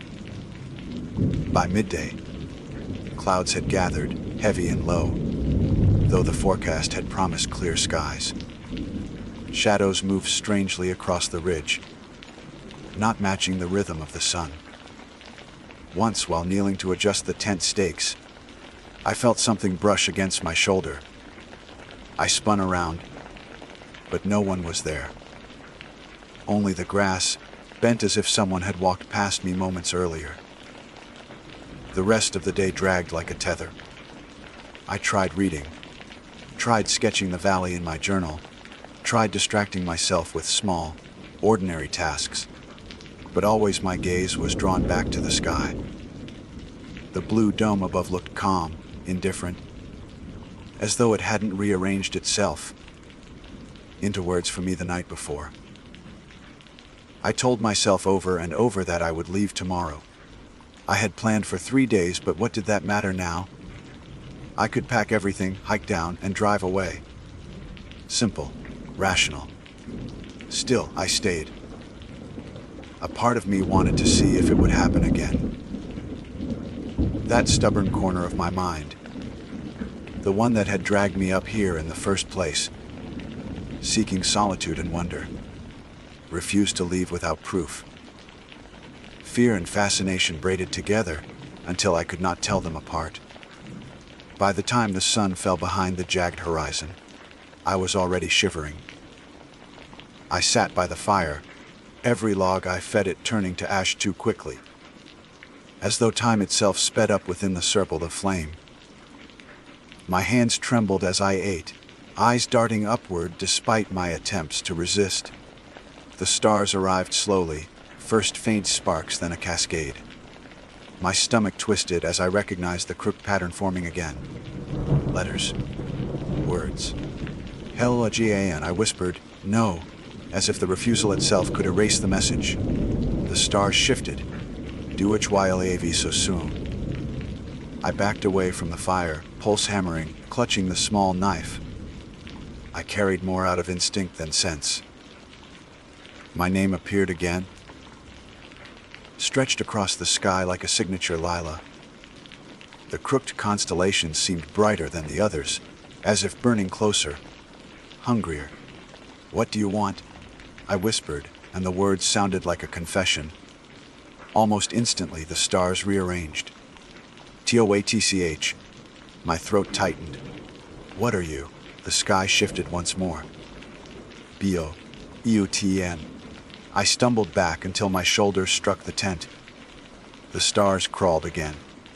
Slowly this time, deliberate, each letter forming like a wound opening in the night. Wlikio Urnam. The air grew colder, unnaturally so. and I could see my breath plume in front of me, despite the fire that still smoldered at my feet. My body screamed at me to run, to leave the ridge immediately, but where could I go? Down the slope into the forest, alone, with whatever had turned the sky into its message board. The ridge felt exposed, but at least I could see. The trees below were too dense, too dark.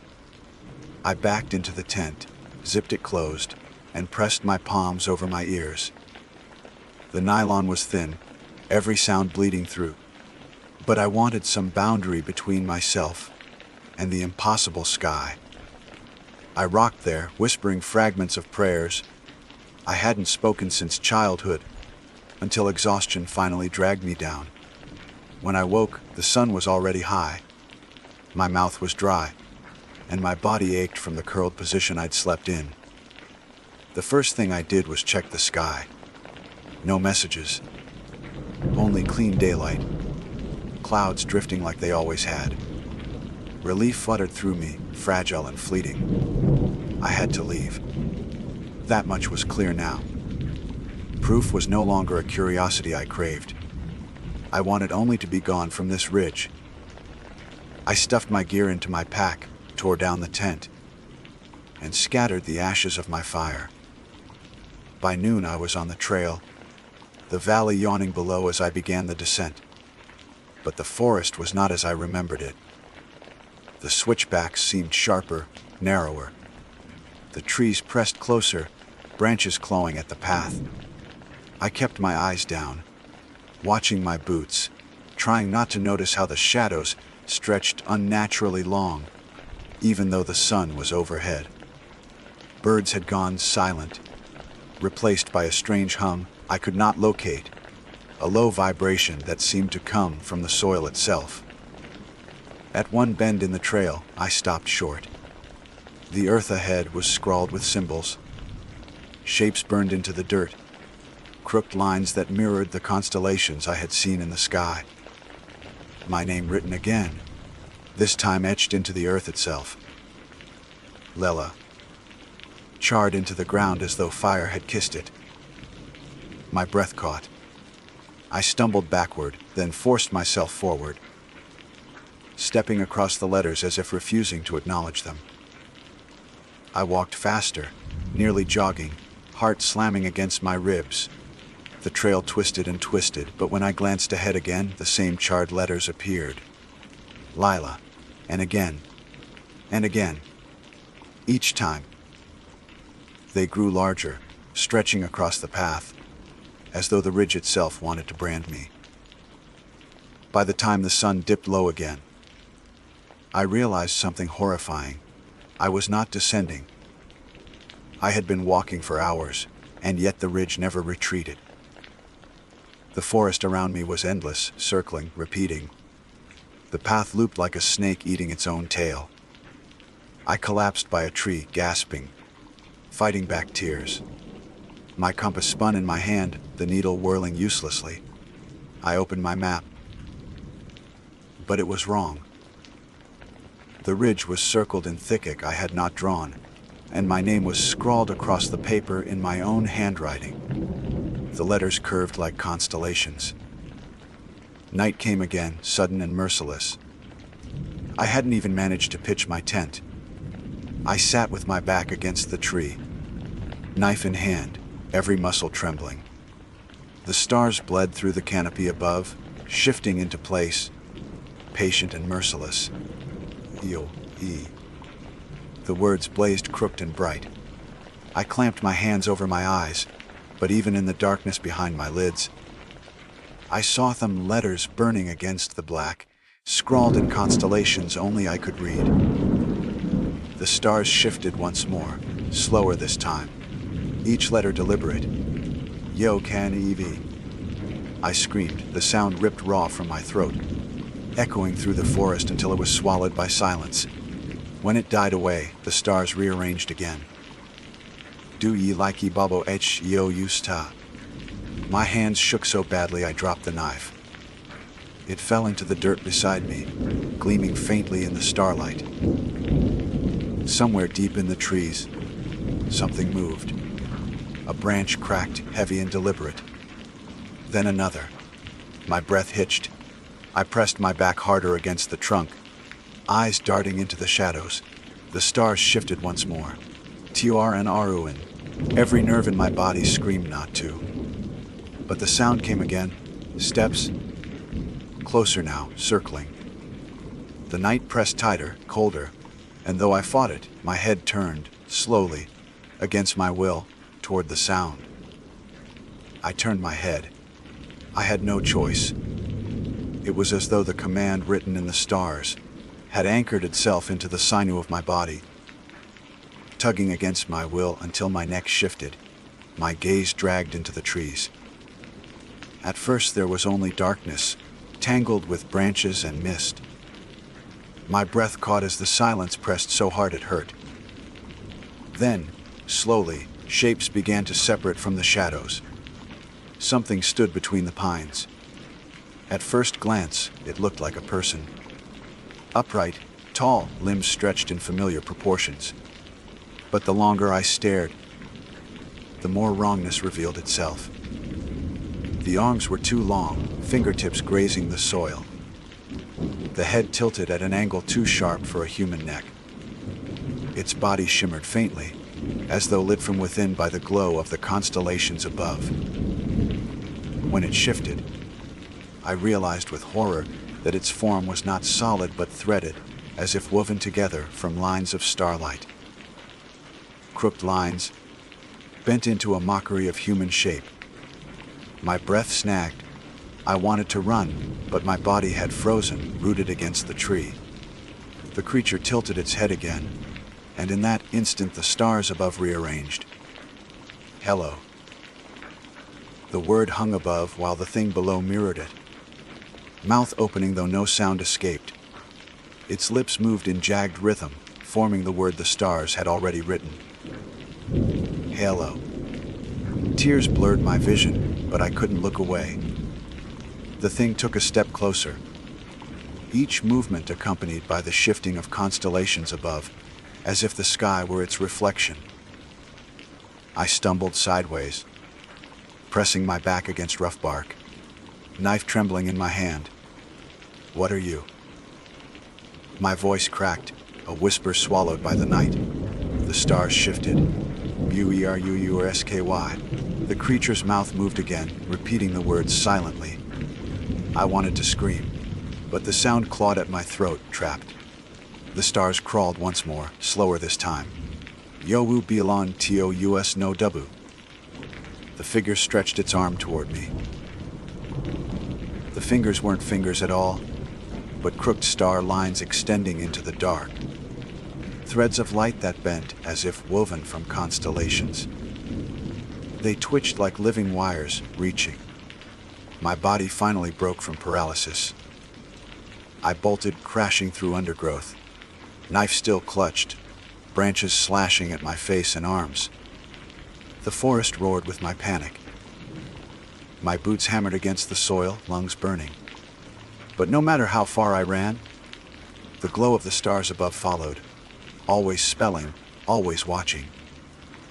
At one point, I tripped, tumbling down a slope, branches tearing my clothes. I hit the ground hard, the knife slipping from my grasp. I scrambled to my knees, dirt filling my mouth, and looked up. The stars had rearranged again. Rawan Fastar, a sob ripped from my chest. I staggered to my feet, grabbed the knife, and stumbled onward. My legs screamed, but terror gave me fuel. Trees blurred past, the night a tangle of shadows. Always, when I dared to glance up, the sky was changing while you ors do okopai. The words crawled across the heavens like scars etched into the dark. And I realized something even worse. The forest itself was beginning to echo those letters. Branches bent into crooked shapes that mirrored the constellations, shadows splitting into jagged lines that spelled my name across the ground. The world was no longer safe. It was rewriting itself around me. At some point, I found myself at the edge of a clearing. Moonlight drenched the grass, silver and cold. I stumbled into the open space, chest heaving, and collapsed to my knees. The sky above spread wide, merciless, filled with stars that glitter the hunger I could feel on my skin. This time the words came slowly, as if savoring the message. Stier stiel. I froze, tears streaking my cheeks. The grass around me bent inward, curving into lines that traced the letters of my name. Something rustled behind me, and though I couldn't see it, I knew the star, woven creature, had followed. I clutched the knife tighter. My mind screamed that it was useless against something that wasn't flesh, wasn't of this earth, but it was the only barrier I had left. I raised it toward the sky as if to defy the stars themselves. My voice cracked with desperation. Why me? The stars twisted. Bika wos wogu okid. The clearing spun around me. The knife trembled in my grip, my body breaking with exhaustion and fear. My thoughts blurred. And then, impossibly, the stars shifted again, forming something longer, slower, letters stretching into a crooked sentence. Do right US. For a moment, I didn't understand. Then my mind flashed back to the journal in my pack. The entries I had written. The letters scrawled across the map that I hadn't drawn. They weren't only speaking through the sky. They were bleeding into the things I touched, the words I wrote. They wanted me to continue, to record, to make them permanent. I dropped the knife. My body shook violently as I reached into my pack and dragged out the journal. My hands moved almost without my permission. Flipping to a blank page, I picked up the pen. The stars shimmered above, waiting. When I began to write, the forest grew silent, as if holding its breath. My pen scratched across the paper, but the words were not mine. They flowed through me, crooked and jagged, sentences that echoed the messages in the sky. We see you. You cannot leave. You belong to us. Each line carved itself onto page with a weight I could not fight. The more I wrote, the more the air around me shimmered. Shapes flickered at the edges of my vision. More of the star, woven figures, gathering, watching. Their limbs bent wrong. Their heads tilted too far, each one threaded from crooked lines of light. They circled the clearing, silent, waiting. I don't know how long I wrote. Time dissolved. When I finally dropped the pen, my hand aching. The page was filled with words I didn't remember forming. The stars above pulsed, bright and satisfied. Guod. The figures retreated into the trees, their light fading until only the ordinary darkness remained. The silence was heavier now, pressing me flat to the earth. I curled around the journal, clutching it to my chest. Sleep dragged me down. Whether from exhaustion or something the sky had poured into me, I can't say. When dawn came, I was still in the clearing. The journal rested beside me, its pages smudged with frantic ink. I opened it with trembling hands. The words were still there, but they were no longer mine. The handwriting shifted across the lines, crooked letters bending into shapes that did not belong to any alphabet I knew. They crawled across the page as though alive. Panic clawed up my throat. I slammed the journal shut, stuffed it into my pack, and stumbled back to the trail. This time, when I walked, the path did not loop. The trees opened. The descent came quick, as though the ridge itself had released me. By late morning, I saw my car parked in the clearing, sunlight glinting off the windshield. Relief hit me so hard I almost collapsed. But when I opened the car door, the journal slid from my pack. It fell open on the ground, pages flapping in the wind. And though I hadn't written it, though I swore I had never seen it before, The last page carried a sentence in my own crooked handwriting. SEEOUTOIGHT. My stomach turned to ice. I slammed the journal shut and stuffed it deep into my bag, refusing to touch it again. I drove away, tires spitting gravel, the ridge shrinking in my rearview mirror. For hours, I didn't stop. Only when I reached the edge of the city did I dare glance at the sky. The stars weren't out yet, but I knew they were waiting. That night, when darkness fell, I stepped outside my apartment to prove to myself it was over. I tilted my head back, heart hammering. The sky glittered with familiar constellations at first. Orion, Cassiopeia, the Dipper. Comforting in their order. Relief spread through me like warmth. And then the stars shifted. Lela, crooked and unmistakable. My knees buckled. I dropped onto the balcony, hands pressed over my face. The sky was not bound to the ridge. It had followed me home. The stars crawled again, slow and deliberate. W lucky mama yo you sty. My journal sat inside waiting. I could already feel the pull, the itch in my hands to write. The words weren't mine anymore. They never had been. That was the last night I slept beneath a normal sky. Since then, every evening, the constellations twist into crooked letters, spelling messages only I can see. I try not to look, but somehow my eyes always find them. Sometimes they command. Sometimes they plead. Always they watch. I don't know how long I can resist. The journal fills itself now, even when I do not touch it. Crooked sentences crawl across the pages in the dark, messages that hum in my blood. They tell me I cannot leave, that I am theirs, and maybe they're right. Because when I close my eyes, even in daylight, I see stars shifting, forming my name, calling me back.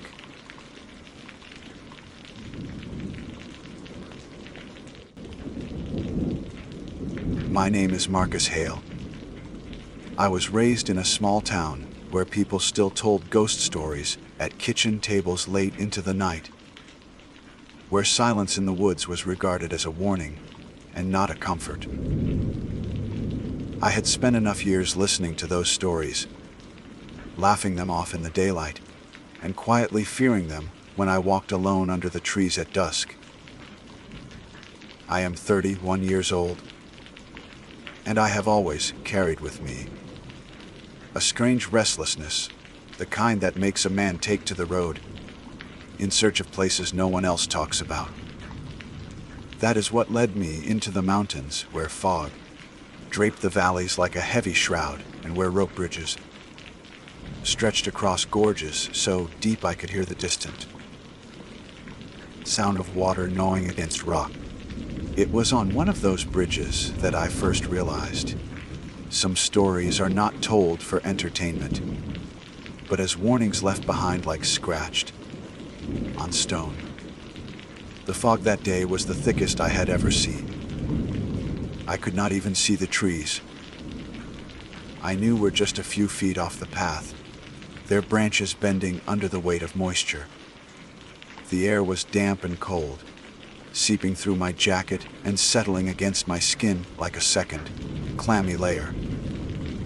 I had a map in my pocket and a compass clipped to my belt, but neither offered reassurance. The map showed the line of the trail crossing a gorge, but looking ahead was like staring into a wall of shifting gray. I had to trust the rope bridge was still there, stretched taut between two cliffs, though my instinct screamed that walking forward blindly was a mistake. I remember placing one hand on the rope railing, slick with dew, and testing the first wooden slat with my boot. The boards creaked, old and swollen with years of storms, yet they held. I took another step, then another, each one swallowed by the fog until the world behind me was gone. After the first 20 paces, I stopped looking down. The faint gap between boards revealed nothing but pale mist below. and the thought of what waited under it, whether endless air or jagged rock, was not a thought worth carrying. I told myself to focus on the feel of the rope under my fingers, the sway of the bridge beneath me, the steady rhythm of my own breaths. That was when I heard them. Footsteps. At first, I thought it was the bridge echoing mine, some trick of sound traveling back along the rope. But the rhythm was too clean, too precise. Each of my steps was matched by another, perfectly in time, neither faster nor slower. I stopped, heart thudding, and in the sudden stillness, I heard the soft groan of the wood under weight that was not mine. The steps halted with me, as though whoever was there had also paused to listen. The rope swayed slightly, not in response to the wind, but to something moving behind me. I told myself it was another hiker, someone caught in the same fog, crossing at the same time. But I had not seen anyone all morning. The trailhead had been empty, the parking lot silent, except for the drip of water from branches. I had chosen this path because it promised solitude. I forced myself to turn my head, peering back through the haze. The rope stretched into gray nothingness, vanishing before they reached the other cliff. The bridge behind me was gone, swallowed whole by the fog. My eyes watered from staring, searching for a shape, a shadow, any hint of a person. Nothing. And yet, as I turned forward again and took a cautious step, the footsteps followed, perfectly in rhythm once more. It is a strange thing to feel certainty without evidence. Logic told me the bridge could hold only so much weight, that if someone were on it with me, I should see them, or at least hear the rope strain more heavily. But instinct told me I was not alone. Every nerve in my body bristled, as though the air itself had shifted. I gripped the rope tighter and kept walking, though each step felt like an invitation for something unseen to draw closer. The fog pressed harder, wrapping me in a silence that grew heavier with each moment. Even my own breath felt muted, as if the mist drank the sound before it could leave my lips. Halfway across, I stopped again.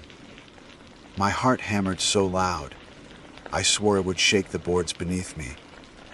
I decided to call out, though my throat felt raw and tight. "Hello," I said, the words strangled, almost childish. The sound carried no echo. It vanished into the mist as though it had been swallowed whole. No one answered. Only the creak of ropes shifting in rhythm, with invisible steps, came back to me. That was when I realized what terrified me most. It was not just that the footsteps followed mine, but that they belonged to something with patience. Whoever or whatever was behind me had no interest in rushing forward, no desire to reveal itself. It was content to mirror me, to keep pace, to wait. By the time the faint outline of the far cliff emerged from the fog, I was nearly running. My boots slammed against the boards, and the rope strained under my weight, yet the echo behind me did not falter. It did not stumble, did not hurry to catch me, did not even fall away. It matched me step for step, a perfect double, as though the bridge itself carried two shadows, mine and something else. When my boots struck solid ground at last, I whirled around, desperate to see what had been following. But the moment my feet touched earth, the sound stopped. The bridge behind me was gone again, lost in the curtain of fog, and there was only silence. The rope in my hand felt limp, like it had been hanging undisturbed for years. I should have turned back. Any reasonable person would have. But reason felt brittle in that place. I told myself the fog was playing tricks, amplifying the sound of my own footsteps. I told myself the damp and the hunger and the fatigue had worn my nerves thin, And yet, as I stood on that cliff with the bridge vanishing behind me, I could not shake the feeling that I had not crossed alone. Something had crossed with me, and though the steps had stopped, it had not gone away. It had only become quieter. I forced myself onward, following the trail as it wound into the trees. The forest was no more welcoming than the bridge. The fog pooled thickly between trunks, curling around roots and branches until the world felt built of smoke. My compass spun lazily, its needle twitching without direction, and the map crinkled uselessly in my damp hand. I walked because there was nothing else to do, and because standing still felt like inviting the steps to catch up again. Every snap of twig, every drip of water from leaves, sent my nerves jolting. More than once, I turned, certain I would find someone standing just beyond sight. More than once, there was nothing. It must have been an hour before the trail opened into a small clearing. The ground was soft with moss, and a circle of stones marked what had once been a fire pit. Charred wood lay in its center, damp and blackened as though the flames had died only a day or two ago. Relief washed through me at the sight. Someone else had been here, maybe even camped here. It meant I was not as alone as the forest wanted me to believe. I set down my pack, kneeling to touch the ashes, half hoping to find them warm. They were cold, but scattered among them was something stranger. Footprints pressed into the soil around the fire. They were barefoot, narrow, and perfectly clear despite the damp ground. And every single one of them pointed inward, toward the fire, not away. I stood slowly, backing away from the circle. My pulse roared in my ears, louder than the silence of the woods. That was when I heard it again. The footsteps. Not behind me this time, but circling, weaving just outside the edge of the clearing. They pressed into the moss with the same steady rhythm, patient and unhurried. I spun in place, trying to catch a glimpse, but the fog clung tighter than ever. I could hear them, could feel the vibration in the earth, but the space around me remained empty. The sound grew louder until it was impossible to tell how many there were. 2 sets. 6. They moved in tandem, circling me as though measuring the distance, deciding when to close in. I opened my mouth to speak again, but no words came. My throat was locked, as though the fog had filled my lungs. I stumbled backward until my shoulders struck a tree, rough bark biting into my jacket. My mind scrambled for logic, for reason, but none came. There were only the steps, circling, drawing tighter, and the cold certainty that whatever had followed me across that bridge had not left. It had multiplied. The footsteps circled me until I thought I would collapse from the weight of their sound alone. I pressed my back harder against the tree, its bark digging into my skin through the damp layers of my jacket.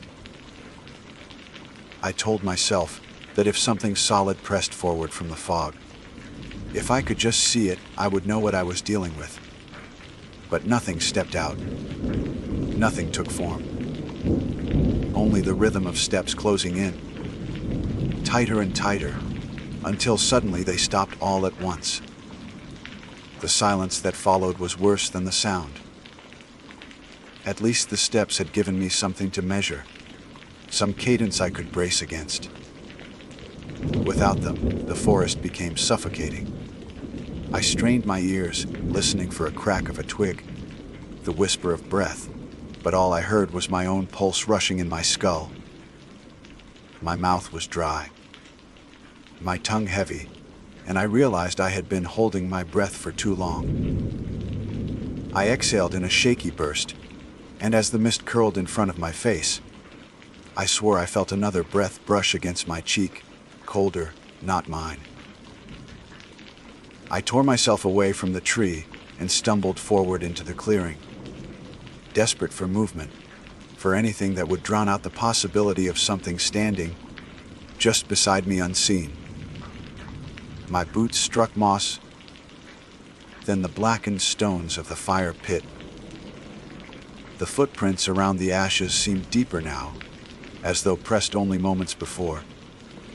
I kicked at the nearest one, scattering soil over its outline, but as I lifted my boot, the print returned beneath it, perfectly whole. The fog thickened, curling inside the circle of stones, rising like smoke from a fire that had never been lit. Panic overtook me.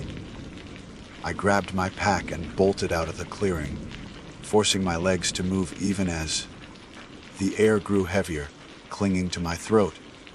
Branches whipped against my arms. Roots clawed at my boots. The trail was gone, devoured by the gray, and I ran blindly, desperate only to put distance between myself and the circle of prints. The forest stretched endlessly, each tree the same, until I felt I was running in place, trapped in some loop with no exit. My lungs burned, my chest ached, and still the fog pressed close. When I finally collapsed, I did not know how I had been running. My knees hit damp earth, and I fell forward onto my hands, gasping. The ground was soft here, spongy with moss, and for a moment I thought I had reached another clearing. But when I lifted my head, I saw that the trees bent in unnatural arcs above me, their branches interlacing until they formed a dome. It was like being inside a cage built of living wood. The fog seeped through the gaps, but lighter now, and in the pale dimness I could see the ground more clearly. Footprints again, circling me. They were not just around me this time, but layered. Dozens of them, pressed over and over into the moss, until the ground was nothing but the memory of feet. I placed my hand into one, and the earth was cold, colder than the rest of the ground, as if touched by frost. Something shifted above. I looked up, and for the first time, I saw movement. A figure hung from one of the branches, swaying gently as though caught by an invisible wind. It was pale, almost translucent, its outline shimmering like water. Its feet dangled inches above the ground, and when I squinted, I realized they were moving, pressing into the air, step after step, as though walking on nothing. Each press sent a vibration down, forming the prints in the moss. The figure's head lolled forward, its face hidden by the tilt. But I knew without knowing that it was watching me. I scrambled back, but every direction I turned, another figure emerged. They hung from branches, from the spaces between trees, their pale bodies suspended yet always walking, always pressing invisible steps into the earth. Some swayed gently, others jerked in sharp, unnatural motions, their legs snapping back into rhythm, like puppets pulled by unseen strings. I counted until I lost track. 5, 10, 15 shapes, each one locked in the same endless march that had haunted the bridge. I did not scream. My voice felt stolen, caught somewhere between my chest and throat. Instead, I turned and forced my legs to move again, slipping through the narrowest gap in the branches. The figures did not reach for me, did not chase, but as I fled, the sound of their footsteps followed, multiplied, as though the entire forest had joined in. Every tree I passed, every shadow I glimpsed, carried the echo of that rhythm, step for step, breath for breath. At last, the ground sloped downward, and the mist thinned enough for me to see a glimmer of water. I stumbled toward it, sliding down the bank, until I reached the edge of a river. The current was slow but steady, carrying fallen leaves along its surface. Relief surged through me at the sight of something solid, something real. Water was movement that belonged to the world, not to whatever haunted the forest. I knelt and splashed it against my face, the cold biting my skin. For the first time in hours, I felt tethered again. Then I saw the footprints in the mud.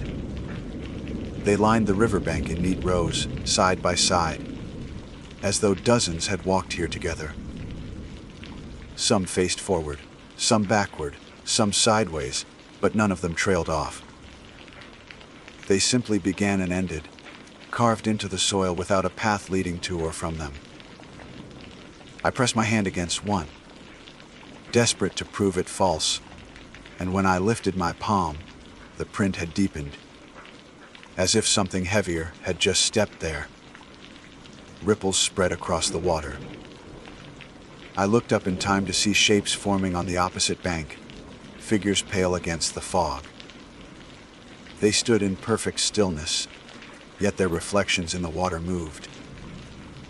Walking in place, pressing step after step into their mirrored world, I stumbled back from the river, tripping over roots, nearly falling into the mud. My mind screamed at me to keep moving, to never let myself be still long enough for them to reach me. The trail had dissolved hours ago, but I forced myself uphill, away from the water, away from the circling prints. My legs shook, my chest ached, and each breath felt like it might split me open, but fear lent me strength. I moved because I had no choice. The forest stretched on endless, and the light above dimmed as though the sun had forgotten to rise. Hours might have passed, or minutes, but eventually I came upon something that made me stop short. Another bridge. It stretched between cliffs, rope and wood sagging under years of wear. The fog clung thicker here than anywhere else, swallowing the far end entirely. My knees weakened at the sight. I had no desire to set foot on it again, no desire to feel those steps following. But behind me, the rhythm had returned. I could hear them clearly now. 100 boots striking earth in perfect unison, though none were mine. I turned just once and saw the fog pulsing, shapes moving inside it, countless figures walking toward me without faces, without eyes, their pale outlines filling the trees. The choice was no choice at all. I placed my hand on the rope and stepped onto the bridge. The wood groaned, sagging beneath me, but it held. One step, then another. My breaths came sharp, shallow, and with each one the footsteps behind me grew louder, multiplying until the air vibrated with them. They followed onto the bridge, yet the ropes did not sag more. The boards did not strain further. It was as if only I carried weight, and they were nothing but sound and shadow. Halfway across, I made the mistake of looking down. The fog shifted just enough to reveal the gorge, black and endless, water glinting faintly at its bottom. But it was not the depth that froze me. It was the sight of figures walking along the surface of the water, their pale feet pressing ripples into the current, step after step, perfectly in rhythm. They looked up as one, and though their faces were blank, I felt the force of their gaze strike me like a stone. My grip on the rope slipped, and I nearly lost balance. I pressed forward blindly, refusing to look again. When my boots finally struck earth on the far side, I collapsed to my knees, clutching the dirt like it might anchor me to life. The footsteps stopped once more. Silence folded over the gorge, heavy and final. The bridge behind me swayed in the fog, empty, untouched, as though no one had ever walked it. My chest heaved, my body shaking with exhaustion, but I could not rest. I knew better now. Silence meant waiting, and waiting they were not finished. I forced myself upright and stumbled forward into the trees. The forest here felt no different, still heavy with mist, still endless. But I sensed something had changed. The rhythm had shifted. I could no longer hear the steps behind me. Instead, I began to hear them ahead, faint at first, then stronger, as though something unseen was walking toward me along the path I had not yet taken. The sound of the steps ahead of me froze me, where I stood. Until now, they had always mirrored me, shadowing every move from behind. But this was different. They were leading me somewhere, as though the forest itself had chosen my path. My throat tightened. Every part of me screamed to turn back, but I already knew what I would find if I did. The same fog, the same silence, and perhaps the same figures waiting just out of sight. Forward was the only direction left, even if it carried me straight into whatever waited. I moved cautiously, my boots pressing softly into the damp earth, trying not to disturb the rhythm ahead. But the steps did not falter. They were unbothered, steady, pulling me along like a tether. The fog parted in faint swells, showing me just enough of the trail to continue. My hands brushed against trunks as I passed, grounding myself in the roughness of bark. Still, my ears strained against every sound, searching for the break-in pattern that would reveal what lay ahead.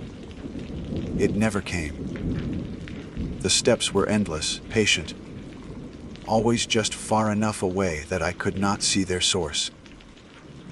After what felt like hours, the trees thinned, and the land began to slope upward. My legs ached, but the path pulled me higher, until at last I broke into another clearing. This one was different. The ground was bare rock, slick with moss, and in its center stood the remains of a stone arch. It must once have been part of something larger, a bridge or a gate, but now only two pillars stood, their tops jagged where time had broken them. The footsteps led directly to the arch, then stopped. I stared at the space between the pillars. It looked like nothing more than fog filling the gap, yet the air shimmered faintly, like heat rising off asphalt. The silence pressed close, heavier than before, and I felt the undeniable weight of being watched. My stomach twisted. I knew the forest had brought me here for a reason, though I could not name it. The prints at my feet, bare, narrow, impossibly precise, seemed to trail into the arch before fading. The figures had walked through. The steps ahead had been their invitation. I told myself to leave. I told myself to turn back, to find another way down the mountain, to accept being lost so long as I remained alive. But my body betrayed me. My feet moved forward as though called by something older than thought. Each step echoed faintly against the rock, and though the sound was mine, it felt doubled, accompanied by something just beneath hearing. When I reached the arch, I hesitated, my hand brushing the cold stone. The shimmer in the air wavered, rippling as though sensing my presence. I closed my eyes and stepped through. The fog broke. On the other side, the air was clear, sharp, and thin, like I had risen suddenly to great altitude. The forest behind me was gone. In its place stretched an endless expanse of stone, flat and cracked, stretching out in all directions beneath a pale sky. No trees, no cliffs, no river, only that empty ground. But I was not alone. They were there. Figures stood in rows across the plain, countless pale bodies, each one swaying faintly, as though caught in a wind I could not feel. Their feet moved ceaselessly, pressing steps into the stone that left. No mark yet rang in my ears like a drumbeat. The rhythm that had haunted me was no longer hidden. It was deafening here, hundreds, no thousands, of footsteps all in perfect unison. They turned their faces toward me, and though their features were blurred, Indistinct, the weight of their gaze pressed me to my knees. I wanted to run, but there was nowhere to go. The plane stretched infinitely, and the arch behind me had vanished. I was trapped in their world, whatever it was. The figures began to move, their endless steps shifting into a slow march, converging toward me from every direction. My chest seized with terror. I shouted at them to stop, to leave me, but my voice was drowned beneath the thunder of their rhythm. Closer and closer they came, until the front line stood only a few feet away. Then one of them broke from the formation. It stepped forward, its body flickering as though torn between presence and absence.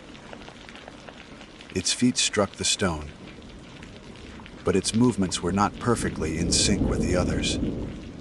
It was almost human in its hesitation, its stumble, its pause before me. My breath caught. For the first time I could see its face, and it was my own.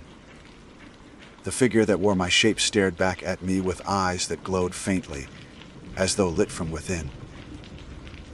Its lips moved, but no sound came. Yet I understood. It was not speaking. It was mirroring me. Every shallow breath I took, it took.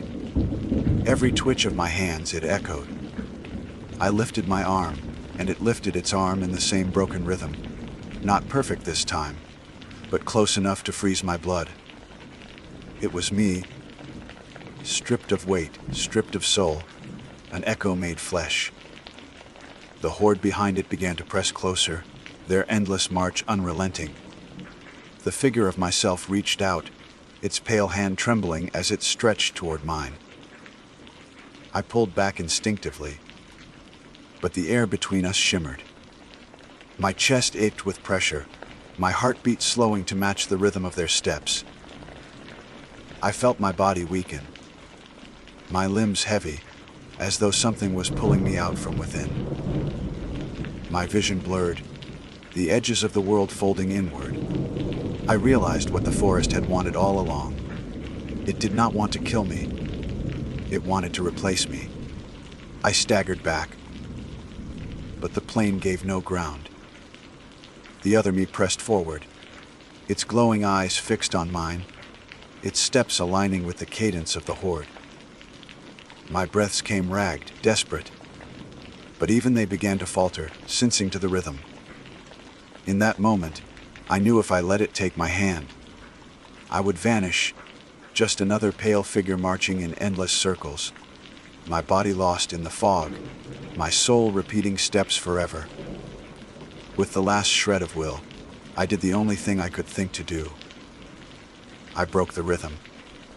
I slammed my fists against the stone, shouting wordless sounds that had no pattern, no cadence. I stomped out of time, staggered sideways, threw myself into chaos. The horde faltered, their steps stuttering, the rhythm breaking for the first time. The other me froze, its hand trembling, its eyes flickering like a dying light. The plane trembled beneath us, cracks spreading through the stone as though the world itself was breaking under the disruption. I shouted louder, screamed until my throat tore, thrashing against the invisible pull. The figures screamed back, their soundless mouths open wide, their bodies jerking violently as the rhythm collapsed. The ground split open. I fell through darkness, air rushing past me, my body twisting weightless. The sound of footsteps echoed still, faint, but fading, replaced by the roar of rushing wind. I braced for impact, for pain, for an end. But when I struck ground, it was soft, damp, familiar. I opened my eyes, gasping, and found myself lying on the forest trail. The fog clung thick around me, but the plane was gone, the figures gone. Only trees stood tall above, their branches dripping with mist. My chest heaved. My hands bled from striking stone. My boots were caked with mud. I pushed myself to my knees, dizzy, disoriented, but alive. Behind me, The rope bridge swayed faintly in the mist, empty, quiet. The arch of stone was nowhere to be seen. For a long time, I did not move. I knelt there, listening, waiting for the rhythm to return. The forest was silent, save for the drip of water and the occasional rustle of wind. At last, I rose, every muscle trembling, and forced myself down the trail.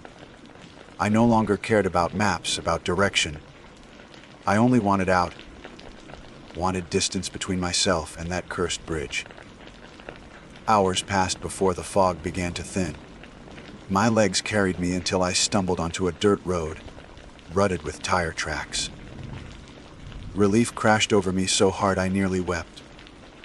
I followed it until the trees broke and the roof of a ranger station came into view. Smoke curled from its chimney, and I saw the faint shape of a truck parked beside it. My body ached, my throat burned, but I dragged myself to the door and pounded on it with the last of my strength.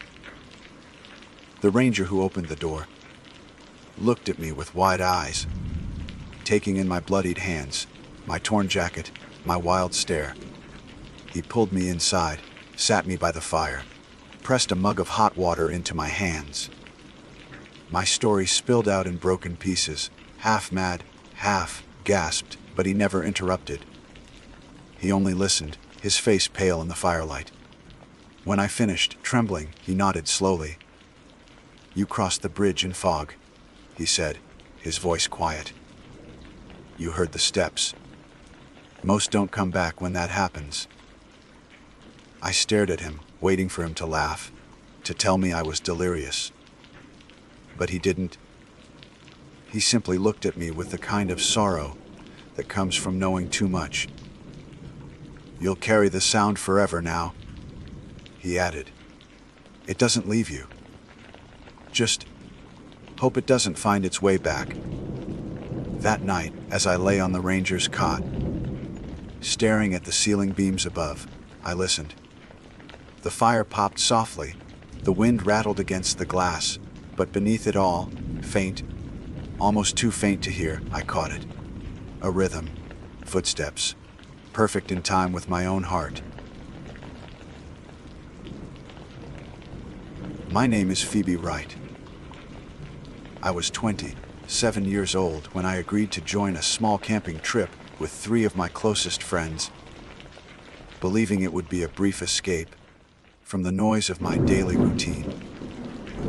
I had no reason to doubt that the forest would be anything more than a place of fresh air, rustling leaves, and the innocent comfort of being away from screens and schedules. I have always enjoyed telling people that I am practical, level-headed, and far from the kind of person who frightens easily. That self-description was true for most of my life, until the night we discovered that the woods are capable of speaking in voices we should never have heard. It began like any ordinary trip. My friend Daniel was the one who had planned everything, choosing a remote campground near the edge of the state forest. He loved the outdoors and was always eager to prove he could thrive in places where modern conveniences failed. Alongside him was Harper, who never seemed to take anything seriously but could be counted on to make even the worst situations lighthearted. The last member of our group was Leah, my closest friend since high school, a woman who trusted maps more than people and who treated every trip as if it were a mission requiring perfect precision. We were an unlikely combination, but together we had shared enough years of memories to imagine that this would simply become one more. The drive into the forest was long, winding, and quiet in a way that gnawed at the edges of comfort.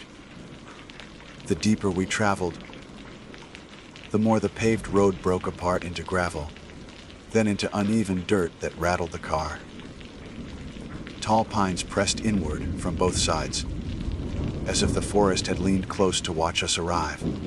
I sat in the passenger seat and kept telling myself, that the quiet was nothing unusual. But even then I sensed that the stillness was too deliberate, as though something beyond the trees had instructed the world to hush before we entered. We reached the designated campsite in the late afternoon. The air smelled sharp with sap and soil, and the ground dipped unevenly with roots that seemed to stretch like veins across the earth. We carried our supplies with practiced ease. Tents, sleeping bags, food packed into coolers, and bundles of firewood strapped in the trunk.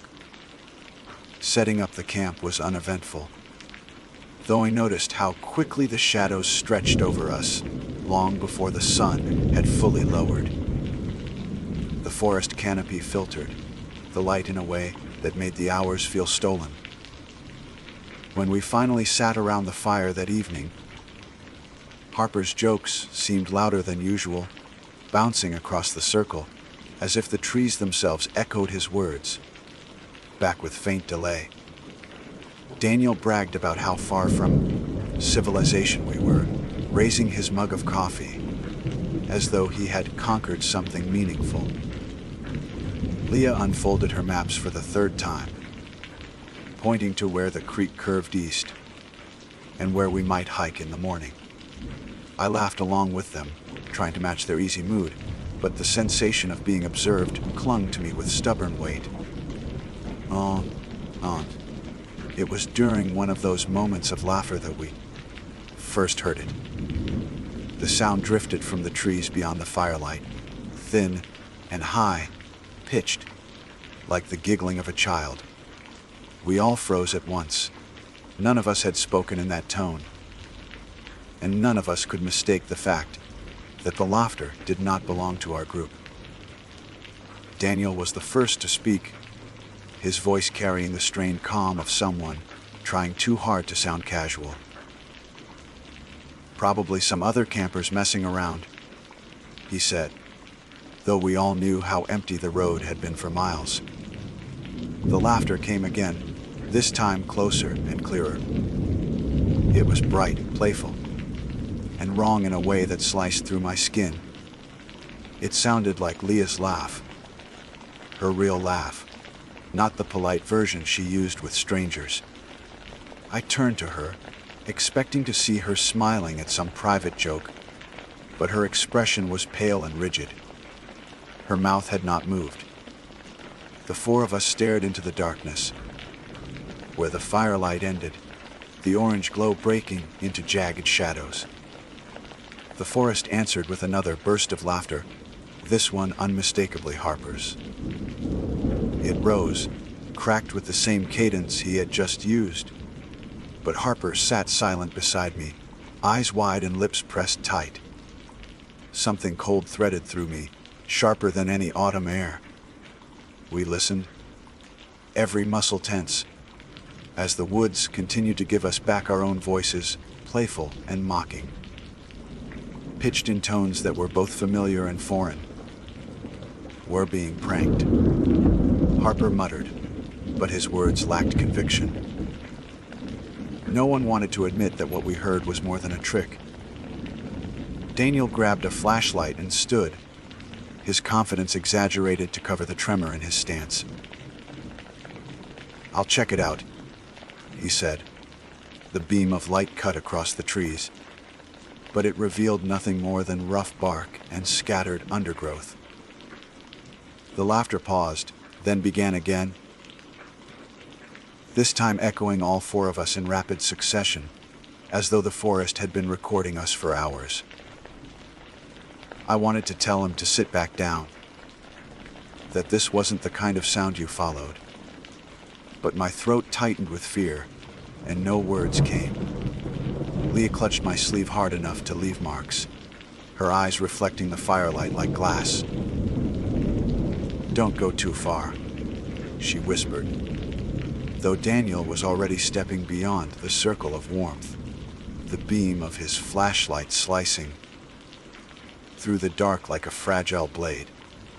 The silence that followed was worse than the laughter. For several minutes, the woods held their breath, and so did we. Then, from somewhere deeper among the trees, Daniel's voice rang out, calling my name. At first I thought he was simply trying to prove it was nothing, but the way my name cracked in his tone made my stomach drop. He shouted again, this time louder, the pitch desperate and wrong. Except Daniel was still standing near the fire, frozen with us, his flashlight trembling in his grip. We fled back toward the tents almost without speaking, driven by an instinct too old and primal to ignore. Inside the nylon walls, we sat close, our breaths uneven, the thin fabric no real barrier against whatever pressed just outside. The voices continued long into the night, sometimes faint and childlike, sometimes low and cruel, but always mimicking us, repeating our laughter, our words, our names, as though the forest had swallowed our identities and was spitting them back in pieces. At some point near dawn, exhaustion stole me into a shallow sleep, filled with dreams of standing before a mirror that did not reflect me properly.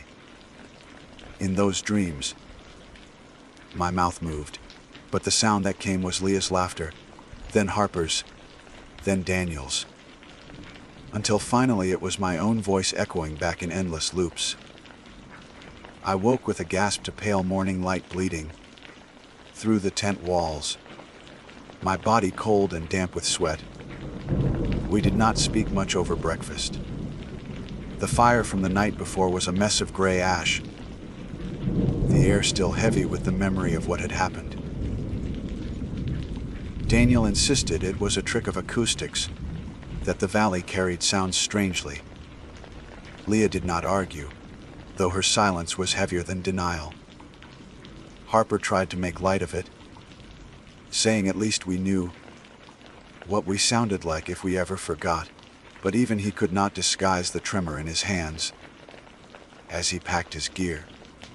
I kept watching the tree line, waiting for some sign that the voices had only been a single, terrible incident. Instead, the woods remained still, deceptively ordinary, as if daring us to believe in our own safety again. Yet deep down, I knew something had been listening, something that had chosen to reveal itself, not with footsteps, not with shapes in the dark, but with the one sound we could never mistake, our own. We stayed, though part of me wanted to lead immediately. The logic was simple. Daylight makes people bold. But logic had already betrayed us once, and as we prepared to hike toward the creek Helene had marked on her map, I could not silence the certainty that the forest had not finished speaking. The trail toward the creek was narrow, cut by years of weather and faint boot prints that looked far older than any of us. Leah walked in front, her map folded but clenched tight in her hand, as though the paper itself was a compass she trusted more than her senses. Daniel followed her, the flashlight still strapped to his pack, though daylight made it unnecessary. Harper walked behind me, unusually quiet, his usual stream of jokes replaced by heavy breaths and the occasional scrape of his boots against stone. The forest seemed different in the morning. Brighter, yes, but not safer. It was the kind of brightness that revealed too much, showing us just how far the trees stretched, how endless their repetition could feel, when every trunk looked identical. The air smelled clean, damp from dew, yet there was something beneath it, an undertone of rot, faint but persistent, like a reminder that life in the woods always fed on death. We didn't talk much. It wasn't until we reached the creek that anyone said anything at all. The water was narrow but fast, cutting sharp silver between stones worn smooth with age. Leah crouched beside it, running her hand through the current. "Cold," she said, her voice almost casual. "We can refill bottles here." Daniel knelt beside her, dipping his canteen with a kind of forced cheer. See? Normal forest. Nothing strange. He smiled too wide, too practiced, and his reflection in the water didn't quite match the curve of his lips. I blinked, and it was gone, the surface rippling innocently as though it had never betrayed him. I chose not to drink right away. Something about the way the creek hissed against the rocks unnerved me. It sounded like whispering, like the hush of 1,000 small voices layered beneath the water's surface. When Harper finally broke his silence, it wasn't with a joke but with a blunt observation. "It's watching us," he said. Leah glanced at him sharply. "What do you mean?" "The woods. Whatever laughed last night. It knows we're still here."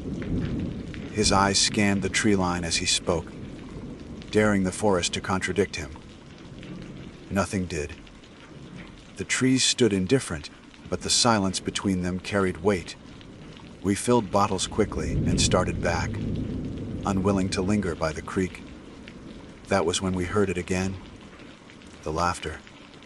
It was faint at first, high, pitched and childlike, carried on the wind. This time, however, it was not a repetition of the night before. It was fresh. It was now. We froze, and the sound came again clearer, bubbling with a joy so wrong it scraped against the bones of the forest. Then came the words, spoken in my voice. "This way." I felt my throat tighten because I had not spoken. Yet the words were mine, lifted perfectly. Even the cadence of how I might say them, if I were trying to coax someone into following me. Daniel swore under his breath. Harper backed up a step. Leah's hand gripped my wrist. "Don't answer," she whispered. "Don't speak at all." The voice repeated, louder this time. "This way," it urged again, cheerful, insistent. Then came another voice, Harper's unmistakable. "Hurry, it's fun." My stomach turned, because Harper stood right behind me, pale as paper, his mouth shut tight. The woods were playing us like instruments, plucking notes of our voices from some hidden place and weaving them back into the air. Daniel pulled his knife from his belt, though it was a useless gesture. "We'll go back," he said firmly, though his voice cracked halfway through. "Right now."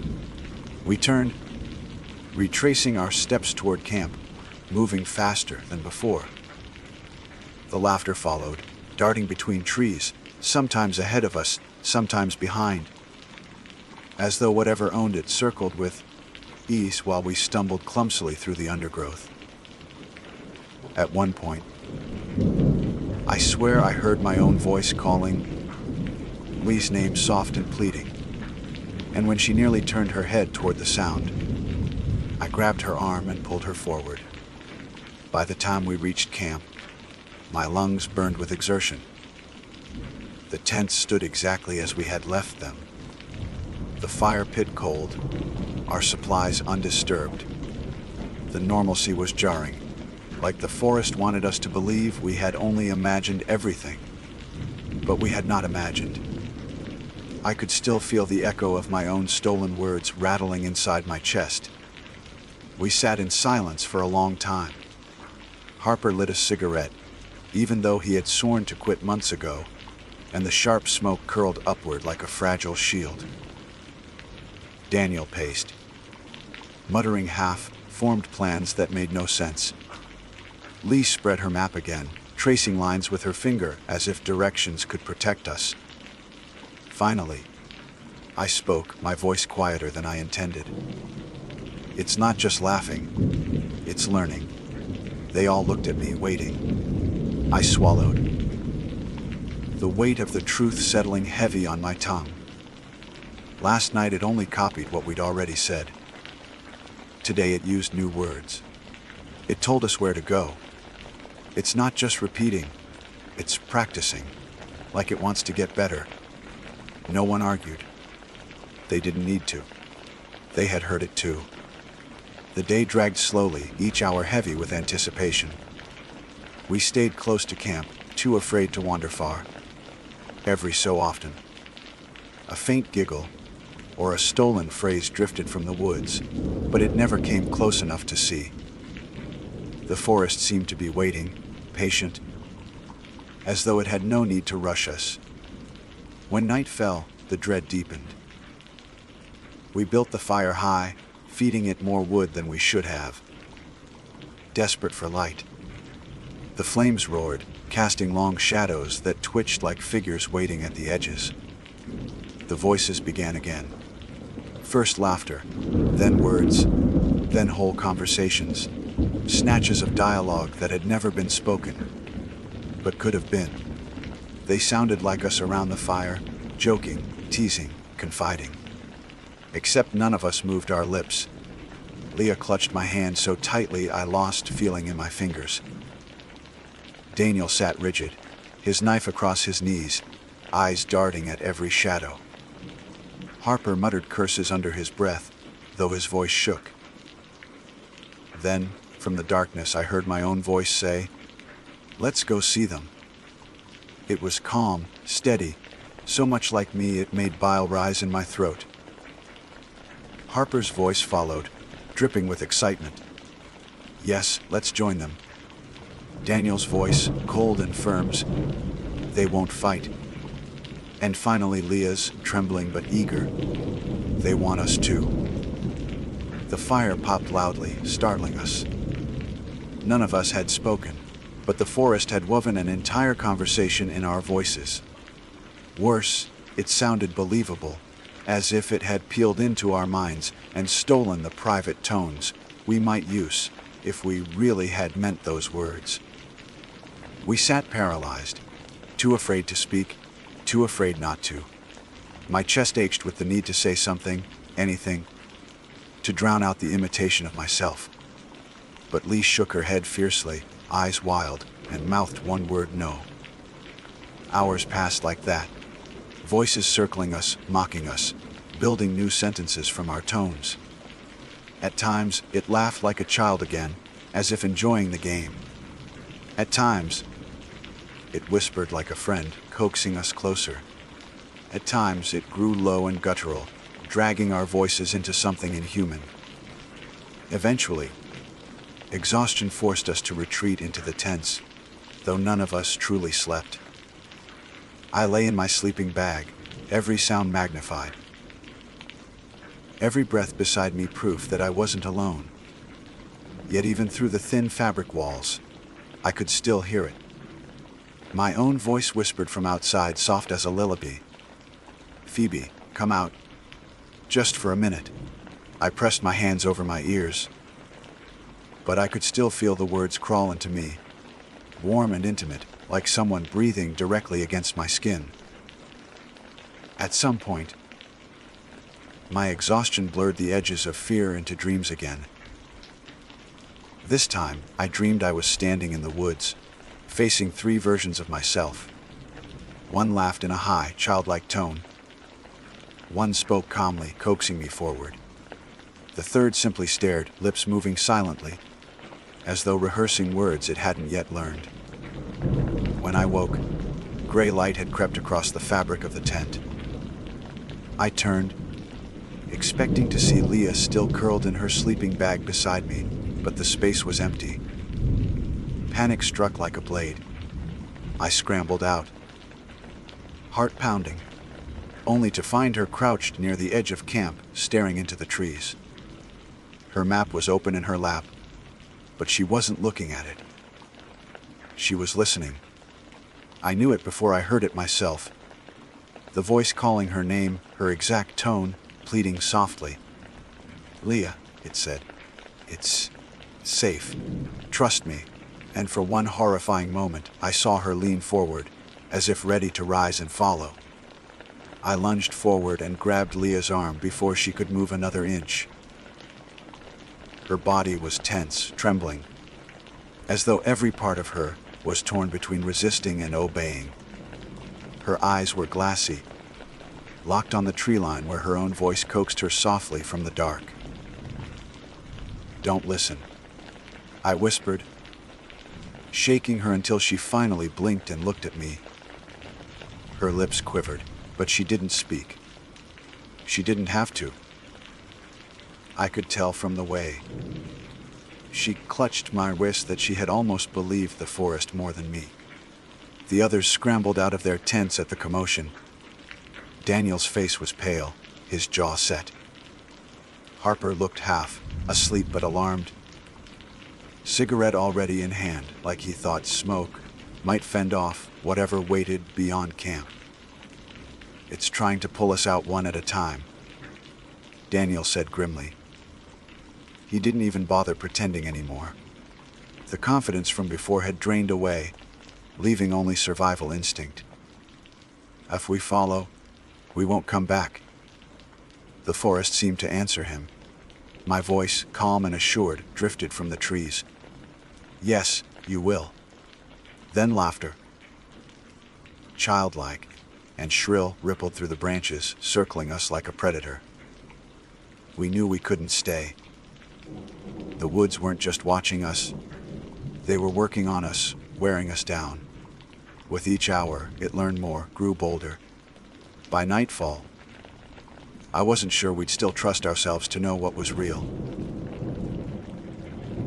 Leah closed her map and folded it with stiff hands. "There's another trail leading back toward the road," she said. "It's longer, but we might avoid." She cut herself off, unwilling to finish. Avoid what? The voices, the thing using them. Naming it felt dangerous, like giving it power. We broke camp quickly, stuffing gear into packs without care for order. The only thought was escape. Daniel led, knife in hand, though it looked small against the weight of what stalked us. I followed, with Leah close beside me, her lips pressed so tightly together they turned white. Harper trailed last, muttering curses under his breath, as if he could keep himself tethered to the real world by sheer profanity. The path was uneven, winding through dense undergrowth that snagged our clothes and scratched our skin. Every few steps, laughter echoed ahead, behind, or off to the side. Sometimes it was faint, like children hiding just out of sight. Sometimes it was booming, cruel, distorted. Once, I heard my own scream echo from somewhere far off. It was the sound of me in pain, ragged and desperate. My stomach lurched, and I nearly doubled over. But Leah's grip on my sleeve pulled me upright again. "Don't stop," she hissed. "It wants that." Daniel pressed forward with single-minded determination. His flashlight beam cut the shadows, though the sun was still up. At one point, the path split and we hesitated. From the left trail, Harper's voice called, "This way, faster." We froze. Harper stood with us, wide-eyed. That wasn't me. From the right trail, Leah's voice urged, "No, here. Trust me." The forest had set its trap.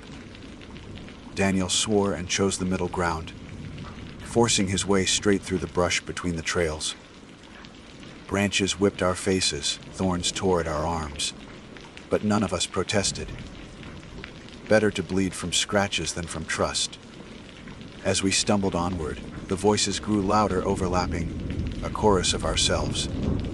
They spoke in fragments. "I'm scared. Keep going. Wait for me. It's fun." Each phrase was one of ours, stolen, rearranged, made into something grotesque. Hours passed.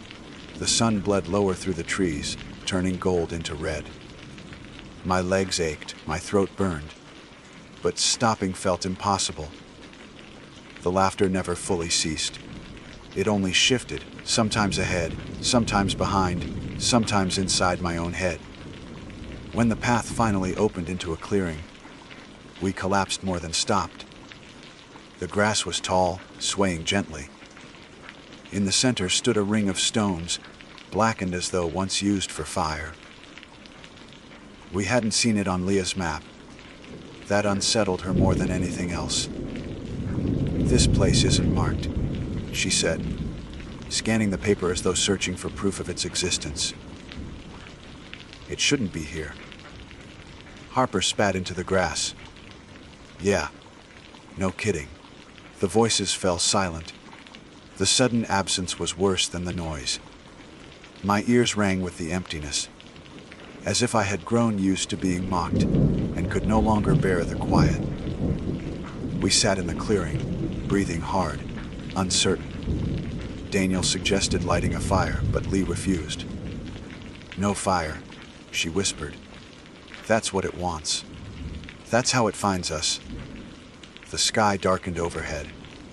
Stars pricked through, cold and sharp. I tilted my head back, and my stomach dropped. The constellations didn't look right. They were skewed, bent, as though drawn by an unsteady hand.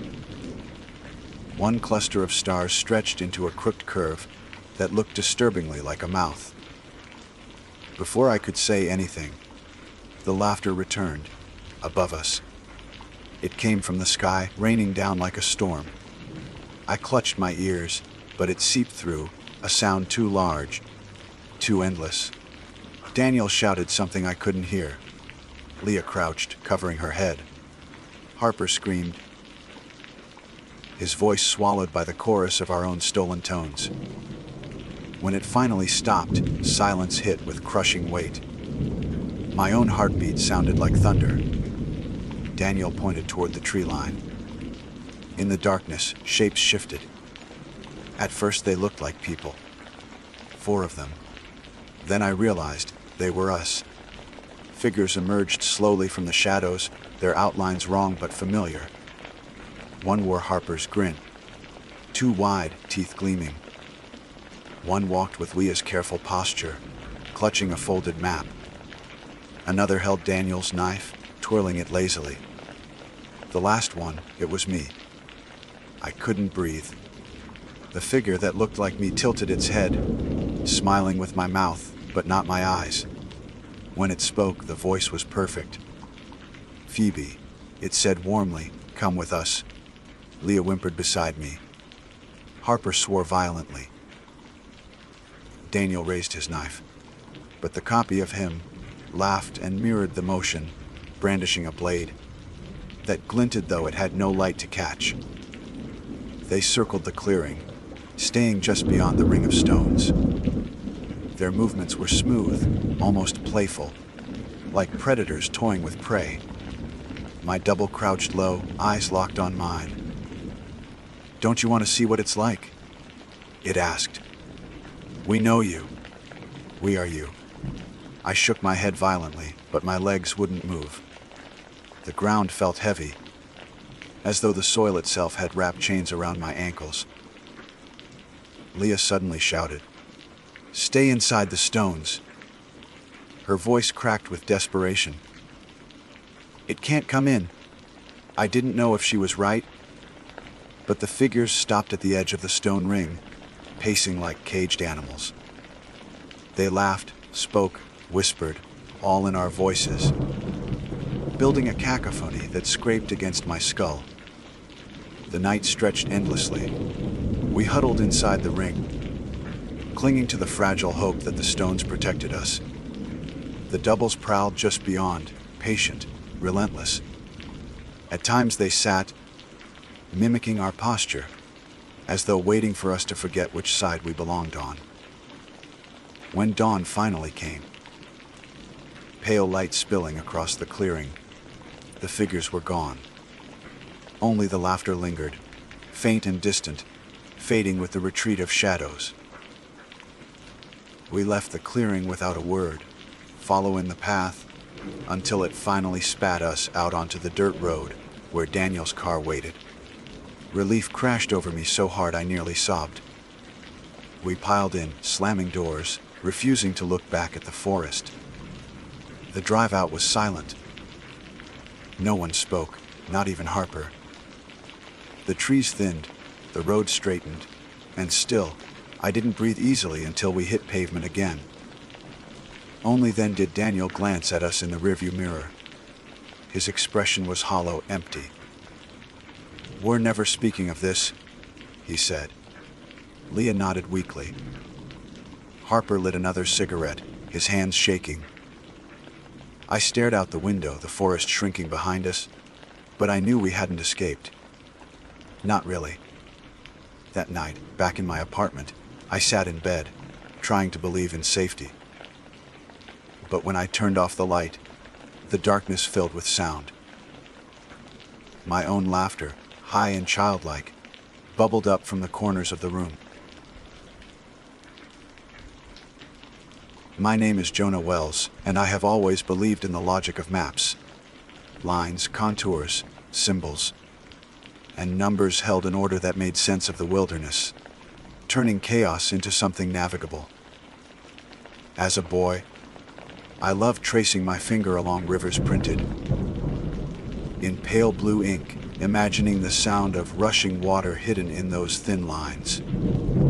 I admired the clean geometry of contour marks, stacked like ribs across a mountainside, promising slopes and valleys even before I saw them. Maps meant certainty, and I trusted them like others trust prayers. That is why, when I set out alone into the backcountry last September, I thought my compass and map would guard me from the woods' unpredictability. I was wrong. The woods have no loyalty to logic, and I learned too late that sometimes the map is already waiting for you. The trip began with a kind of optimism only solitude can bring. I parked my truck at a gravel turnout before sunrise, the mist still clinging to the treetops like smoke, and shouldered a pack heavier than it should have been. The air was sharp with the smell of wet pine needles and earth. The trailhead sign was faded, letters carved decades ago.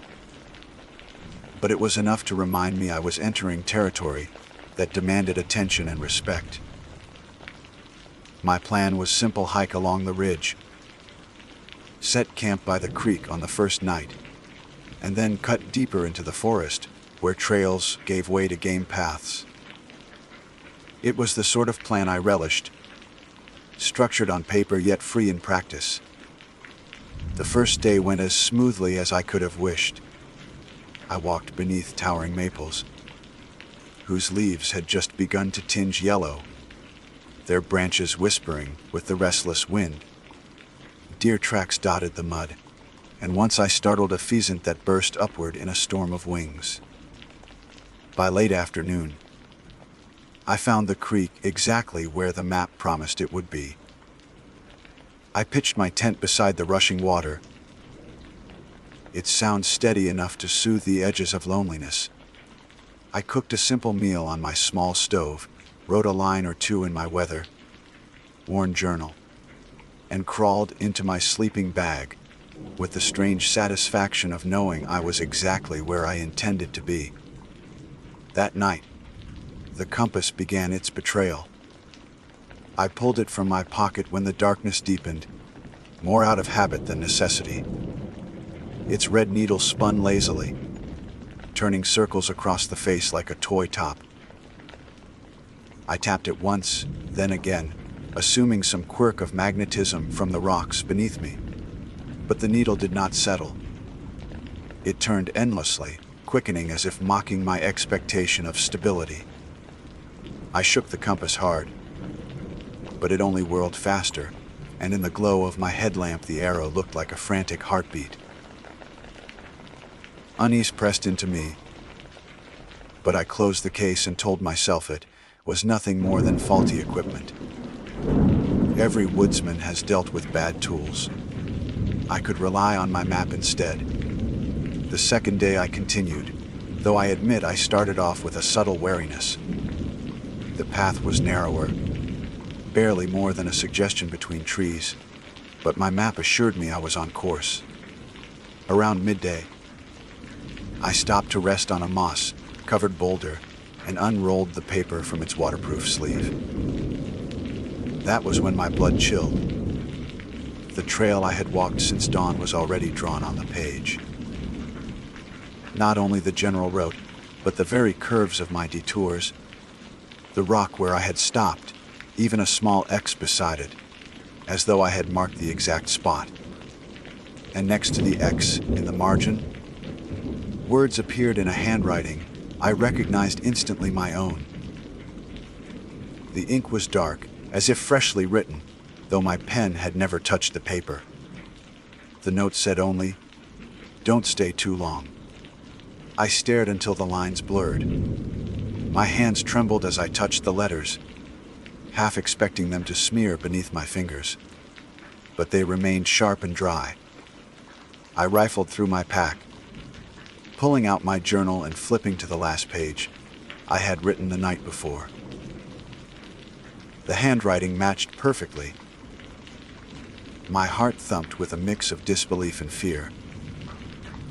How could my map be annotated with notes I had never written?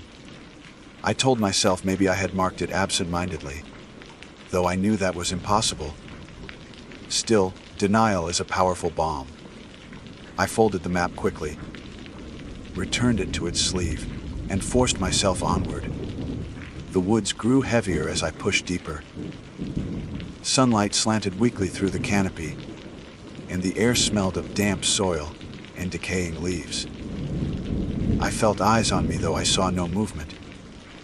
Once, when I stopped to drink from my bottle, I thought I heard footsteps behind me, matching mine. When I spun around, the path was empty, only shadows swaying with the wind. My compass remained useless, its needle a constant wear of madness. So I relied on the map, despite the dread coiled in my gut. Each time I unfolded it, the path ahead was already drawn, and more notes appeared. Some were brief. "Rest here. Don't look left," while others were longer, cryptic phrases that raised the hairs on my neck. "Your reflection knows." One said beside a small pond symbol. Another near a hollow mark warned, "They are louder at dusk." By late afternoon, my unease had curdled into something darker. I began to dread checking the map. Yet I could not resist. It felt like reading a diary written by a version of myself, one step ahead, someone who had walked the ground before me. The strangest part was that the handwriting changed subtly as the notes multiplied. At first it was neat and steady, identical to the way I wrote in my journal. But by the third day, the letters grew jagged, rushed, as though written in panic. Words slanted across the page with a frantic urgency, ink digging deep into the paper. I recognized it as my hand, but it looked like my hand under duress, as if the forest itself had bent my script. The third night was the worst. I set camp in a small clearing, where the ground sloped downward toward a bog. The map had marked it in advance with another X and a line that read, "Do not sleep." I told myself I had to be hallucinating, that exhaustion and hunger had warped my perception. But when the sun dipped, and the forest filled with its chorus of nocturnal sounds, the air turned oppressively still. Crickets hushed, owls did not call, and even the wind seemed to hold its breath. My tent, small and fragile, felt like a coffin. I tried to close my eyes, but the silence pressed against me until I thought I would scream. Around midnight, I could no longer bear it. I unzipped the flap and stepped out into the moonlight. My compass spun madly in my palm. I pulled out the map against my better judgment, and my stomach dropped. The clearing was sketched in faint pencil lines, and there, right where I stood, another note waited. "You are not alone." I froze, my breath steaming in the cold air. Something moved at the edge of the clearing, a shape darker than the trees. It did not advance, only lingered, watching. I could not see eyes, but I felt them, heavy and unblinking. I clutched the map to my chest like it could shield me. When I looked again, the shape was gone, leaving only the trembling of leaves. I did not sleep. I packed my gear before dawn and moved on, my body leaden but my mind sharper than it had ever been. Every rustle made me jump. Every tree looked like it leaned closer when I passed. The forest had turned hostile, or maybe it had always been, and I was only now seeing it. I told myself I had to finish the loop, to reach the trail that would guide me back toward the truck. But the map had other intentions. The drawn line curved deeper into the unmarked wild, away from the path I had planned. And beside the new curve, in handwriting that looked nearly frantic, I read, "Trust me." I wish I could say I resisted. I wish I could claim I ignored the map and found my way back with instinct. But I followed. Each step felt rehearsed, like I was walking in footprints I could not see. The forest seemed to bend around me, funneling me forward. I began to suspect that no matter what choice I made, the line on the map would already be drawn, waiting for me.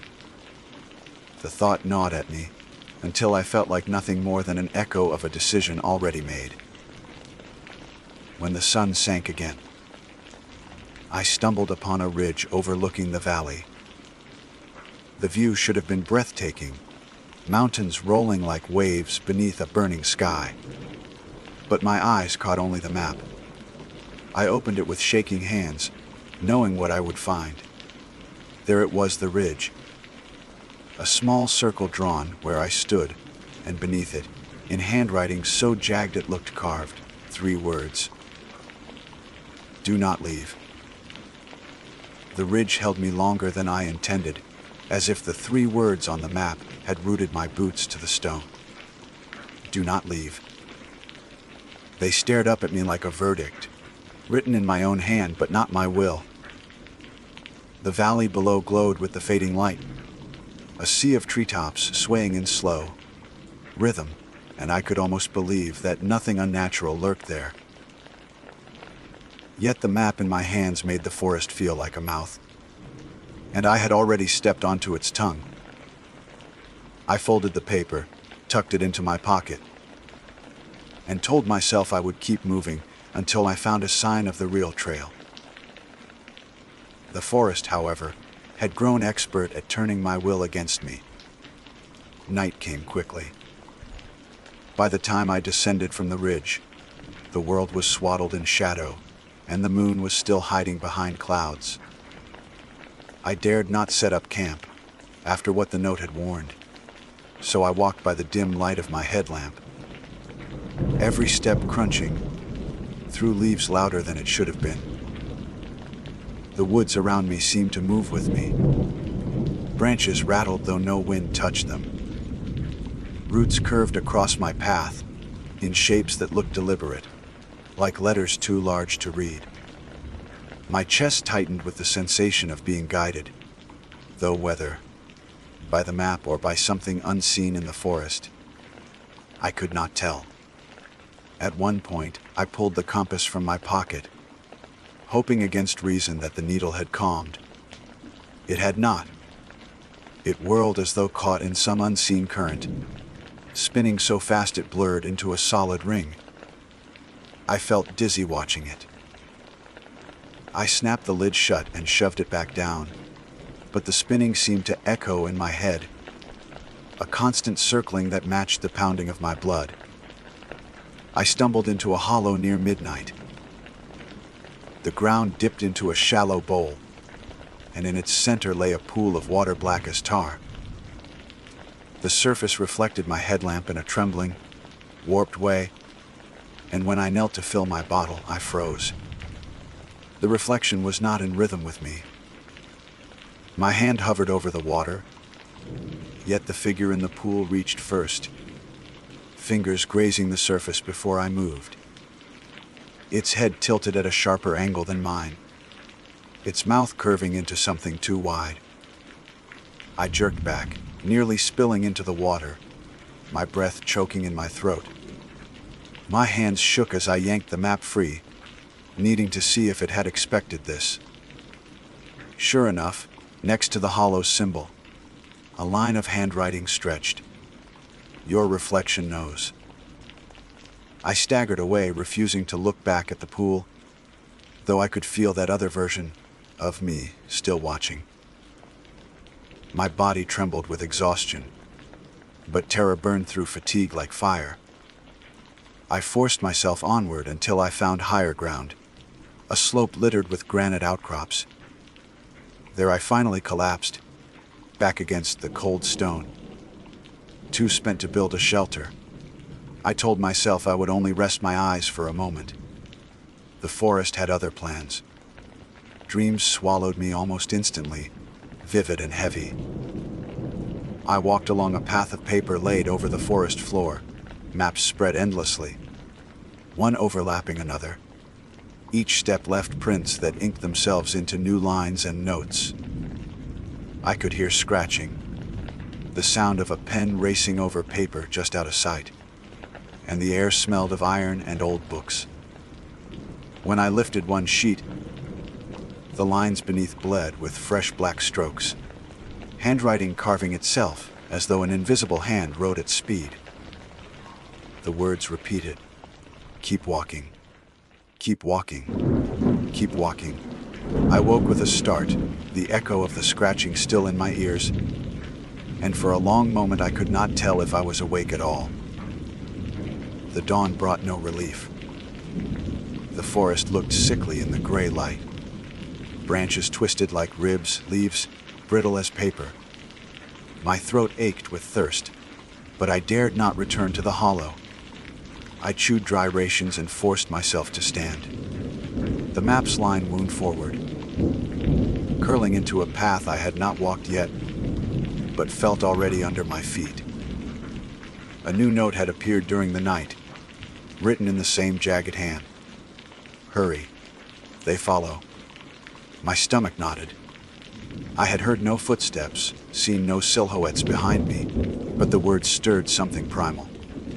I began moving faster than I should have, stumbling over roots, scraping my hands on bark when I fell. Every time I stopped to breathe, I felt the woods lean closer, listening. By midday, I reached a stand of dead trees. Their bark had sloughed away, leaving pale trunks rising like bones. No birds called here, no insects hummed.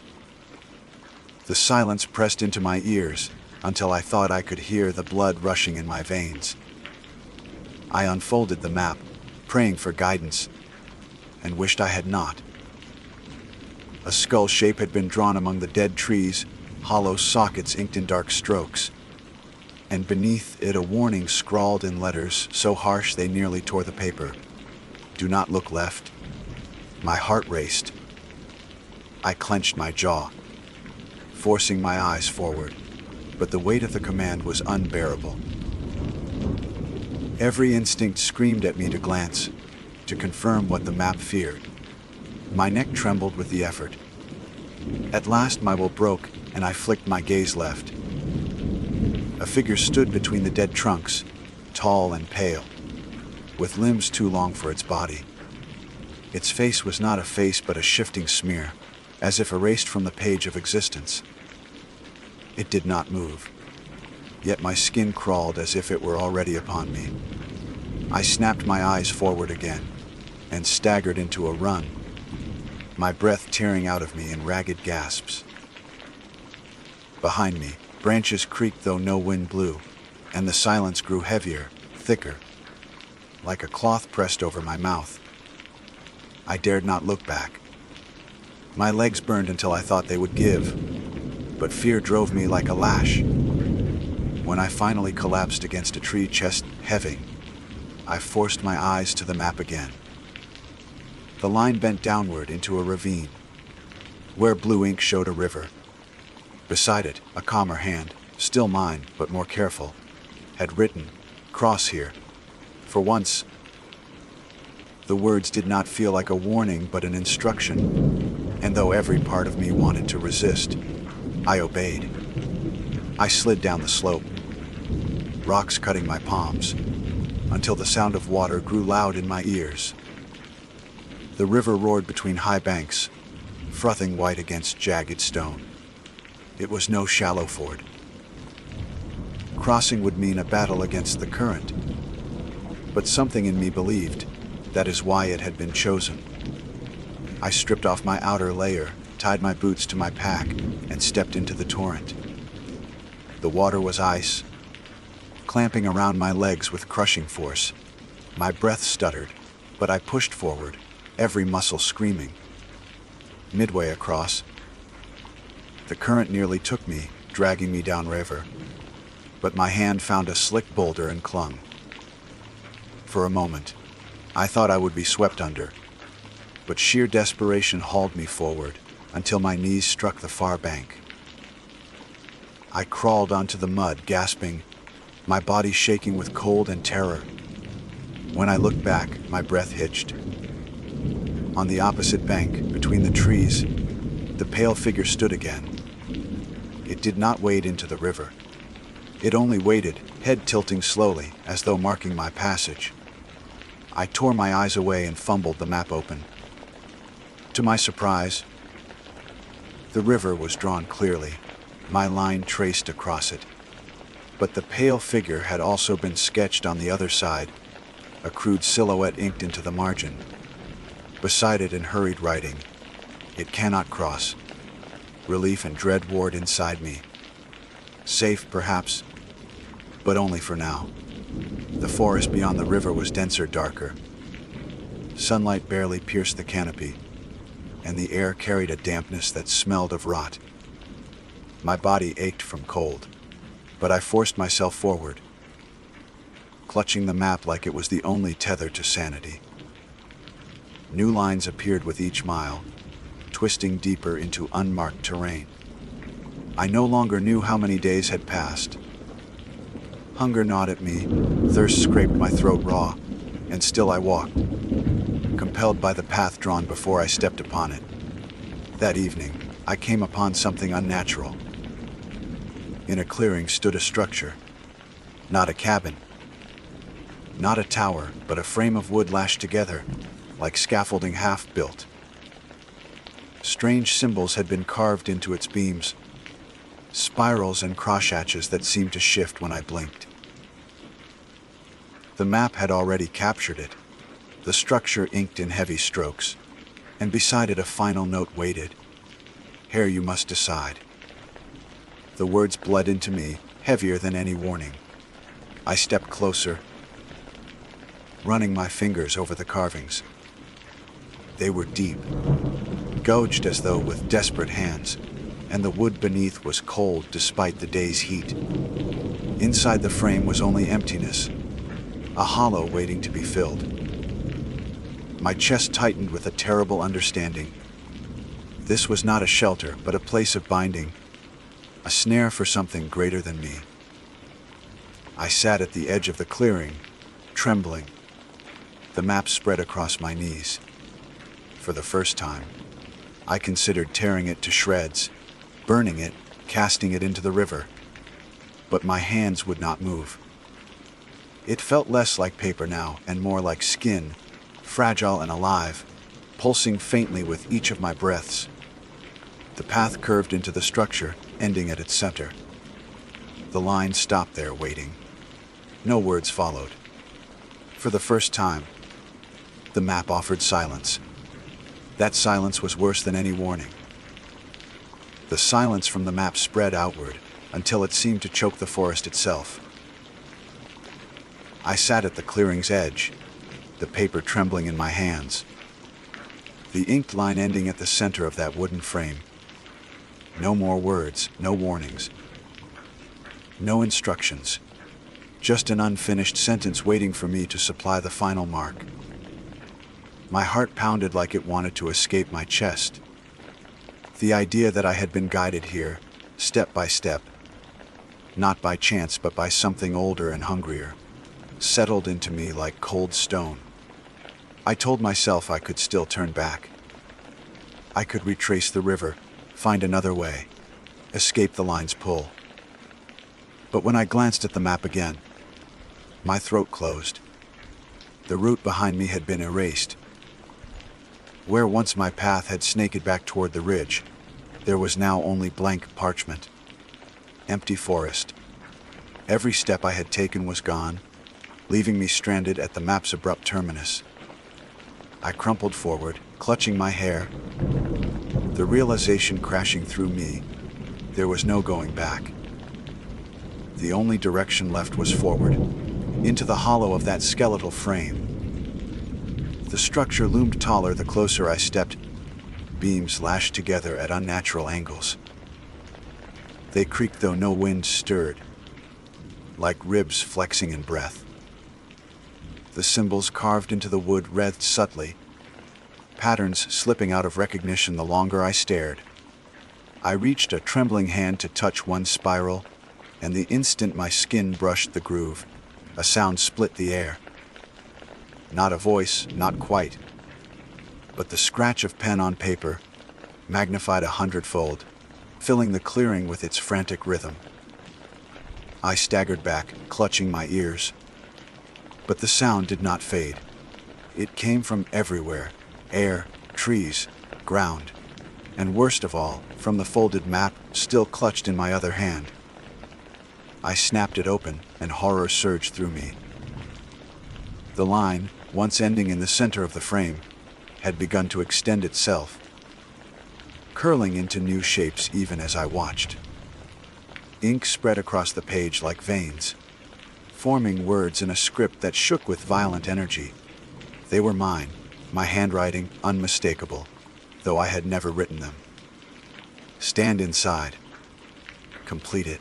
My stomach heaved. I wanted to throw the map away, but my fingers would not unclench. It felt fused to me, part of my flesh.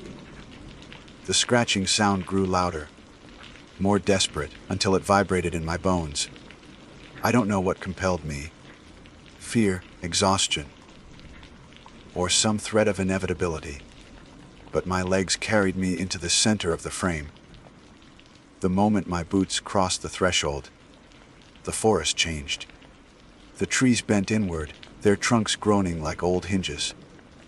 Shadows deepened unnaturally, thickening until they swallowed the clearing's edges. The air pressed heavy on my skin, and the symbols carved into the beams flared faintly, glowing like embers. I wanted to scream, but my voice stuck in my throat. The scratching ceased. For the first time in days, there was true silence, so absolute it felt like the world itself was holding breath. Then came a new sound: footsteps.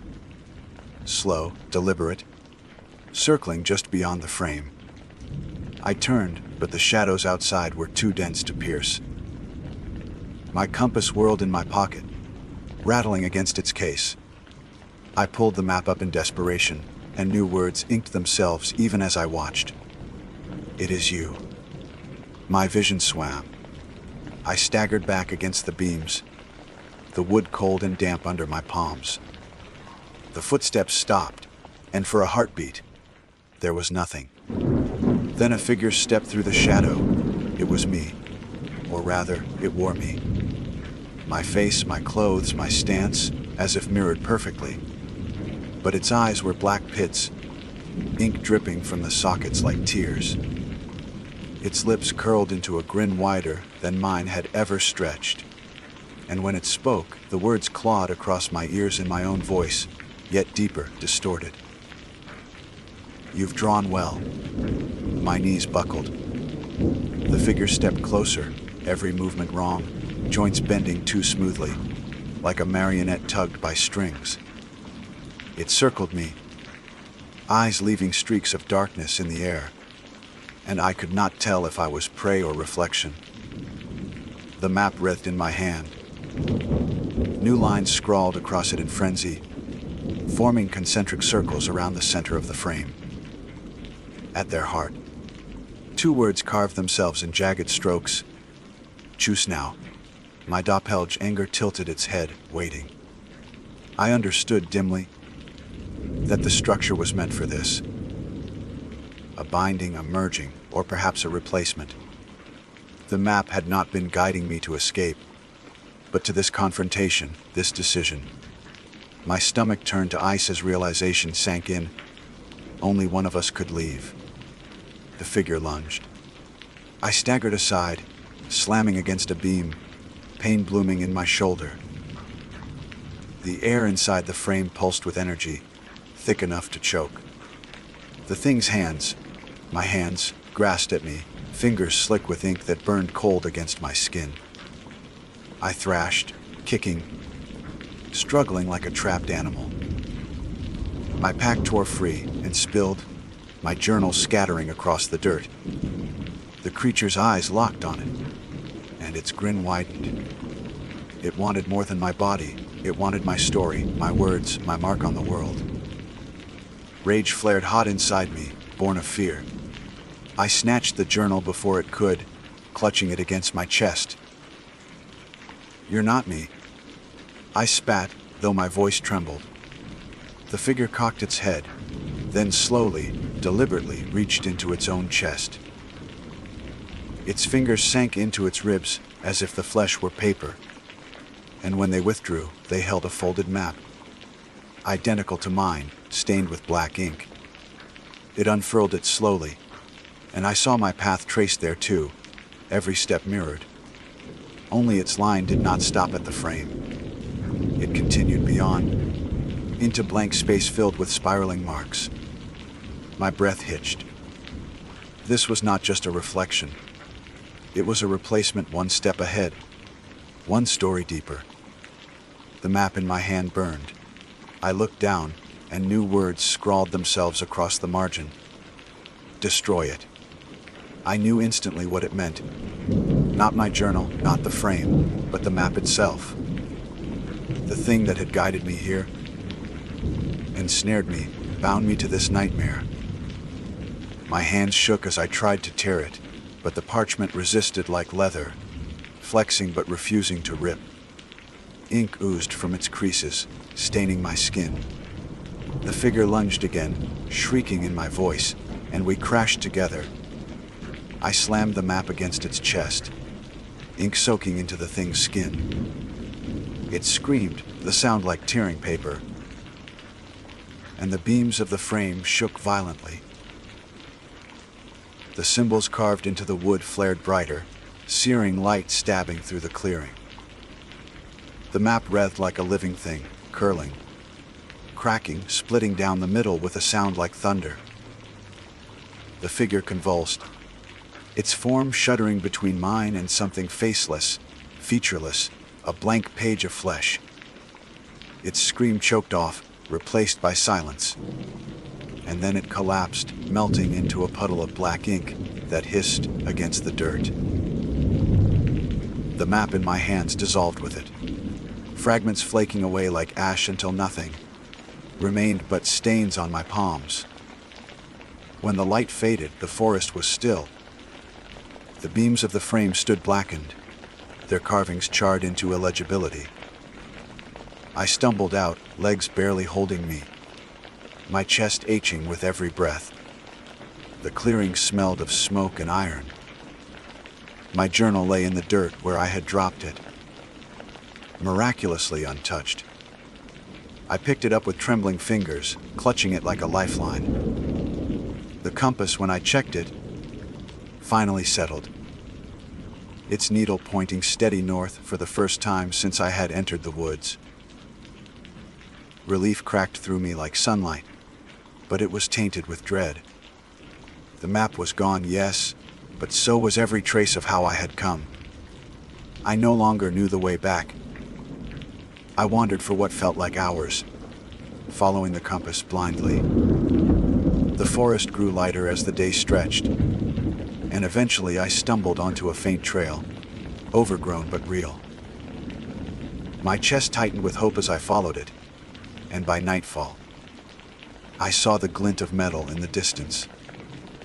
A signpost, weathered and rusted, marking the trailhead I had once passed days ago. My truck sat alone in the gravel turnout, its windows fogged but whole. I nearly collapsed when I reached it, tears stinging my eyes. Yet the story does not end with escape. Even now, back in the safety of my home, with walls and locks and no whispering trees. I cannot shake what followed me. My journal, though intact, sometimes carries new lines when I wake. Notes written in my hand but not my memory. They are short, always brief, but always ahead. Stay inside. Don't answer. It is near. I burn the pages as they come, but more appear. And sometimes, in mirrors or windows, I catch sight of myself lagging a fraction behind, lips moving before mine, eyes a shade darker. I don't trust maps anymore. I don't trust paper. I can't even trust the words I write now, because I don't know if they are mine or the version that survived in the woods. All I know is that the forest gave me a choice, and I made it. I left something behind in that clearing, or maybe it left me behind. And when the time comes, when the notes finally end, I fear I will see that frame again, waiting, empty, ready to finish the story I never wanted to begin. My name is Iris Caldwell. I am 31 years old, and I work as a freelance travel writer who has always favored quiet, overlooked places instead of the tourist, heavy spots people expect when they hear the word travel. For most of my adult life, I have carried with me a restless spirit that drives me to seek out pockets of silence where the world folds in on itself and the noise of cities cannot follow.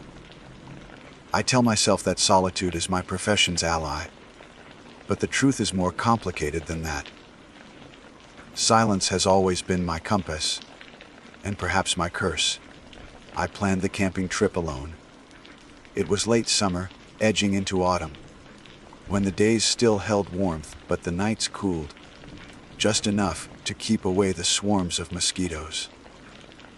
I chose a forested park, known more to locals than outsiders, one that wasn't developed with gift shops or paved trails. The land stretched into deep ravines and long ridgelines, with streams that whispered rather than roared. It was the kind of place that felt like it had resisted change for centuries, where each tree kept its secrets and each path was more suggestion than destination. I had been walking most of the day with a light pack slung across my shoulders, the map folded neatly into my side pocket, though I rarely glanced at it. The forest guided me better than paper could. The shadows of the canopy shifted as the sun sank lower, lengthening into shapes that wove together across the ground. When I finally decided to make camp, I searched for a flat stretch where the earth seemed undisturbed, a little pocket between two low ridges, where the trees bent close, but not oppressively so. It felt private in the way that a room does when you first close the door and realize you are the only one inside. Setting up my tent was a familiar ritual. Tightening lines, driving stakes, rolling out the thin sleeping mat that promised only partial comfort.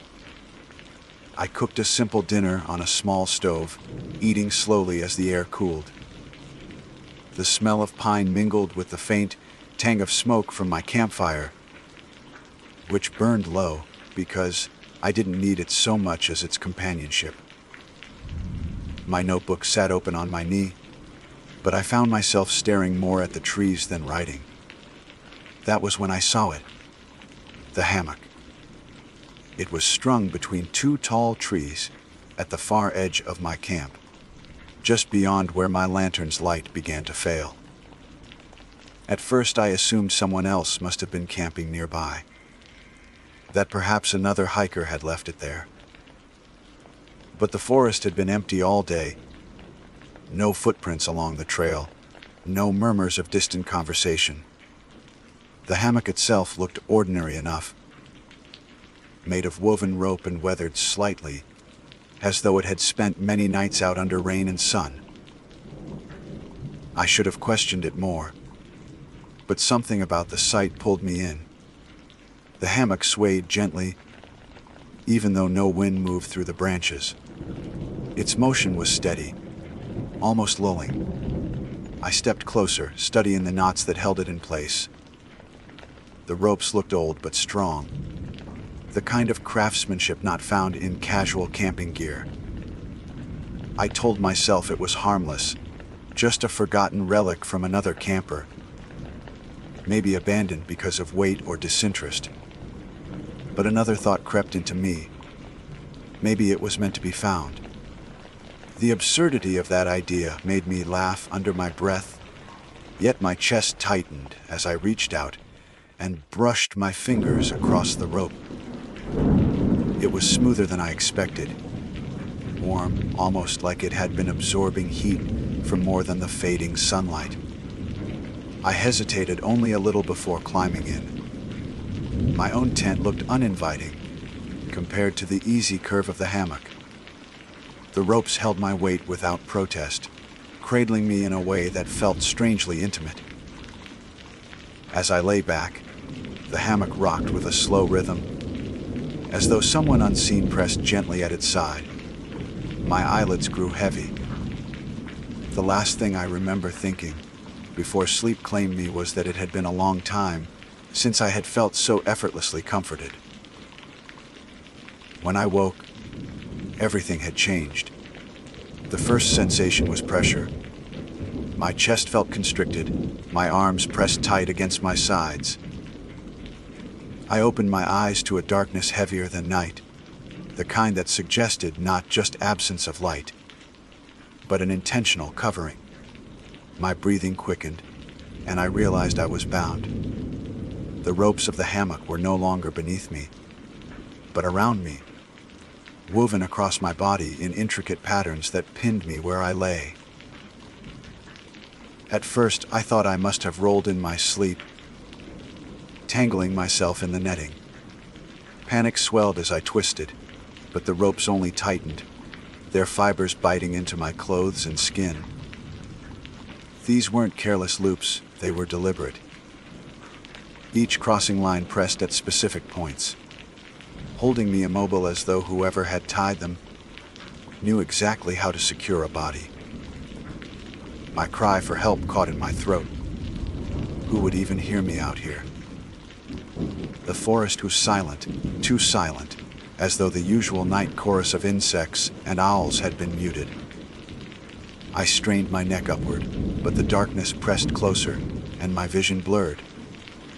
The hammock swayed again, not with the gentle rhythm of before, but with a purposeful motion, as if unseen hands were rocking me. The ropes creaked in unison, a sound almost like breathing. I fought to steady myself, forcing air in and out of my lungs. My mind screamed at me to struggle harder, but another part whispered that the hammock had wanted me, that it had been waiting.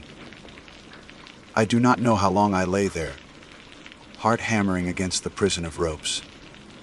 Minutes blurred into hours, the sky outside shifting in shades I could barely glimpse through narrow gaps in the netting. Exhaustion dulled my fear until sleep returned in fractured bursts. Each time I closed my eyes, I felt the ropes tighten slightly, as if they were adjusting, learning me. By morning, I was free. The ropes had loosened, releasing me onto the ground beneath the hammock. I jolted upright, my limbs sore and striped with red indentations.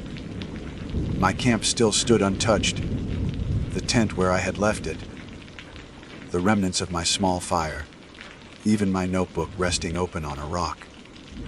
For a moment, I convinced myself I had dreamed it, but the marks on my body proved otherwise. I stared at the hammock. It hung exactly as before, calm and ordinary, swaying faintly in the breeze that had finally returned. Its ropes looked loose now, harmless.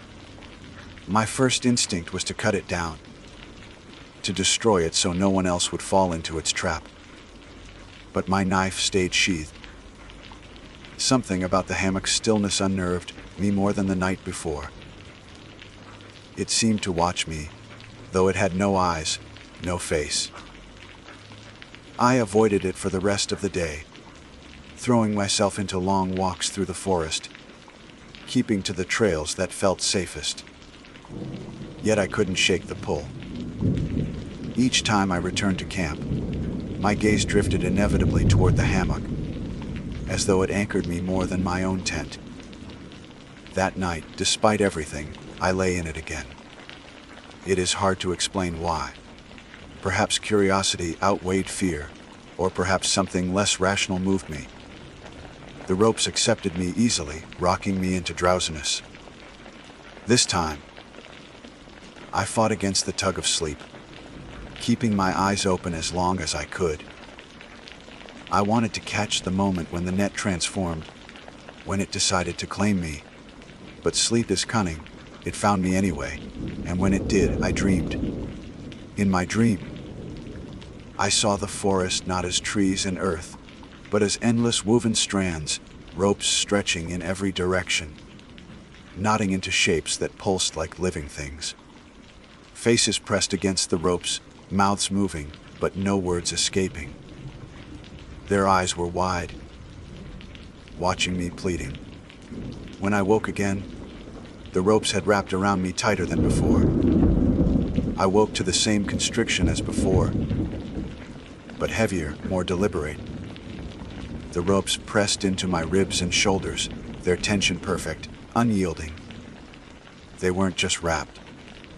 They were woven, an intricate lattice around me that grew tighter the more I fought. My mouth was dry, every breath forced shallow, as though the hammock was teaching me the rhythm it wanted me to breathe. I tried not to panic, but panic comes like a flood, sudden, overwhelming, deaf to reason. I twisted, straining with every muscle I had, but the hammock moved with me, absorbing my resistance. It rocked harder with each effort, swinging gently, then firmly, until I realized I wasn't struggling against it at all. I was dancing with it. Each move I made was countered, contained, redirected. "Let me go," I whispered, though my voice cracked on the words. My breath fogged faintly in the air, though the night wasn't cold. The ropes seemed to hum. Faint vibrations against my skin, like the plucked strings of some vast instrument. The darkness around me shifted. I could see more clearly than before, though no lantern burned and no moonlight broke the canopy. The hammock itself seemed to glow faintly, not with light but with definition. Every rope sharpened into focus, the knots gleaming like polished stone. And through those gaps, I saw movement. Faces again. Not in dreams this time. They pressed against the spaces between the ropes like photographs held behind glass. Human faces, pale and blurred, their mouths open as if shouting or gasping. I could not hear them, not with my ears, but a pressure filled my head, a swelling sound just below hearing that made my teeth ache. Each face would appear, linger, then fade, replaced by another. Some old, some young, some men, some women. One face held longer than the rest. A woman with hollow cheeks, her hair loose and tangled across her face. Her eyes found mine, and for a moment I felt the same recognition as when you accidentally lock eyes with a stranger in a crowd. Her lips moved slowly, deliberately, as though forming words just for me. "Stay still." I froze. The ropes loosened slightly, enough for me to drag a breath that filled my chest properly. The pressure in my skull eased. But when I blinked, the woman was gone, swallowed by the turning carousel of other faces. I must have lost time after that. The hammock rocked with its steady rhythm, hypnotic, until hours blurred past. When I opened my eyes again, dawn bled weakly through the trees. I expected release, as it had given me before. But this time, the ropes did not slacken. I hung there, bound and aching, while sunlight shifted overhead. Hunger gnawed at me, thirst burning my throat, but I could not move.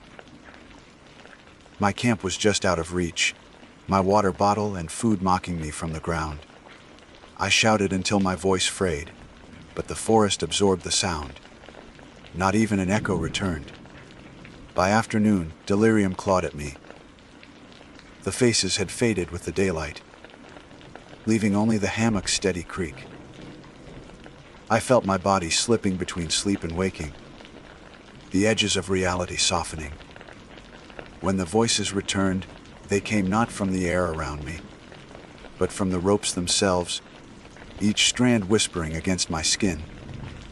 Lay still. Rest. You belong here. I bit down on my tongue until I tasted blood, just to anchor myself. Sometime near dusk, the ropes slackened without warning, and I tumbled hard onto the ground. My limbs were stiff, uncooperative, but freedom ignited a burst of adrenaline. I scrambled away from the hammock on hands and knees, gasping, clutching at the dirt as if it could save me.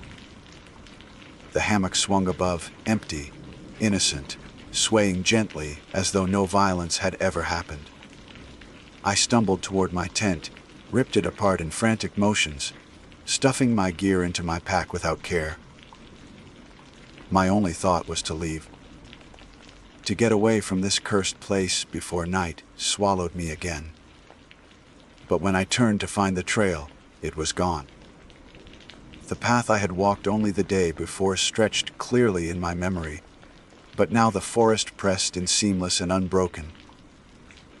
I turned in circles, searching for landmarks, but every tree looked the same, every ridge blended into another.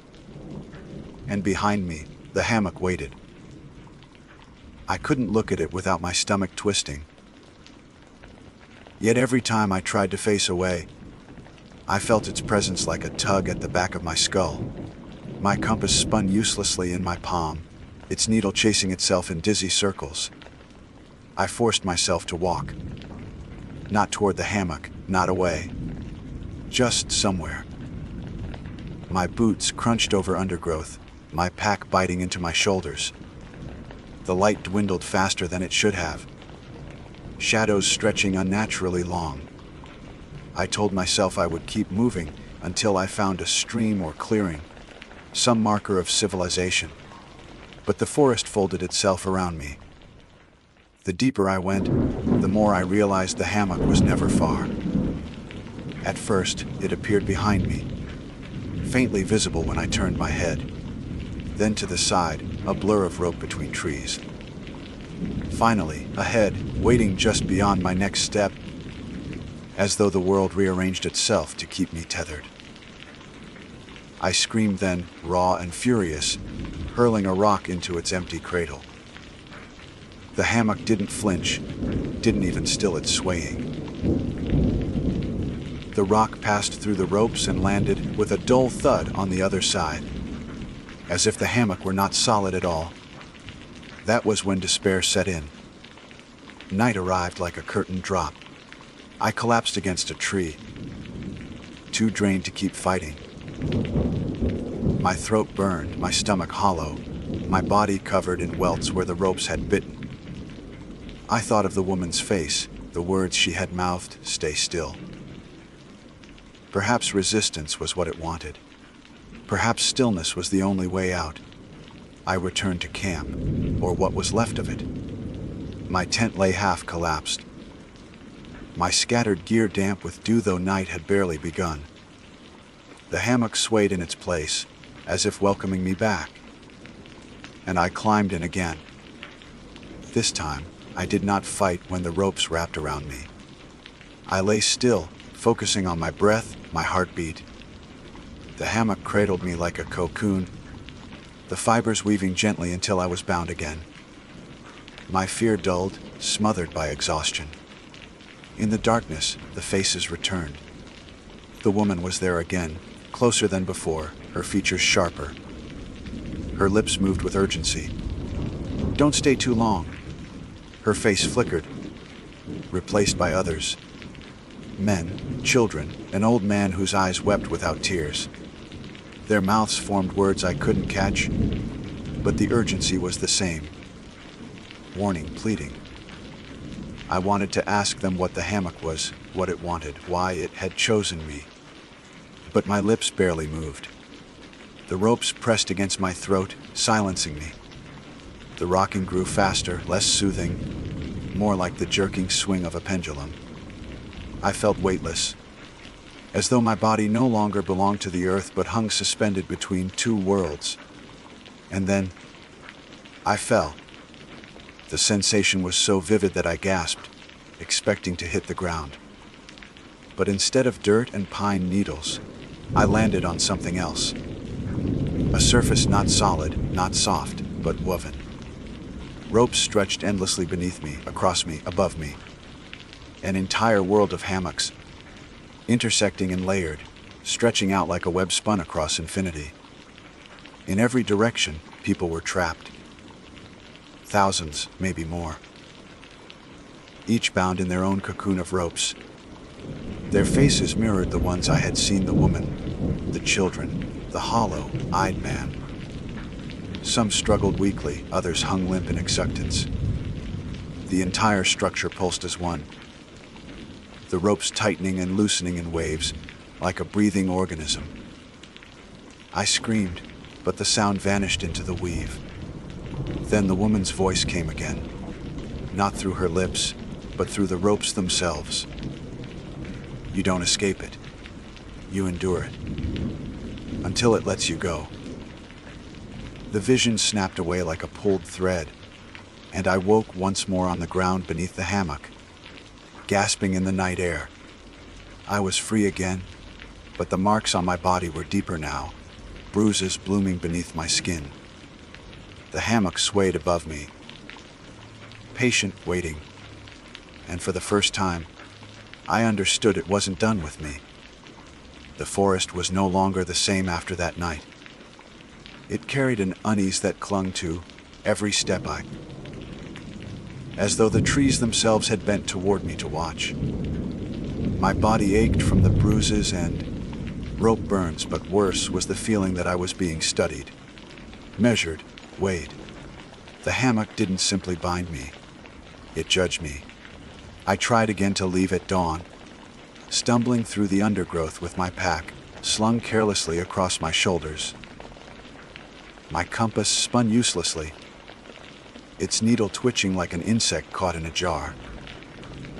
Every landmark blurred into another, ridges repeating themselves, streams circling back to their source. I walked until my legs buckled, and I fell to my knees, panting, and when I lifted my head, I found it again. The hammock. It swayed gently, as if laughing at my attempt to resist. I pressed my fists to the ground and let out a broken sob. I was trapped in its orbit, caught like a moth to flame. But this time, I didn't climb in. I sat across from it, back against a tree, staring. If it wanted me, it could wait. If it meant to bind me again, it would have to do it without my surrender. The day dragged.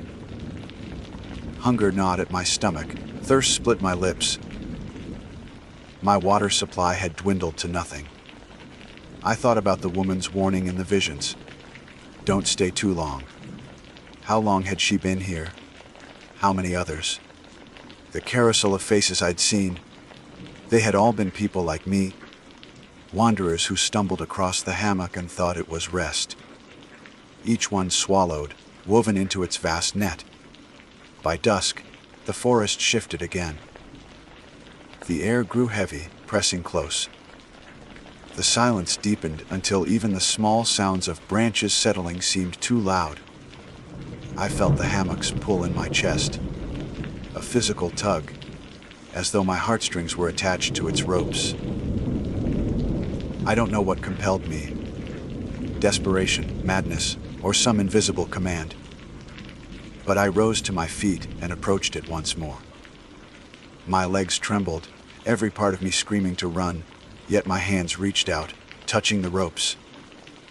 This time, they didn't wait. The hammock surged, wrapping me before I could climb in, pulling me off my feet with a force that snapped the breath from my lungs. I thrashed wildly, but the ropes were alive, curling around me with purposeful speed, threading themselves tighter with every movement. I was cocooned in seconds, suspended in midair. The rocking began. Not gentle, not soothing, but violent, as though I were caught in the jaws of some invisible beast. My head snapped back and forth, vision blurring. And then the faces came, dozens at once, crowding the edges of my sight. This time they weren't silent. Their voices filled me, layered and deafening, each one overlapping the other. Don't resist. Stay still. Breathe with it. Don't stay too long.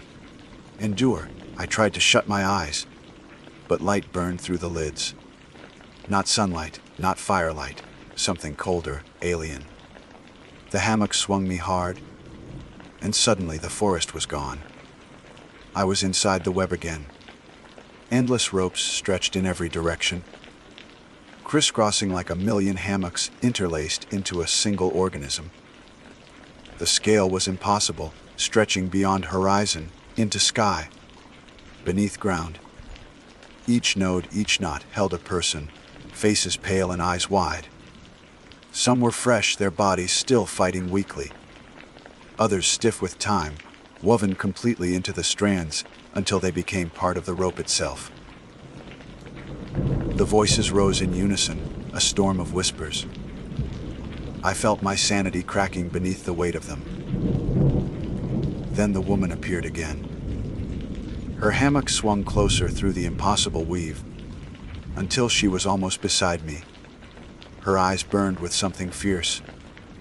Anger, grief, or warning, I could not tell. "You're not strong enough to fight it," she said, and for the first time her voice was audible, cutting through the roar. "No one is. What does it want?" I rasped, barely able to form the words against the pressure of the ropes. Her gaze softened, pity flashing across her face.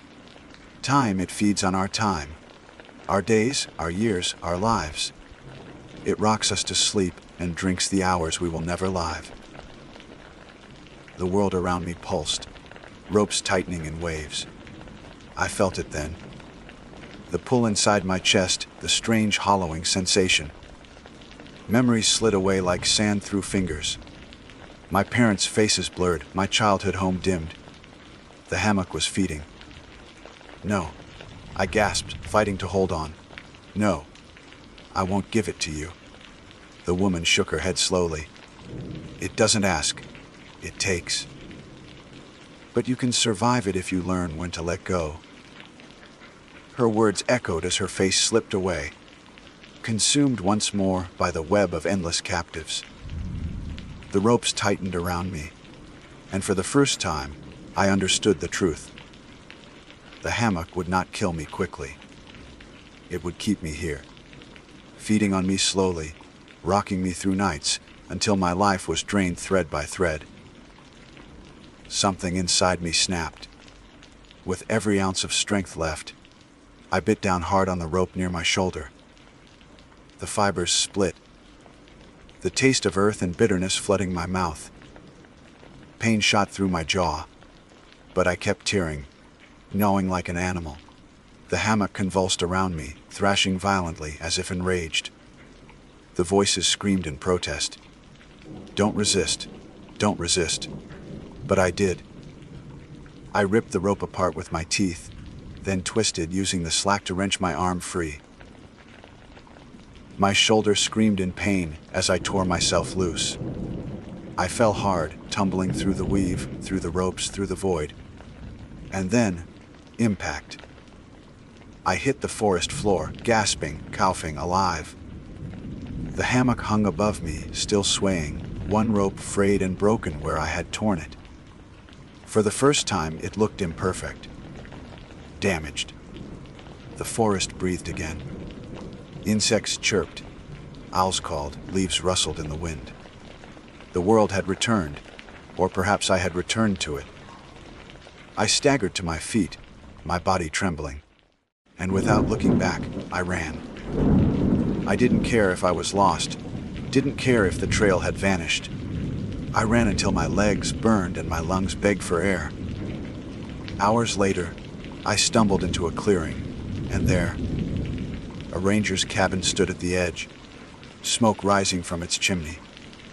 Relief broke me, and I collapsed on the porch before I could knock. The ranger who found me said I looked half dead, my skin marked with strange rope burns, my eyes wild with fever. They gave me water, food, rest. I told them what happened, but they only listened with polite disbelief, chalking it up to exhaustion and hallucination. Yet when I left days later, healed enough to walk on my own, I carried the memory with me. The memory of the ropes, the faces, the web that stretched forever. And the worst part, sometimes, when I close my eyes, I feel the rocking again. Slow, steady, gentle. I wake to find my bed sheets twisted tightly across my chest, woven in patterns too precise to be chance. The hammock isn't gone. It's waiting. And I don't know how much time I have left before it comes to claim me for good. My name is Declan Moore. I have always believed that the wilderness, in its rawest and most unforgiving form, is a place where a person discovers who they truly are. When stripped of noise, of constant signals and screens, of the faint hum of electricity running endlessly in the background, one is left alone with nothing but themselves and the land around them. I pursued that silence often, chasing it the way others chased storms or sunlight, and it brought me west, to the long canyons carved like deep scars into the earth. I thought they would cradle me in their stillness. I thought I was chasing solitude. What I found instead was something I cannot easily name. Something that still walks behind me, even when I am far from those cliffs.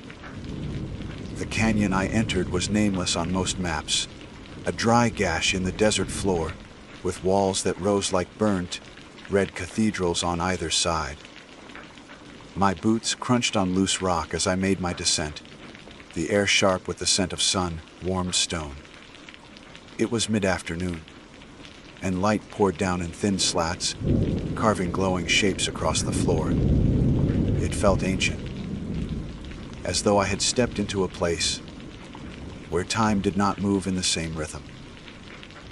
I remember running my palm along the wall and thinking how smooth it felt, polished by centuries of wind and water, as if countless hands before mine had traced the same path. I called out just to hear the echo. That is the temptation of canyons. Everyone does it, though we all pretend we are too serious, too reverent, to fall for the childish urge. I gave in immediately, cupping my hands and shouting my own name. Declan. The sound ricocheted off the walls, stretched thin as it bounced, and then came back to me. But it was not the crisp echo I expected. It was hoarse, ragged, drawn out as though it had traveled miles on ground before returning to the air. Declan. My skin prickled. I laughed it off at first, telling myself that odd acoustics were natural in landscapes like this. Sound warped in caves and canyons. Sometimes two echoes overlapped and tangled at a returning noise sounded like a different word altogether. I convinced myself it was harmless, but then curiosity pushed me again. I shouted, "Hello." What answered was not hello. It was a cracked, breathless voice rasping, "Hello," right against my ear, closer than any echo had a right to be. I froze in place. The canyon had gone quiet, the stillness pressing against me like weight. No bird called. No insect hummed. I was acutely aware of my own breathing, the scrape of my heartbeat in my chest. When I looked back over my shoulder, the trail behind me was empty. Just broken stone and dust, falling away into brightness where I had descended. I told myself to keep moving. Stopping to invent shadows in my head would serve no purpose. My plan had been simple. Hike the length of the canyon, camp overnight near the bend, where a thin trickle of water was said to surface, and then climb out the following day. It was only supposed to be 2 days. Easy, manageable. Yet with every step I took, I could not resist testing it again. I would mutter a word, a name, a sound, and wait for what came back. Sometimes it was normal, delayed and distant as one would expect, but more often it returned altered, deeper, slower, as though the voice speaking back was older than mine, worn down by years I had not lived. By the time I reached the halfway point, where the canyon narrowed to a throat so tight I could touch both walls with my hands, I realized the echoes no longer waited for me to call out. They came uninvited, breathing, humming, whispering things too faint to understand. I pressed forward, jaw tight, and told myself that fear was only another landscape to cross. When night fell, I set camp near a slab of stone that jutted out like an overhang. The canyon floor was littered with gravel, but I managed to clear a flat patch for my tent. As the last of the light drained from the sky, the shadows deepened into something bottomless. I built a small fire, careful with the dry brush, and let its glow push against the dark. For a time, I thought I had managed to shake the unease.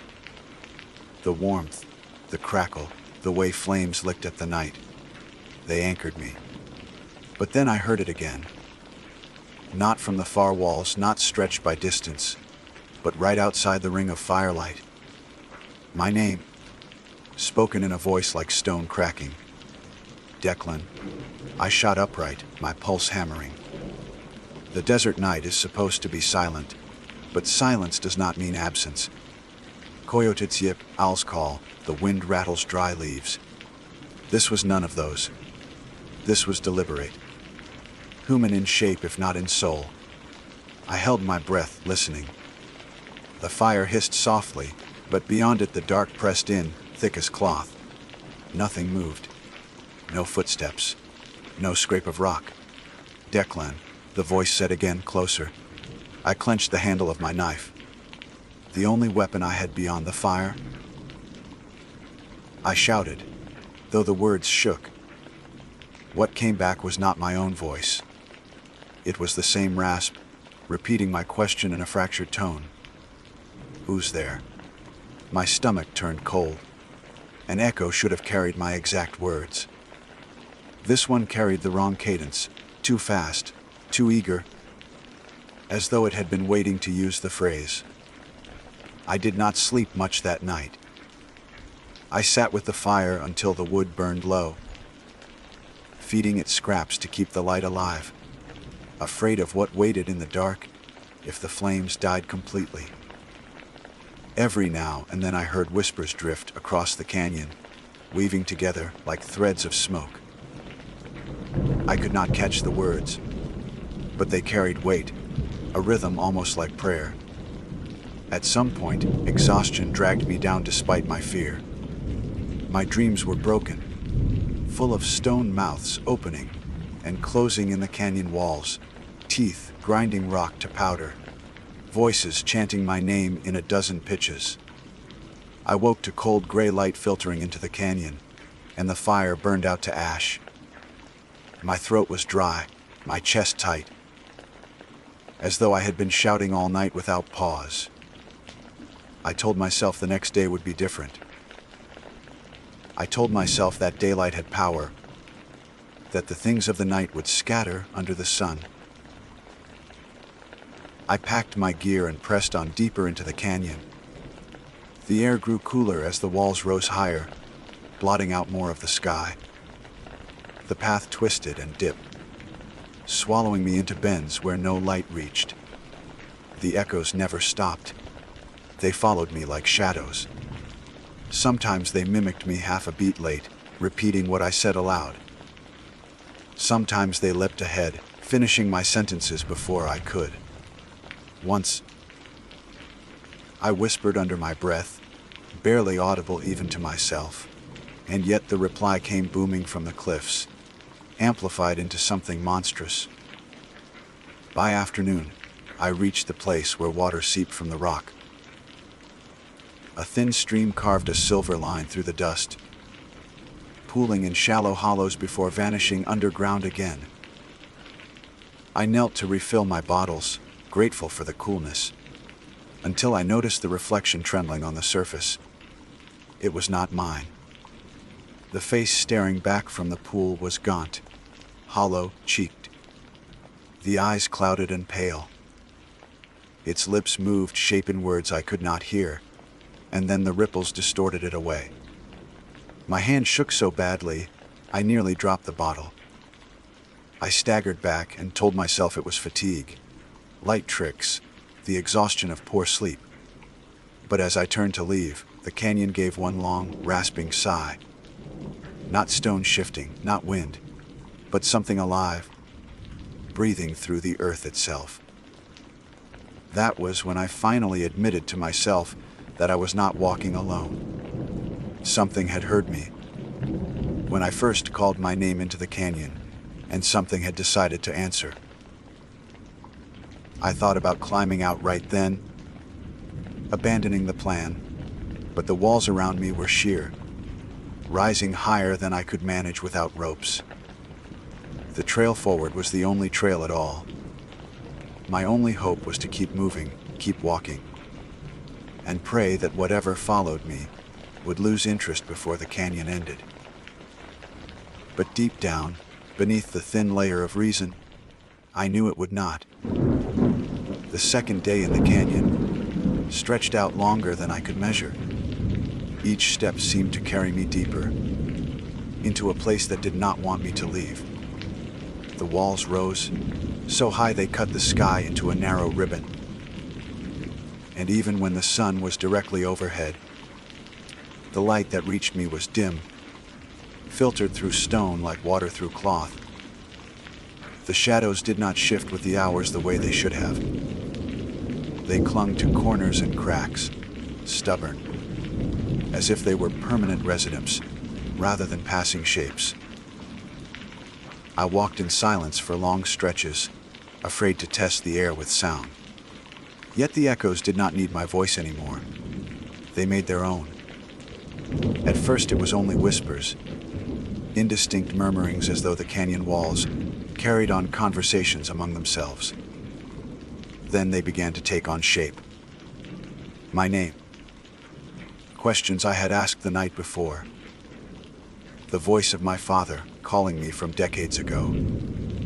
The sound of my mother's lullaby, cracked and broken, half forgotten. Each one came warped, older, raspier, wrong, but still recognizable enough to twist my stomach into knots. At one point I heard footsteps following mine, perfectly in rhythm.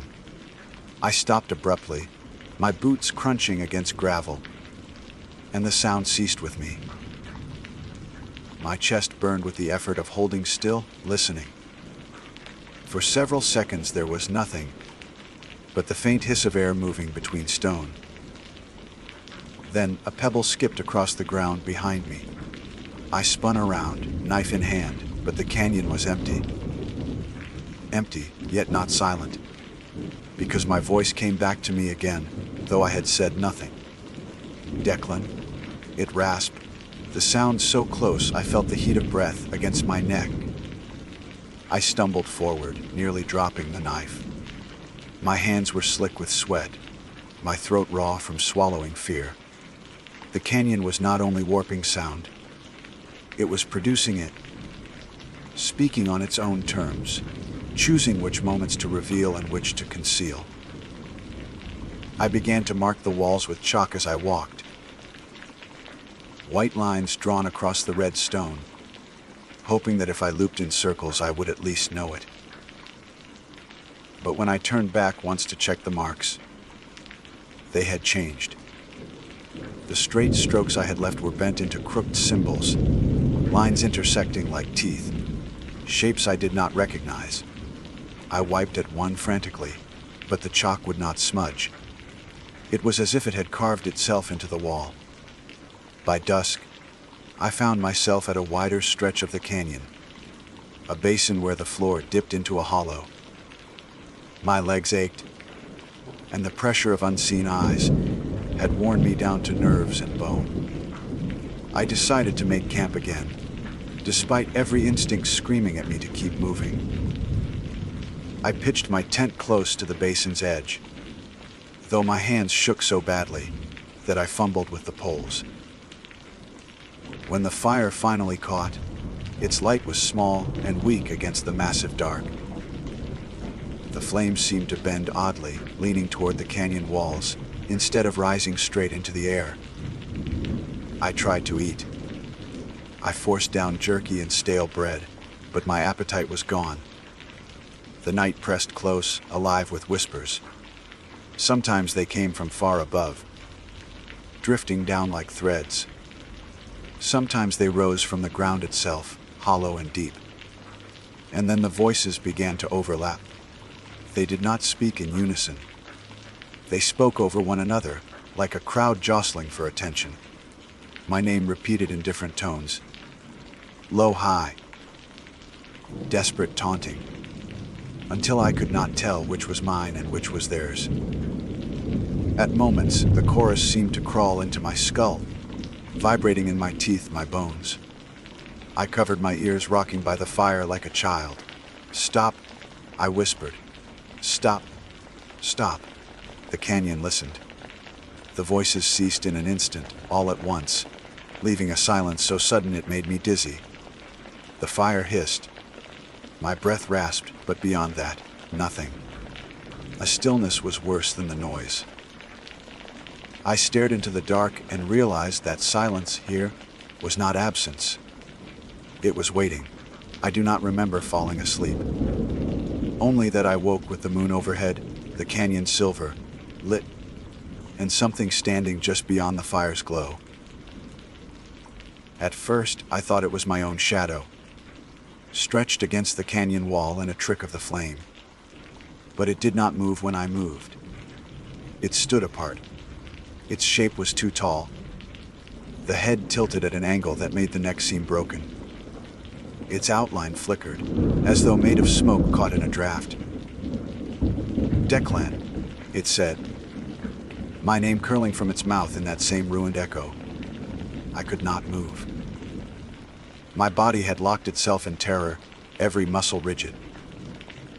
The figure leaned forward slightly, and the rasping voice fractured into dozens, all speaking at once, each syllable scraping like stone dragged across stone. I do not know how long I sat frozen.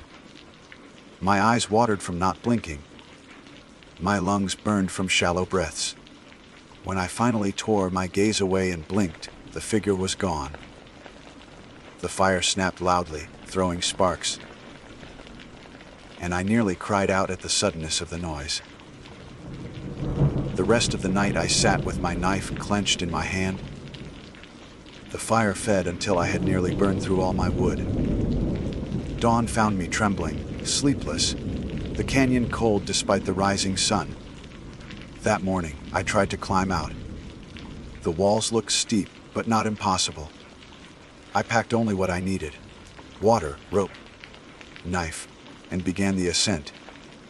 My fingers dug into cracks, my boots searched for holds, and slowly, inch by inch, I pulled myself upward. But the higher I climbed, the further the rim seemed. The top receded like a mirage, always another few feet out of reach. My arms screamed with strain, my nails tore against stone. At last, when I glanced down, my blood ran cold. The floor of the canyon was gone. Where the basin should have been was only blackness, an endless drop. My tent, my fire pit, my tracks, all swallowed by void. And in that darkness, dozens of pale faces stared up at me, mouths opening and closing in silence. I scrambled down in blind panic, my limbs slipping, scraping raw against the wall. Somehow I reached solid ground again, though though the basin no longer looked the same. My tent was there, yes, but the fabric sagged as though wet, dripping into the earth. The fire pit was filled with water that reflected not the sky but a cavern ceiling. I collapsed to my knees, gasping, the knife slipping from my hand. The canyon had folded in on itself, shifting like lungs taking breath. I knew then I could not leave. Not because I was trapped by stone, but because I was trapped by something deeper. Something that had chosen me when I first shouted into its hollow throat. The rest of the day blurred. I walked without direction. My chalk marks long gone, my water tasting of dust. Every corner of the canyon looked the same, and every corner carried its own voices. Some mocked me with laughter, high-pitched and childlike. Others whispered prayers in languages I did not know. Once, I heard my own voice pleading, "Let me out, let me out," though I had never spoken the words aloud. As the second night fell, I did not bother with the tent. I sat with my back against the canyon wall, knife across my lap, and stared into the dark. My heartbeat slowed to a steady thrum. My thoughts unraveled. I wondered if perhaps the canyon had always been like this, if travelers before me had called out and been answered. Their voices added to the chorus until no one could tell them apart. The echoes grew louder as night deepened. They did not wait for me to test them. They spoke my life back to me, word by word, year by year. They told me secrets I had never spoken aloud. They reminded me of lies I thought I had buried. And each time, the voice grew closer, the rasp of breath more intimate, until it felt like the canyon itself was leaning in to whisper into my ear. By midnight, I could no longer tell whether the sound came from outside or inside my head. And then, at the darkest hour, the echoes stopped altogether. Something else had arrived. It stepped out from the canyon wall as though the stone had birthed it, pale and thin, its body stretched wrong, too long in the limbs. Its face was a blur shifting between mine and others, mouths opening in silent screams. The thing walked toward me with no sound, yet each step reverberated in my chest like a drumbeat. I gripped my knife, though I knew it was useless. My hands shook, my breath stuttered. The creature bent low, its head inches from mine, and for the first time, the voice did not rasp. It was clear, my voice, not echoes anymore. The creature stood so close that the heat of its breath, or whatever passed for breath, brushed my face. It smelled like dust and stone, like a tomb opened after centuries. My knife trembled in my grip, but I did not move. I couldn't. My body was caught between the need to fight and the certainty that no blade, no scream, no desperate swing of my arm could change what was standing in front of me. It leaned closer, and its face rippled again, folding into mine for an instant, then into my father's, then into the hollow, eyed stranger I had seen in the water. The mouths moved in overlapping rhythm, lips cracking against teeth that weren't quite shaped right. The sound that came out was a chorus of voices, mine included, all speaking at once. "You called." The words struck deep, reverberating inside my skull. My mouth opened, but no sound came. It didn't need me to answer. It had already taken my voice. The figure straightened, towering above me, its limbs stretching until they scraped against the canyon wall. The stone groaned in protest, like the creature's weight bent the world around it. Then, without warning, it dissolved back into the rock, vanishing as if it had never existed at all. Silence returned, but it was no longer the silence of night. It was suffocating, full, pressing into me like water into lungs. I realized then that the echoes were gone. The canyon had gone still, utterly still. And that was somehow worse than the chorus of voices. For hours, maybe longer, I sat unmoving. The knife lay slack in my hand, my eyes unblinking as though afraid to miss what came next. My thoughts frayed until they felt like strings pulled loose from a knot. At some point, exhaustion conquered terror. My eyes closed. Sleep claimed me, though it was no true rest. I dreamed of tunnels cut deep into stone, endless passages that twisted and curved until they circled back on themselves. In each, figures waited. Pale, hollow-eyed, mouthing words I could not hear. I walked among them, searching for an exit, but every tunnel brought me back to the same place, the center. A hollow chamber where my own body sat cross-legged, eyes rolled white, mouth hanging open as voices poured out like smoke. I woke screaming, throat raw, and the sound did not return to me. No echo at all. The canyon swallowed it whole. My panic sharpened into something more fragile than fear, something closer to despair.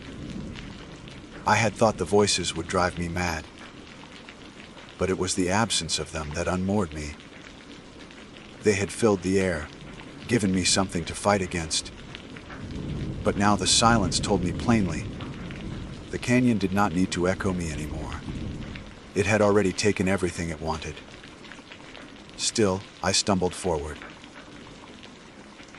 My legs carried me, though my body felt hollow, as if something vital had been scooped out and left behind in the night.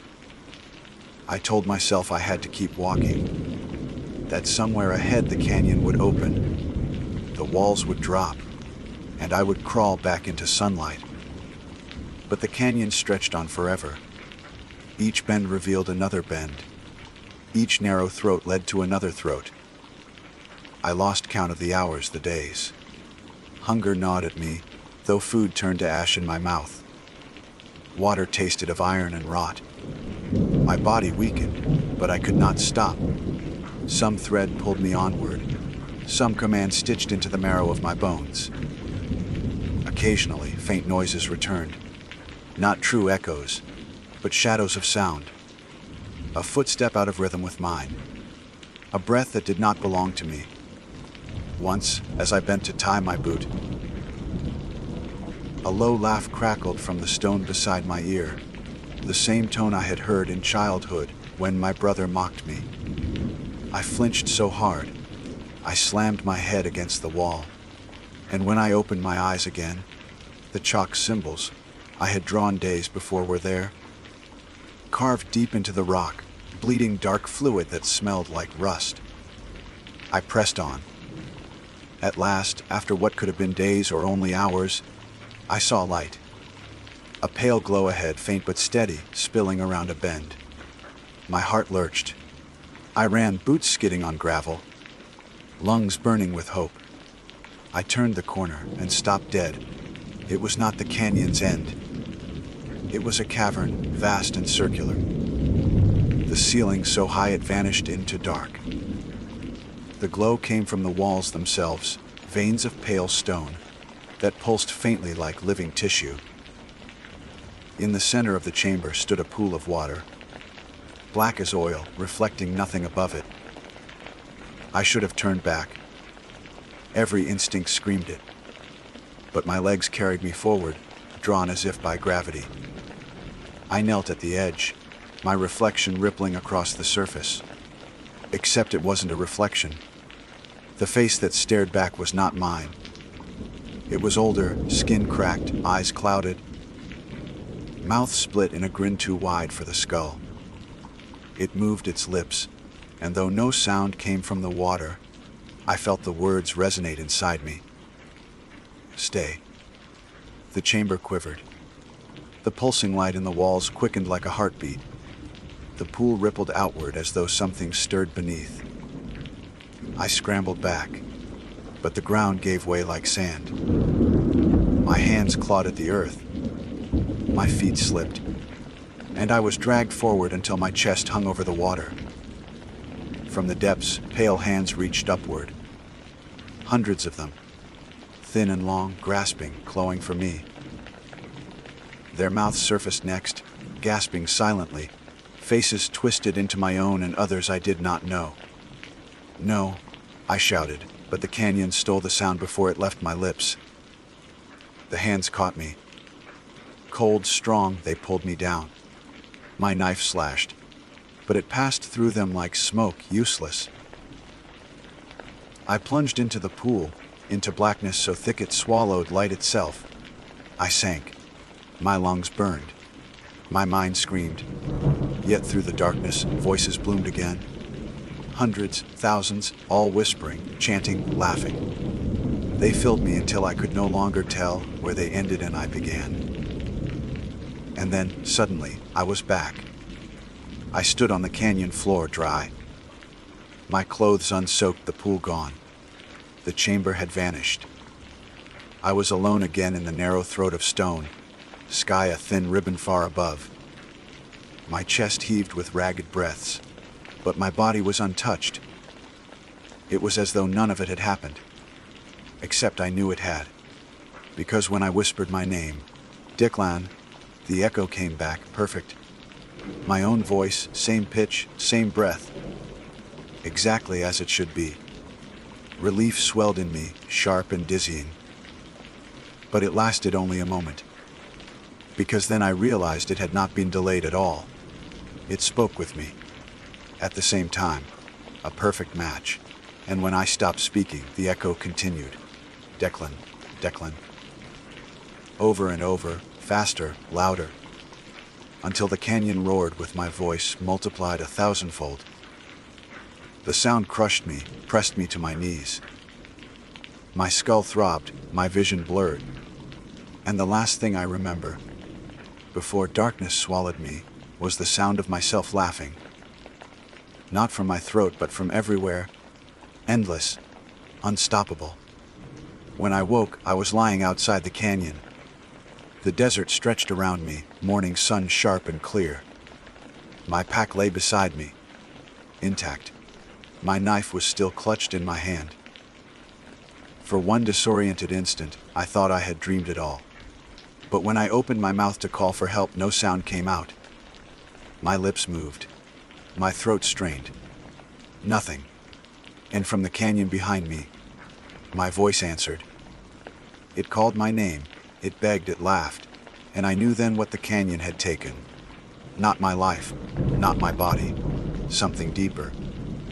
It had claimed my voice, my echo, the very proof of my existence. And now it would carry me forever, woven into its walls, waiting for the next traveler foolish enough to shout into its hollow throat. My name is Celine Cho.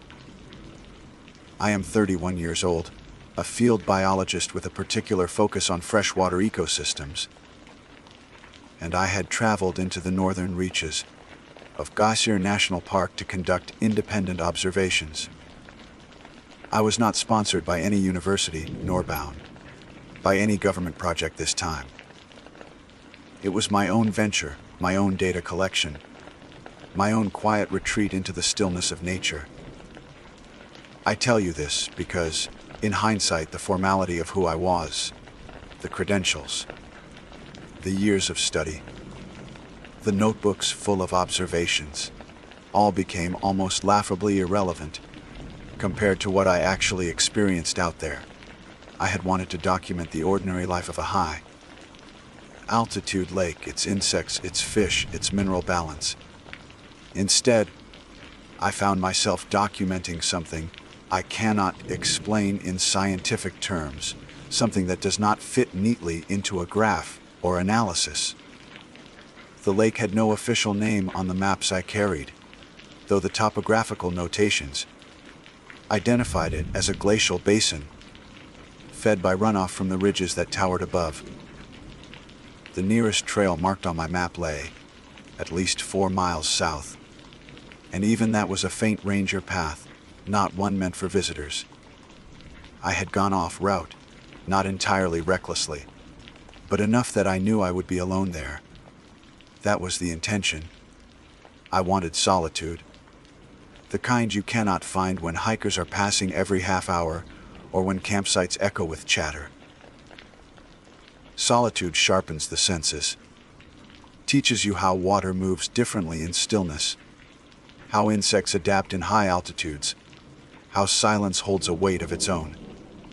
Or at least, that is what I believed at the time. I reached the lake on the third afternoon of my trek. The air was cool enough that sweat dried quickly on my skin, leaving me aware of every shift of breeze. When the tree line opened into a clearing, I stopped without realizing at first why. It was not just the sight of the lake. I had seen dozens like it. It was the stillness. The surface looked more like glass than water, not rippling even under the brush of the wind. The pines crowded close around the edge, leaning slightly inward as if they, too, wanted to peer down at their own reflections.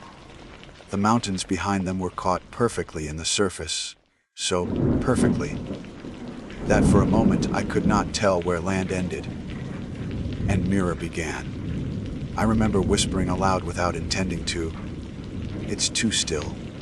But stillness, I reminded myself, was not impossible. Some lakes, with just the right conditions, could sit like polished stone. I crouched by the shoreline and unpacked my bottle. I had filters, iodine tablets, all the usual tools for safe water collection. The surface was so pristine, I might have been tempted to drink straight from it if I were less cautious. My hands dipped the bottle under, filling it with the cold clarity of meltwater, and then I noticed the reflection. I had leaned forward, expecting to see my face framed against the blue above. I did see myself, dark hair pulled back, eyes focused. But when I shifted slightly to one side, the reflection did not. It held position, staring forward, unblinking, mouth closed. My real lips had parted slightly in surprise, but the version beneath the surface did not mimic me. I tested it, tilting my head slowly left, then right. The mirrored Celine remained still, locked in place as though painted there. I pulled the bottle back quickly, droplets slipping from its rim. I told myself it could be a trick of light, a strange angle, some quirk of the surface tension and the surrounding cliffs. But the unease had already set its roots inside me. Back at my small camp, a single person tank into the stand of trees above the waterline. I tried to shake it off. I noted the observation in my field journal, almost mocking myself by writing it out plainly. Reflection failed to follow facial movement, possibly due to optical distortion of still surface. I underlined it twice, as if insisting on the rational explanation would make it true. That evening, I boiled rice over my small stove, ate quietly, and listened to the pines shifting above me. The silence here was heavier than anywhere else I had camped. Usually in the wild there are at least distant calls, birds, insects, the trickle of streams. Here there was only the occasional groan of a tree adjusting, as though even the animals kept away from the lake. When night fell, I sat by the shore again, unable to resist. The moon was high, nearly full, laying a pale road across the surface. I held my bottle, filled earlier, the water inside glinting faintly.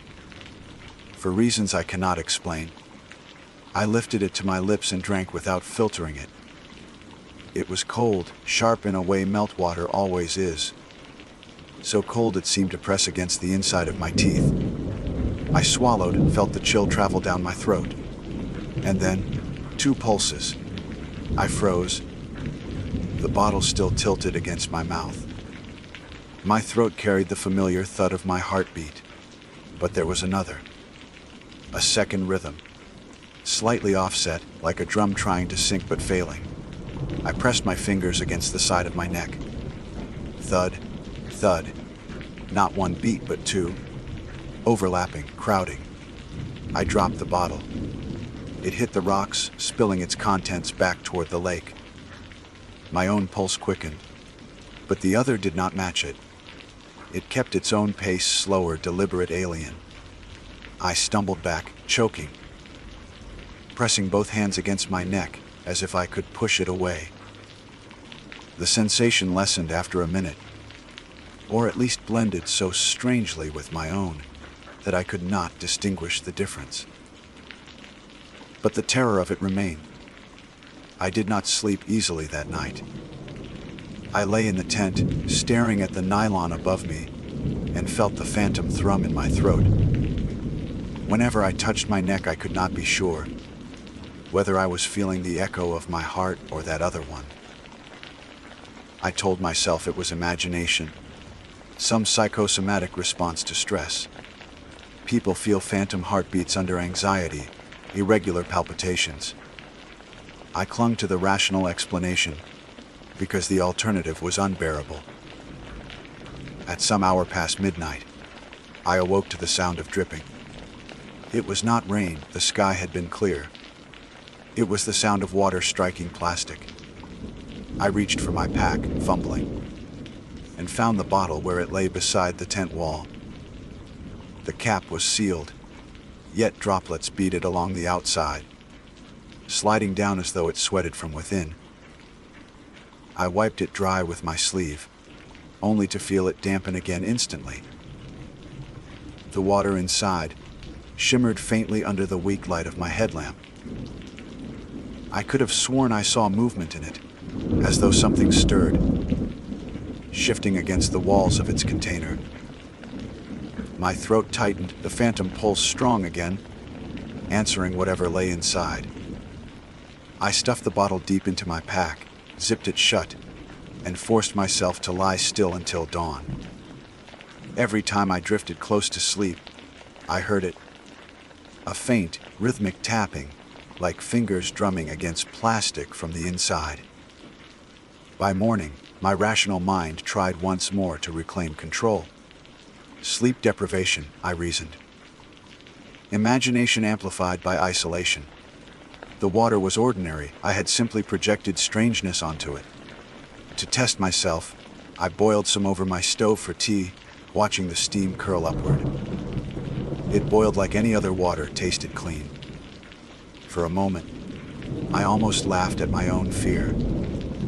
But later, when I walked the shoreline to collect insect samples, I glanced back at the surface. My reflection was there again, staring straight forward. This time, though, I was not the only one. Behind me in that mirrored world stood a second figure, half shrouded by the distortion of light, its head tilted just enough to notice. When I spun around, there was only empty air and the curve of trees. But in the water, the figure remained, and the pulse in my throat beat once, twice stronger than before. I did not run, though every instinct urged me to. My legs felt heavy, rooted to the gravel at the water's edge. The reflection showed the figure still, a presence behind my mirrored self. And yet nothing tangible disturbed the space around me.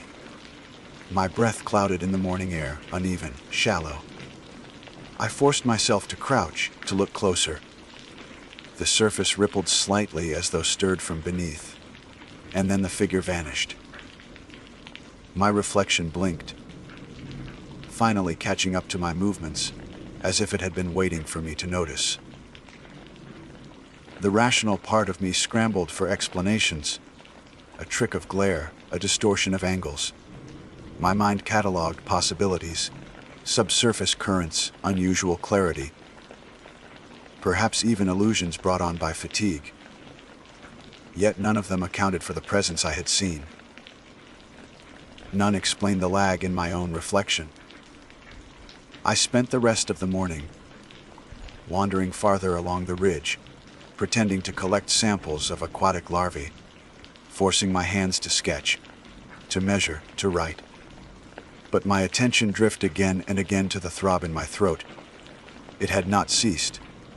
If anything, it seemed to synchronize more insistently with each passing hour. At times it merged with my own pulse until I could not tell one from the other, only to separate again suddenly, tugging it with an alien rhythm. By afternoon I was dizzy.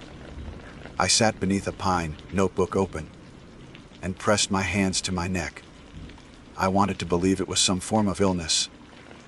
Parasites in the water were not uncommon. Giardia, cryptosporidium. Symptoms could begin quickly. But I knew those affected the stomach, not the heart, not the blood. This was something else. Something that lived in the rhythm itself. I decided to leave the lake. The thought struck like a spark. I did not need to prove anything here. I had my notes, my samples. I could hike back toward the known trails, return to the ranger station, invent an excuse for cutting the trip short. No one would question it. Safety was always a valid reason. I packed my stove, broke down the tent, cinched my bag tight. The entire time I avoided looking at the lake, afraid of what I might see reflected there. By the time I set out, the shadows had lengthened. The forest pressed close, branches knitting overhead, the light dimmer than it should have been. I knew the road I had come, the compass points, the ridges, yet as I walked, the terrain bent strangely. Paths I thought familiar curved differently. Boulders lay where I swore they had not before. I checked my map, but the lines blurred under my gaze. My head spun. Each time I tried to orient myself, the second heartbeat thumped hard, like a drum calling me back toward the water. I forced myself onward. Step by step, I counted aloud, clinging to the numbers as anchors. 50, 100, 200. But the forest resisted. My boots sank in soil that grew soft and wet. When I looked down, I realized the ground had darkened into mud, reflecting pale sky between its patches. A thin trickle of water snaked along my trail. I followed it with my eyes, and saw it led back downhill, toward the lake. Panic clawed at me. I turned sharply, heading away from the slope, crashing through undergrowth, branches whipping against my arms. The second heartbeat grew louder in my throat, as though pleased, as though it fed on my desperation. By the time dusk closed around me, I stumbled back into the clearing where the lake stretched, still as ever. I dropped to my knees, gasping. The surface gleamed with the last light of day. My reflection stared back at me, lips moving though mine did not. I could not hear the words, but I knew they were meant for me. I camped again that night because there was no choice. I did not eat. I could barely drink. The bottle lay unopened by my side, yet I swore I heard faint sloshing inside it, as if something swam there. The phantom pulse kept me awake, pulling at me in waves. Every time I drifted, I saw flashes behind my eyes, pale shapes moving beneath water, faces pressed against the surface, waiting to be acknowledged. Sometime in the deep of night, I woke to the sound of footsteps. Not animal, not the random scatter of deer hooves. These were deliberate human. Boots on stone, circling just outside the thin skin of my tent.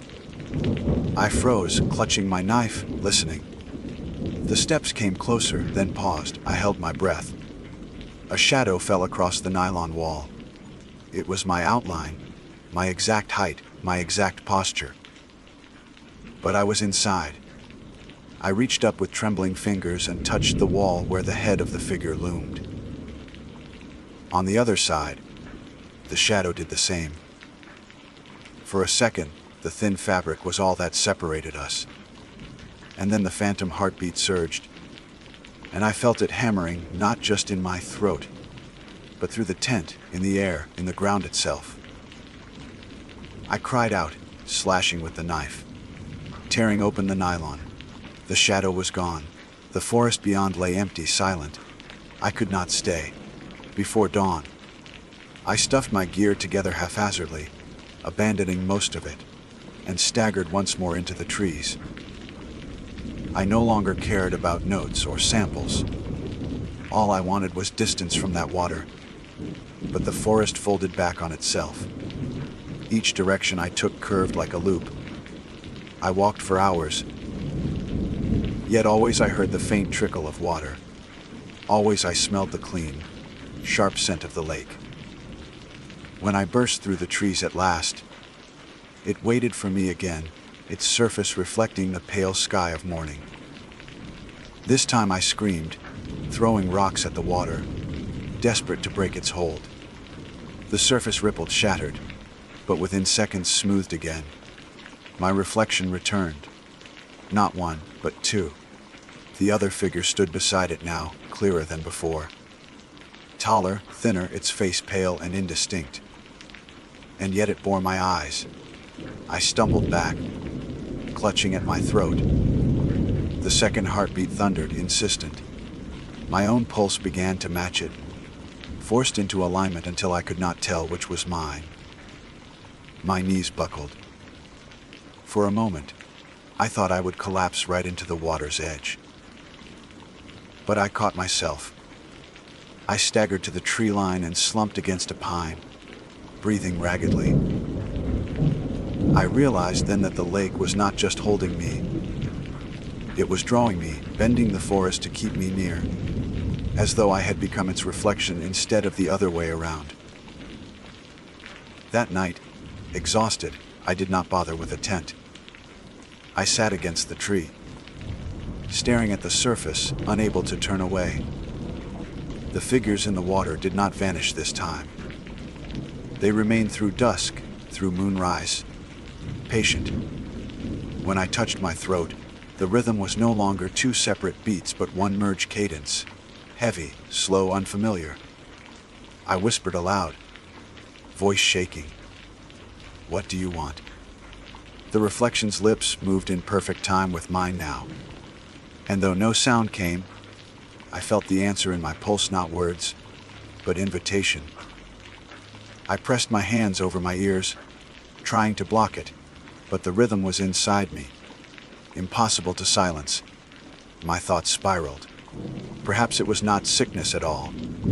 Perhaps it was a joining, a sharing. Something from the water had entered me with that first drink, and now it wanted me whole. Sleep claimed me in jagged bursts. Each time I woke, I was closer to the edge of the lake. At first only a few feet, then a yard. Then at dawn I opened my eyes to find my boots half submerged, cold water lapping at them. I scrambled back, horrified, but I could not recall moving during the night. The bottle was gone. I searched my scattered gear, tearing through the underbrush, but it had vanished. My throat pulsed harder, answering some unseen call. When I looked again at the water, I saw why. The bottle floated near the center of the lake, upright, bobbing gently, though no current moved it there. Inside, something stirred. I shouted, an animal sound of fury and fear. My reflection did not mimic it. Instead, it smiled. The second figure leaned closer, its pale head bending toward me. And for the first time, I thought I heard it. Not in my ears, but in the space between my heartbeats. A voice without sound, patient, certain. Drink again. The words, if they were words, echoed inside me long after the surface of the lake stilled. I pressed my palms hard against my ears, but that did nothing. The sound wasn't entering from outside. It lived inside the rhythm of my blood, spoken through that second pulse that had claimed residence in my throat. I stumbled backward into the trees, my breath hitching. I wanted to run, but each step away from the shore felt like dragging through mud. My body resisted, trembling as though some invisible tether pulled me back. My heart hammered in frantic protest, yet the other beat, the alien one, remained slow, steady, like a metronome. It seemed to whisper, "Not yet. Not far, you belong here." For hours I tried to lose the lake. I chose random bearings, counted steps, cut through undergrowth until my arms were raw with scratches. Yet no matter which direction I took, the ground dipped, the soil dampened, and soon I would hear the faint lap of water. Sometimes I thought I was succeeding. Once I climbed a ridge and saw forests stretching endlessly ahead, no glint of silver below. Relief surged, but when I descended, the trees opened again, and there it was, the same circle of glass, waiting as if it had only been hiding while I convinced myself otherwise. By late afternoon, exhaustion hollowed me. My lips were cracked, my throat dry. But I dared not drink from my pack's reserve for fear it too had been tainted. Hunger gnawed. My limbs felt weak, but I could not rest. Not with that water glinting at me like an eye. It was then that I noticed something new: footprints in the damp soil along the edge. Bare feet, small, as though belonging to a child. They traced a line parallel to the water, vanishing into the shadows of the pines. I followed them before I had time to question why. Perhaps some other hiker had strayed here. Perhaps I wasn't alone. The prints wound deeper into the forest, fading, reappearing, circling. Once I crouched to examine one more closely and felt a drop of water splash against my cheek. I looked up, expecting rain, but the canopy above was dry. Another drop struck my arm, cool and sharp. When I touched it, it smelled faintly of lake water. The prints glistened wetly, as though fresh, though no one was there. When they ended abruptly in a patch of moss, I knew I had been led in a circle. The lake gleamed just beyond the trees, closer than I realized. And in its surface, the figure no longer stood still. It was walking toward me. I broke.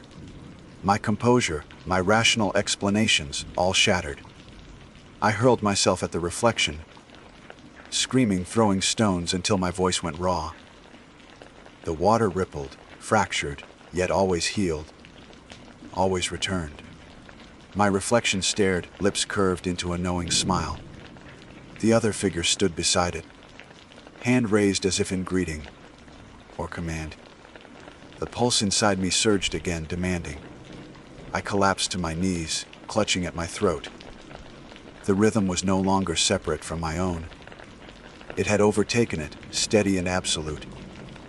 My heart obeyed it. My breath aligned with it. And in that suffocating moment, I understood what it wanted, not just my reflection, not just my pulse. It wanted my body. Drink again, the voice urged, deeper now, resonant. I crawled back from the water, shaking my head, muttering no, no, no like a prayer. My nails dug furrows into the dirt.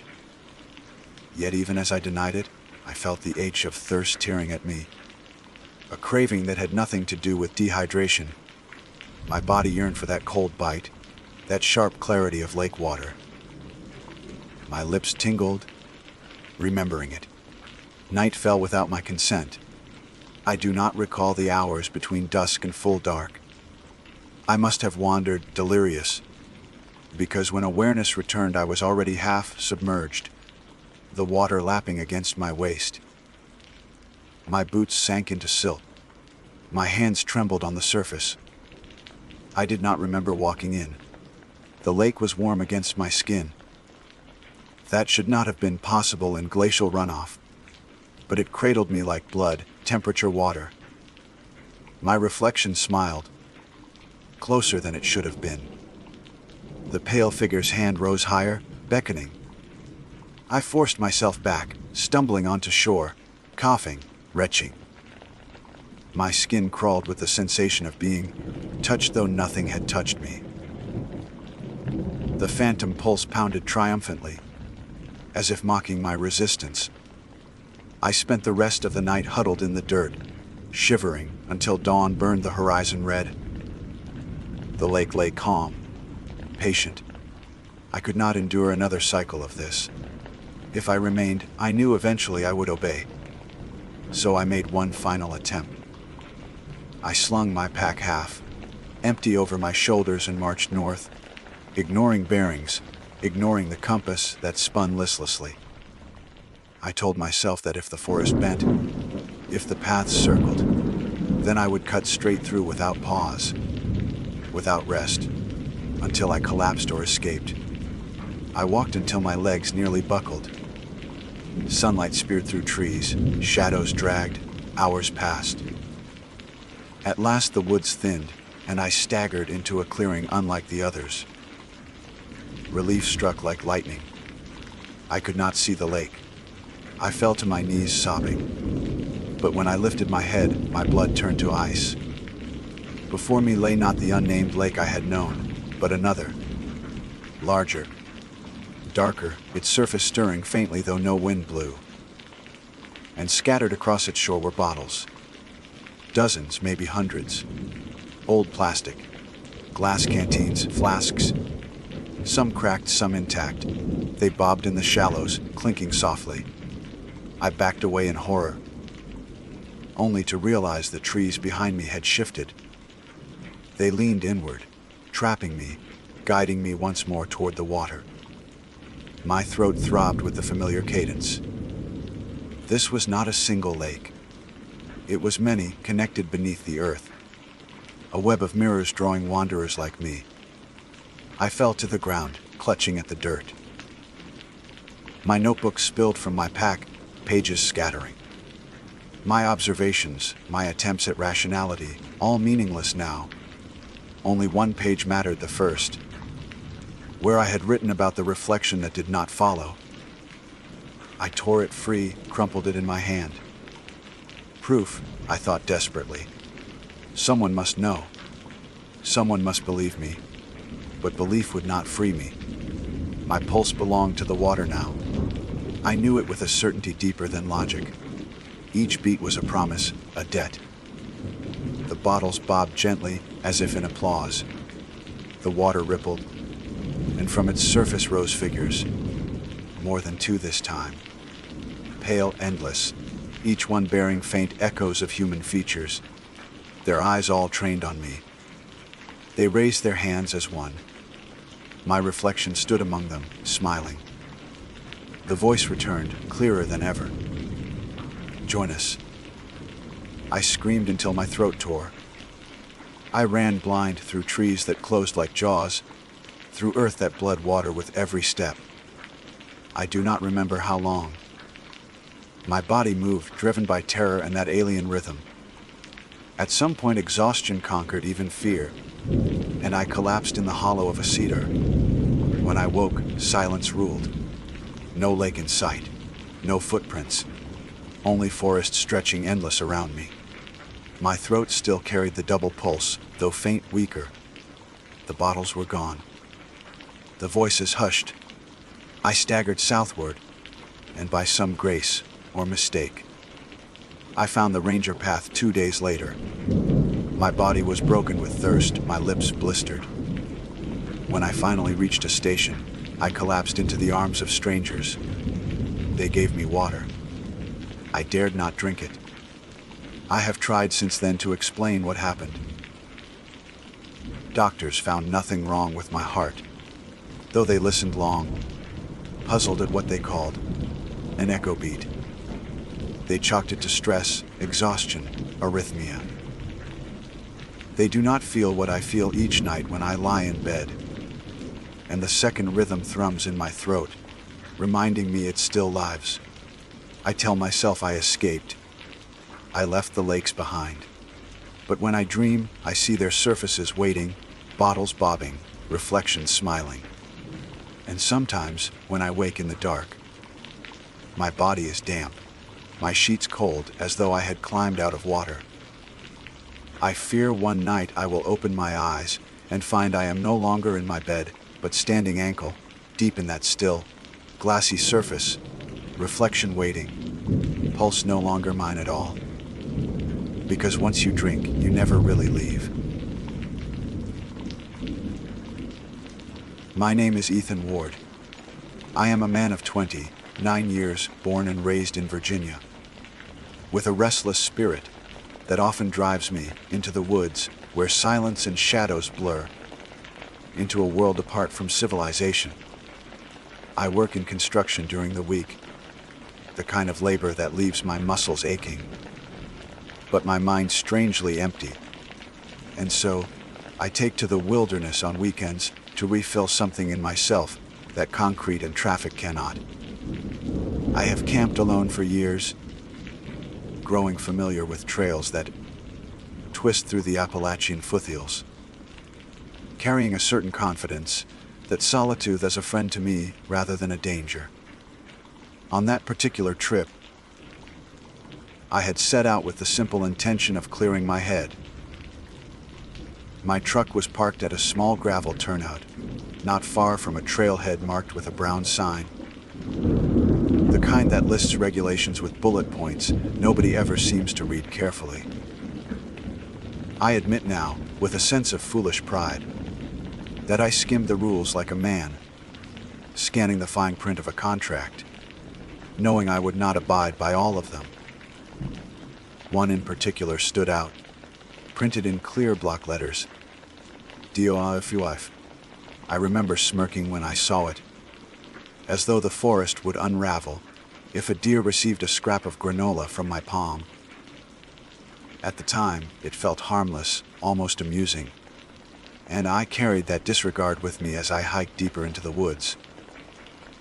The day was clear, the air thin but warm enough that the leaves whispered rather than shivered. I set up camp by mid-afternoon, near a slope where an old oak stood tall, its roots like knotted ropes breaking through the soil. I had pitched my tent in that kind of practiced efficiency that comes with years of repetition, my hands moving on instinct. Once the small chores were finished, firewood gathered, sleeping bag unrolled, water filtered from a nearby creek, I found myself restless. It was then that the deer appeared. She stepped out of the tree line, as if she had been watching me for hours. A doe, slender, her coat the grayish brown of bark and shadow, her ears twitching with a sensitivity I could almost feel in my own bones.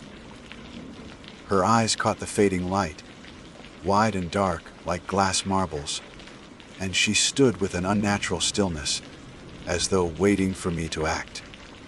I should have ignored her. I knew the rule and I knew why it existed. Human food is not good for animals. Feeding them teaches dangerous habits.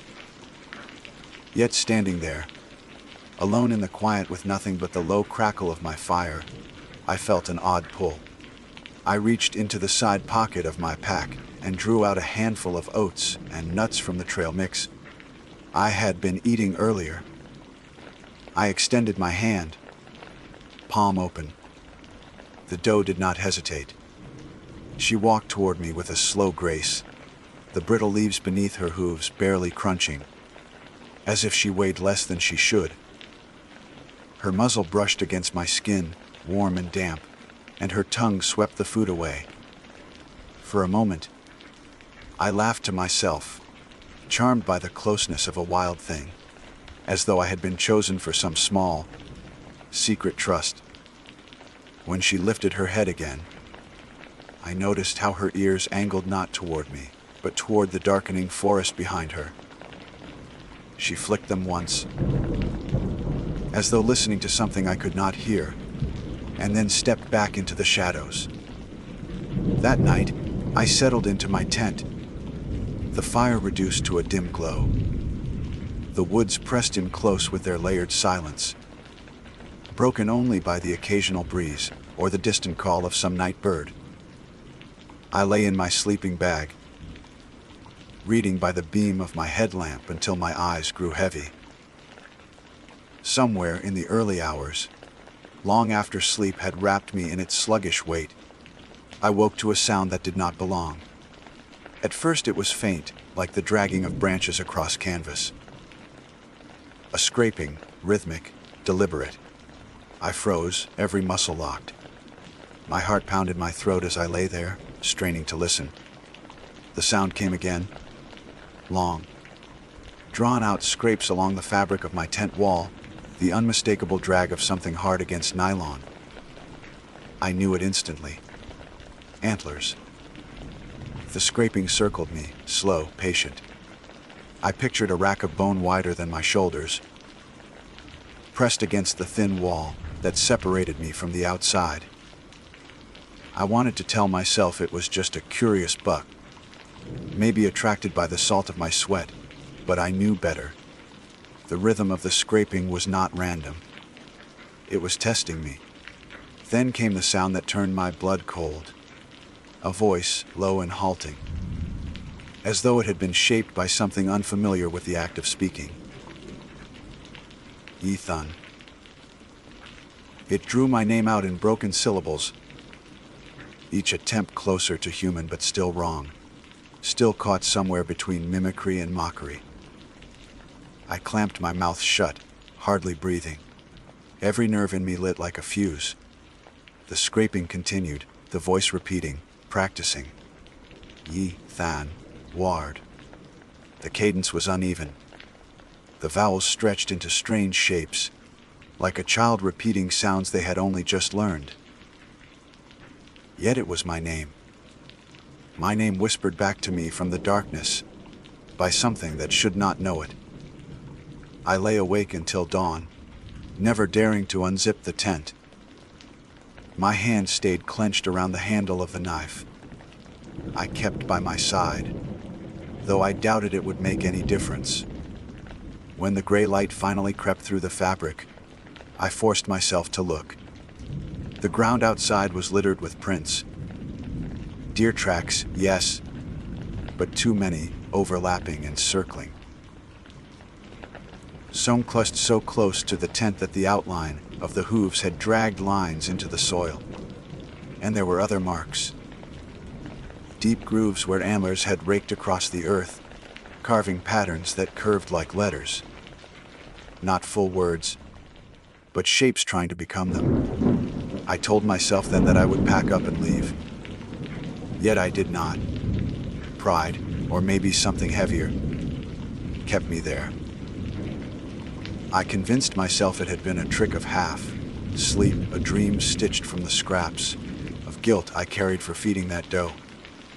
But when I returned to the oak tree, where I had first seen her, I found strands of coarse hair tangled on the bark, and beside them, a small heap of acorns carefully placed in a circle, as though waiting for me to add my own offering. I did not.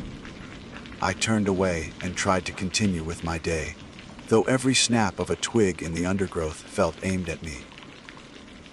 By afternoon, the weight of the silence pressed so heavily on my chest that I considered cutting the trip short after all. But something stubborn in me wanted to stay, to prove the forest wrong, or to prove myself right. That was my first mistake. As dusk blotted through the canopy again, the woods grew restless. Birds went quiet too early. The wind died completely. I built my fire higher than before, feeding it with frantic hands as if flame could hold the night at bay. While I worked, I felt eyes on me. Every so often I glanced up, sure I would doze standing at the edge of the clearing again. But what I glimpsed were shadows shaped like bodies that did not move like animals. They shifted between the trees, antlered silhouettes bending and straightening, too many for me to count. When full darkness fell, I sat rigid by the fire, gripping the knife in my lap, waiting. That was when the voices began again. From beyond the light, scattered, broken, echoing like a choir that had learned only one hymn, my name. The voices threaded through the trees, weaving in and out of the night air with a cadence. that was neither animal nor human, yet hovering uneasily between the two. Than, Ward. Each syllable seemed to grind against my nerves, the way a knife drags against bone. They overlapped in chorus, like many mouths repeating at once, each failing in its own way, some too drawn out, others clipped short, as though every attempt was an experiment. The fire crackled and spat sparks upward, and I clung to it as if its heat were the only barrier keeping me tethered to sanity. My hand tightened on the knife, until my knuckles turned white. I told myself they were just deer, curious, emboldened by food. But deer do not speak names. Deer do not practice language with stubborn intent. Something shifted just outside the circle of light. A pair of antlers caught the glow, tips gleaming sharp as spears. The body attached to them stayed hidden, as though the darkness itself clung to its shape. The antlers tilted sideways, scraping a tree trunk with slow pressure that made the bark splinter and rain down in flakes. The sound was deliberate, taunting, the same rhythm that had scratched my tent. I whispered to myself that dawn was only hours away. If I could endure the night, sunlight would expose everything for what it really was, and I could laugh at my own fear. But even as I told myself this, I sensed it was a lie. Whatever had learned my name was patient. It could wait through countless dawns. The air thickened with the smell of damp earth, a sour musk that clung to my throat. Every breath felt heavy, as though I were inhaling more than air, as though something unseen pushed itself into my lungs.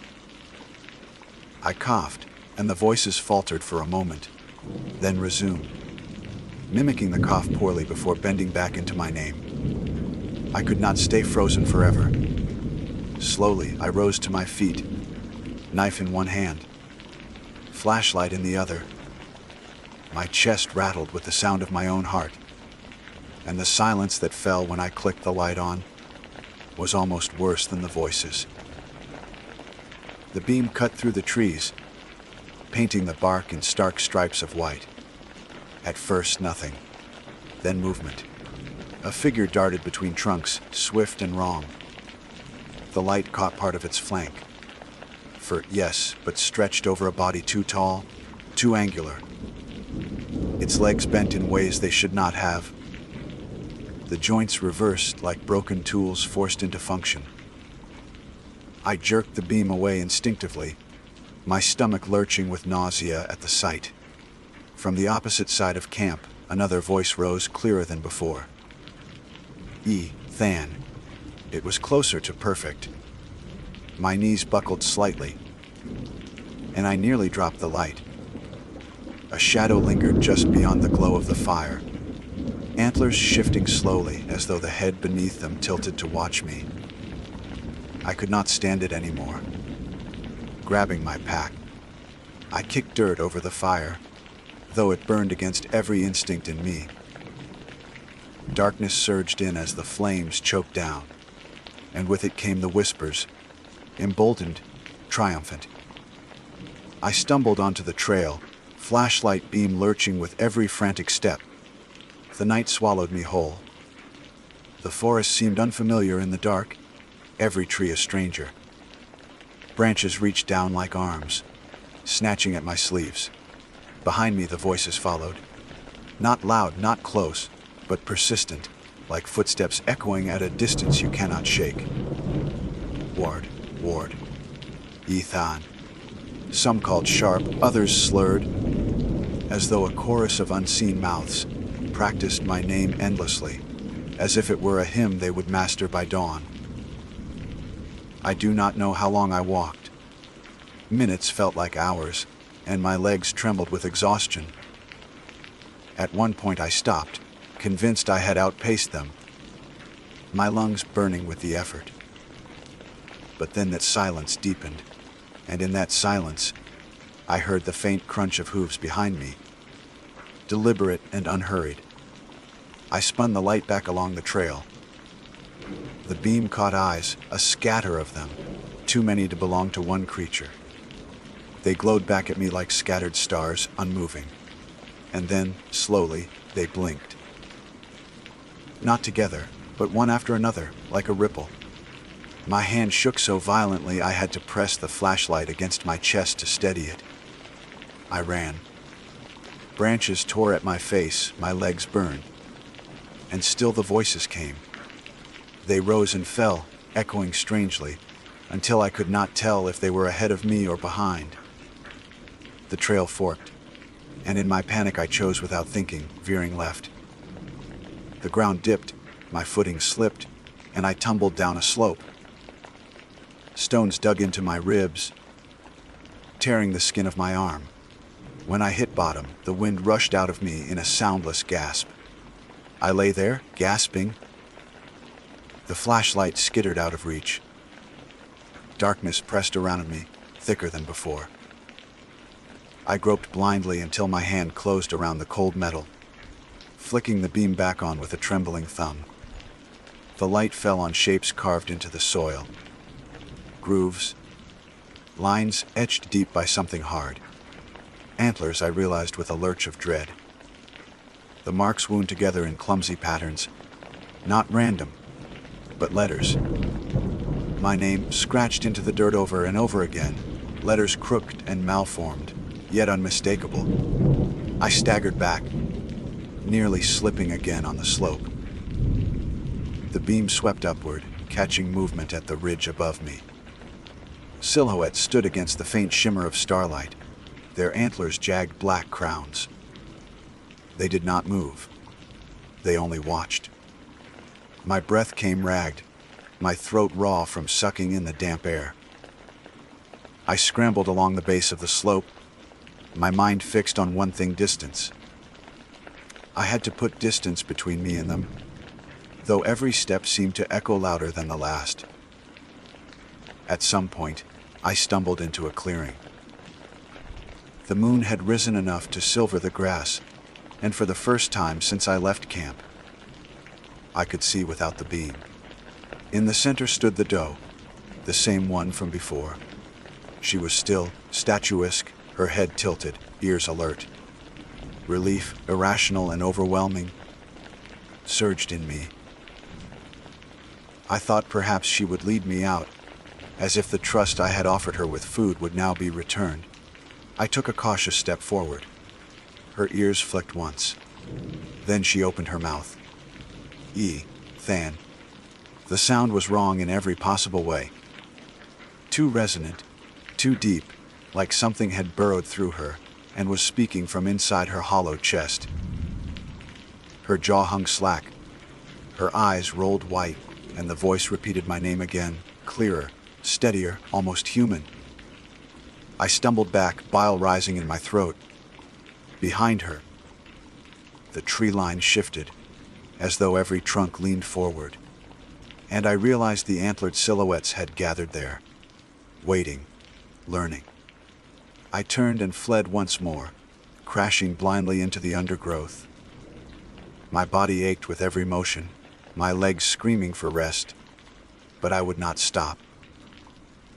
The forest blurred around me, until at last the glint of water appeared ahead, a creek cutting through the dark. I waded in without hesitation, the cold shocking my body. The current tugged at me, threatening to pull me under, but I pressed forward, believing foolishly that the water would break whatever tether bound them to me. Midstream, I looked back. They stood at the bank, a line of shadows crowned with antlers, their bodies wrong in ways I could barely comprehend, their mouths working, practicing. The creek hissed around my legs, muffling their voices, but even over the rush I heard it, my name spoken again and again, smoother now, shaped with intent. I forced myself to the far bank, dragging my soaked body into the mud. My lungs burned, my limbs heavy, but I kept moving until the trees swallowed me once more. That night felt endless. Each step forward brought no closer sense of escape, only deeper entanglement in a forest that felt alive with watching. At times I thought I had shaken them, that the silence meant safety, but always, eventually, the voices would return steady, patient, as though the forest itself was practicing, until it could speak me into its belonging. By the time the first gray streaks of dawn appeared, I was no longer sure if I was lost in the woods, or if the woods were lost inside me. And then, in the half-light of morning, I stumbled upon something that made me stop cold. A campsite. Not mine. The tent was collapsed, torn. The fire pit was cold, ringed with stones blackened from long use. Scattered around the site were scraps of belongings. A boot with its laces still tied, a shirt half buried in the dirt, a cooking pot overturned. And scratched into the soil, again and again in deep gouges, was a single name. Not mine. It was another's. And in that moment I realized I was not the first. The name carved into the soil was unfamiliar to me. Daniel Cross. The letters had been gouged into the earth with desperate repetition, uneven strokes that dug so deep they split roots and stone. I crouched there, tracing one with the tip of my knife, the cold metal catching in the grooves. Whoever Daniel had been, the forest had learned him, just as it was now learning me.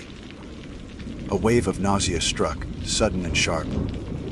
My chest tightened as though invisible fingers pressed against my ribs. I pushed to my feet, swaying. The broken campsite a mocking reflection of what might look like if I stayed. My own tent could one day lie shredded in the dirt. My belongings scattered like breadcrumbs in a story that would never be finished. And the name gouged in the soil would not be Daniel's. It would be mine. The air shifted behind me. Leaves stirred without wind. I spun, knife raised, but nothing stood there. Only the tree line. Thick and watching. The silence was worse than the voices. It was the pause before a word is spoken. I stumbled away, half running, half lurching, my boots catching on roots. The woods seemed to bend against me, trails branching where I swore none had been before.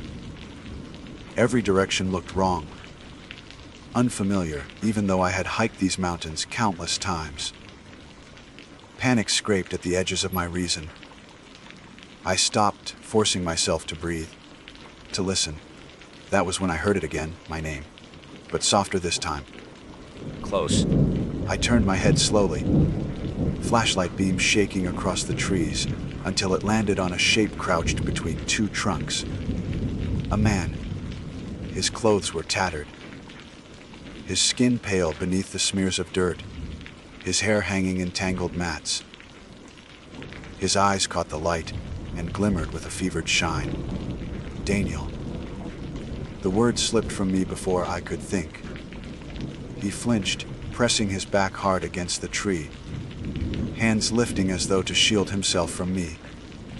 His lips moved soundlessly, trembling, before finally forming words. Don't say it. My stomach dropped. Say what? Your name. His voice cracked, broken from dessous. They learn it. They practice it until it belongs to them. The world seemed to tilt around me.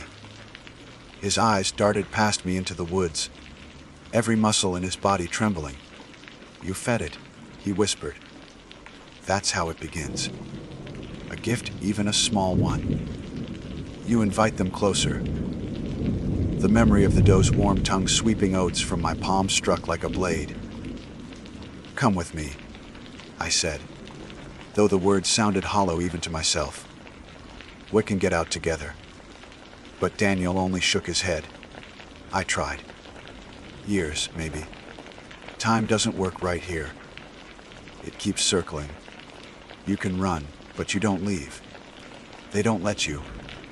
His eyes flicked to mine, and the weight in them nearly buckled my knees. The forest already knows you. Before I could respond, a sound rose from the trees. Not the scraping of antlers, not the broken mimicry of voices.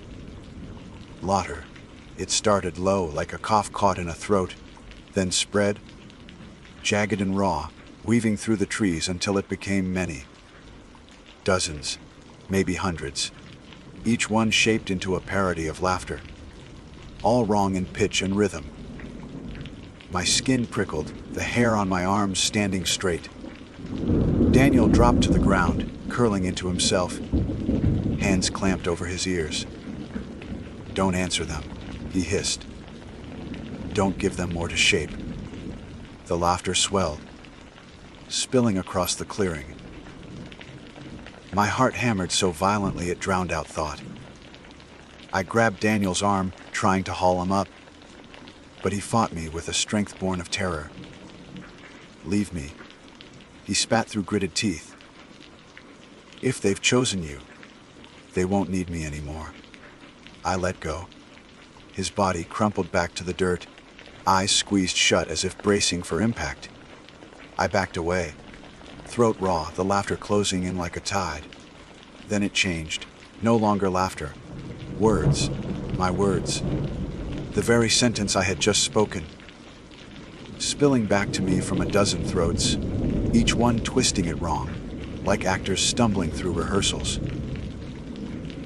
"If they've chosen you, they won't need me anymore." The cadence was shattered, but the shape was clear. My legs nearly gave out. They weren't only learning names, they were learning everything. I turned and fled. The forest bent around me, paths splitting like veins, the earth softening under my boots, as though it wanted to pull me down. I pushed through thickets that tore my clothes, slipped across rocks slick with moss, my body screaming for rest. Always behind me, the voices grew stronger, clearer, each repetition smoother. More human until it was no longer mimicry. It was conversation. My words, my voice, stretched across countless unseen mouths. I do not know how long I ran. Hours blurred into one another. At last, I stumbled into another clearing, smaller this time, and collapsed to my knees. My chest heaved, every breath slicing like glass. When I lifted my head, I froze. Before me stood the doe, the same one. Her antlers were larger now, twisted branches splitting skyward. They dripped with something dark, sap or blood. I could not tell. Her eyes, once dark pools, now glowed faintly, as though embers burned inside her skull. She lowered her head, antlers scraping the ground, and when she opened her mouth, the voice that came was mine. Perfect. Word for word, she spoke the sentence I had last screamed into the night. I do not know how long I ran. I staggered back, bile rising in my throat. My voice torn from me and fed back through a hollow body. The trees behind her shifted, and more figures stepped forward. Dozens of deer, their bodies warped, their movements jerky. Some carried antlers like tangled thorns, others none at all, but each mouth opened in unison. A chorus rose, every voice my own, speaking lines I had never said aloud, things only thought in panic. My mind buckled. I could no longer tell where my thoughts ended and their voices began. Each breath felt stolen, echoed, returned to me wrong. I stumbled toward the edge of the clearing, desperate for escape, but the trees closed ranks, trunks too close, roots twisting up like barriers. The forest had caged me, and then silence fell, every mouth closed, every glowing eye fixed on me. The weight of their attention pressed like stone on my chest. A single voice broke the silence. Not mine, not Daniel's, deeper, ancient. It spoke my name, perfectly. The sound was final, as though the forest had at last completed its lesson. My body stiffened, muscles locking. The knife slipped from my hand. My voice caught in my throat, trapped. I tried to scream, but the sound that came out was not mine. It was theirs. The world tilted. My vision blurred at the edges, shadows bleeding inward. I felt my name hollow out of me, stripped clean, lifted into the mouths of things that did not deserve speech. My body crumpled, but my voice, my identity, did not fall with it. It lived in them now, repeated endlessly, perfected until nothing remained of me but syllables carved into soil. The last thing I saw before darkness consumed me was the doe, her ember eyes fixed on mine, her mouth shaping the word, Ethan, with flawless ease. When my sight faded, the forest whispered one truth in 1,000 voices. I was not lost. I had been learned. My name is Ivy Monroe, and I will never forget the night I first saw the marks on the tent. It was not the kind of experience that drifts away with time, softening into half-remembered images or warped fragments. It is etched into me with the same precision as those claws that tore into nylon. The more I try to make sense of it, the less sense it makes, and yet it never fades. What happened to me, and to the people I camped with, was not some trick of imagination or exaggerated tale told around a fire. It was real, and it began with something as simple as a camping trip we thought would be ordinary. I grew up in North Carolina, a child of the mountains and forests. My parents often took me hiking, and when I reached adulthood, I carried the same love for wild spaces. To me, camping meant freedom. Silence interrupted only by the whisper of wind through the trees or the rushing voice of a creek somewhere nearby. So when my two closest friends, Heather and Owen, suggested a weekend trip out to a remote patch of forest, I agreed without hesitation. We left on a Friday afternoon in Heather's old Jeep, backpacks crammed in the back, and a cooler rattling with sodas and water. The weather was early fall crisp, still warm under the sun, but with evenings sharp enough to demand a jacket. The trail we followed was not well marked, and that was part of the appeal.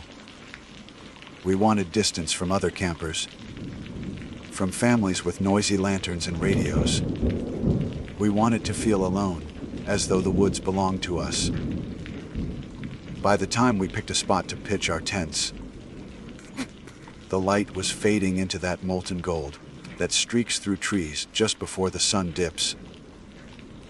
The place seemed perfect, a level patch of ground near a small clearing, surrounded by tall pines and oaks. The air smelled faintly of pine resin and damp leaves. We could still hear the faint trickle of water nearby, probably a stream, though we never did find it that evening. Owen was the first to notice something strange. While hammering in the stakes of his tent, he frowned at the tree trunk closest to where he was working. I remember him calling us over, his voice just uncertain enough to catch my attention. "Hey, look at this," he said. The trunk bore long gouges, deep enough to strip away bark, exposing pale wood beneath. They weren't the scattered, ragged scratches you might expect from a bear or a desperate animal. They were deliberate, parallel. The spacing was almost even, as though whatever had made them had done so with patience and care. Heather gave a nervous laugh. "Claw marks. Great. Just what we want near camp." "It's probably old," Owen said, but he didn't sound convinced. I studied the tree in silence. I had seen claw marks before, when my father once showed me the signs of a black bear marking territory. Those had been wide, erratic, chaotic. This was different. Too neat, too careful. It was almost like writing, though no words I could discern. I brushed it off. We were tired. The air was cooling fast, and the shadows were lengthening. We finished setting up camp, built a fire, and cooked hot dogs over the flames. Heather cracked jokes. Owen told a story about getting lost on a trail years back. For a while, the strangeness of those marks faded into background unease. It wasn't until later, as we settled into our tents, that the unease returned. I shared a tent with Heather, while Owen had his pitched a short distance away. The night grew colder, darker, the fire dwindling to embers. I woke at some unknown hour to a sound that, at first, I thought was simply the wind. A scraping noise, rhythmic, faint but steady. I held my breath, straining to listen. It came again, long drags across fabric. I sat up, heart racing, and realized it was not the wind. It was claws raking across the side of our tent. Heather stirred beside me, mumbling something in her sleep. I reached out and shook her awake. "Do you hear that?" I whispered.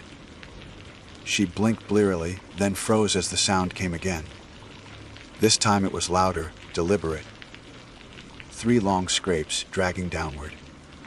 We both stayed still, barely daring to breathe. The sound circled, moving along the side of the tent, pausing, then starting again. I thought of the marks on the tree, the neatness of them, the strange deliberation. Then, from the dark outside, a faint whisper. Not quite a voice, not quite the wind. But it carried shape, syllables curling together. It was saying something. I leaned closer to the thin nylon wall, and my blood turned to ice. It was practicing my name. Ivy. The sound was guttural, broken, like a throat unused to speech. Then again, more clearly, Ivy. I clamped a hand over my mouth to keep from crying out. Heather's hand found mine in the dark, fingers trembling. We sat frozen until, after what felt like an eternity, the scraping ceased. The silence that followed was worse, somehow.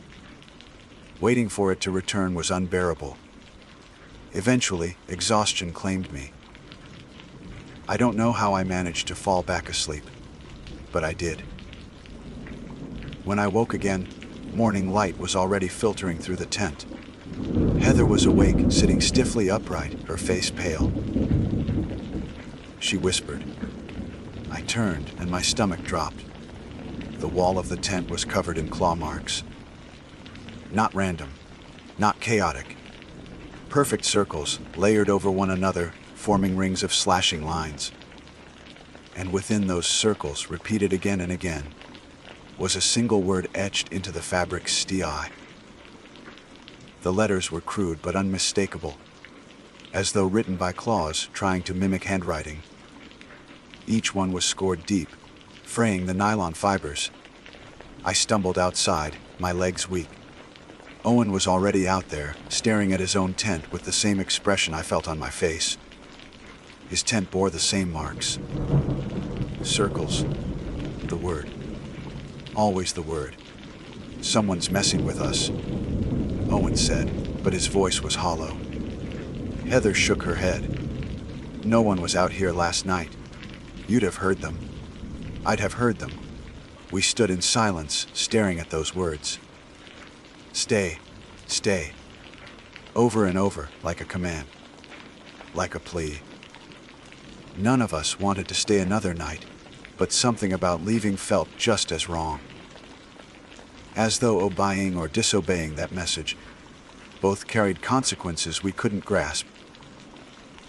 We decided to hike further into the woods that day, to see if there was any sign of other campers or anything that could explain it. But as the day went on, and we walked deeper among the trees, I couldn't shake the feeling that the forest itself was listening, watching, waiting. Every tree seemed scared. Not every trunk, but enough of them, and always the same style. Circular goges, repeated lines, sometimes the faint suggestion of letters. The deeper we went, the more frequent they became. Heather muttered that we should turn back. Owen pressed on, his jaw tight. as if moving forward could somehow wrest control of the situation. I followed because I didn't know what else to do. By late afternoon, we stumbled upon a clearing unlike the others. The grass was flattened, as though something enormous had lain there. At the center, half buried in the dirt, was a shape that made no sense, a ring of sharpened branches, driven into the ground in a perfect circle, their tips angled inward, and carved into the bark of each stake was that same word, a stay. We didn't speak. None of us wanted to give voice to the fear we felt. We backed away slowly, as though the circle were a sleeping animal we dared not disturb. By the time we returned to camp, the sun was setting. The shadows stretched long, swallowing the spaces between the trees. And there, waiting for us, was something that made my blood run cold. Our tents had been moved. Not far, just a few feet from where we'd left them. But they were shifted, angled differently, and arranged together into a tight circle. On the ground in the center of that circle was a single word spelled out in pine needles, sticks and strips of torn bark. Sta. I don't remember who screamed first. Maybe it was Heather. Maybe it was me. But the sound that answered us from the woods was not human, and the night was only just beginning. We stood frozen around the campsite, our eyes locked on the word, laid out in sticks and needles between the tents. No one wanted to move first. No one wanted to admit that the forest was speaking to us in its own crude way. The air felt heavy, too still, as if even the breeze had been ordered to stay away. Heather clutched my arm, so tightly that her fingernails pressed into my jacket. Owen's face was pale, beneath the smudge of dirt across his cheek. His lips parted as though he were about to say something, but couldn't form the words. The sun had nearly gone, bleeding the sky into streaks of purple and red. In the deepening dusk, the shadows between trees thickened until they looked less like shadows and more like openings. Doorways into something darker than night. We should leave, Heather whispered. Her voice cracked as though the words themselves might draw attention. We can't stay here. I wanted to agree. My body screamed for it, every nerve begging me to grab my pack and sprint down the trail until my legs gave out. But when I opened my mouth, no sound came. Something about the word carved into our tents, scrawled on trees laid out in front of us. It felt binding, a command you couldn't easily disobey. Owen shook his head hard, finally finding his voice. If this is a prank, someone's watching us. If it's not, then running blind in the woods at night is worse. He bent down, scattering the pine, needle letters with one quick swipe of his hand. The sticks broke, the word destroyed. There. It's nothing. Just nothing. But the moment he did it, a low sound rose from the trees. It wasn't the cry of any animal I knew, though it carried something like a growl under its breath. It was stretched, pulled into an awful shape that sounded disturbingly close to laughter. It echoed between trunks, circling us, and the hair rose on the back of my neck. Heather tugged me back toward our tent. Inside. Now, we scrambled, pulling zippers closed as if thin nylon could shield us. I lay there in the dark, listening to the rustle of Heather's breathing, too fast and shallow to mean sleep. Outside, the forest grew louder. Branches snapped. Leaves shuffled.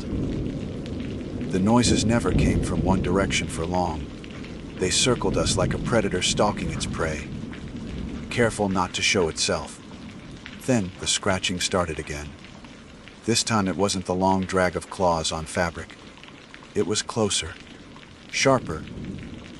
Something etched itself into the dirt just outside the tent. The sound of lines carved into soil, over and over, deliberate strokes. I couldn't stop myself. I shifted to the side, pressing my eye against the faint gap where the zipper teeth met. At first, I saw only darkness, broken by the faint silver outline of trees. Then movement.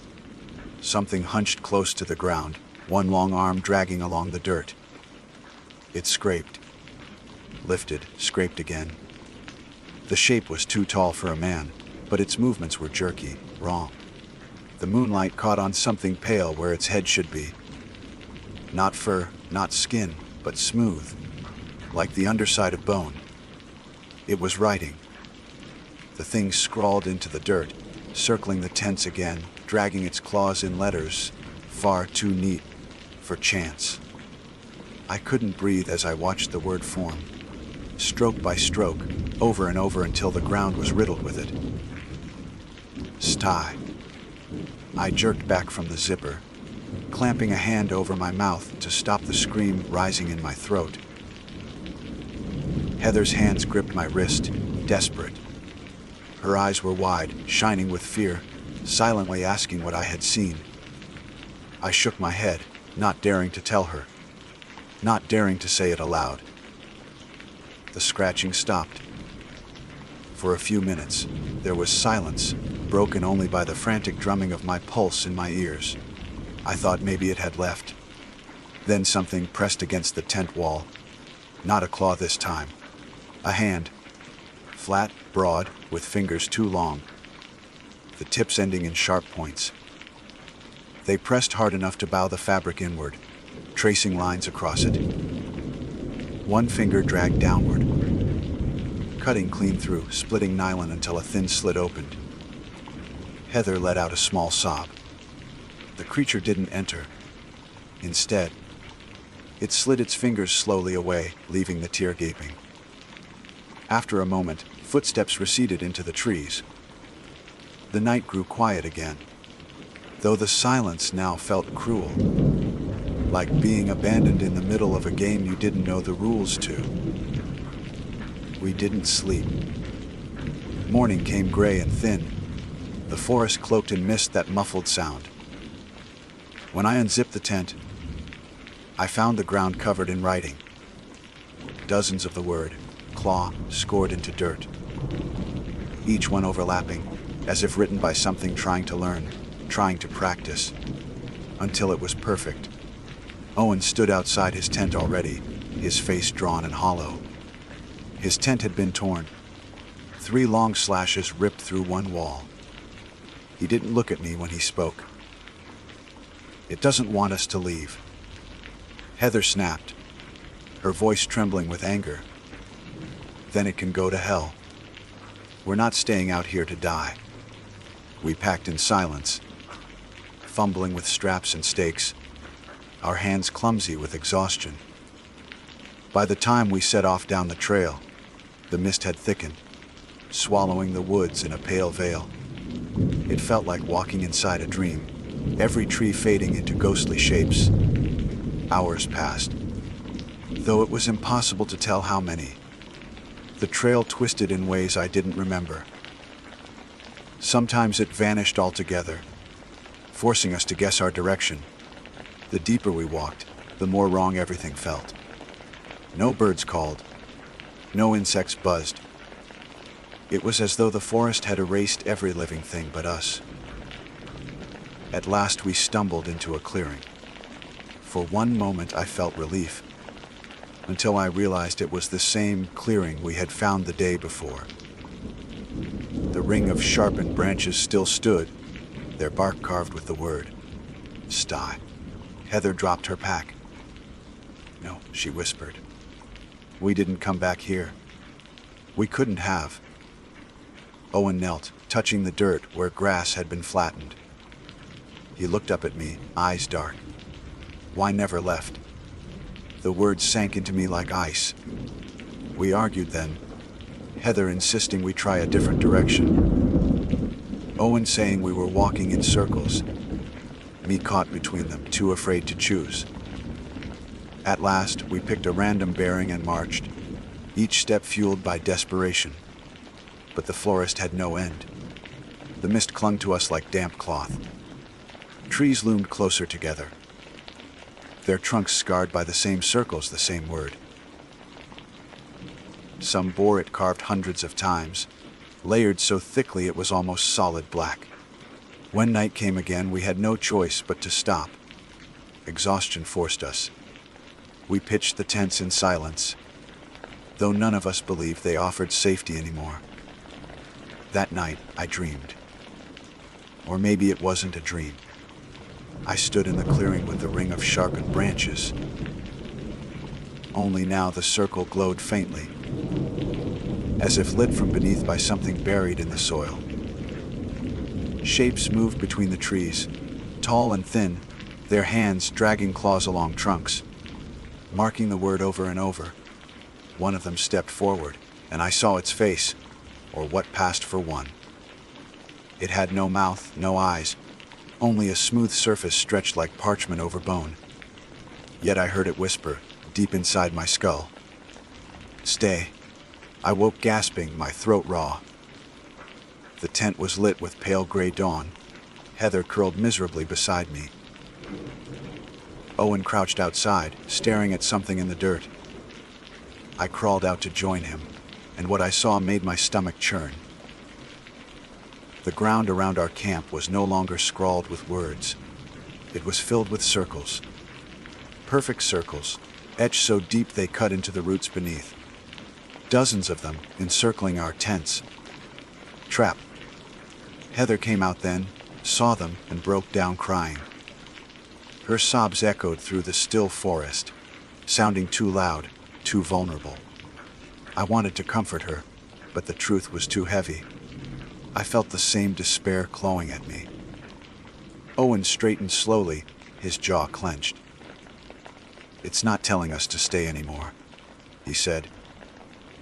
"It's making sure we do." The circles in the dirt looked endless, carved with such precision that I couldn't imagine human hands making them. They locked around us like chains we couldn't see. Heather refused to look at them, hugging her knees tight against her chest, rocking slightly as though the motion alone could shut the forest out. Owen paced the camp, his boots crunching through roots, muttering under his breath. "We need to break out," he said finally. His eyes were bloodshot wild. "If it's trying to trap us, we break the circles. We destroy them." The thought made my stomach turn, but I nodded anyway. Anything felt better than sitting there waiting for night to fall again. Owen grabbed a branch and began dragging it across the dirt, breaking lines, smearing symbols until the perfect geometry fractured. The sound was harsh wrong, like scraping against something alive. Heather didn't move to help. She stared blankly at the trees. Her lips moved faintly, whispering something I couldn't hear. When the last circle was broken, the forest exhaled. That was the only way I can describe it. A rush of wind tore through the clearing, bending trees, scattering leaves. The air turned colder in an instant, biting against my face. For a moment, I thought we had won. Then I heard the laughter. It didn't come from one place, but everywhere at once, layers of it twisting around us. Some high and childlike, some guttural and raw, some that sounded disturbingly like our own voices played back. My breath caught in my throat. Heather clamped her hands over her ears and screamed. Shapes moved in the mist. Long-limbed, too tall, gliding more than walking. Their pale faces turned toward us, smooth and eyeless, yet somehow watching. The air vibrated with their whispers. "Stay, stay." Owen dropped the branch and grabbed my arm. "Run." We bolted. Crashing through the undergrowth, our packs abandoned, the clearing swallowed behind us. The mist thickened, swallowing light, swallowing distance. Branches clawed at my arms, tore at my clothes. My lungs burned, every breath sharp as knives. I didn't dare look back. Heather's sobs followed close behind, ragged and panicked. Owen stayed just ahead, breaking a path through brambles. But no matter how far we ran, the forest didn't change. The trees pressed tighter, their trunks marked with clawed words, circles etched into bark, spirals burned into moss. At last, we burst into another clearing, and froze. It was the same one. The ring of sharpened branches still stood, the word carved deep into their bark. We had run in a perfect circle. Heather collapsed to her knees, her cries breaking into hiccuping gasps. Owen cursed violently, kicking at the ground, his voice cracking under the weight of it. It's playing with us. We're not getting out. I stood trembling, staring at the circle of stakes. They hummed faintly, like a living thing. My dream from the night before came rushing back, the glow, the shapes circling. It wasn't just a trap, it was something older. A ritual. The whispers grew louder, pressing against my skull, drowning thought. I clutched my head, trying to block them out. The word beat in my mind like a drum. Stay, stay. Heather's whispers had grown louder too. She rocked harder, clutching her chest. I caught fragments now, words buried in the mantra. We should listen, it wants us here. Safer if we stay. Owen turned on her, shaking her shoulders. Don't say that! Don't you listen to it! His voice cracked, desperate. Heather. Look at me. She blinked at him, dazed as though waking from a dream. Tears streaked her face. It's easier if we stop fighting. I wanted to scream at her, but I couldn't, because a part of me felt it too. The pull. The strange comfort in the idea of giving in. My legs ached, my chest hurt, my fear was a raw wound. Wouldn't it be easier just to stay? Owen grabbed my hand, grounding me. His grip was iron. Don't you dare. The forest roared then. A noise so loud it made the ground shudder, as if the earth itself were furious. The shapes stepped closer, tall figures emerging fully from the mist for the first time. They towered over us, limbs bending at unnatural angles, claws dragging furrows through the dirt. Their faces, or masks, or whatever they were, tilted as one. The sound of the word rose from them in unison, vibrating the air. Stay. Heather stumbled toward them. I lunged forward, grabbing her arm, but she tore free with a strength I didn't think she had. She walked like she was sleepwalking, her face slack, eyes unfocused. Owen shouted her name, but she didn't respond. One of the creatures extended its hand, long fingers curling, beckoning, and she went to it. I'll never forget the way she looked as she stepped into its shadow. Her body seemed to blur, edges fading into the mist. She didn't scream. She didn't fight. She simply dissolved, piece by piece, until nothing remained. Silence followed, crushing and absolute. Owen fell to his knees, his voice breaking on her name. I stood frozen numb. The creatures didn't move. They only watched us, tilting their heads, as though waiting for our decision. I don't know how long we stood there before Owen forced himself to his feet. His eyes were hollow, but his jaw was set. We can't give it what it wants. His voice was hoarse. We have to break it. Somehow. He strode toward the ring of sharpened branches. Before I could stop him, he yanked one from the ground and snapped it across his knee. The crack echoed like a gunshot. A forest erupted. The creature shrieked, a sound so piercing I thought my skull would split. The mist convulsed, swirling violently. The earth trembled beneath my feet. Owen swung the broken stake like a weapon, slashing at the air, at the trees, at anything. Go to hell, he screamed. We're not staying. One of the creatures lunged, impossibly fast, its arms slashing across his chest. Blood sprayed, and Owen staggered back, choking on his breath. He swung again, striking the thing's face. The wood connected with a sickening crack, and for the first time, one of them fell. It dissolved into mist as it hit the ground. The others recoiled, their whispers faltering. For one heartbeat, there was hope. Then they surged. I ran. I don't remember choosing to, but my body knew survival when my mind couldn't. I sprinted into the trees, the screams of Owen behind me, the crash of movement, the hiss of whispers. I didn't look back. I couldn't. Branches whipped my face. Roots snagged my feet. Still I ran. The forest blurred around me, circles and words flashing, past like nightmares etched into every surface. My lungs burned, my legs screamed. But I didn't stop. And then, light. Through the trees ahead, a pale brightness filtered through, not moonlight, but something softer. I burst from the undergrowth and stumbled into another clearing. Not the same one. Different, smaller.